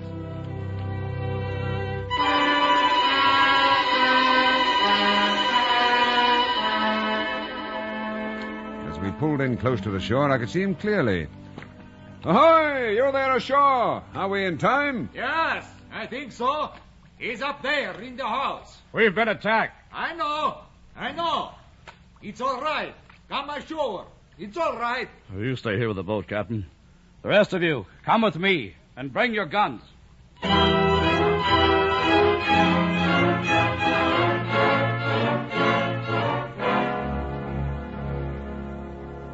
The manager and the rest of them went ashore, up to the hill and to the house.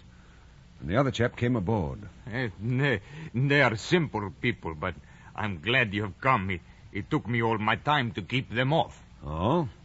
They meant no harm. That is not exactly... You see, you just can't tell when they mean harm or no harm, or then again...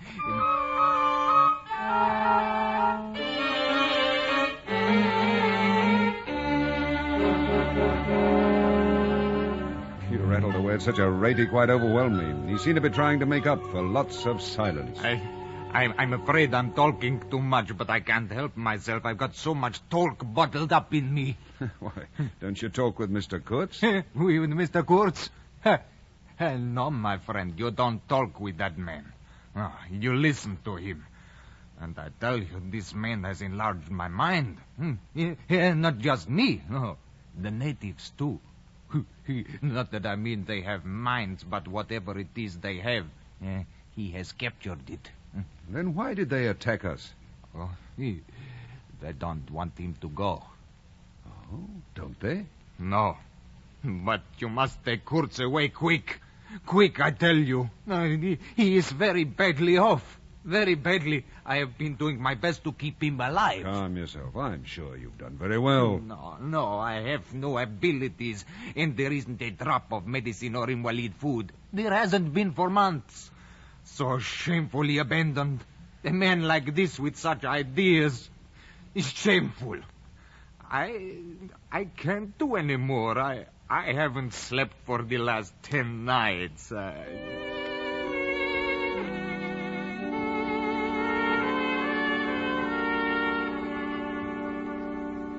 gave him a tot from the brandy flask.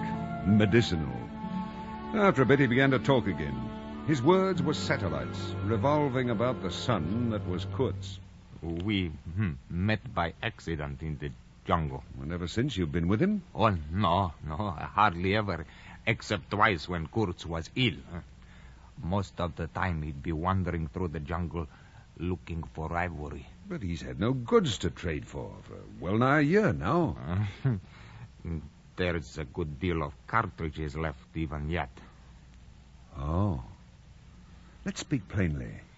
You mean Kurtz raided the country? Yes. But he couldn't do it alone, surely. They came from the villages around the lake. Kurtz got the tribe to follow him, did he?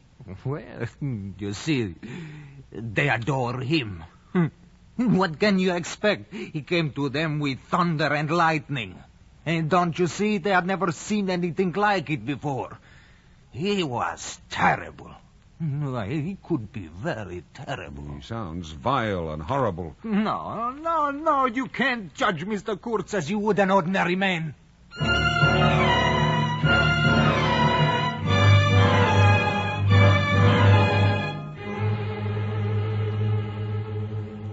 He finally subsided into silence. I picked up my binoculars and looked more carefully than before at the fence that had once enclosed the house and at the round carved ball that ornamented the top of the pole. I felt my stomach drop. Quickly I examined the top piece on each of the poles. They were all the same. Not ornaments, not round carved wooden balls, but black, dried human skulls.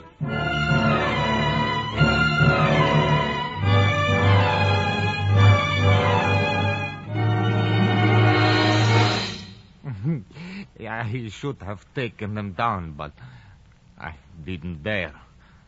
Not that I'm afraid of the natives, you understand. They wouldn't stir until Mr. Kurtz gave the word. He controlled them completely. Why, when the chiefs of the tribes come to see Mr. Kurtz, they would crawl. Stop! I don't want to know anything about the ceremony of approaching Mr. Kurtz. No, don't judge him, Captain. You don't know how such a life tries a man like Kurtz. No? Well, then how has it tried a man like you? Me? What am I? A simple man. I have no great thoughts. I want nothing from anybody. How can you compare me to... Me, nobody, nothing. How can you compare me?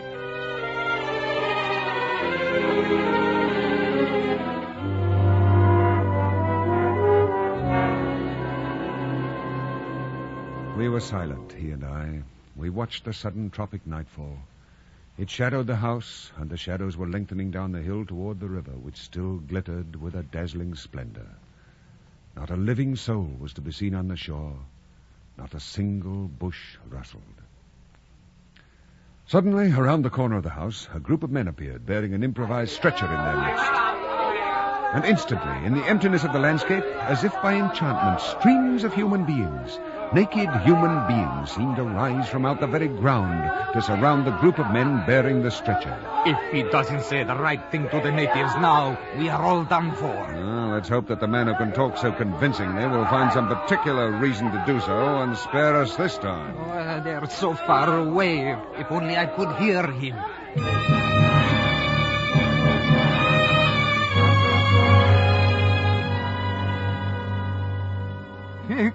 He's done it.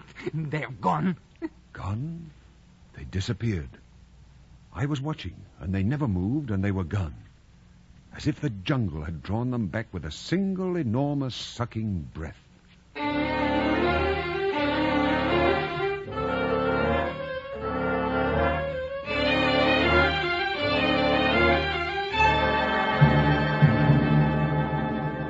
They brought Kurtz aboard and put him in the little cabin next to mine. We had brought along his mail, a year's worth of torn envelopes and opened letters, now littered his bed. He waved one of the letters and, looking at me, spoke. I'm glad to see you, Captain. They write fine things about you. Gentlemen, would you leave us? Mr. Kurtz and I have some matters to discuss. Did I describe his voice truthfully, Captain? Did I? It's amazing. Such strength. And the sound of it. Why, he doesn't look strong enough to whisper. Hey, there's something on my heart. I feel you should know, yet if it were known, it would affect Mr. Kurtz's reputation gravely. He couldn't see that Kurtz was already as good as in his grave. To him, I suspect, Kurtz was one of the immortals. I don't want anything to happen to you or the others here, but I must consider Mr. Kurtz's reputation. All right, I promise you, Mr. Kurtz's reputation is safe with me. The attack on your steamboat. Mr. Kurtz ordered it. He had sometimes the idea of being taken away. And then again, I don't quite understand it. I am a simple man. He thought it would scare you away, that you would give it up, thinking him dead. I have had an awful time of it this last month. He's all right now, though, isn't he? Yes? Thanks. I shall keep my eyes open. And your promise to keep that? As you would yourself. Thank you, Captain. Goodbye.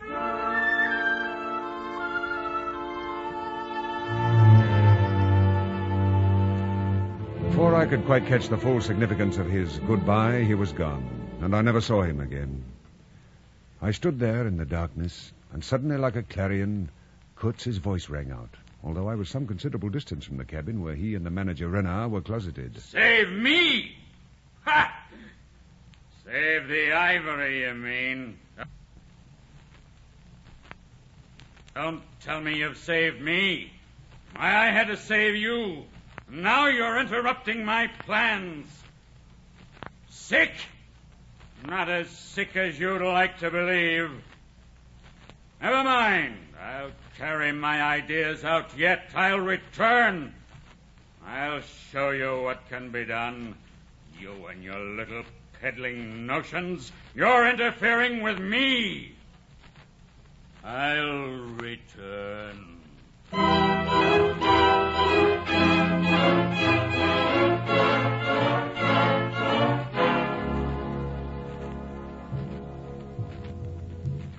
It was well after midnight when I awoke. I don't know why I should have, but I did. I walked out of the pilot house onto the deck. On top of the hill, a big fire was burning, and around the fire were several of the boat's crew and Malapart, or one of the manager's other jackals, keeping guard over the enormous store of ivory that Kurtz had assembled. I turned away from the rail for a moment and glanced casually into the little cabin. A light was burning in it, but Kurtz was not there.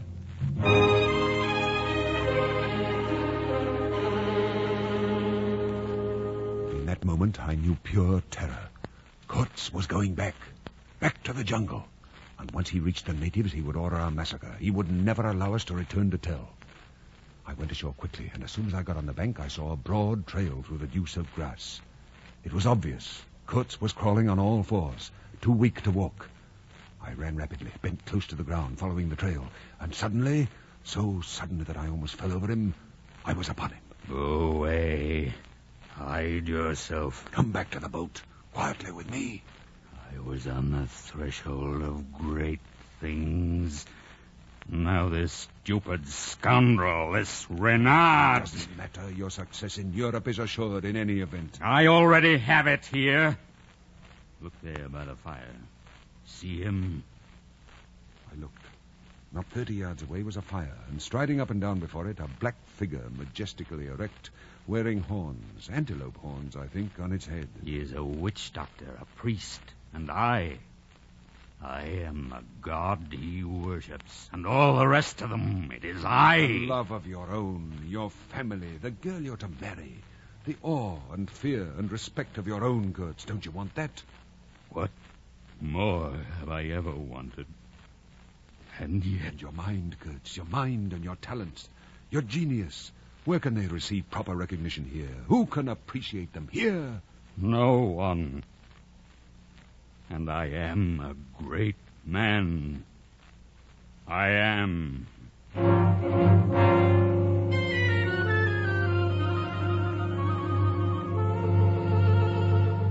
It was a terrible contest. I couldn't appeal to him in the name of anything high or low. I had, even as the savages who worshipped him, to invoke him himself, his own exalted and terrible degradation. I struggled with him, and he struggled with himself, too. I saw the inconceivable mystery of a soul that knew no restraint, no faith, and no fear, and yet struggled with itself blindly. I had to half carry him back on the boat.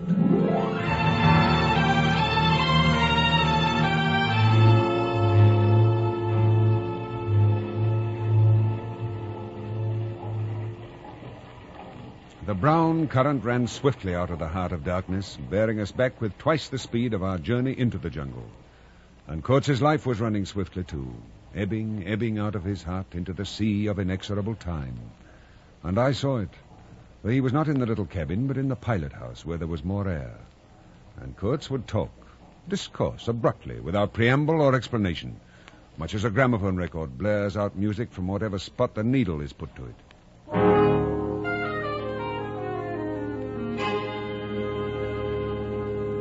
Did you know, Captain Marlowe, that I have been commissioned by the International Society for the Suppression of Savage Customs to write a paper on the subject? Why, I'm afraid I... No, of course not. I hadn't told you before.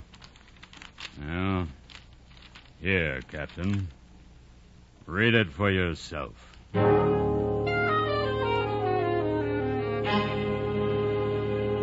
I read it. 17 pages of it. It was magnificent. It gave me the notion of an exotic immensity ruled by an august benevolence. It had unbounded eloquence, noble, burning words, but no practical suggestions to interrupt the magic current of phrases, unless a kind of note, scrawled evidently after the report proper had been written, that appeared at the foot of the last page. It was just this: exterminate all the brutes.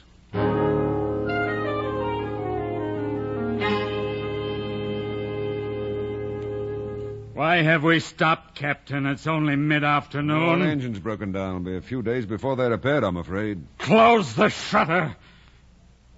The jungle is looking in at me. Close it, please. All right. Don't get excited, Kurtz. Can't bear to look at it. It laughs at me. It listens to me talking of my ivory, my station, my river, my career, my intended. It listens and it laughs. It knows all these belong to me. It knows. But it laughs because it knows that I belong to its own infernal powers of darkness. I'm sold to it. I was bought by... Never mind the vile purchase price. I know the price. And the jungle knows. Oh, come now, Kurtz. Your nerves are getting a little low. Here, get some sleep. You'll feel better. No, Captain. It won't be too much longer. That much is plain. I know it. You can see it. There's a shoebox under my bed. Take care of it for me. It's got some private papers and my intended's photograph. That stinking fool Renard is capable of prying into my things, and I want you to see he does not. All right. Please, would you mind leaving me alone for a bit? No, not at all. Not at all.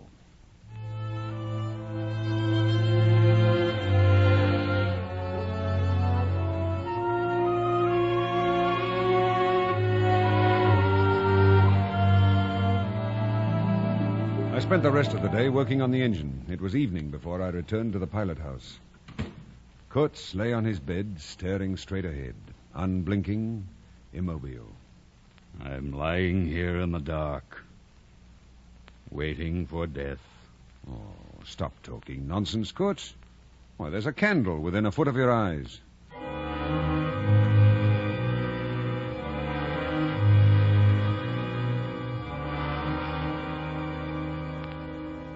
A change came over his face, a change I hope never to see again. It was as if he achieved a supreme moment of complete knowledge, and in that moment lived again every detail, every temptation, and every surrender of his life.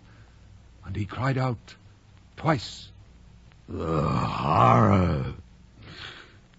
The horror!"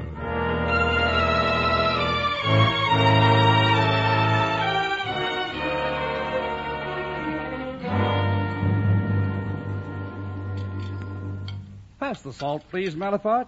Here you are. Thank you. Salt, Captain? Oh, no, it's all right as it is. Tell me, how is Kurtz tonight? Oh, all right, I guess. I think I should pop in, say hello to him. I'll ask him if he's ready for his dinner. Right, I'll do that.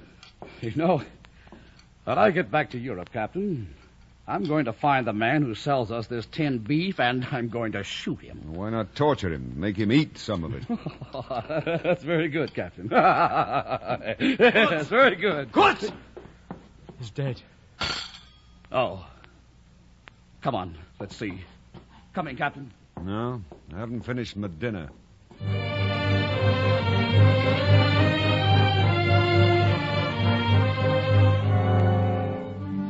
I didn't eat any more after they left. I hadn't gone because it was light in the dining room and so beastly dark out there. And besides, the voice was gone. Kurtz's voice was gone forever. And what else had there ever been?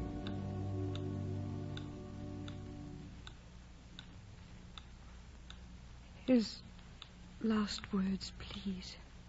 Oh, you must tell me, Captain. Please, won't you? Won't you tell me his last words? Kurtz's intended. I'd quite forgotten. I was in the drawing room of a house back in Europe. The house of Kurtz's intended. You've been thinking of him, of Kurtz, haven't you? Yes, oh, forgive me, most impolite. I understand. Often I sit and I think of Kurtz, remember him, miss him, and never miss the hours that go by. Had I been remembering Kurtz for hours? I don't know, but the dusk is gone, and night and darkness fill the room. You will tell me, won't you? You will tell me his last words. Oh, you must. The last word he pronounced was your name. I knew it. I was sure. I was so sure. So sure.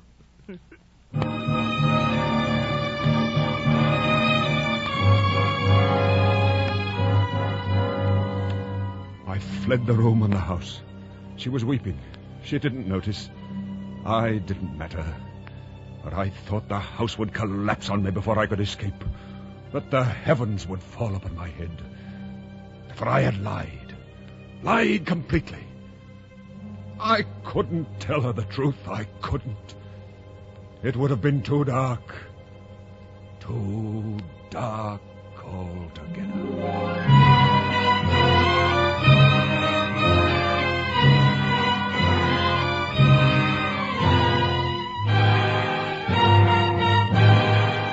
The University of Tulsa, Tulsa, Oklahoma, or Kansas State Teachers College, Pittsburgh, Kansas.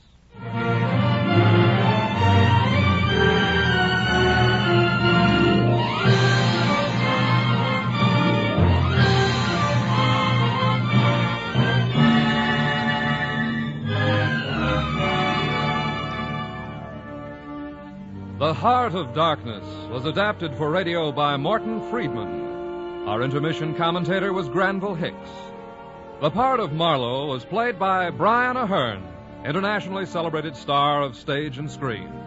Our cast included Rolf Sedan, Doris Lloyd, Tony Barrett, Lynn Allen, Roy Engel, Jerome Sheldon, Ben Wright, Whitfield Connor. Your announcer, Don Stanley. The original musical score was composed and conducted by Dr. Albert Harris. The director of the NBC University Theater is Andrew C. Love. Next week, be with us again for the NBC University Theater dramatization of Edith Wharton's fine novel, The Age of Innocence, starring John Sutton.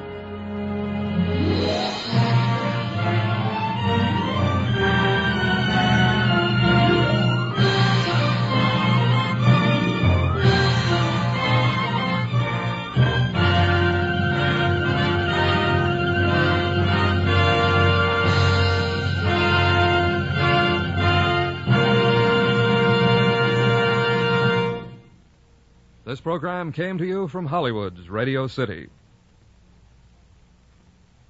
This is NBC, the national broadcasting company.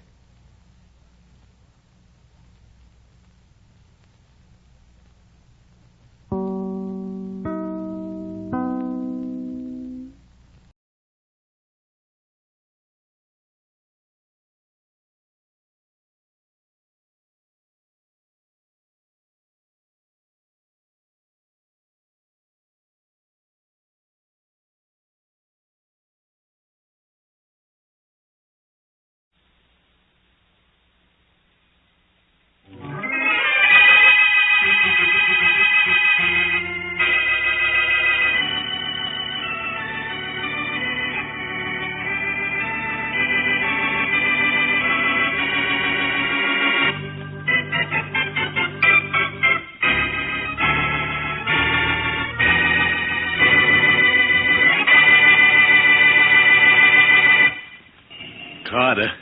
Yeah? I feel a hunk of poetry coming on. Well, let it go right by, will you, Joe? Oh, I can't. I got poetry in my soul, I guess. Oh. Get this, Carter. Here I lie on a rooftop high, waiting till I see a guy. Come out of City Hall across the street, and then I'll plug him nice and neat. It smells. How do you want it, with music? Yeah, loud music. Loud enough to drown it out. I sure wish His Honor and company would trace out of City Hall, though. Getting sore elbows lying up here on this roof. Oh, they'll be out pretty soon. All of them will. That meeting in the mayor's office was supposed to be over at noon. It's 1:15 already. Got your rifle set? I'm ready. You? My fingers itchier than poison ivy. Oh, Carter, I feel a hunk of poetry coming out. I think this is the last job we'll do together. Now, shut up, will you? The rooftop is no place for poetry. It's a nice place for a sunbath, though, huh? What? I like to lie in the blazing sun until on one side I am done. What? And then I flip on my other side and tan the rest of my little hide. Oh, brother, somebody should have tanned your hide a long time ago. Your stuff gets worse every time. Well, how do you want it? With a choir? Yeah, a choir of angels hoisting you into heaven. Oh, Carter. Now, check the side of that rifle. All right. Never used one of these telescopic jobs before. Listen, I'll be able to ping this guy with my eyes closed. Hey, Carter. Yes? There's the mayor. Yeah. Got guys with him, too. Easy. Wait till our man's in the clear. Hey, they're bunched up like a clump of grapes. Wait. What for? On a cinch from here. Wait, I said. Hey, they're splitting up at the bottom of the steps. Only one guy near him. Wait. Now.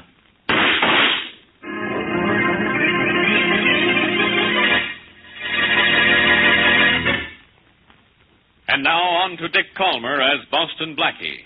Enemy to those who make him an enemy. Friend to those who have no friend.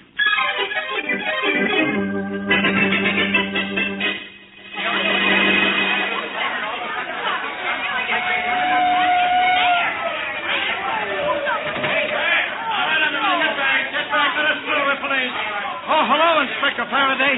I'm Williams, 23rd Precinct. Hello, Williams. Had a little shooting here, huh? A big one, Inspector. It's Mayor Rogers. Mayor Rogers? Is he dead? Bullet in the heart, one through the head, Inspector. The mayor. Nobody told me it was the mayor. This is all I need.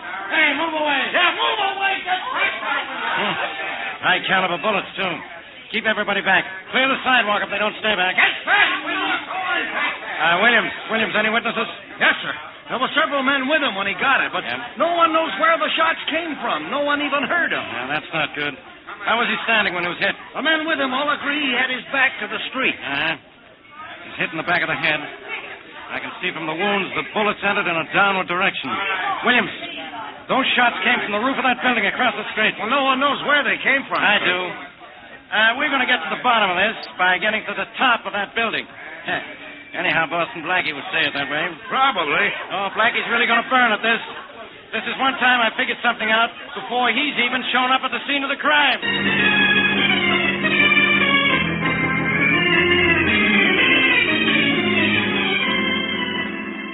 Mary, I told you if we came up to the roof of this building, we'd find where those shots were fired from. Here are 2 exploded rifle shells. Well, I don't know how you knew it, Blackie. I saw the commotion and everything in front of City Hall at the same time that you But, did. Mary, did you see anyone running away or hear anyone yelling, stop? No, I didn't. Well, that's how I knew the shots came from up here. They certainly couldn't come from any of the offices in this building. They didn't come from the street. They didn't come from City Hall because no one is going to use a rifle to shoot a man in the back from so short a distance. Well, all right, but I still don't see why you chose this rooftop. There are other buildings in the block. This is the only one with a clear view of the steps and doors into City Hall, obviously. Oh, the man... That's the room up there, man. Okay, Chief. I'll guarantee you'll find proof that those shots were fired from up here. Blackie, it's Inspector Faraday. I heard. Hello, Faraday. Blackie. Beat it. The short way. Jump off the roof. I'm sorry, Faraday. I'd do it for you, but I have Mary. Now, use her for ballast. Now, beat it. I don't want you annoying me as usual. Annoying? Well, now, how can you say that? How can I... I'm admiring the view of the city. Of course, I've also figured that this is the place from which Mayor Rogers was shot. So you figured that, too? Of course. Mayor Rogers was shot from up here. Here are 2 exploded rifle shells, 30 caliber. I'm surprised you're here, but congratulations. You're almost as smart as I am. You're smart, huh? Just because you know those shots came from up here. Well, what help is that? Doesn't prove who murdered Rogers, so why? Find out why someone would want to kill the mayor, and you'll have the someone who killed him, Faraday. And if you need any help, call on someone like me.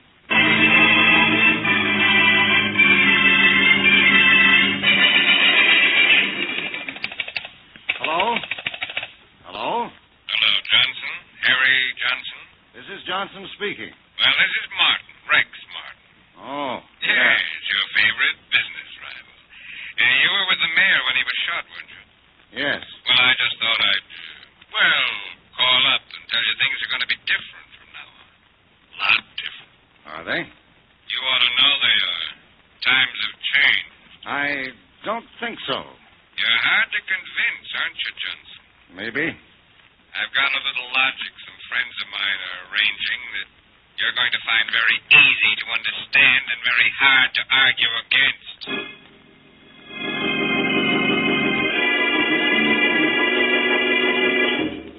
Harry, I wish you'd let me fix you something to eat. You didn't touch your dinner. I'm sorry, Anne.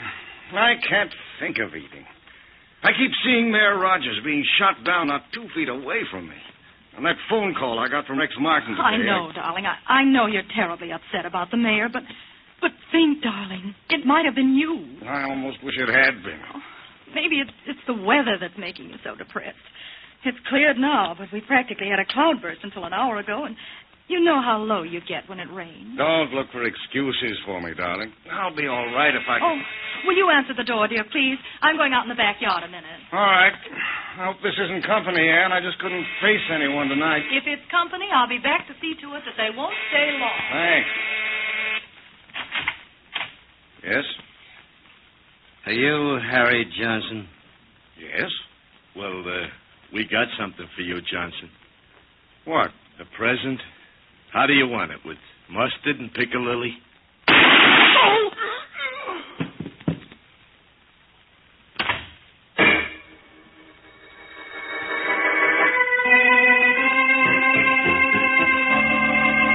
Mrs. Johnson, where were you when your husband went to this door? Well, I'd just gone out in the backyard, Inspector Faraday. Out in the yard?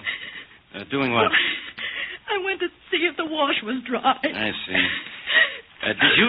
Oh, Inspector Faraday. Yes, Sergeant. I just talked to the man from next door. He didn't see anyone around at the time of the shooting, sir. That's fine. Nobody saw anything or anyone. Mrs. Johnson here claims she was out in the backyard. Yes, I was. That's right, she was, Inspector. The man next door says he saw her out there at the time he heard shots. Thanks, Sergeant. Yes, sir. Well, Mrs. Johnson, that bears out your story. Sorry I had to question you. That's quite all right, Inspector. I understand everything. Well, if you do, you're the only one around here who does.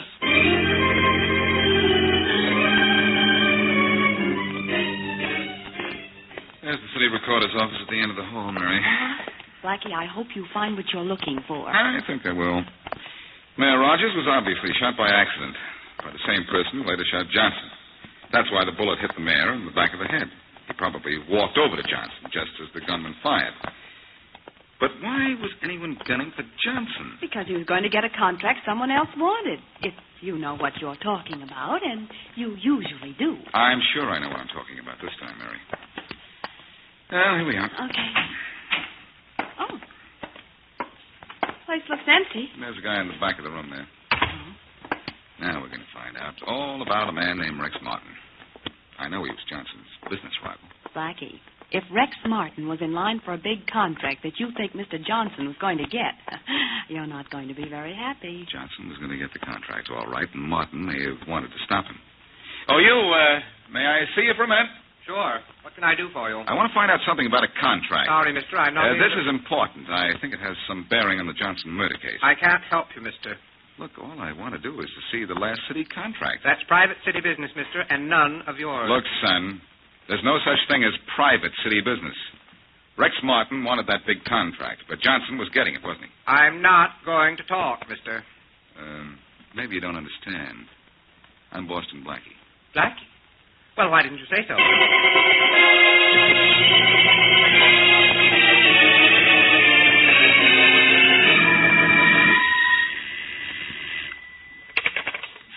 Hello? Hello, Carter. This is Joe. Oh, yeah, Joe. Did you get the money? Part of it. And, Carter, I feel a hunk of poetry coming on. Never mind the poetry. Come on up here with that dough, will you? Okay, I'll be right up. Nobody's around. What difference does it make if anybody's around? Nobody saw us get the mayor. Nobody saw us kill Johnson. We don't have anything to worry about. You sure? Positive. The cops got the only worries. Oh, boy, I gotta laugh. The cops have the answer to everything right under their noses, but they'll never know it's there. Yeah, that's right. You know something, Joe? What? I feel so good, I could even listen to some of your lousy poetry. Okay, then listen. Yes? Whenever I think of the racket we're in, I close my eyes and I just gotta grin. Yeah? Maybe we're nuts, but we sure have fun killing two birds for the price of one.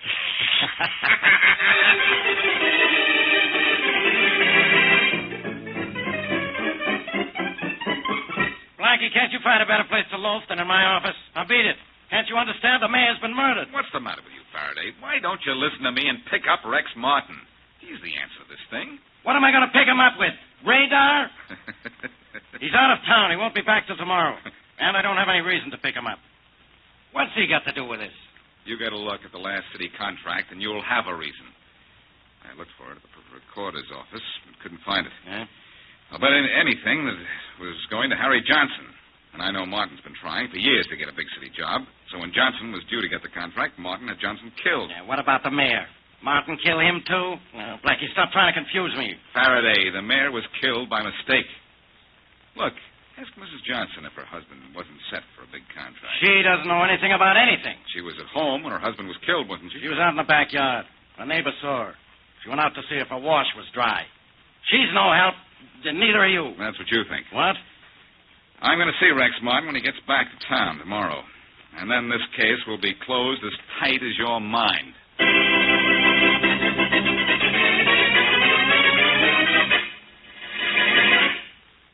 And now back to Boston Blackie.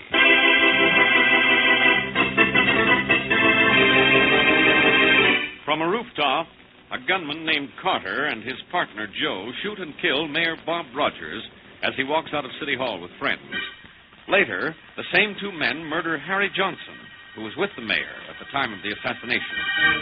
So far, neither Boston Blackie nor the police have any clue to the identity of the killers or reason why Johnson was killed. The mayor, obviously, was murdered by accident. As we return to our story, Carter and his friend Joe are in their hideout. Come on, Joe, come on. Tell me how much you got for killing Johnson. Carter, I feel a hunk of poetry coming out. Never mind your poetry. How much did you get? I told you, 1,000 deposit.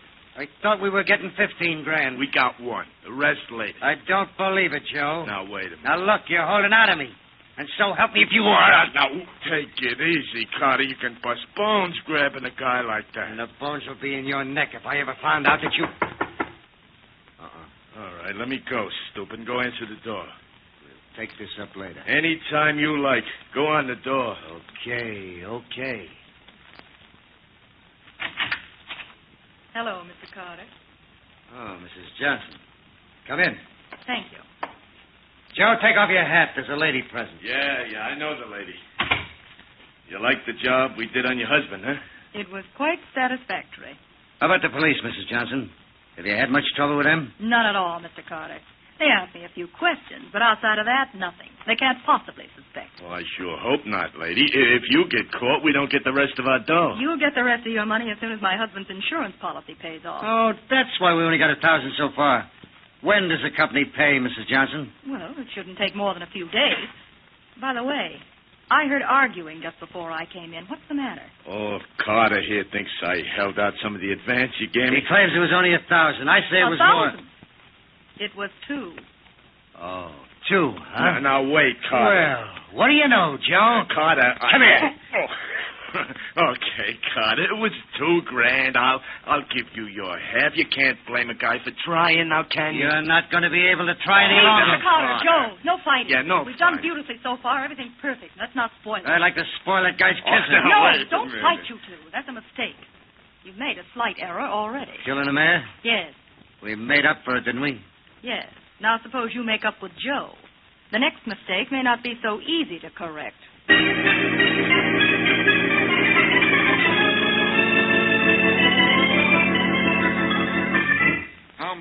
longer do I have to wait to see Mr. Martin, Miss Beautiful? Thank you, Blackie. And the name is Joanne. And the phone number?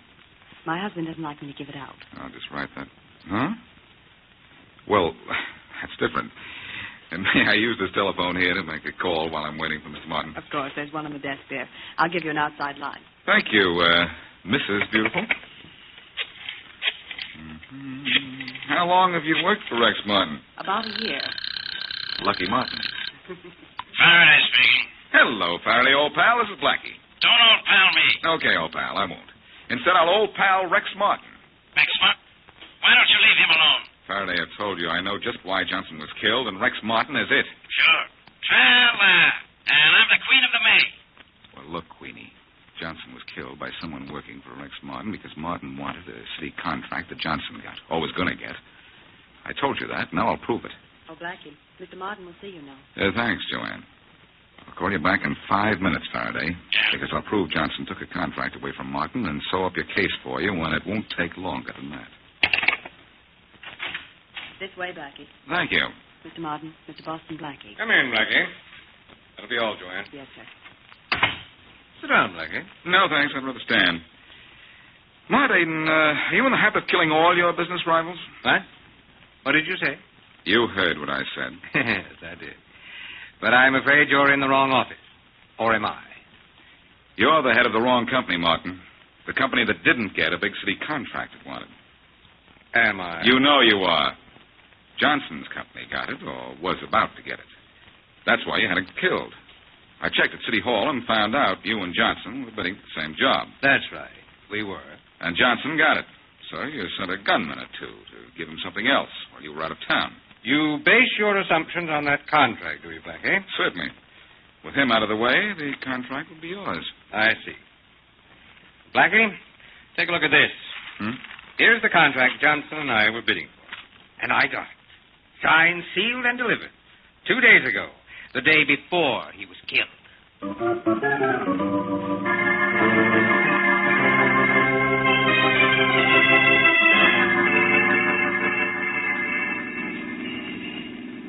The shop I want is in the next block, Blackie. Yes, Mary, I know.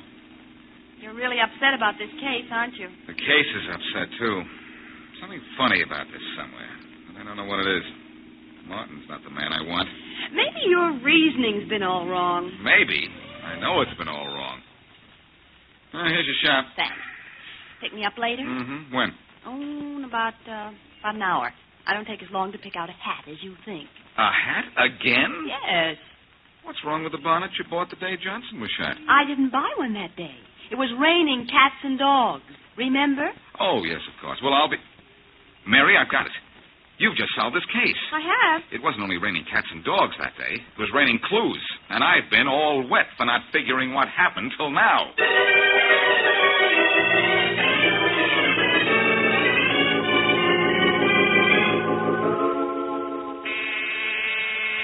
Coming. Yes. Are you Mrs. Harry Johnson? Yes, I am. I'm Walter Keith from the National Insurance Company. Oh, yes. Come in. Thank you. Well, I've been expecting you. I imagine you have. I hope I haven't called too soon after your husband's unfortunate death. Oh, no, it's quite all right. I know these things have to be taken care of right away. Yes, they do. But sometimes there are rather long delays. Long delays? What for? Red tape, Mrs. Johnson. I'm afraid it'll be 6 months before you receive the benefits of your husband's policy. 6 months? I won't stand for that. I'm sorry, Mrs. Johnson, but the company wants to investigate a little bit. There's nothing I can do about it. Well, I'll do something about it. 6 months, Mrs. Johnson. And there may be a further delay beyond that. I'm sorry, Mrs. Johnson, but that's the case. Oh, no, it's not. I've been told to advise you that it is. Goodbye. 6 months. 6 months. Oh, I'd better call. Oh, what's the matter with this phone? That's funny. It's dead. Operator? Operator? Operator? Operator?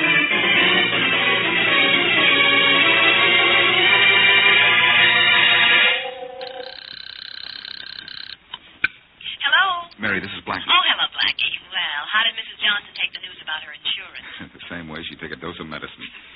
She didn't know me, I'm sure of that. Only I hope my plan works. Certainly a long shot, Blackie. But it's worth a try.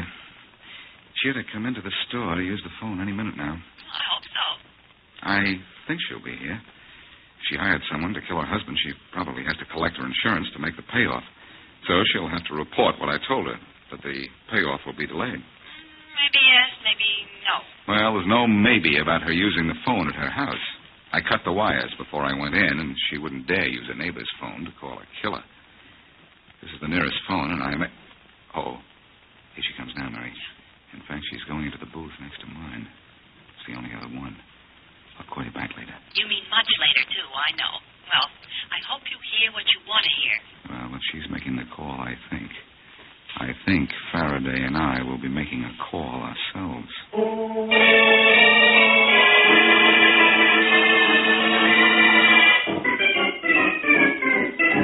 Carter, I feel a hunk of poetry coming out. Oh, save it, will you, Joe? Keep packing. I'm packing. Gotta get out of here fast.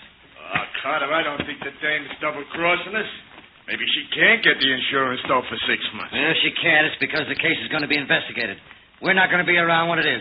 You Come on, let's blow out of here. Uh-oh. See who it is. Okay. But don't open that door too much. You think I'm a dope? Okay, you open the door all the way. We're coming in. Carter, I think it's tough. Shut up, Blackie. I'm shoving Faraday. Carter, help me. Oh, no, I'm getting out of here. Not without me, you will. Just stand right where you are. I think we'll have to convince him with a little noise, Faraday. Okay. I know you'll take better aim on the next shot. I'm through. We quit. Smart boy. Well, Faraday, here are your 2 killers. Glad to see you. Carter, I think these guys are suffering from a case of mistaken identity. Shut up, Joe. Mistake is all yours, Carter. Yours, too, Joe. Mrs. Johnson talked. Oh, yeah? You know you shot and killed Mayor Rogers and Mrs. Johnson's husband. So come on. I'm through with this case. And you're through for good.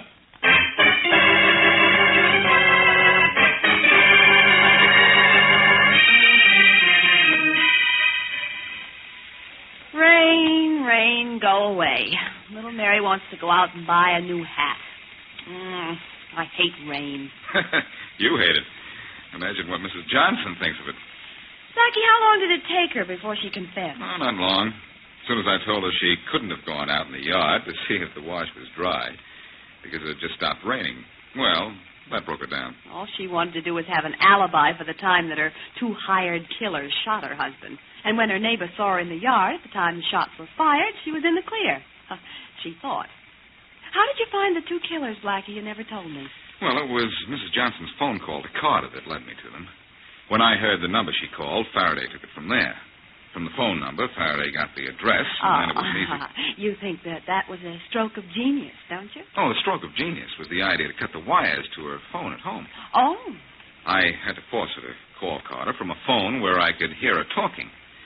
But it really wasn't such a clever stunt. No, I wouldn't brag about that. Well, I want to do a little bragging. I gave you the hint about the rain when I didn't buy my hat the day of the murder. Yes, you did, Mary. You know, one of the characters in this case had a yen for poetry. You know how he'd sum up this case? How? It rained, and so you got no hat. That's true, and there's no bosh. Yes. But the rain broke down an alibi. It all came out in the wash. Oh, Blackie.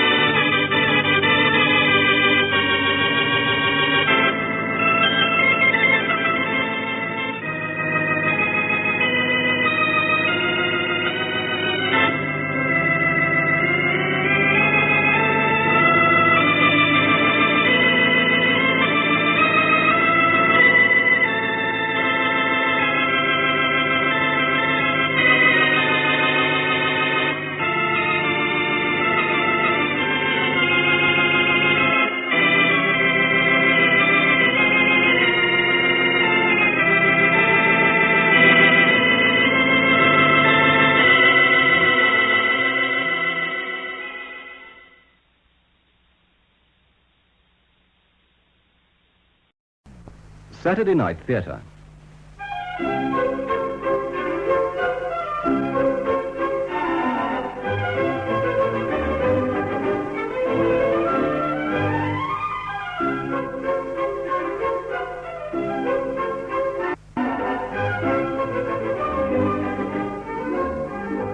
We present Dennis Price in Kind Hearts and Coronets, a radio version of the Ealing Studios film which was based on a novel by Roy Horniman.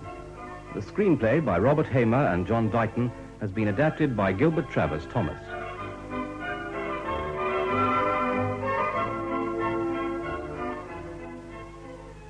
Kind hearts are more than coronets, and simple faith than Norman blood. Kind hearts and coronets.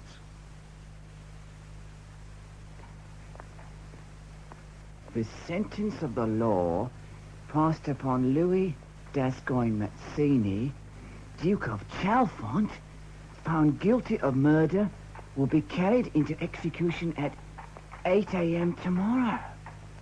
A duke, eh? Wow.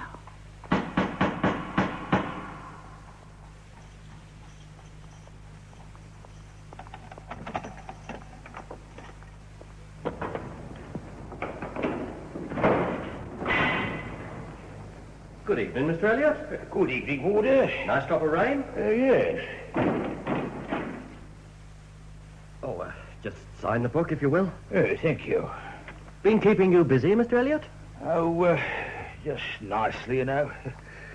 We'd up to Manchester on Monday, a poisoner. Baby farmer at Darlaway this morning, very ordinary crimes, both of them. Oh, well, this one we've got for you tomorrow is something special. Yes, very much so. Even after all my years in the profession, I'm quite looking forward to him. Well, I must be getting along. Is the governor in? Yes, he's expecting you. Oh, well, good night. Good night, Mr. Elliot. Oh, usual cup of tea at 7? Oh, please, yes. Well, Elliot, this is a very terrible occasion. It is indeed, sir.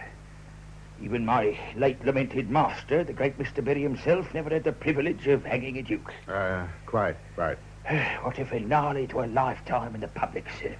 Finale? Yes, I intend to retire after using the silken rope, never again be content with him. Quite. Do you wish to have a look at the Duke? Well, just a glimpse, an idea of size and weight, you know. How do you think he'll approach it? I should think as the calmest you've ever known. Noblesse oblige, doubtless. Difficult client can make things most distressing. Quite. Oh, I almost forgot, you must forgive my ignorance, but when I meet the Duke in the morning, what is the correct form of address, Your Lordship? Your Grace. Your Grace? Thank you. Good morning, Your Grace. Good morning, Your Grace. Good morning, Your Grace. Good evening, Your Grace. Good evening, Colonel. Will you have a glass of wine? Thank you, no. I called to inquire whether you had any special wishes for breakfast. Oh, just coffee and a slice of toast, thank you. Oh, and perhaps a few grapes. Grapes. I hate to disappoint the newspaper-reading public, but it'll be too early for the conventional hearty breakfast. The appointment is at 8, is it not? At 8, yes. If I may venture to say so, I'm amazed at your calmness. Dr. Johnson was, as always, right when he observed, depend upon it, sir, when a man knows that he's going to be hanged in a few hours, it concentrates his mind wonderfully. Yes. If there's nothing further I can do for you... Oh, nothing, thank you, Colonel. Unless... Your Grace? Well, this quill, it scratches abominably as I write. Of course. I'll have another sent down from my office. Thank you. We shall have the opportunity of making our adieus in the morning, I presume? I regret to say yes. Good night, Your Grace. Good night, Colonel.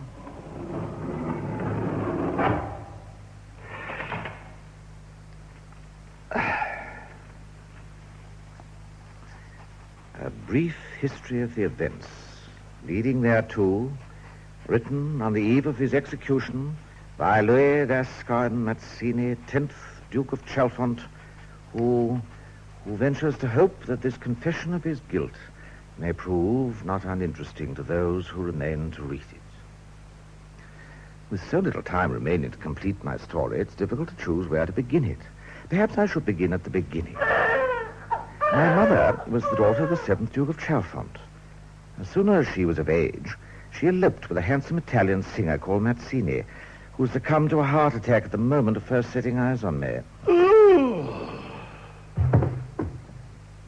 Thus, early in his career, Papa was sent to join the heavenly choir.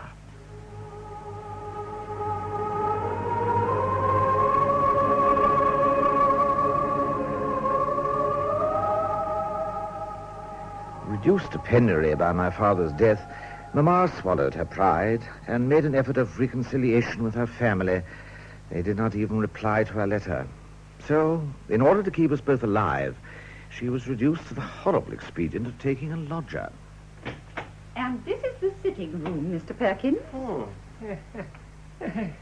Yes, it's a nice little place you've got here. Well, Mrs. I think we might come to some arrangement. Say, 25 shillings a week. Thus, protected by Mamma's small annuity and the weekly contributions of Mr. Perkins, I passed from infancy to childhood in an atmosphere of family, history, and genealogies until I knew the descent of the House of Chalfont by heart. The dukedom had been bestowed by Charles II on Colonel Henry d'Ascoyne for services rendered to His Majesty during his exile. Sire. Later, for services rendered to His Majesty after his restoration by the Duchess. Oh, sire. The title was granted the unique privilege of descending by the female as well as the male line. It was therefore theoretically possible that via Mamma I might inherit the dukedom. Mamma scraped and saved, sent me to the best school she could afford. In view of my present predicament, one little incident there occurs to me as amusing. Lionel Holland, which is the sixth commandment? Come now, surely you know what the sixth commandment is. Someone else then, Sabella. I know, please. Louis Mazzini. All right, tell me. Thou shalt not kill. Quite right, Louis. Thou shalt not kill. No, in those days I never had any trouble with the sixth commandment. As to the seventh, I was hardly of an age to concern myself with it, although I was old enough to be in love. Sabella, for that was her name, and her brother were my only friends, and we grew up together.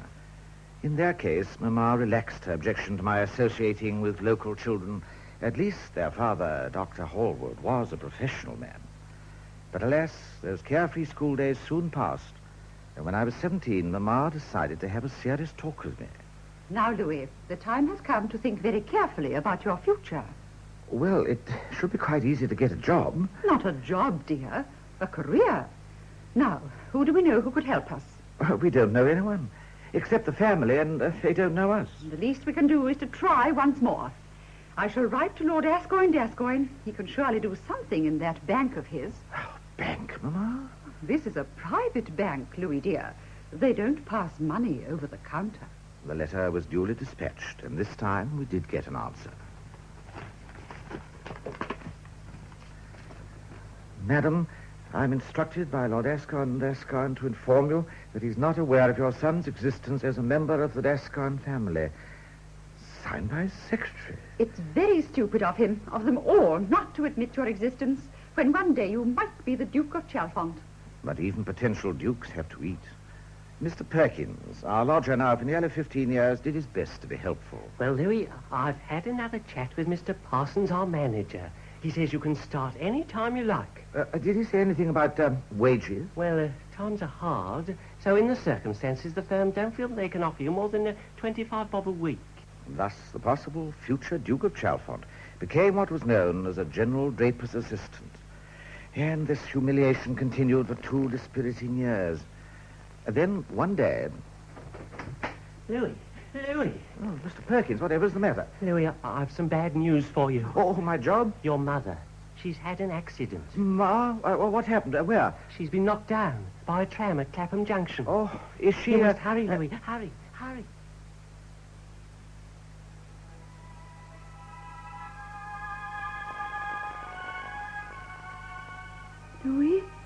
Louis, oh, where are you? I'm here, Mamma. Louis? Yes, Mamma? I should like to be buried at Chalfont in the family vault. You're not going to die, Mamma. Promise me, Louis. Promise. Mamma. Oh, Mamma. Before leaving the hospital, I wrote to Ethelred, Duke of Chalfont, informing him of Mamma's dying wish. His reply was the curtest possible refusal.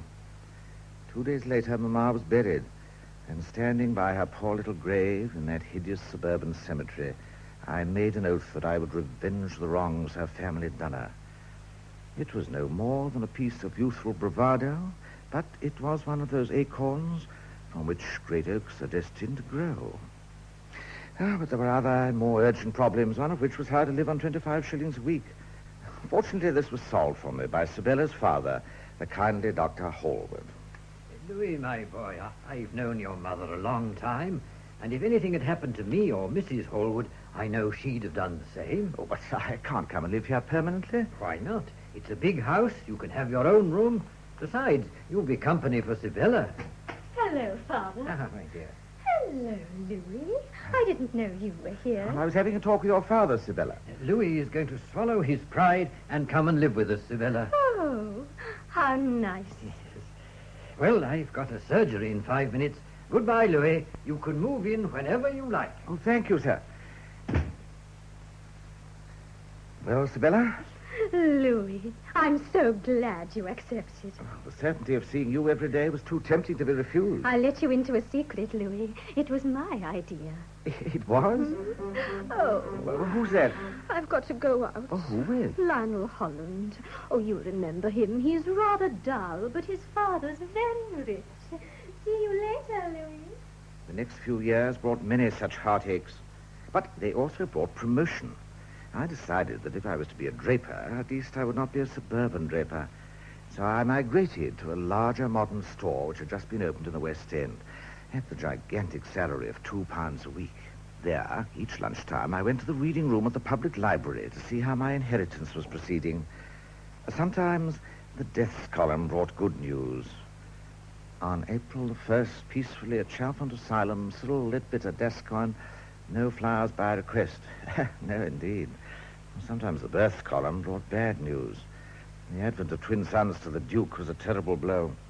Fortunately, an epidemic of diphtheria restored the status quo almost immediately and even brought me a bonus in the shape of the Duchess, who succumbed at the same time as her children. But the Duchy of Chalfont was not all-absorbing. There were other matters to concern me of a more personal nature. That summer, the Hallwards gave a party. Oh, good evening, Sibella. Hello, Louis. You do look nice. So do you, doesn't he, Lionel? Very. Sibella, may I have the pleasure of this dance? Oh, I'm awfully sorry, Lionel. I'm afraid I promised this one to Louis. Oh? You see, he didn't even know about it. Never mind, Lionel. You can have the supper dance with me if you like. Thank you. I seem to remember you promised the supper dance to me. Did I, Louis? I must have made a mistake.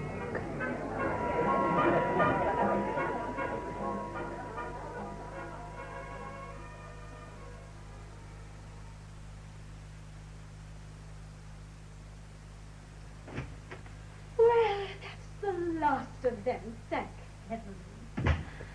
Oh, what an evening. I thought it was a very nice evening. Oh, it may have been for you. Oh, it's awful being a woman, having to dance with a lot of dull men, laugh at their jokes while they're treading on your feet. I didn't tread on your feet. You're not dull, and your jokes are funny.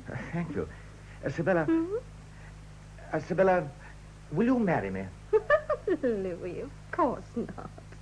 And do get up on your knees like that. You may be half Italian, but even so you do look silly.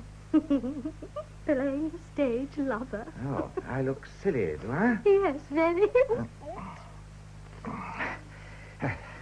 Do I still look silly? No. Now will you marry me? No. Why not? Because I just said I'd marry Lionel. Well, come on. Why not? Well, he's a clod. He's not a gentleman. Listen, who's talking? Lionel will be very rich one day. I might be a duke one day. Pigs might fly. No, I might. You see, Mamma was the daughter of the 7th Duke. Oh, yes, I know. Well, when you are a duke, you just come and show me your crown, or whatever it's called, and then I feel awfully silly, won't I? Oh, yes, you will. Anyhow, I'm going to marry Lionel, and now I'm going to bed. Good night, Louis. If there was a precise moment at which my insubstantial dreaming took on solid purpose, that was it. The Gascoignes had not only wronged my mother, they were the obstacle between me and all that I wanted. There were then some 8 people between me and the dukedom, all seemingly equally out of reach. It is so difficult to make a neat job of killing people with whom one is not on friendly terms. I was almost resigned to its being an impossibility, when one afternoon, at a moment when my thoughts were furthest from the subject, fate took a hand. 2 and 9, 3 shillings. 5 and 5 is 10, and 10 is 20. Thank you very much, madame. Good afternoon. Yes, sir. This young lady would like to see some petticoats. Petticoats? Yes, sir. We have a very nice line. Just come in. Perhaps madame would care to look at this one. Thank you. Is it pure silk? Oh, yes, madame. You like it, Charles? Haven't you got anything more? I'm afraid not, sir. All right. Will a couple do, Priscilla? Thank you, Charles. These London shops are so far behind Paris in this sort of thing. If you've nothing better, these will have to do. Parcel them up quickly and we'll take them with us. Charge them to my account. Yes, sir. What is the name? Mr. Gascoigne. At last I was face to face with one of them. This was the son of Lord Gascoigne, the banker, whose refusal to help me toward a more dignified career had led to my present ignominious occupation. What right had this arrogant puppy to be standing on the other side of the counter ordering me about? In my excitement and anger, I listened openly to their conversation. I have booked rooms at Crookshanks at Maidenhead. I thought we'd go down late on Friday afternoon and stay till Monday. Are you sure it's safe? It's the most discreet place I know. You've been there before, then? No, of course not. I mean... Hey, you! Get on with that parcel and never mind what we're talking about. Don't you dare talk to me like that. Do you think I'm interested in your idiotic conversation? If you want to add impertinence to your eavesdropping, we'll soon see about that. Send for the manager. The upshot was that I was dismissed on the spot. I decided to repay him in kind by dismissing him with equal suddenness from this world. His conversation had told me where I could probably find the opportunity to kill him, and Dr. Hallwood's dispensary could, I thought, provide me with the means. Arsenic, laudanum, prussic acid, and what about this? Rat poison, suitable, too difficult to administer. Better stick to a proprietary brand. I think arsenic. With the week's wages I had received in lieu of notice, I invested in suitable apparel for Maidenhead and booked a modest single room at Crookshanks. And that evening, after dinner, I took a stroll through the hotel in search of my quarry and found them having coffee and liqueurs together on the terrace. I decided to take the bull by the horns. Oh, forgive me. Haven't we met before somewhere? I don't think so. Funny. I could have sworn I knew your face. We were at Monte last year. The year before. Ah, that must be it. Won't you and your companion join me for a drink? Thank you. Not this evening. We're rather tired. Of course. I deprecated their retiring so early, but it was hard to blame them, for weekends like life are short. The next morning, I waited for them to come down, and the next afternoon, but they didn't appear the whole day, nor the morning after. I no longer felt sentimental. The weekend was nearly over, and I could hardly expect Providence to offer me so promising a chance again. When finally they did appear and made their way to the hotel boathouse, I was in a state of desperation. We'll take the punt. Very good, sir. Let's have some more cushions and an awning. Yes, sir. Ready, darling.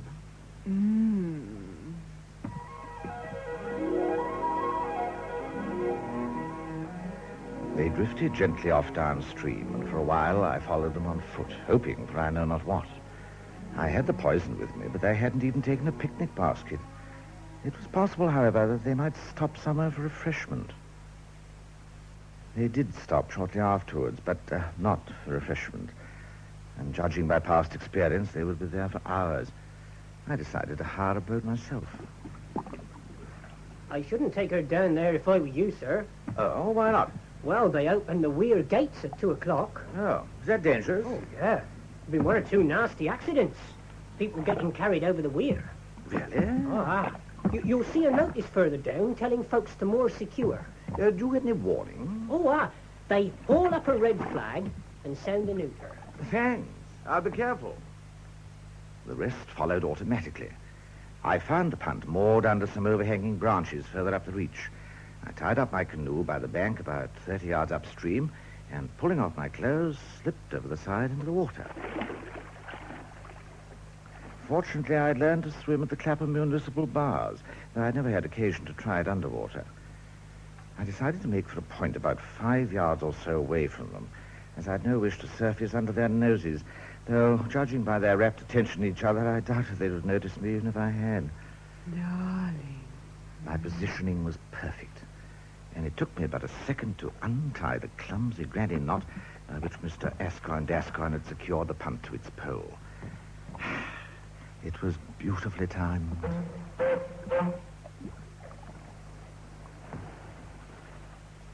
Charles, we're moving. We're in heaven. But Charles, we're moving. We can't We are. My God, you're right. No, Charles! The whale! Jump for your life! I can't jump! I can't swim! Jump!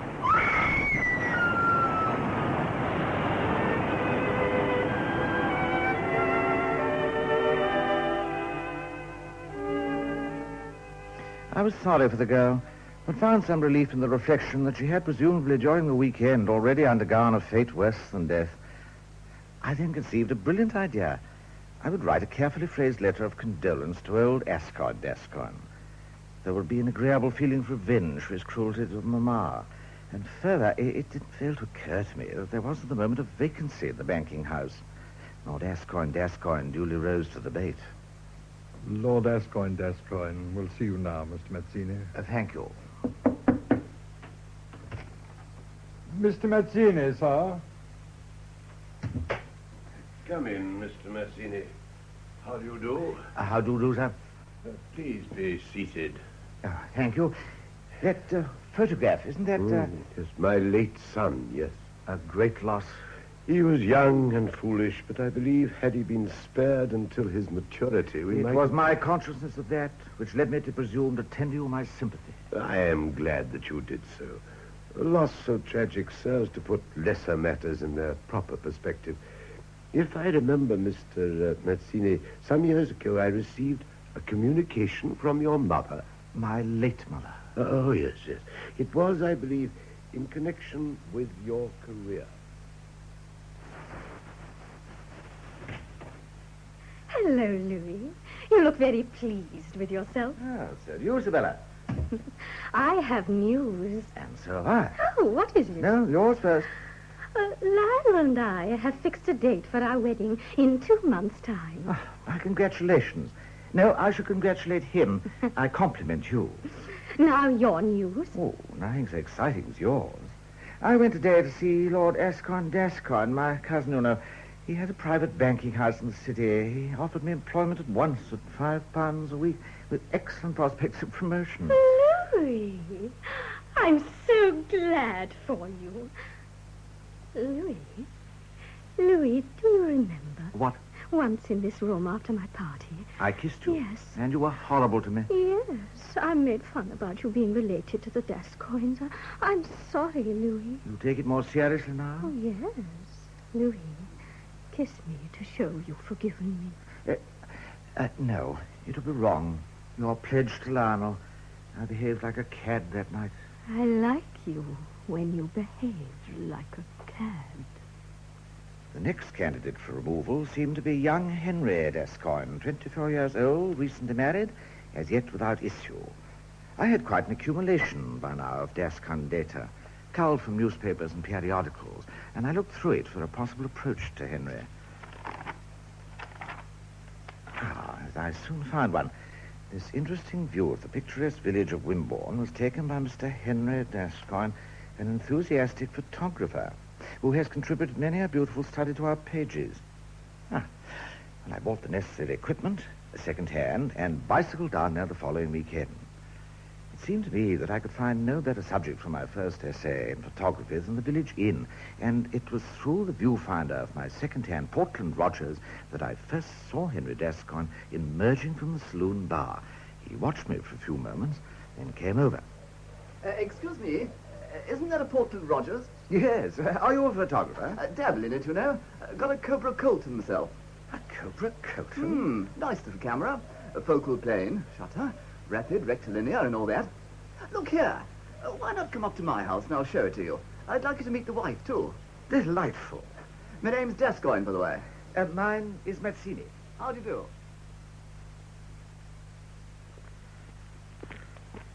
You don't do your developing and so on in the house, then? No. I've had one of the potting sheds fixed up as a dark room. Come in and have a look. I say. Couldn't have suited better if it had been built for it. Had the equipment sent out from town. Now, I must say the results have been absolutely top-hole. There's everything to hand. Developing dishes here. Toning bath here. Whole plate enlarger. Perfect. Not too bad, is it? I'll show you some quarter plates I've taken of the village, if you like. Talking of the village, by the by, I don't know if you're thinking of sending any of your efforts here to some periodical, but there's just one thing. I'm sure you're a good fellow. I wouldn't like to ask you. Ask what? I'd be most grateful if you'd keep back that last plate you exposed. The inn? Oh, but it was delightful. Yes, sir. The fact is my wife has views about such places, so I never go in them. You understand? Oh, naturally. I wouldn't dream of embarrassing you. I knew you were a good fellow. Suppose we have a drink on it. Unless you have views yourself, of course. None. Splendid. But what should it be? Sherry? Whiskey? In here? Well, it's a bit difficult to hide things up at the house, you understand?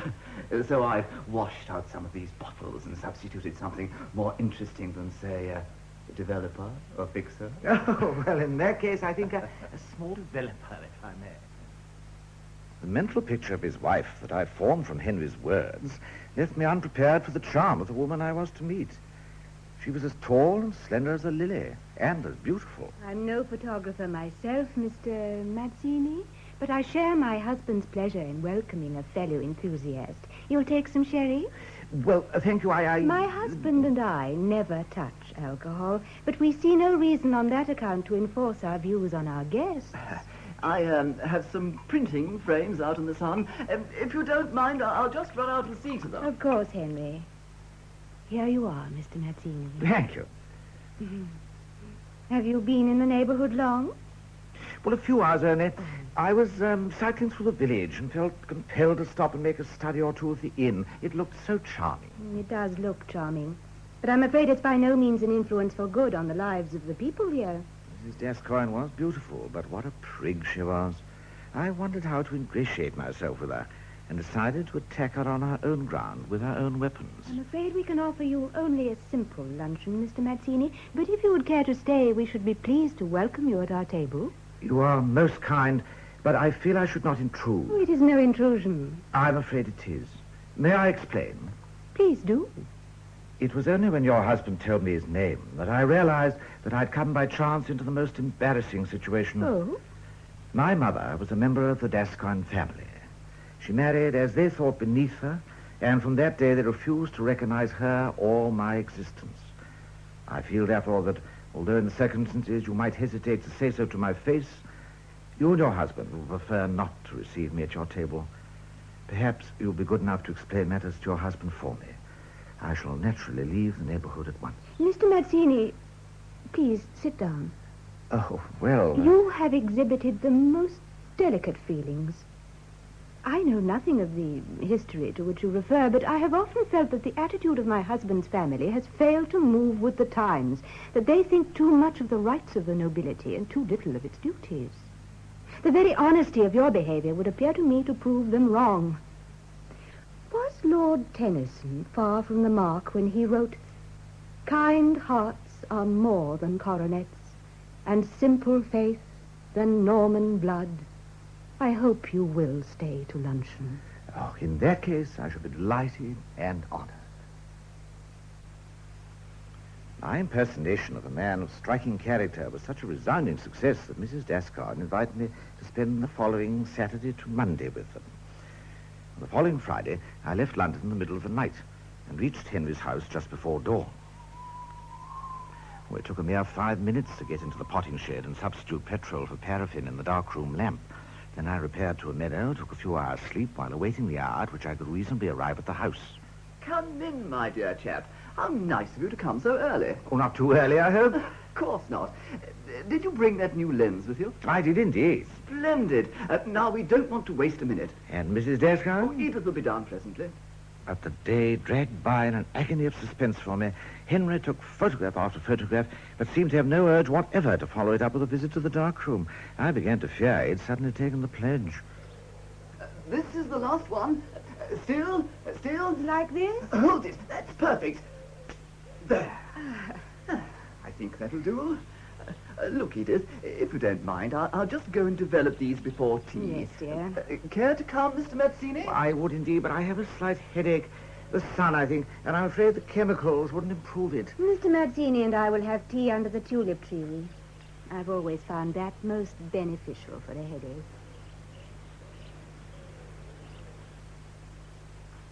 With milk, Mr. Mazzini? Please. Mr. Mazzini? Yes? I hope you'll forgive my speaking to you on a personal matter, but it worries me that Henry should spend so much time on his hobby that he has little left for any more useful activity. He has never shown any wish for a career in politics? None. No any other ambitions? One only, to win a prize at the Salon of Photography in Brussels. Can you smell something burning, Mr. Mazzini? Nothing except the exquisite fragrance of this tree, Mrs. Ascot. I can, most definitely. Well, I expect they're burning some leaves at the bottom of the garden. Oh, but they can't be at this time of year. Oh, look, the potting shed's on fire. Henry! No, you stay here. I'll go. Henry! Henry! Henry! The funeral service was held in the village church at Chalfont prior to interment in the family vault. Mrs. Dascoyne, who had discerned in me a man of delicate sensibility and high purpose, asked me to accompany her on the cross-country journey to Chalfont. To everything there is a season, and a time to every purpose under the heaven. A time to be born, and a time to die. The occasion was interesting, in that it provided me with my first sight of the Dascoynes en masse. Interesting, but somewhat depressing, for it emphasized how far I'd yet to travel. There was the Duke, Ethelred, whose wife and twin sons had fortunately died of diphtheria. There was my employer, Lord Ascon Dascoyne. The service element consisted of Admiral Lord Horatio Dascoyne and General Lord Rufus Dascoyne. Next to him was Lady Agatha Dascoyne. Rufus! Oh, sorry. And in the pulpit, talking interminable nonsense, the Reverend Lord Henry Dascoyne. And it is no exaggeration to say that the life cut short was one rich in achievement and promise of service to humanity. Amen.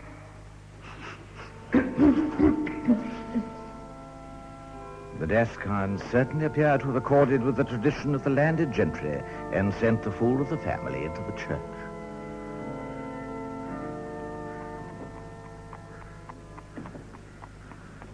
Here's a carriage. Well, goodbye, Edith, my dear. Goodbye, Uncle Ethelred. No fretting now. After all, one thing to be said, we all have to come to it. Great thing in our family vault like ours. Constant reminder of one's heritage. Now, take this newfangled cremation nonsense. Who wants to see his nearest and dearest put in an incinerator? I think, sir, Mrs. Dascoyne should leave. The wind is turning cold. As Mrs. Dascoyne thinks best. Glad we had Cousin Henry to take the service.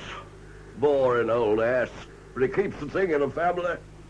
People getting strange ideas these days. Had a fellow write to me not so long ago, wanted to bury his mother here. From Tooting or somewhere. Start letting strangers in, the place will be full up. No room for us, eh?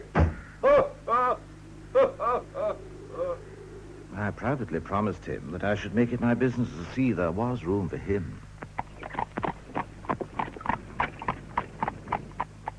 Uncle Ethelred is not the most tactful of men. I could gladly have struck him. Thank you for intervening when you did.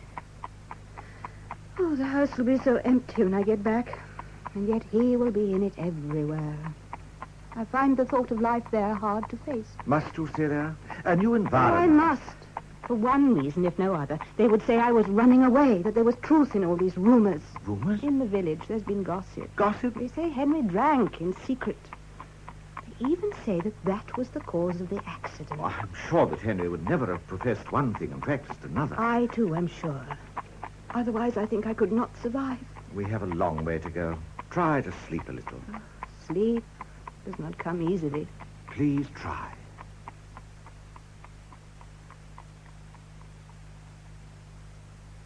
I was conscious that a new obsession was about to join the one that I should wear the coronet of the Duke of Chalfont. It was that Edith Gascoigne should wear that of the Duchess beside me. And I resolved to embark upon her courtship as soon as a decent period of mourning should have elapsed. Sibylla? Yes, Sibylla was pretty enough in her suburban way. And indeed, there was no reason why we shouldn't continue to meet on friendly terms. But her face would have looked rather out of place under a coronet. A day or so later, my plans were materially advanced as the result of an unforeseen but highly agreeable conversation with my employer, Lord Gascoigne. Here's the list of bills due for redemption this week, Lord Gascoigne. I've marked in red those asking for renewal. Thank you. Aitchison, yes. Pole and Carter, I suppose so. Knowles Limited? Oh, no. Red Bank and Holland. You have a friend there, have you not? An acquaintance. I know Lionel Holland. Would you say that he's sound? Well, I wouldn't say that he was not sound. Oh, thank you. Metzine? Yes, sir?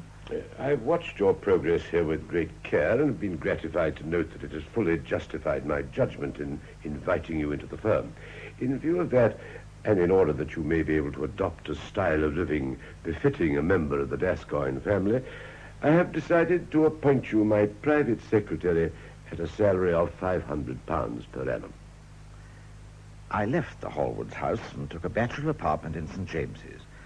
Clapham no longer held Sibylla's presence to compensate me for the tedious journey between the suburbs and the city.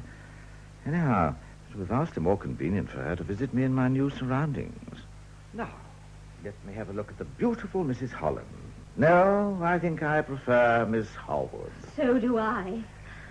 Oh, Louis, it's very wrong of me to visit you here. Why? A married woman calling on a bachelor, a dangerous bachelor in his apartment. Aye, dangerous. These things only become wrong when people know about them.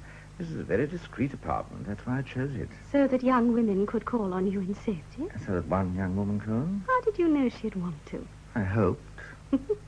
How'd you enjoy your honeymoon? Not at all. Not at all? Oh, not at all. Well, how was Italy? Oh, impossible. Every time I wanted to go shopping, Lionel dragged me off to a church or picture gallery. Louis, I think I've married the most boring man in London. In England? In Europe. Oh, the Italian men are so handsome. But I never could get away from Lionel for a moment. But I was forgetting. You're Italian. How? Louis, I can speak frankly to you, can't I? Well, if not to me, to whom? I shall go mad. Already when he touches me, I want to scream. When you touch me, Louis, I want to purr. Oh, what am I doing? You know very well. You're playing with fire. At least it warms me. I must go. Lionel is dining at home tonight. And where is Lionel dining tomorrow night? With some business acquaintances. And where are you dining tomorrow night? Here? Here. Goodbye, Louis. Poor little imprisoned bird. Well, she was welcome to come and flutter her wings with me.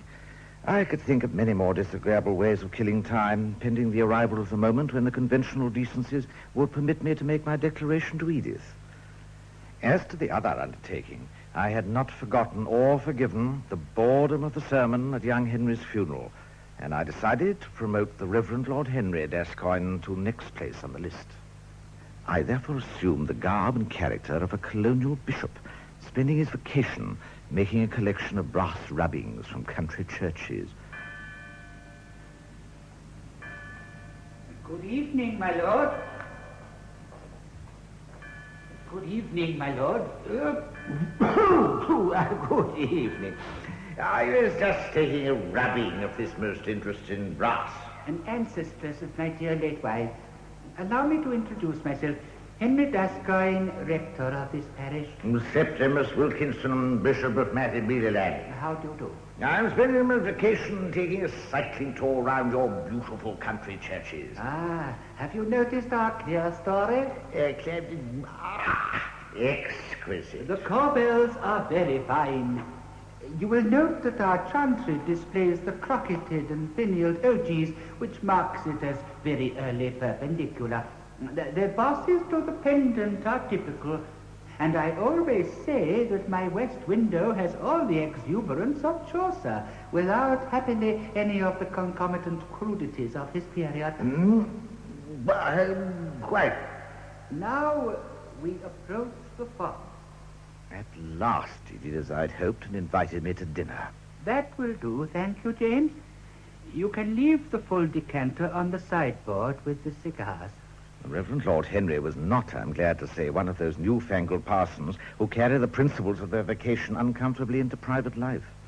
However, he exhibited a polite interest in the progress of the Christian faith in Matabeleland, which I was at some difficulty to satisfy. Oh, interesting. Most interesting. Do go on, my lord. Well, actually, the SPCK provided us with a large number of copies of the good book, translated into Matabele, but as none of the natives can read even their own language... You speak Matabele yourself? Not as a native. It would be most interesting to hear a sample of the language. I'm afraid my Matabele is a little rusty. Oh, come, my lord.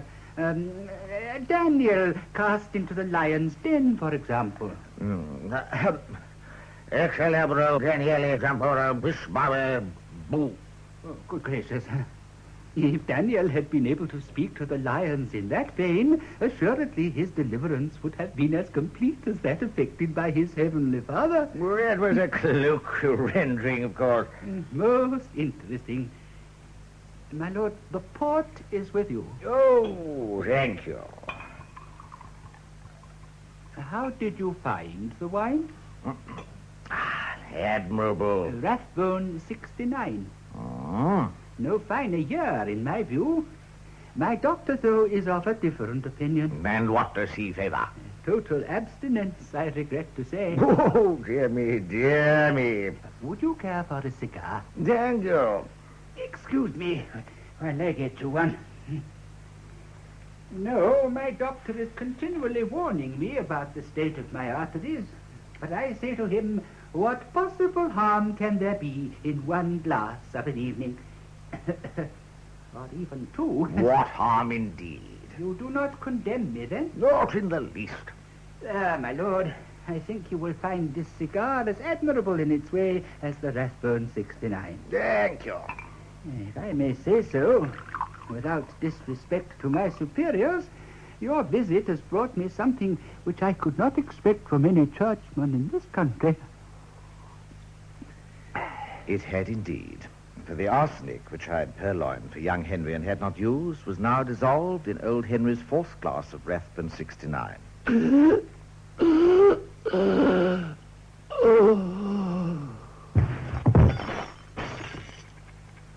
I surmised, correctly as it proved, that Lord Henry's doctor would assume that he had succumbed to a surfeit of port and would politely ascribe death to a heart attack.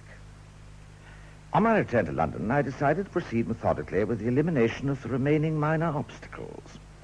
Lady Agatha Gascoigne was a pioneer in the campaign for women's suffrage.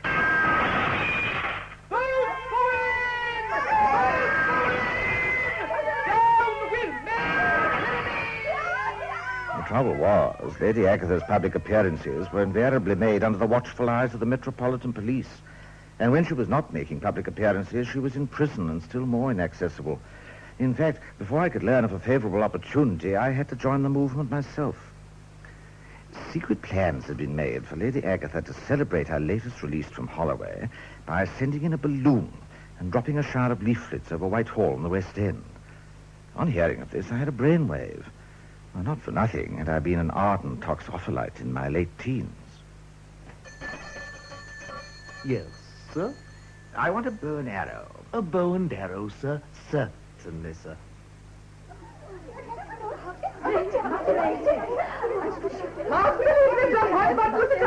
That's right. Steady on the rope now. No, dear, that's the balance. Steady, Miss Harbottle. Pull up the rope now. Keep the basket level. Police, look out! With your legs! Hudson, come to the anchor. Anchor, the way!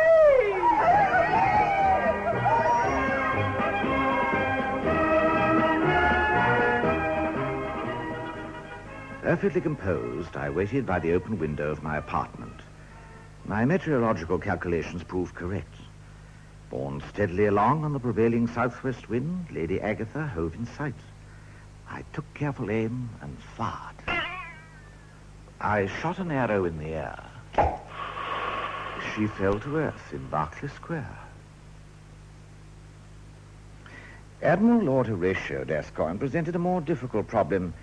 He scarcely ever set foot ashore, and I was beginning to feel that this task was beyond even my ingenuity when he was conveniently involved in a naval disaster, which arose from a combination of natural obstinacy and a certain confusion of mind, unfortunate in one of his rank. Full speed ahead. In this fog, sir. Full speed ahead, Captain. But Admiral Gascoigne. Am I in command of this ship or are you, sir? I am, sir. Full speed ahead. Destroyer on the port bow, sir. Bring her to port, Captain. Surely means starboard, sir. Port.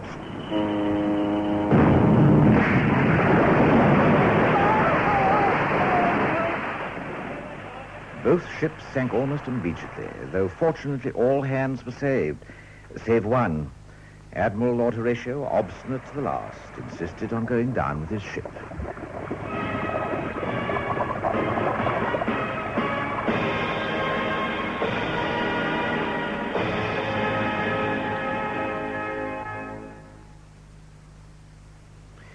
General Lord Rufus Gascoigne, on the other hand, who never tired of demonstrating how he had fought the most calamitous campaign of the South African War, was a fairly easy proposition. It seemed appropriate that he who had lived amidst the cannon's roar should die explosively. I therefore concealed in a pot of caviar a simple but powerful homemade bomb, and through the post I sent caviar to the general. Active service? Bah! You young jackanapes don't know the meaning of the word. Lolling about in clubs all day long. Oh, when I was a subaltern... Excuse me, my lord. This package has just arrived for you. Eh? What? Oh. Oh, fiddling wrappings. What? No. Oh, caviar. Oh, I wonder who sent that. Good stuff. Used to get a lot of it in the Crimea. One thing the Ruskies do really well. No, what was I saying? When you were a subaltern, sir. Oh, by gad, yes. Oh, we weren't wet nurse then, I can tell you. Stood me in good stead in the last war. I remember at Spy and Cop. The enemy concealed behind a small copse. Here. 24 foot dug in here. Suddenly they charged. Downhill. But I held our guns fire until I could see the whites of their eyes. I assumed this pot of caviar is the battery. And then I gave the order. Fire!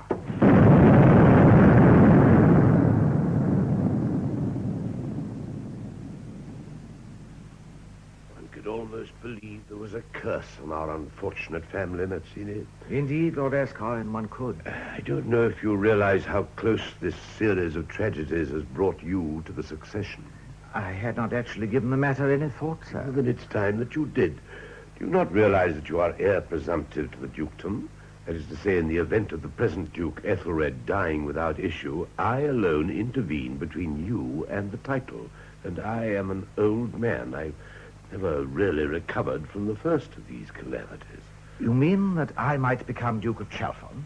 I mean that you almost certainly will. And in view of that, I feel it would be more fitting that you should cease to be an employee here and become instead my partner. Yes? Mr. Lionel Holland is here to see you, sir. Oh, yes, I'll show him in. Mr. Lionel Holland? Well, Louis, How are you? And to save time, I presume you've called to ask for the renewal of your bill. Yes. The fact is, old boy, we sold short, and the market hasn't dropped as we expected. I feel entitled to point out that we here in this bank regard our function as the encouragement of constructive investment and not the financing of mere gambling transactions. I know, old boy, but it's like this. At the same time, however, we are generally prepared to give a client a second chance. We will renew at 3.5%. 3.5%? Isn't that a bit steep, old boy? It would have delighted me to refuse him. However, a bankrupt Lionel could hardly have continued to support Sibella in her extravagances, and I had no wish to do so myself. Especially as I judged the time was now ripe to make a move in the matter of Edith Gascoigne. Mrs. Gascoigne, I'm going to say something presumptuous. Oh? You must order me from your house if you wish. It is this. If you should ever feel that the constant support of a devoted admirer would be of assistance to you, I should be most honored if you would permit me to offer you my hand in marriage. Mr. Mazzini, this is a shock. I'm most touched, most grateful, but I could not consider even the possibility of remarrying. Oh, I've spoken too boldly and too soon. Please regard what I've said merely as something to draw upon should you ever feel so inclined. Sibella was waiting for me when I got back. I was pleased to see her. For while I never admired Edith so much as when I was with Sibella, I never longed for Sibella as much as when I was with Edith. Oh, I'm afraid I'm late. Have you been bored? No. I've been looking into the fire and thinking. What about? Oh, how we used to roast chestnuts round the other fire, and what a lot has happened since. Let me get you a glass of wine. Thank you, Louis. The advantage of our association is that we see each other when we want to, and we're not obliged to see each other when we don't want to. We don't see each other as often as I'd like to. You've been away the whole weekend. I had to go. Where? I think you'll find this, my dear, very much to your taste. You haven't answered my question. Oh, to see Mrs. Gascoigne, the widow of that cousin of mine who was killed. All your cousins seem to get killed. I really wouldn't be in the least surprised if you'd murdered them all yourself. Oh, clumsy of me. Louis. Sorry. Whatever made you say that? Just silliness. Well, if you promise not to tell anyone, I'll let you into my guilty secret. I did murder them all. I've suspected it for a long time. What's she like? Who? Mrs. Gascoigne. Oh, she's tall, slender. Beautiful? Yes, I suppose some people would call her beautiful. Would you? I suppose so. I never really thought about it. What would you say if she asked you about me? I'd say you were the perfect combination of imperfection. Oh. I'd say that your nose was just a little too short, your mouth just a little too wide. But yours was a face that a man could see in his dreams for the whole of his life. I'd say that you were vain, selfish, cruel, deceitful. I'd say that you were adorable. I'd say that you were Sibella. What a pretty speech. I mean it. Come and say it to me again. Shortly afterwards, my employer had a stroke. There was little that could be done, and the doctor gave him a month at the most to live. I was glad, after all his kindness to me, that I should not have to kill the old man.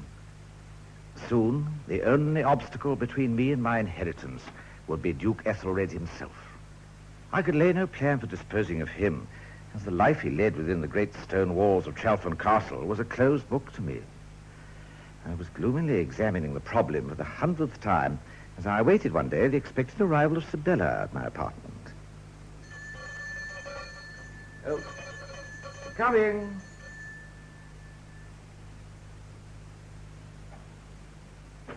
Good afternoon, Mr. Mazzini. Mrs. Gascoigne.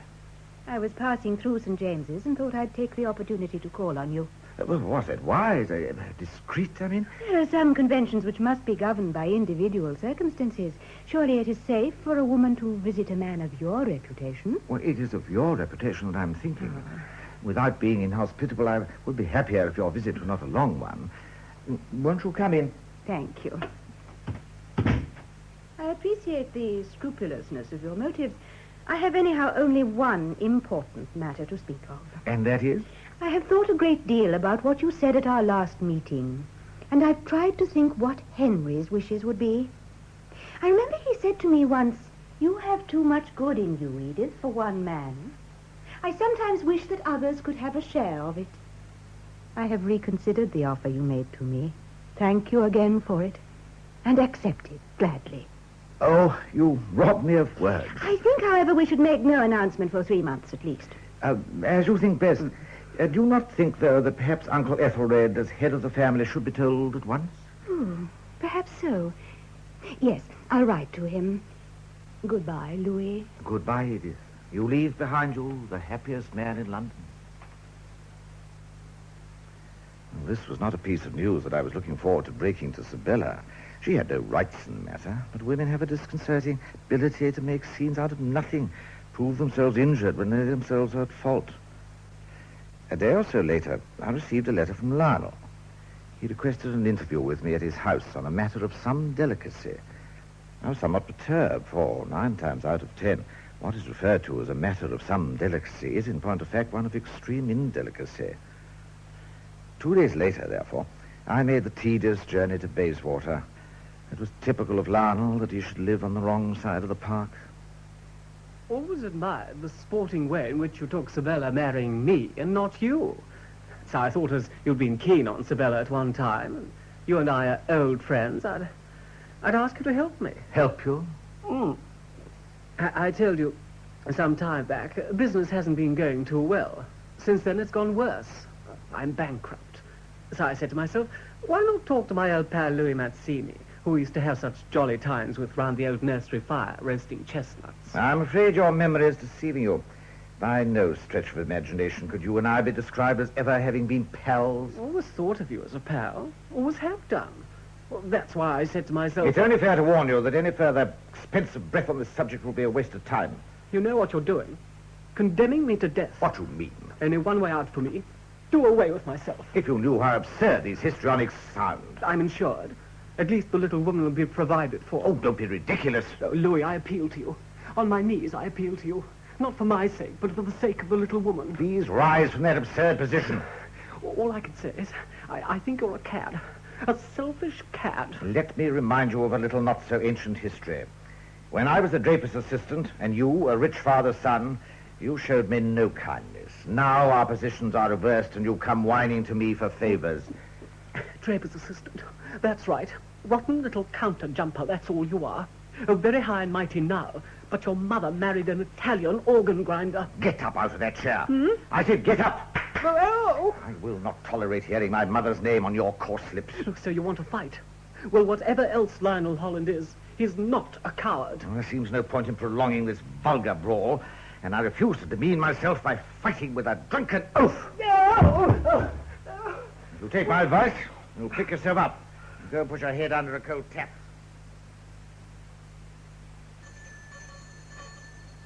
Who is it? It's me, Sibella. Oh, well, I'm in the bath. Is it important? Yes. Oh, all right. Just let me get my dressing gown. Oh, Louis. Oh, really, Sibella, you do choose the most unusual hours to visit a fellow. Well, you'd better come in. I'm sorry to worry you, but I have a piece of important news. Bad news. I thought you ought to know at once. Lionel has found out about us, about me coming here. Really? Yes. Oh. I had the most dreadful scene with him last night. Well, I suppose even Lionel isn't stupid enough to be deceived forever. Well, you won't take it so calmly when you hear. He's going to start divorce proceedings. How very unsophisticated of him. There's only one possible way out that I can see. And that is? Lionel is still in love with me. My happiness is all he cares about. He might do the gentlemanly thing and let me divorce him. If I were in a position to explain to him that otherwise he would be jeopardizing the social position not only of the future Duke, but also of the future Duchess of Chalfont. I see. You're a clever little thing, Sibella, but not quite clever enough. What do you mean? I mean that not only do I know that you're blackmailing me, an ugly word, but the only appropriate one, but I also know that you're bluffing me. It so happens that I was with Lionel less than an hour ago, and it was transparently clear from his demeanor and conversation that he hadn't the faintest suspicion that you and I had any relationship other than that of, well, as he would probably put it, old pals. So while thanking you for the honor that you've done me, I must decline your offer because I have other arrangements which make it impossible for me to accept it. Namely? I'm shortly going to announce my engagement to Mrs. Gascoigne. May I say that I think you've behaved despicably. Has it ever occurred to you, Isabella, that we serve each other right, you and I? Would it be asking too much of your manners to escort me to the door? I'd suspected that to confide the secret of my engagement to Mrs. Gascoigne to the Duke might be an adroit maneuver, and I was proved correct, for I produced an invitation for Edith and me to spend a few days at the castle. It was pleasant to stand on the battlements and know that the acres which stretched as far as the eye could see would soon be mine. I walked to the parapet and looked down. There was a sheer drop of some 150 feet into the moat below, and the thought crossed my mind that if I could inveigle his grace to the edge, a shove in the small of the back might present me with the fait accompli I desired. Don't believe in going too near the edge myself. Haven't much of a head for heights. Oh. Isn't that the lodge in the distance over there? Yeah, that's the advantage of this tower. See who's calling on you, and be out to the undesirables. Oh, look, there's a carriage coming up the drive now. Yeah, that'll be Lady Redpole and her daughter. Oh, I didn't know you were having a house party. Oh, just an informal one. Know the Redpoles? No, I haven't had the pleasure. Let's go down and meet them. Lady Redpole, this is a cousin of mine, Mr. Louis Mazzini. How do you do, Lady Redpole? Oh, how do you do, Mr. Mazzini? Isn't that an Italian name? My father lived for many years in Italy. Such a charming country. I suppose you're not related to Mr. Garibaldi, the great patriot, in any way? In no way, Lady Redpole. My father was a singer. Really? I thought all Italians were related to each other. I know they're all singers. Do you sing, Mr. Mazzini? I regret to say that I do not. Thank God for that. I beg your pardon? This is my daughter, Maud. How do you do? Can't stand all this singing nonsense. Went to the opera last time I was in London. Had to. Couldn't understand a word. Perhaps they were singing in Italian. Whatever it was, never heard such a hullabaloo in my life. Dinner. Come on, Ethelred. You can take me in. I'm ravenous. Haven't fit for 3 hours. Doesn't do to miss the old bran mash, eh? Lady Redpole, allow me. Oh, thank you, Mr. Mazzini. I always say you Italians are so gallant. I thought if I watched Maud Redpole push another mouthful of food down her throat, I should be sick. But at length dinner was over, and the ladies withdrew, leaving me alone with Ethelred and the port. Try this. Rathbone 69. What? Rathbone 69. Family favourite, so to speak. Old Henry was inordinately fond of it. Yes, I believe. Oh, they say young Henry drank too, you know. Surely not. Wouldn't say anything to his wife, of course. Ah, beautiful woman, Edith. Ah, you're a lucky fella, Mazzini. I never cease to be conscious of that. Suppose I ought to call you Louis now that you're one of the family. Have a nut. Thank you. What do you think of Maud? A charming girl, though perhaps at the times our conversation is a little lacking in sparkle. Most boring woman I've ever met. Only got 2 interests in life, her stomach and her horses. Plain, too, but good breeding stock. Yes, good breeding stock, the Redpoles. And they litter a very high proportion of boys. Do I gather you mean that? Spoke to old Lady Redpole this afternoon. Only too glad to get the girl off her hands. My congratulations. Oh, duty to the family, really. When does the union take place? Very soon. I'm not growing any younger. Mightn't get a son first time, either. Have another nut. One thing was clear. If I did not succeed in disposing of the Duke during this present visit to the castle, I was likely to see the ruin of my whole campaign. Next morning, I went out shooting with him. Or rather, to watch Ethelred shooting, for my principles will not allow me to take a direct part in blood sports.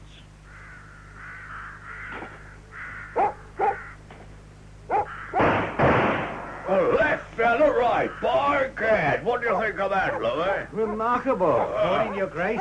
Been round the traps this morning, Hoskins? Not yet, Your Grace. Oh, don't go that way, sir. Oh, why? Got a trap set there, sir. Oh, good heavens, so you have, as I shouldn't like to get caught in that. What's it for? Been losing so much game lately. Had to start setting the man traps again. Place is stiff with poachers. Will they catch any this way? Caught one yesterday. What do you do with them? Charge them? No. Hoskins thrashes them, lets them go. They don't poach on my land again, I can tell you. All right, Hoskins, keep moving the traps around or the blighters will tell each other where they are. Yes, Your Grace. Oh, getting on for lunchtime. Shall we go back? Well, by all means. I thought man traps were illegal. They are. What happens if one of the poachers tells the police? Comes up before the bench for poaching, gets 6 months in jail. If he keeps his mouth shut, he just gets a hide-in. Or a few days in bed with a lacerated leg. Which would you choose? Ah, I see what you mean. Only way to deal with these ruffians, I'll show you. Lost something? My cigarette case. I must have dropped it back there when we were talking to Hoskins. You go on. I'll catch you up. Can you manage that thing by yourself, Hoskins? Yes, thank you, sir. Where are you putting it? By this here elm tree, sir. I've got a notion these ruffians come up the gully here. Are you looking for anything, sir? No, it's all right. I thought I'd lost my cigarette case. Find it? Yes, thanks. I might have another walk around this afternoon if you feel like it. Oh, that would be most pleasant. So after luncheon, we went out to massacre a few more unfortunate birds. Blasted birds! They seem to get up rather quickly, didn't they? What do you mean? What? What is it? Over there. Huh? I thought I heard something. Someone moving through the bracken. Another poaching ruffian! Come on! By the gully. Blown if I can see anything. Well, he may be lying doggo. But try a bit further to your left. Ah! Yes, by the tree. It certainly came from there. Come out of it, you confounded ruffian! Oh, blast it! What happened? One of these blasted traps. Hoskins must have moved them round. Oh, Louis! Get me out of this! Hurry up, man! Be quiet, Ethelred. I want to talk to you for a minute. What's the matter? Don't point that gun at me, man. Have you gone mad? No, but if you make so much noise, I shall blow your head off. By the time anyone has heard the shot, I shall be running back toward the castle, shouting for help. I shall say that you stepped on the trap, and your gun went off accidentally as it fell. You're off your head! Be quiet. To spare you as much pain as possible, I'll be brief. When I've finished, I shall kill you. You'll be the 6th Gascoigne that I've killed. You want to know why? In return for what the Gascoignes did to my mother, you yourself refused to grant her dying wish, which was to be buried at Chalfont. And when I saw her poor little coffin slide underground, saw her exiled in death as she had been in life, I swore to have my revenge on your intolerable pride. That revenge I am just about to complete. Clear that you're insane. Give me that gun at once. No. From here, I think the wound should look consistent with the story I shall tell. No!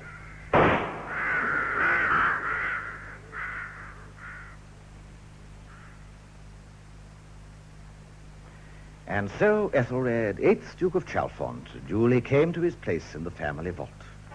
There were few Gascoignes left to mourn him. My employer, the banker, who was the 9th Duke of Chalfont for the shortest possible period, having expired of shock on hearing that he had succeeded to the title. And so I became the 10th Duke of Chalfont.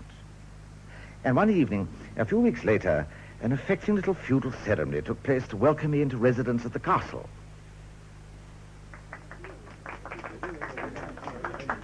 And I promise you that my first consideration, and that of Mrs. Gascoigne, who has done me the honor to consent to be my wife, will be the welfare of the estate and of the people who live on it. God bless you all. Well, Hoskins, I think everything went off quite satisfactorily. Thank you, Your Grace.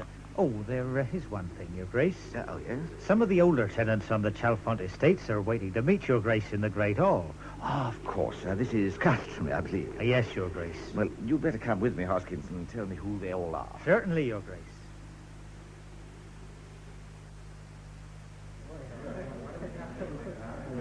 The Sprocket Farm lot, Your Grace. Oh, thank you, Hoskins. good evening. Oh, Pennyman, Your Grace, from Sprocket's farm. Mrs. Pennyman. How do you do?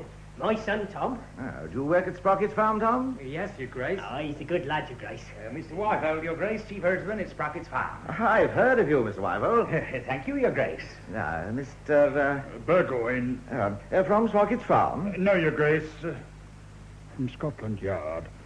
Scotland Yard? A matter of some delicacy. You are, I take it, His Grace the Duke of Chalfont? I am. I am Detective Inspector Burgoyne of the Criminal Investigation Department, and I hold a warrant for your arrest on the charge of murder. Murder? Of murdering Mr. Lionel Holland. Murdering whom? Mr. Lionel Holland at number 242 Connaught Square, Bayswater, on the 17th of October last. Utterly bewildered, I tried to fathom what series of events could conceivably have led to this not very amusing irony. I could only suppose that Lionel had actually carried out that drunken threat of suicide. But how, then, had the blame fallen on me? Time alone and the trial would reveal the answer. Seeing no reason to forego any of the available privileges of my rank, I exercised my right to be tried before the House of Lords.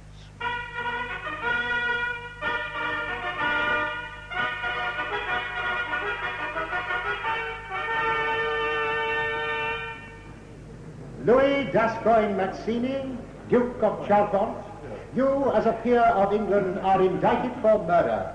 How say you, Your Grace? Are you guilty of the felony with which you are charged, or not guilty? Not guilty. How will you be tried? By God and my peers. God send Your Grace a good deliverance. That the evidence I shall give before this court shall be the truth. The whole truth, and nothing but the truth, so help me God. Mrs. Holland, will you tell their lordships in your own words the substance of the conversation you had with your husband the evening before his death? He told me that Louis, the prisoner, was coming to see him the next day on a rather delicate matter. Did he indicate what the matter was? He had discovered that the prisoner and I had been on terms of intimacy? Yes. And what was his attitude? He felt that the correct thing to do was to tell him to his face that he intended to start proceedings for divorce.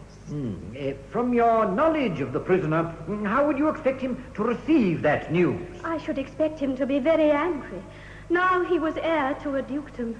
He had no more use for me. I see. He was trying to discard you. Yes.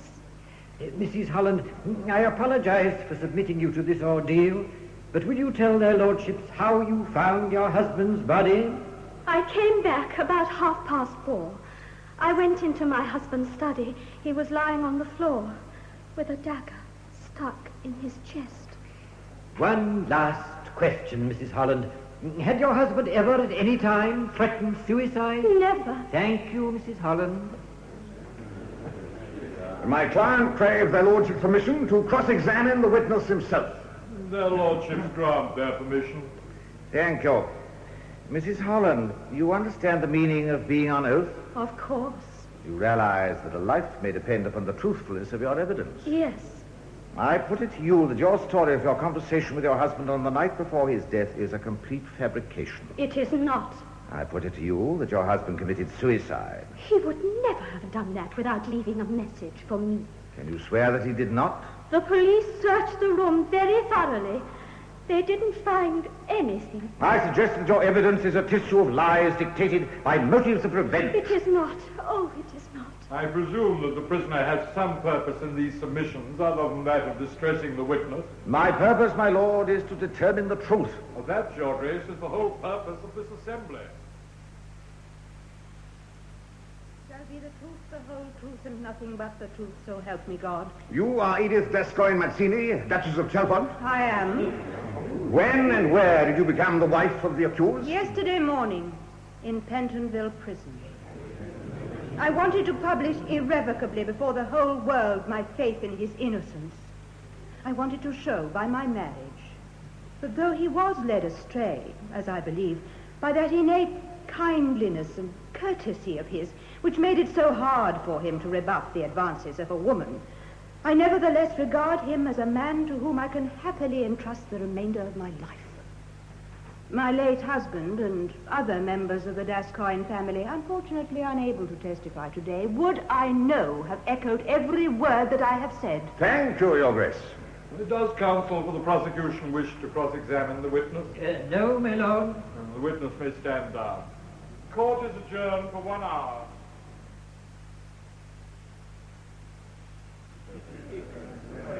Now, Your Grace, the deceased was a client of the banking house of which you are chairman and managing director. He was? In the normal course of business transactions, he would have come to see you at your office. Yes? Instead of which, he asked you to go to his house. Yes. He invited you to his house to discuss business. And you asked their lordships to believe that? Yes. In the course of this business discussion, he burst into tears, fell on his knees, and threatened suicide.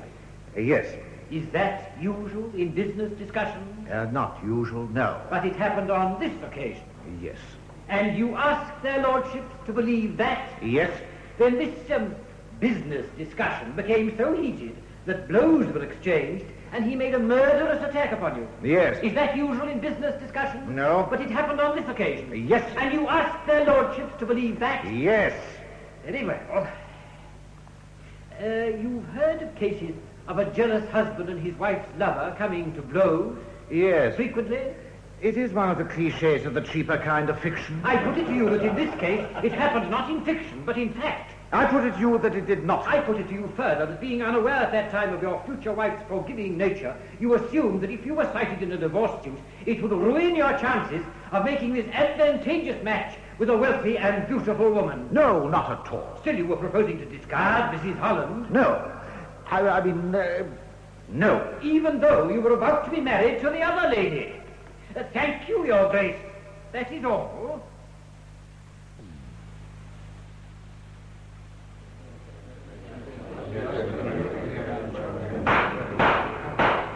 My lords, having justly considered your verdict, the question for your lordships is this.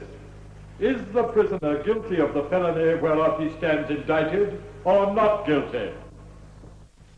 Guilty upon mine honor. Guilty upon mine honor. Guilty upon mine honor. Guilty upon mine honor. Thus was I, Louis Gascoigne Mazzini, 10th Duke of Chalfont, unjustly condemned for a murder I did not commit.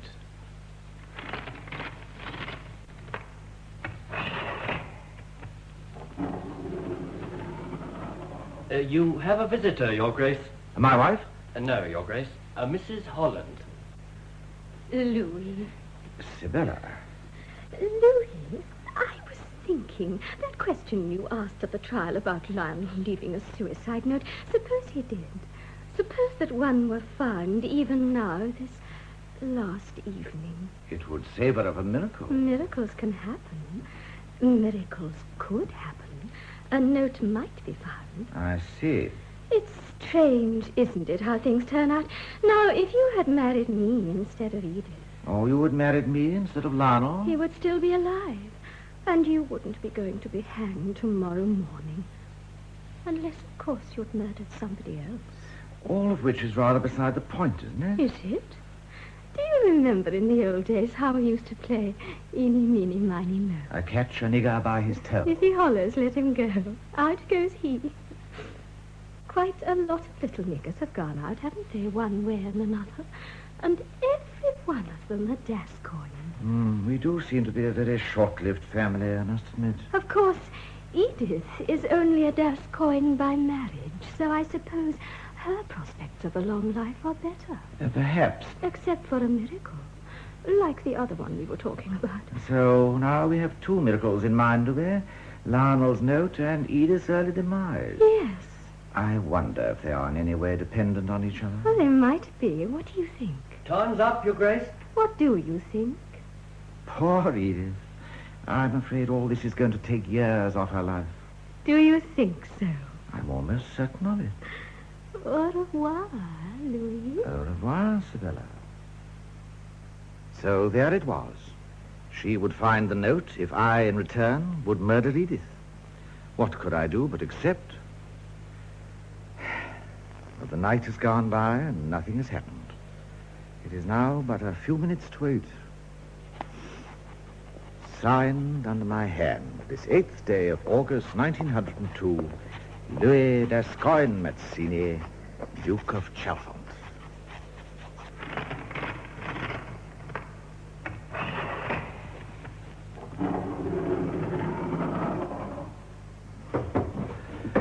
All ready?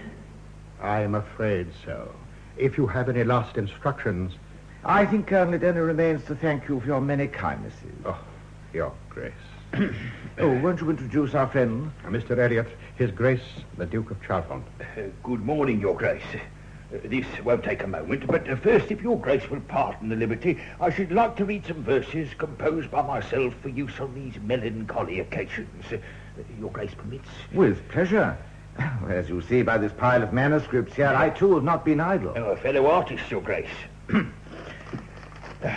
My friend pardon me. Your Grace, reflect while yet of mortal breath some span, however short, is left to thee, how brief the total span twixt birth and death, how long thy coming tenure of eternity. Thank you. Your Grace, prepare. Colonel! What does this mean? This letter has just come from Whitehall, sir. The messenger said it was to be delivered to you immediately. Excuse me. Thank God. Your Grace, this letter is from the Home Office. Apparently, a note has been found, undoubtedly in Mr. Holland's handwriting, expressing his intention to commit suicide. It is a miracle. Yes, it is like a miracle. Pending receipt of further instructions, I'll try to make you reasonably comfortable in my quarters. I imagine you won't be sorry to leave here. It is a trifle austere. Goodbye, Mr. Elliot. I'm sorry our acquaintance was so short-lived. Good morning, Your Grace. Good morning. I'm gratified to think that the Home Office lost no time in ordering your immediate release. Well, the only thing is, Colonel, I hope this unexpected turn of events didn't prove too unsettling for you. On the contrary, Your Grace, I can assure you that I have never been more happy to be relieved of an official duty. Oh, poor Elliot. If he hadn't insisted on reading that abominable poem, he would have had me neatly dangling at the end of his rope before the news arrived. Undoubtedly, yes. He was so looking forward to it. Well, here we are. I understand, Your Grace, from the men on duty outside, that a large crowd awaits your leaving. Having robbed them of the pleasure of my death, the least I can do is to let them see me alive. Including not only Her Grace the Duchess, but also Mrs. Holland. I see. Well, goodbye, Colonel. Goodbye, Your Grace. All right, Warder. Open the gate.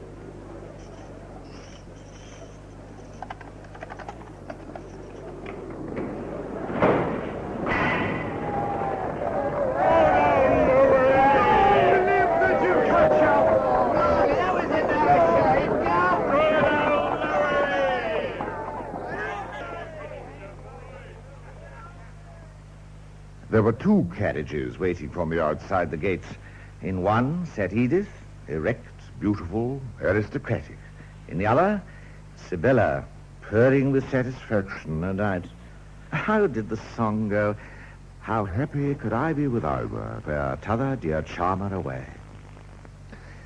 Well, I could decide later which of these two little niggers would finally have to go. Dear Edith, or captivating Sibella. Excuse me, Your Grace. Yes?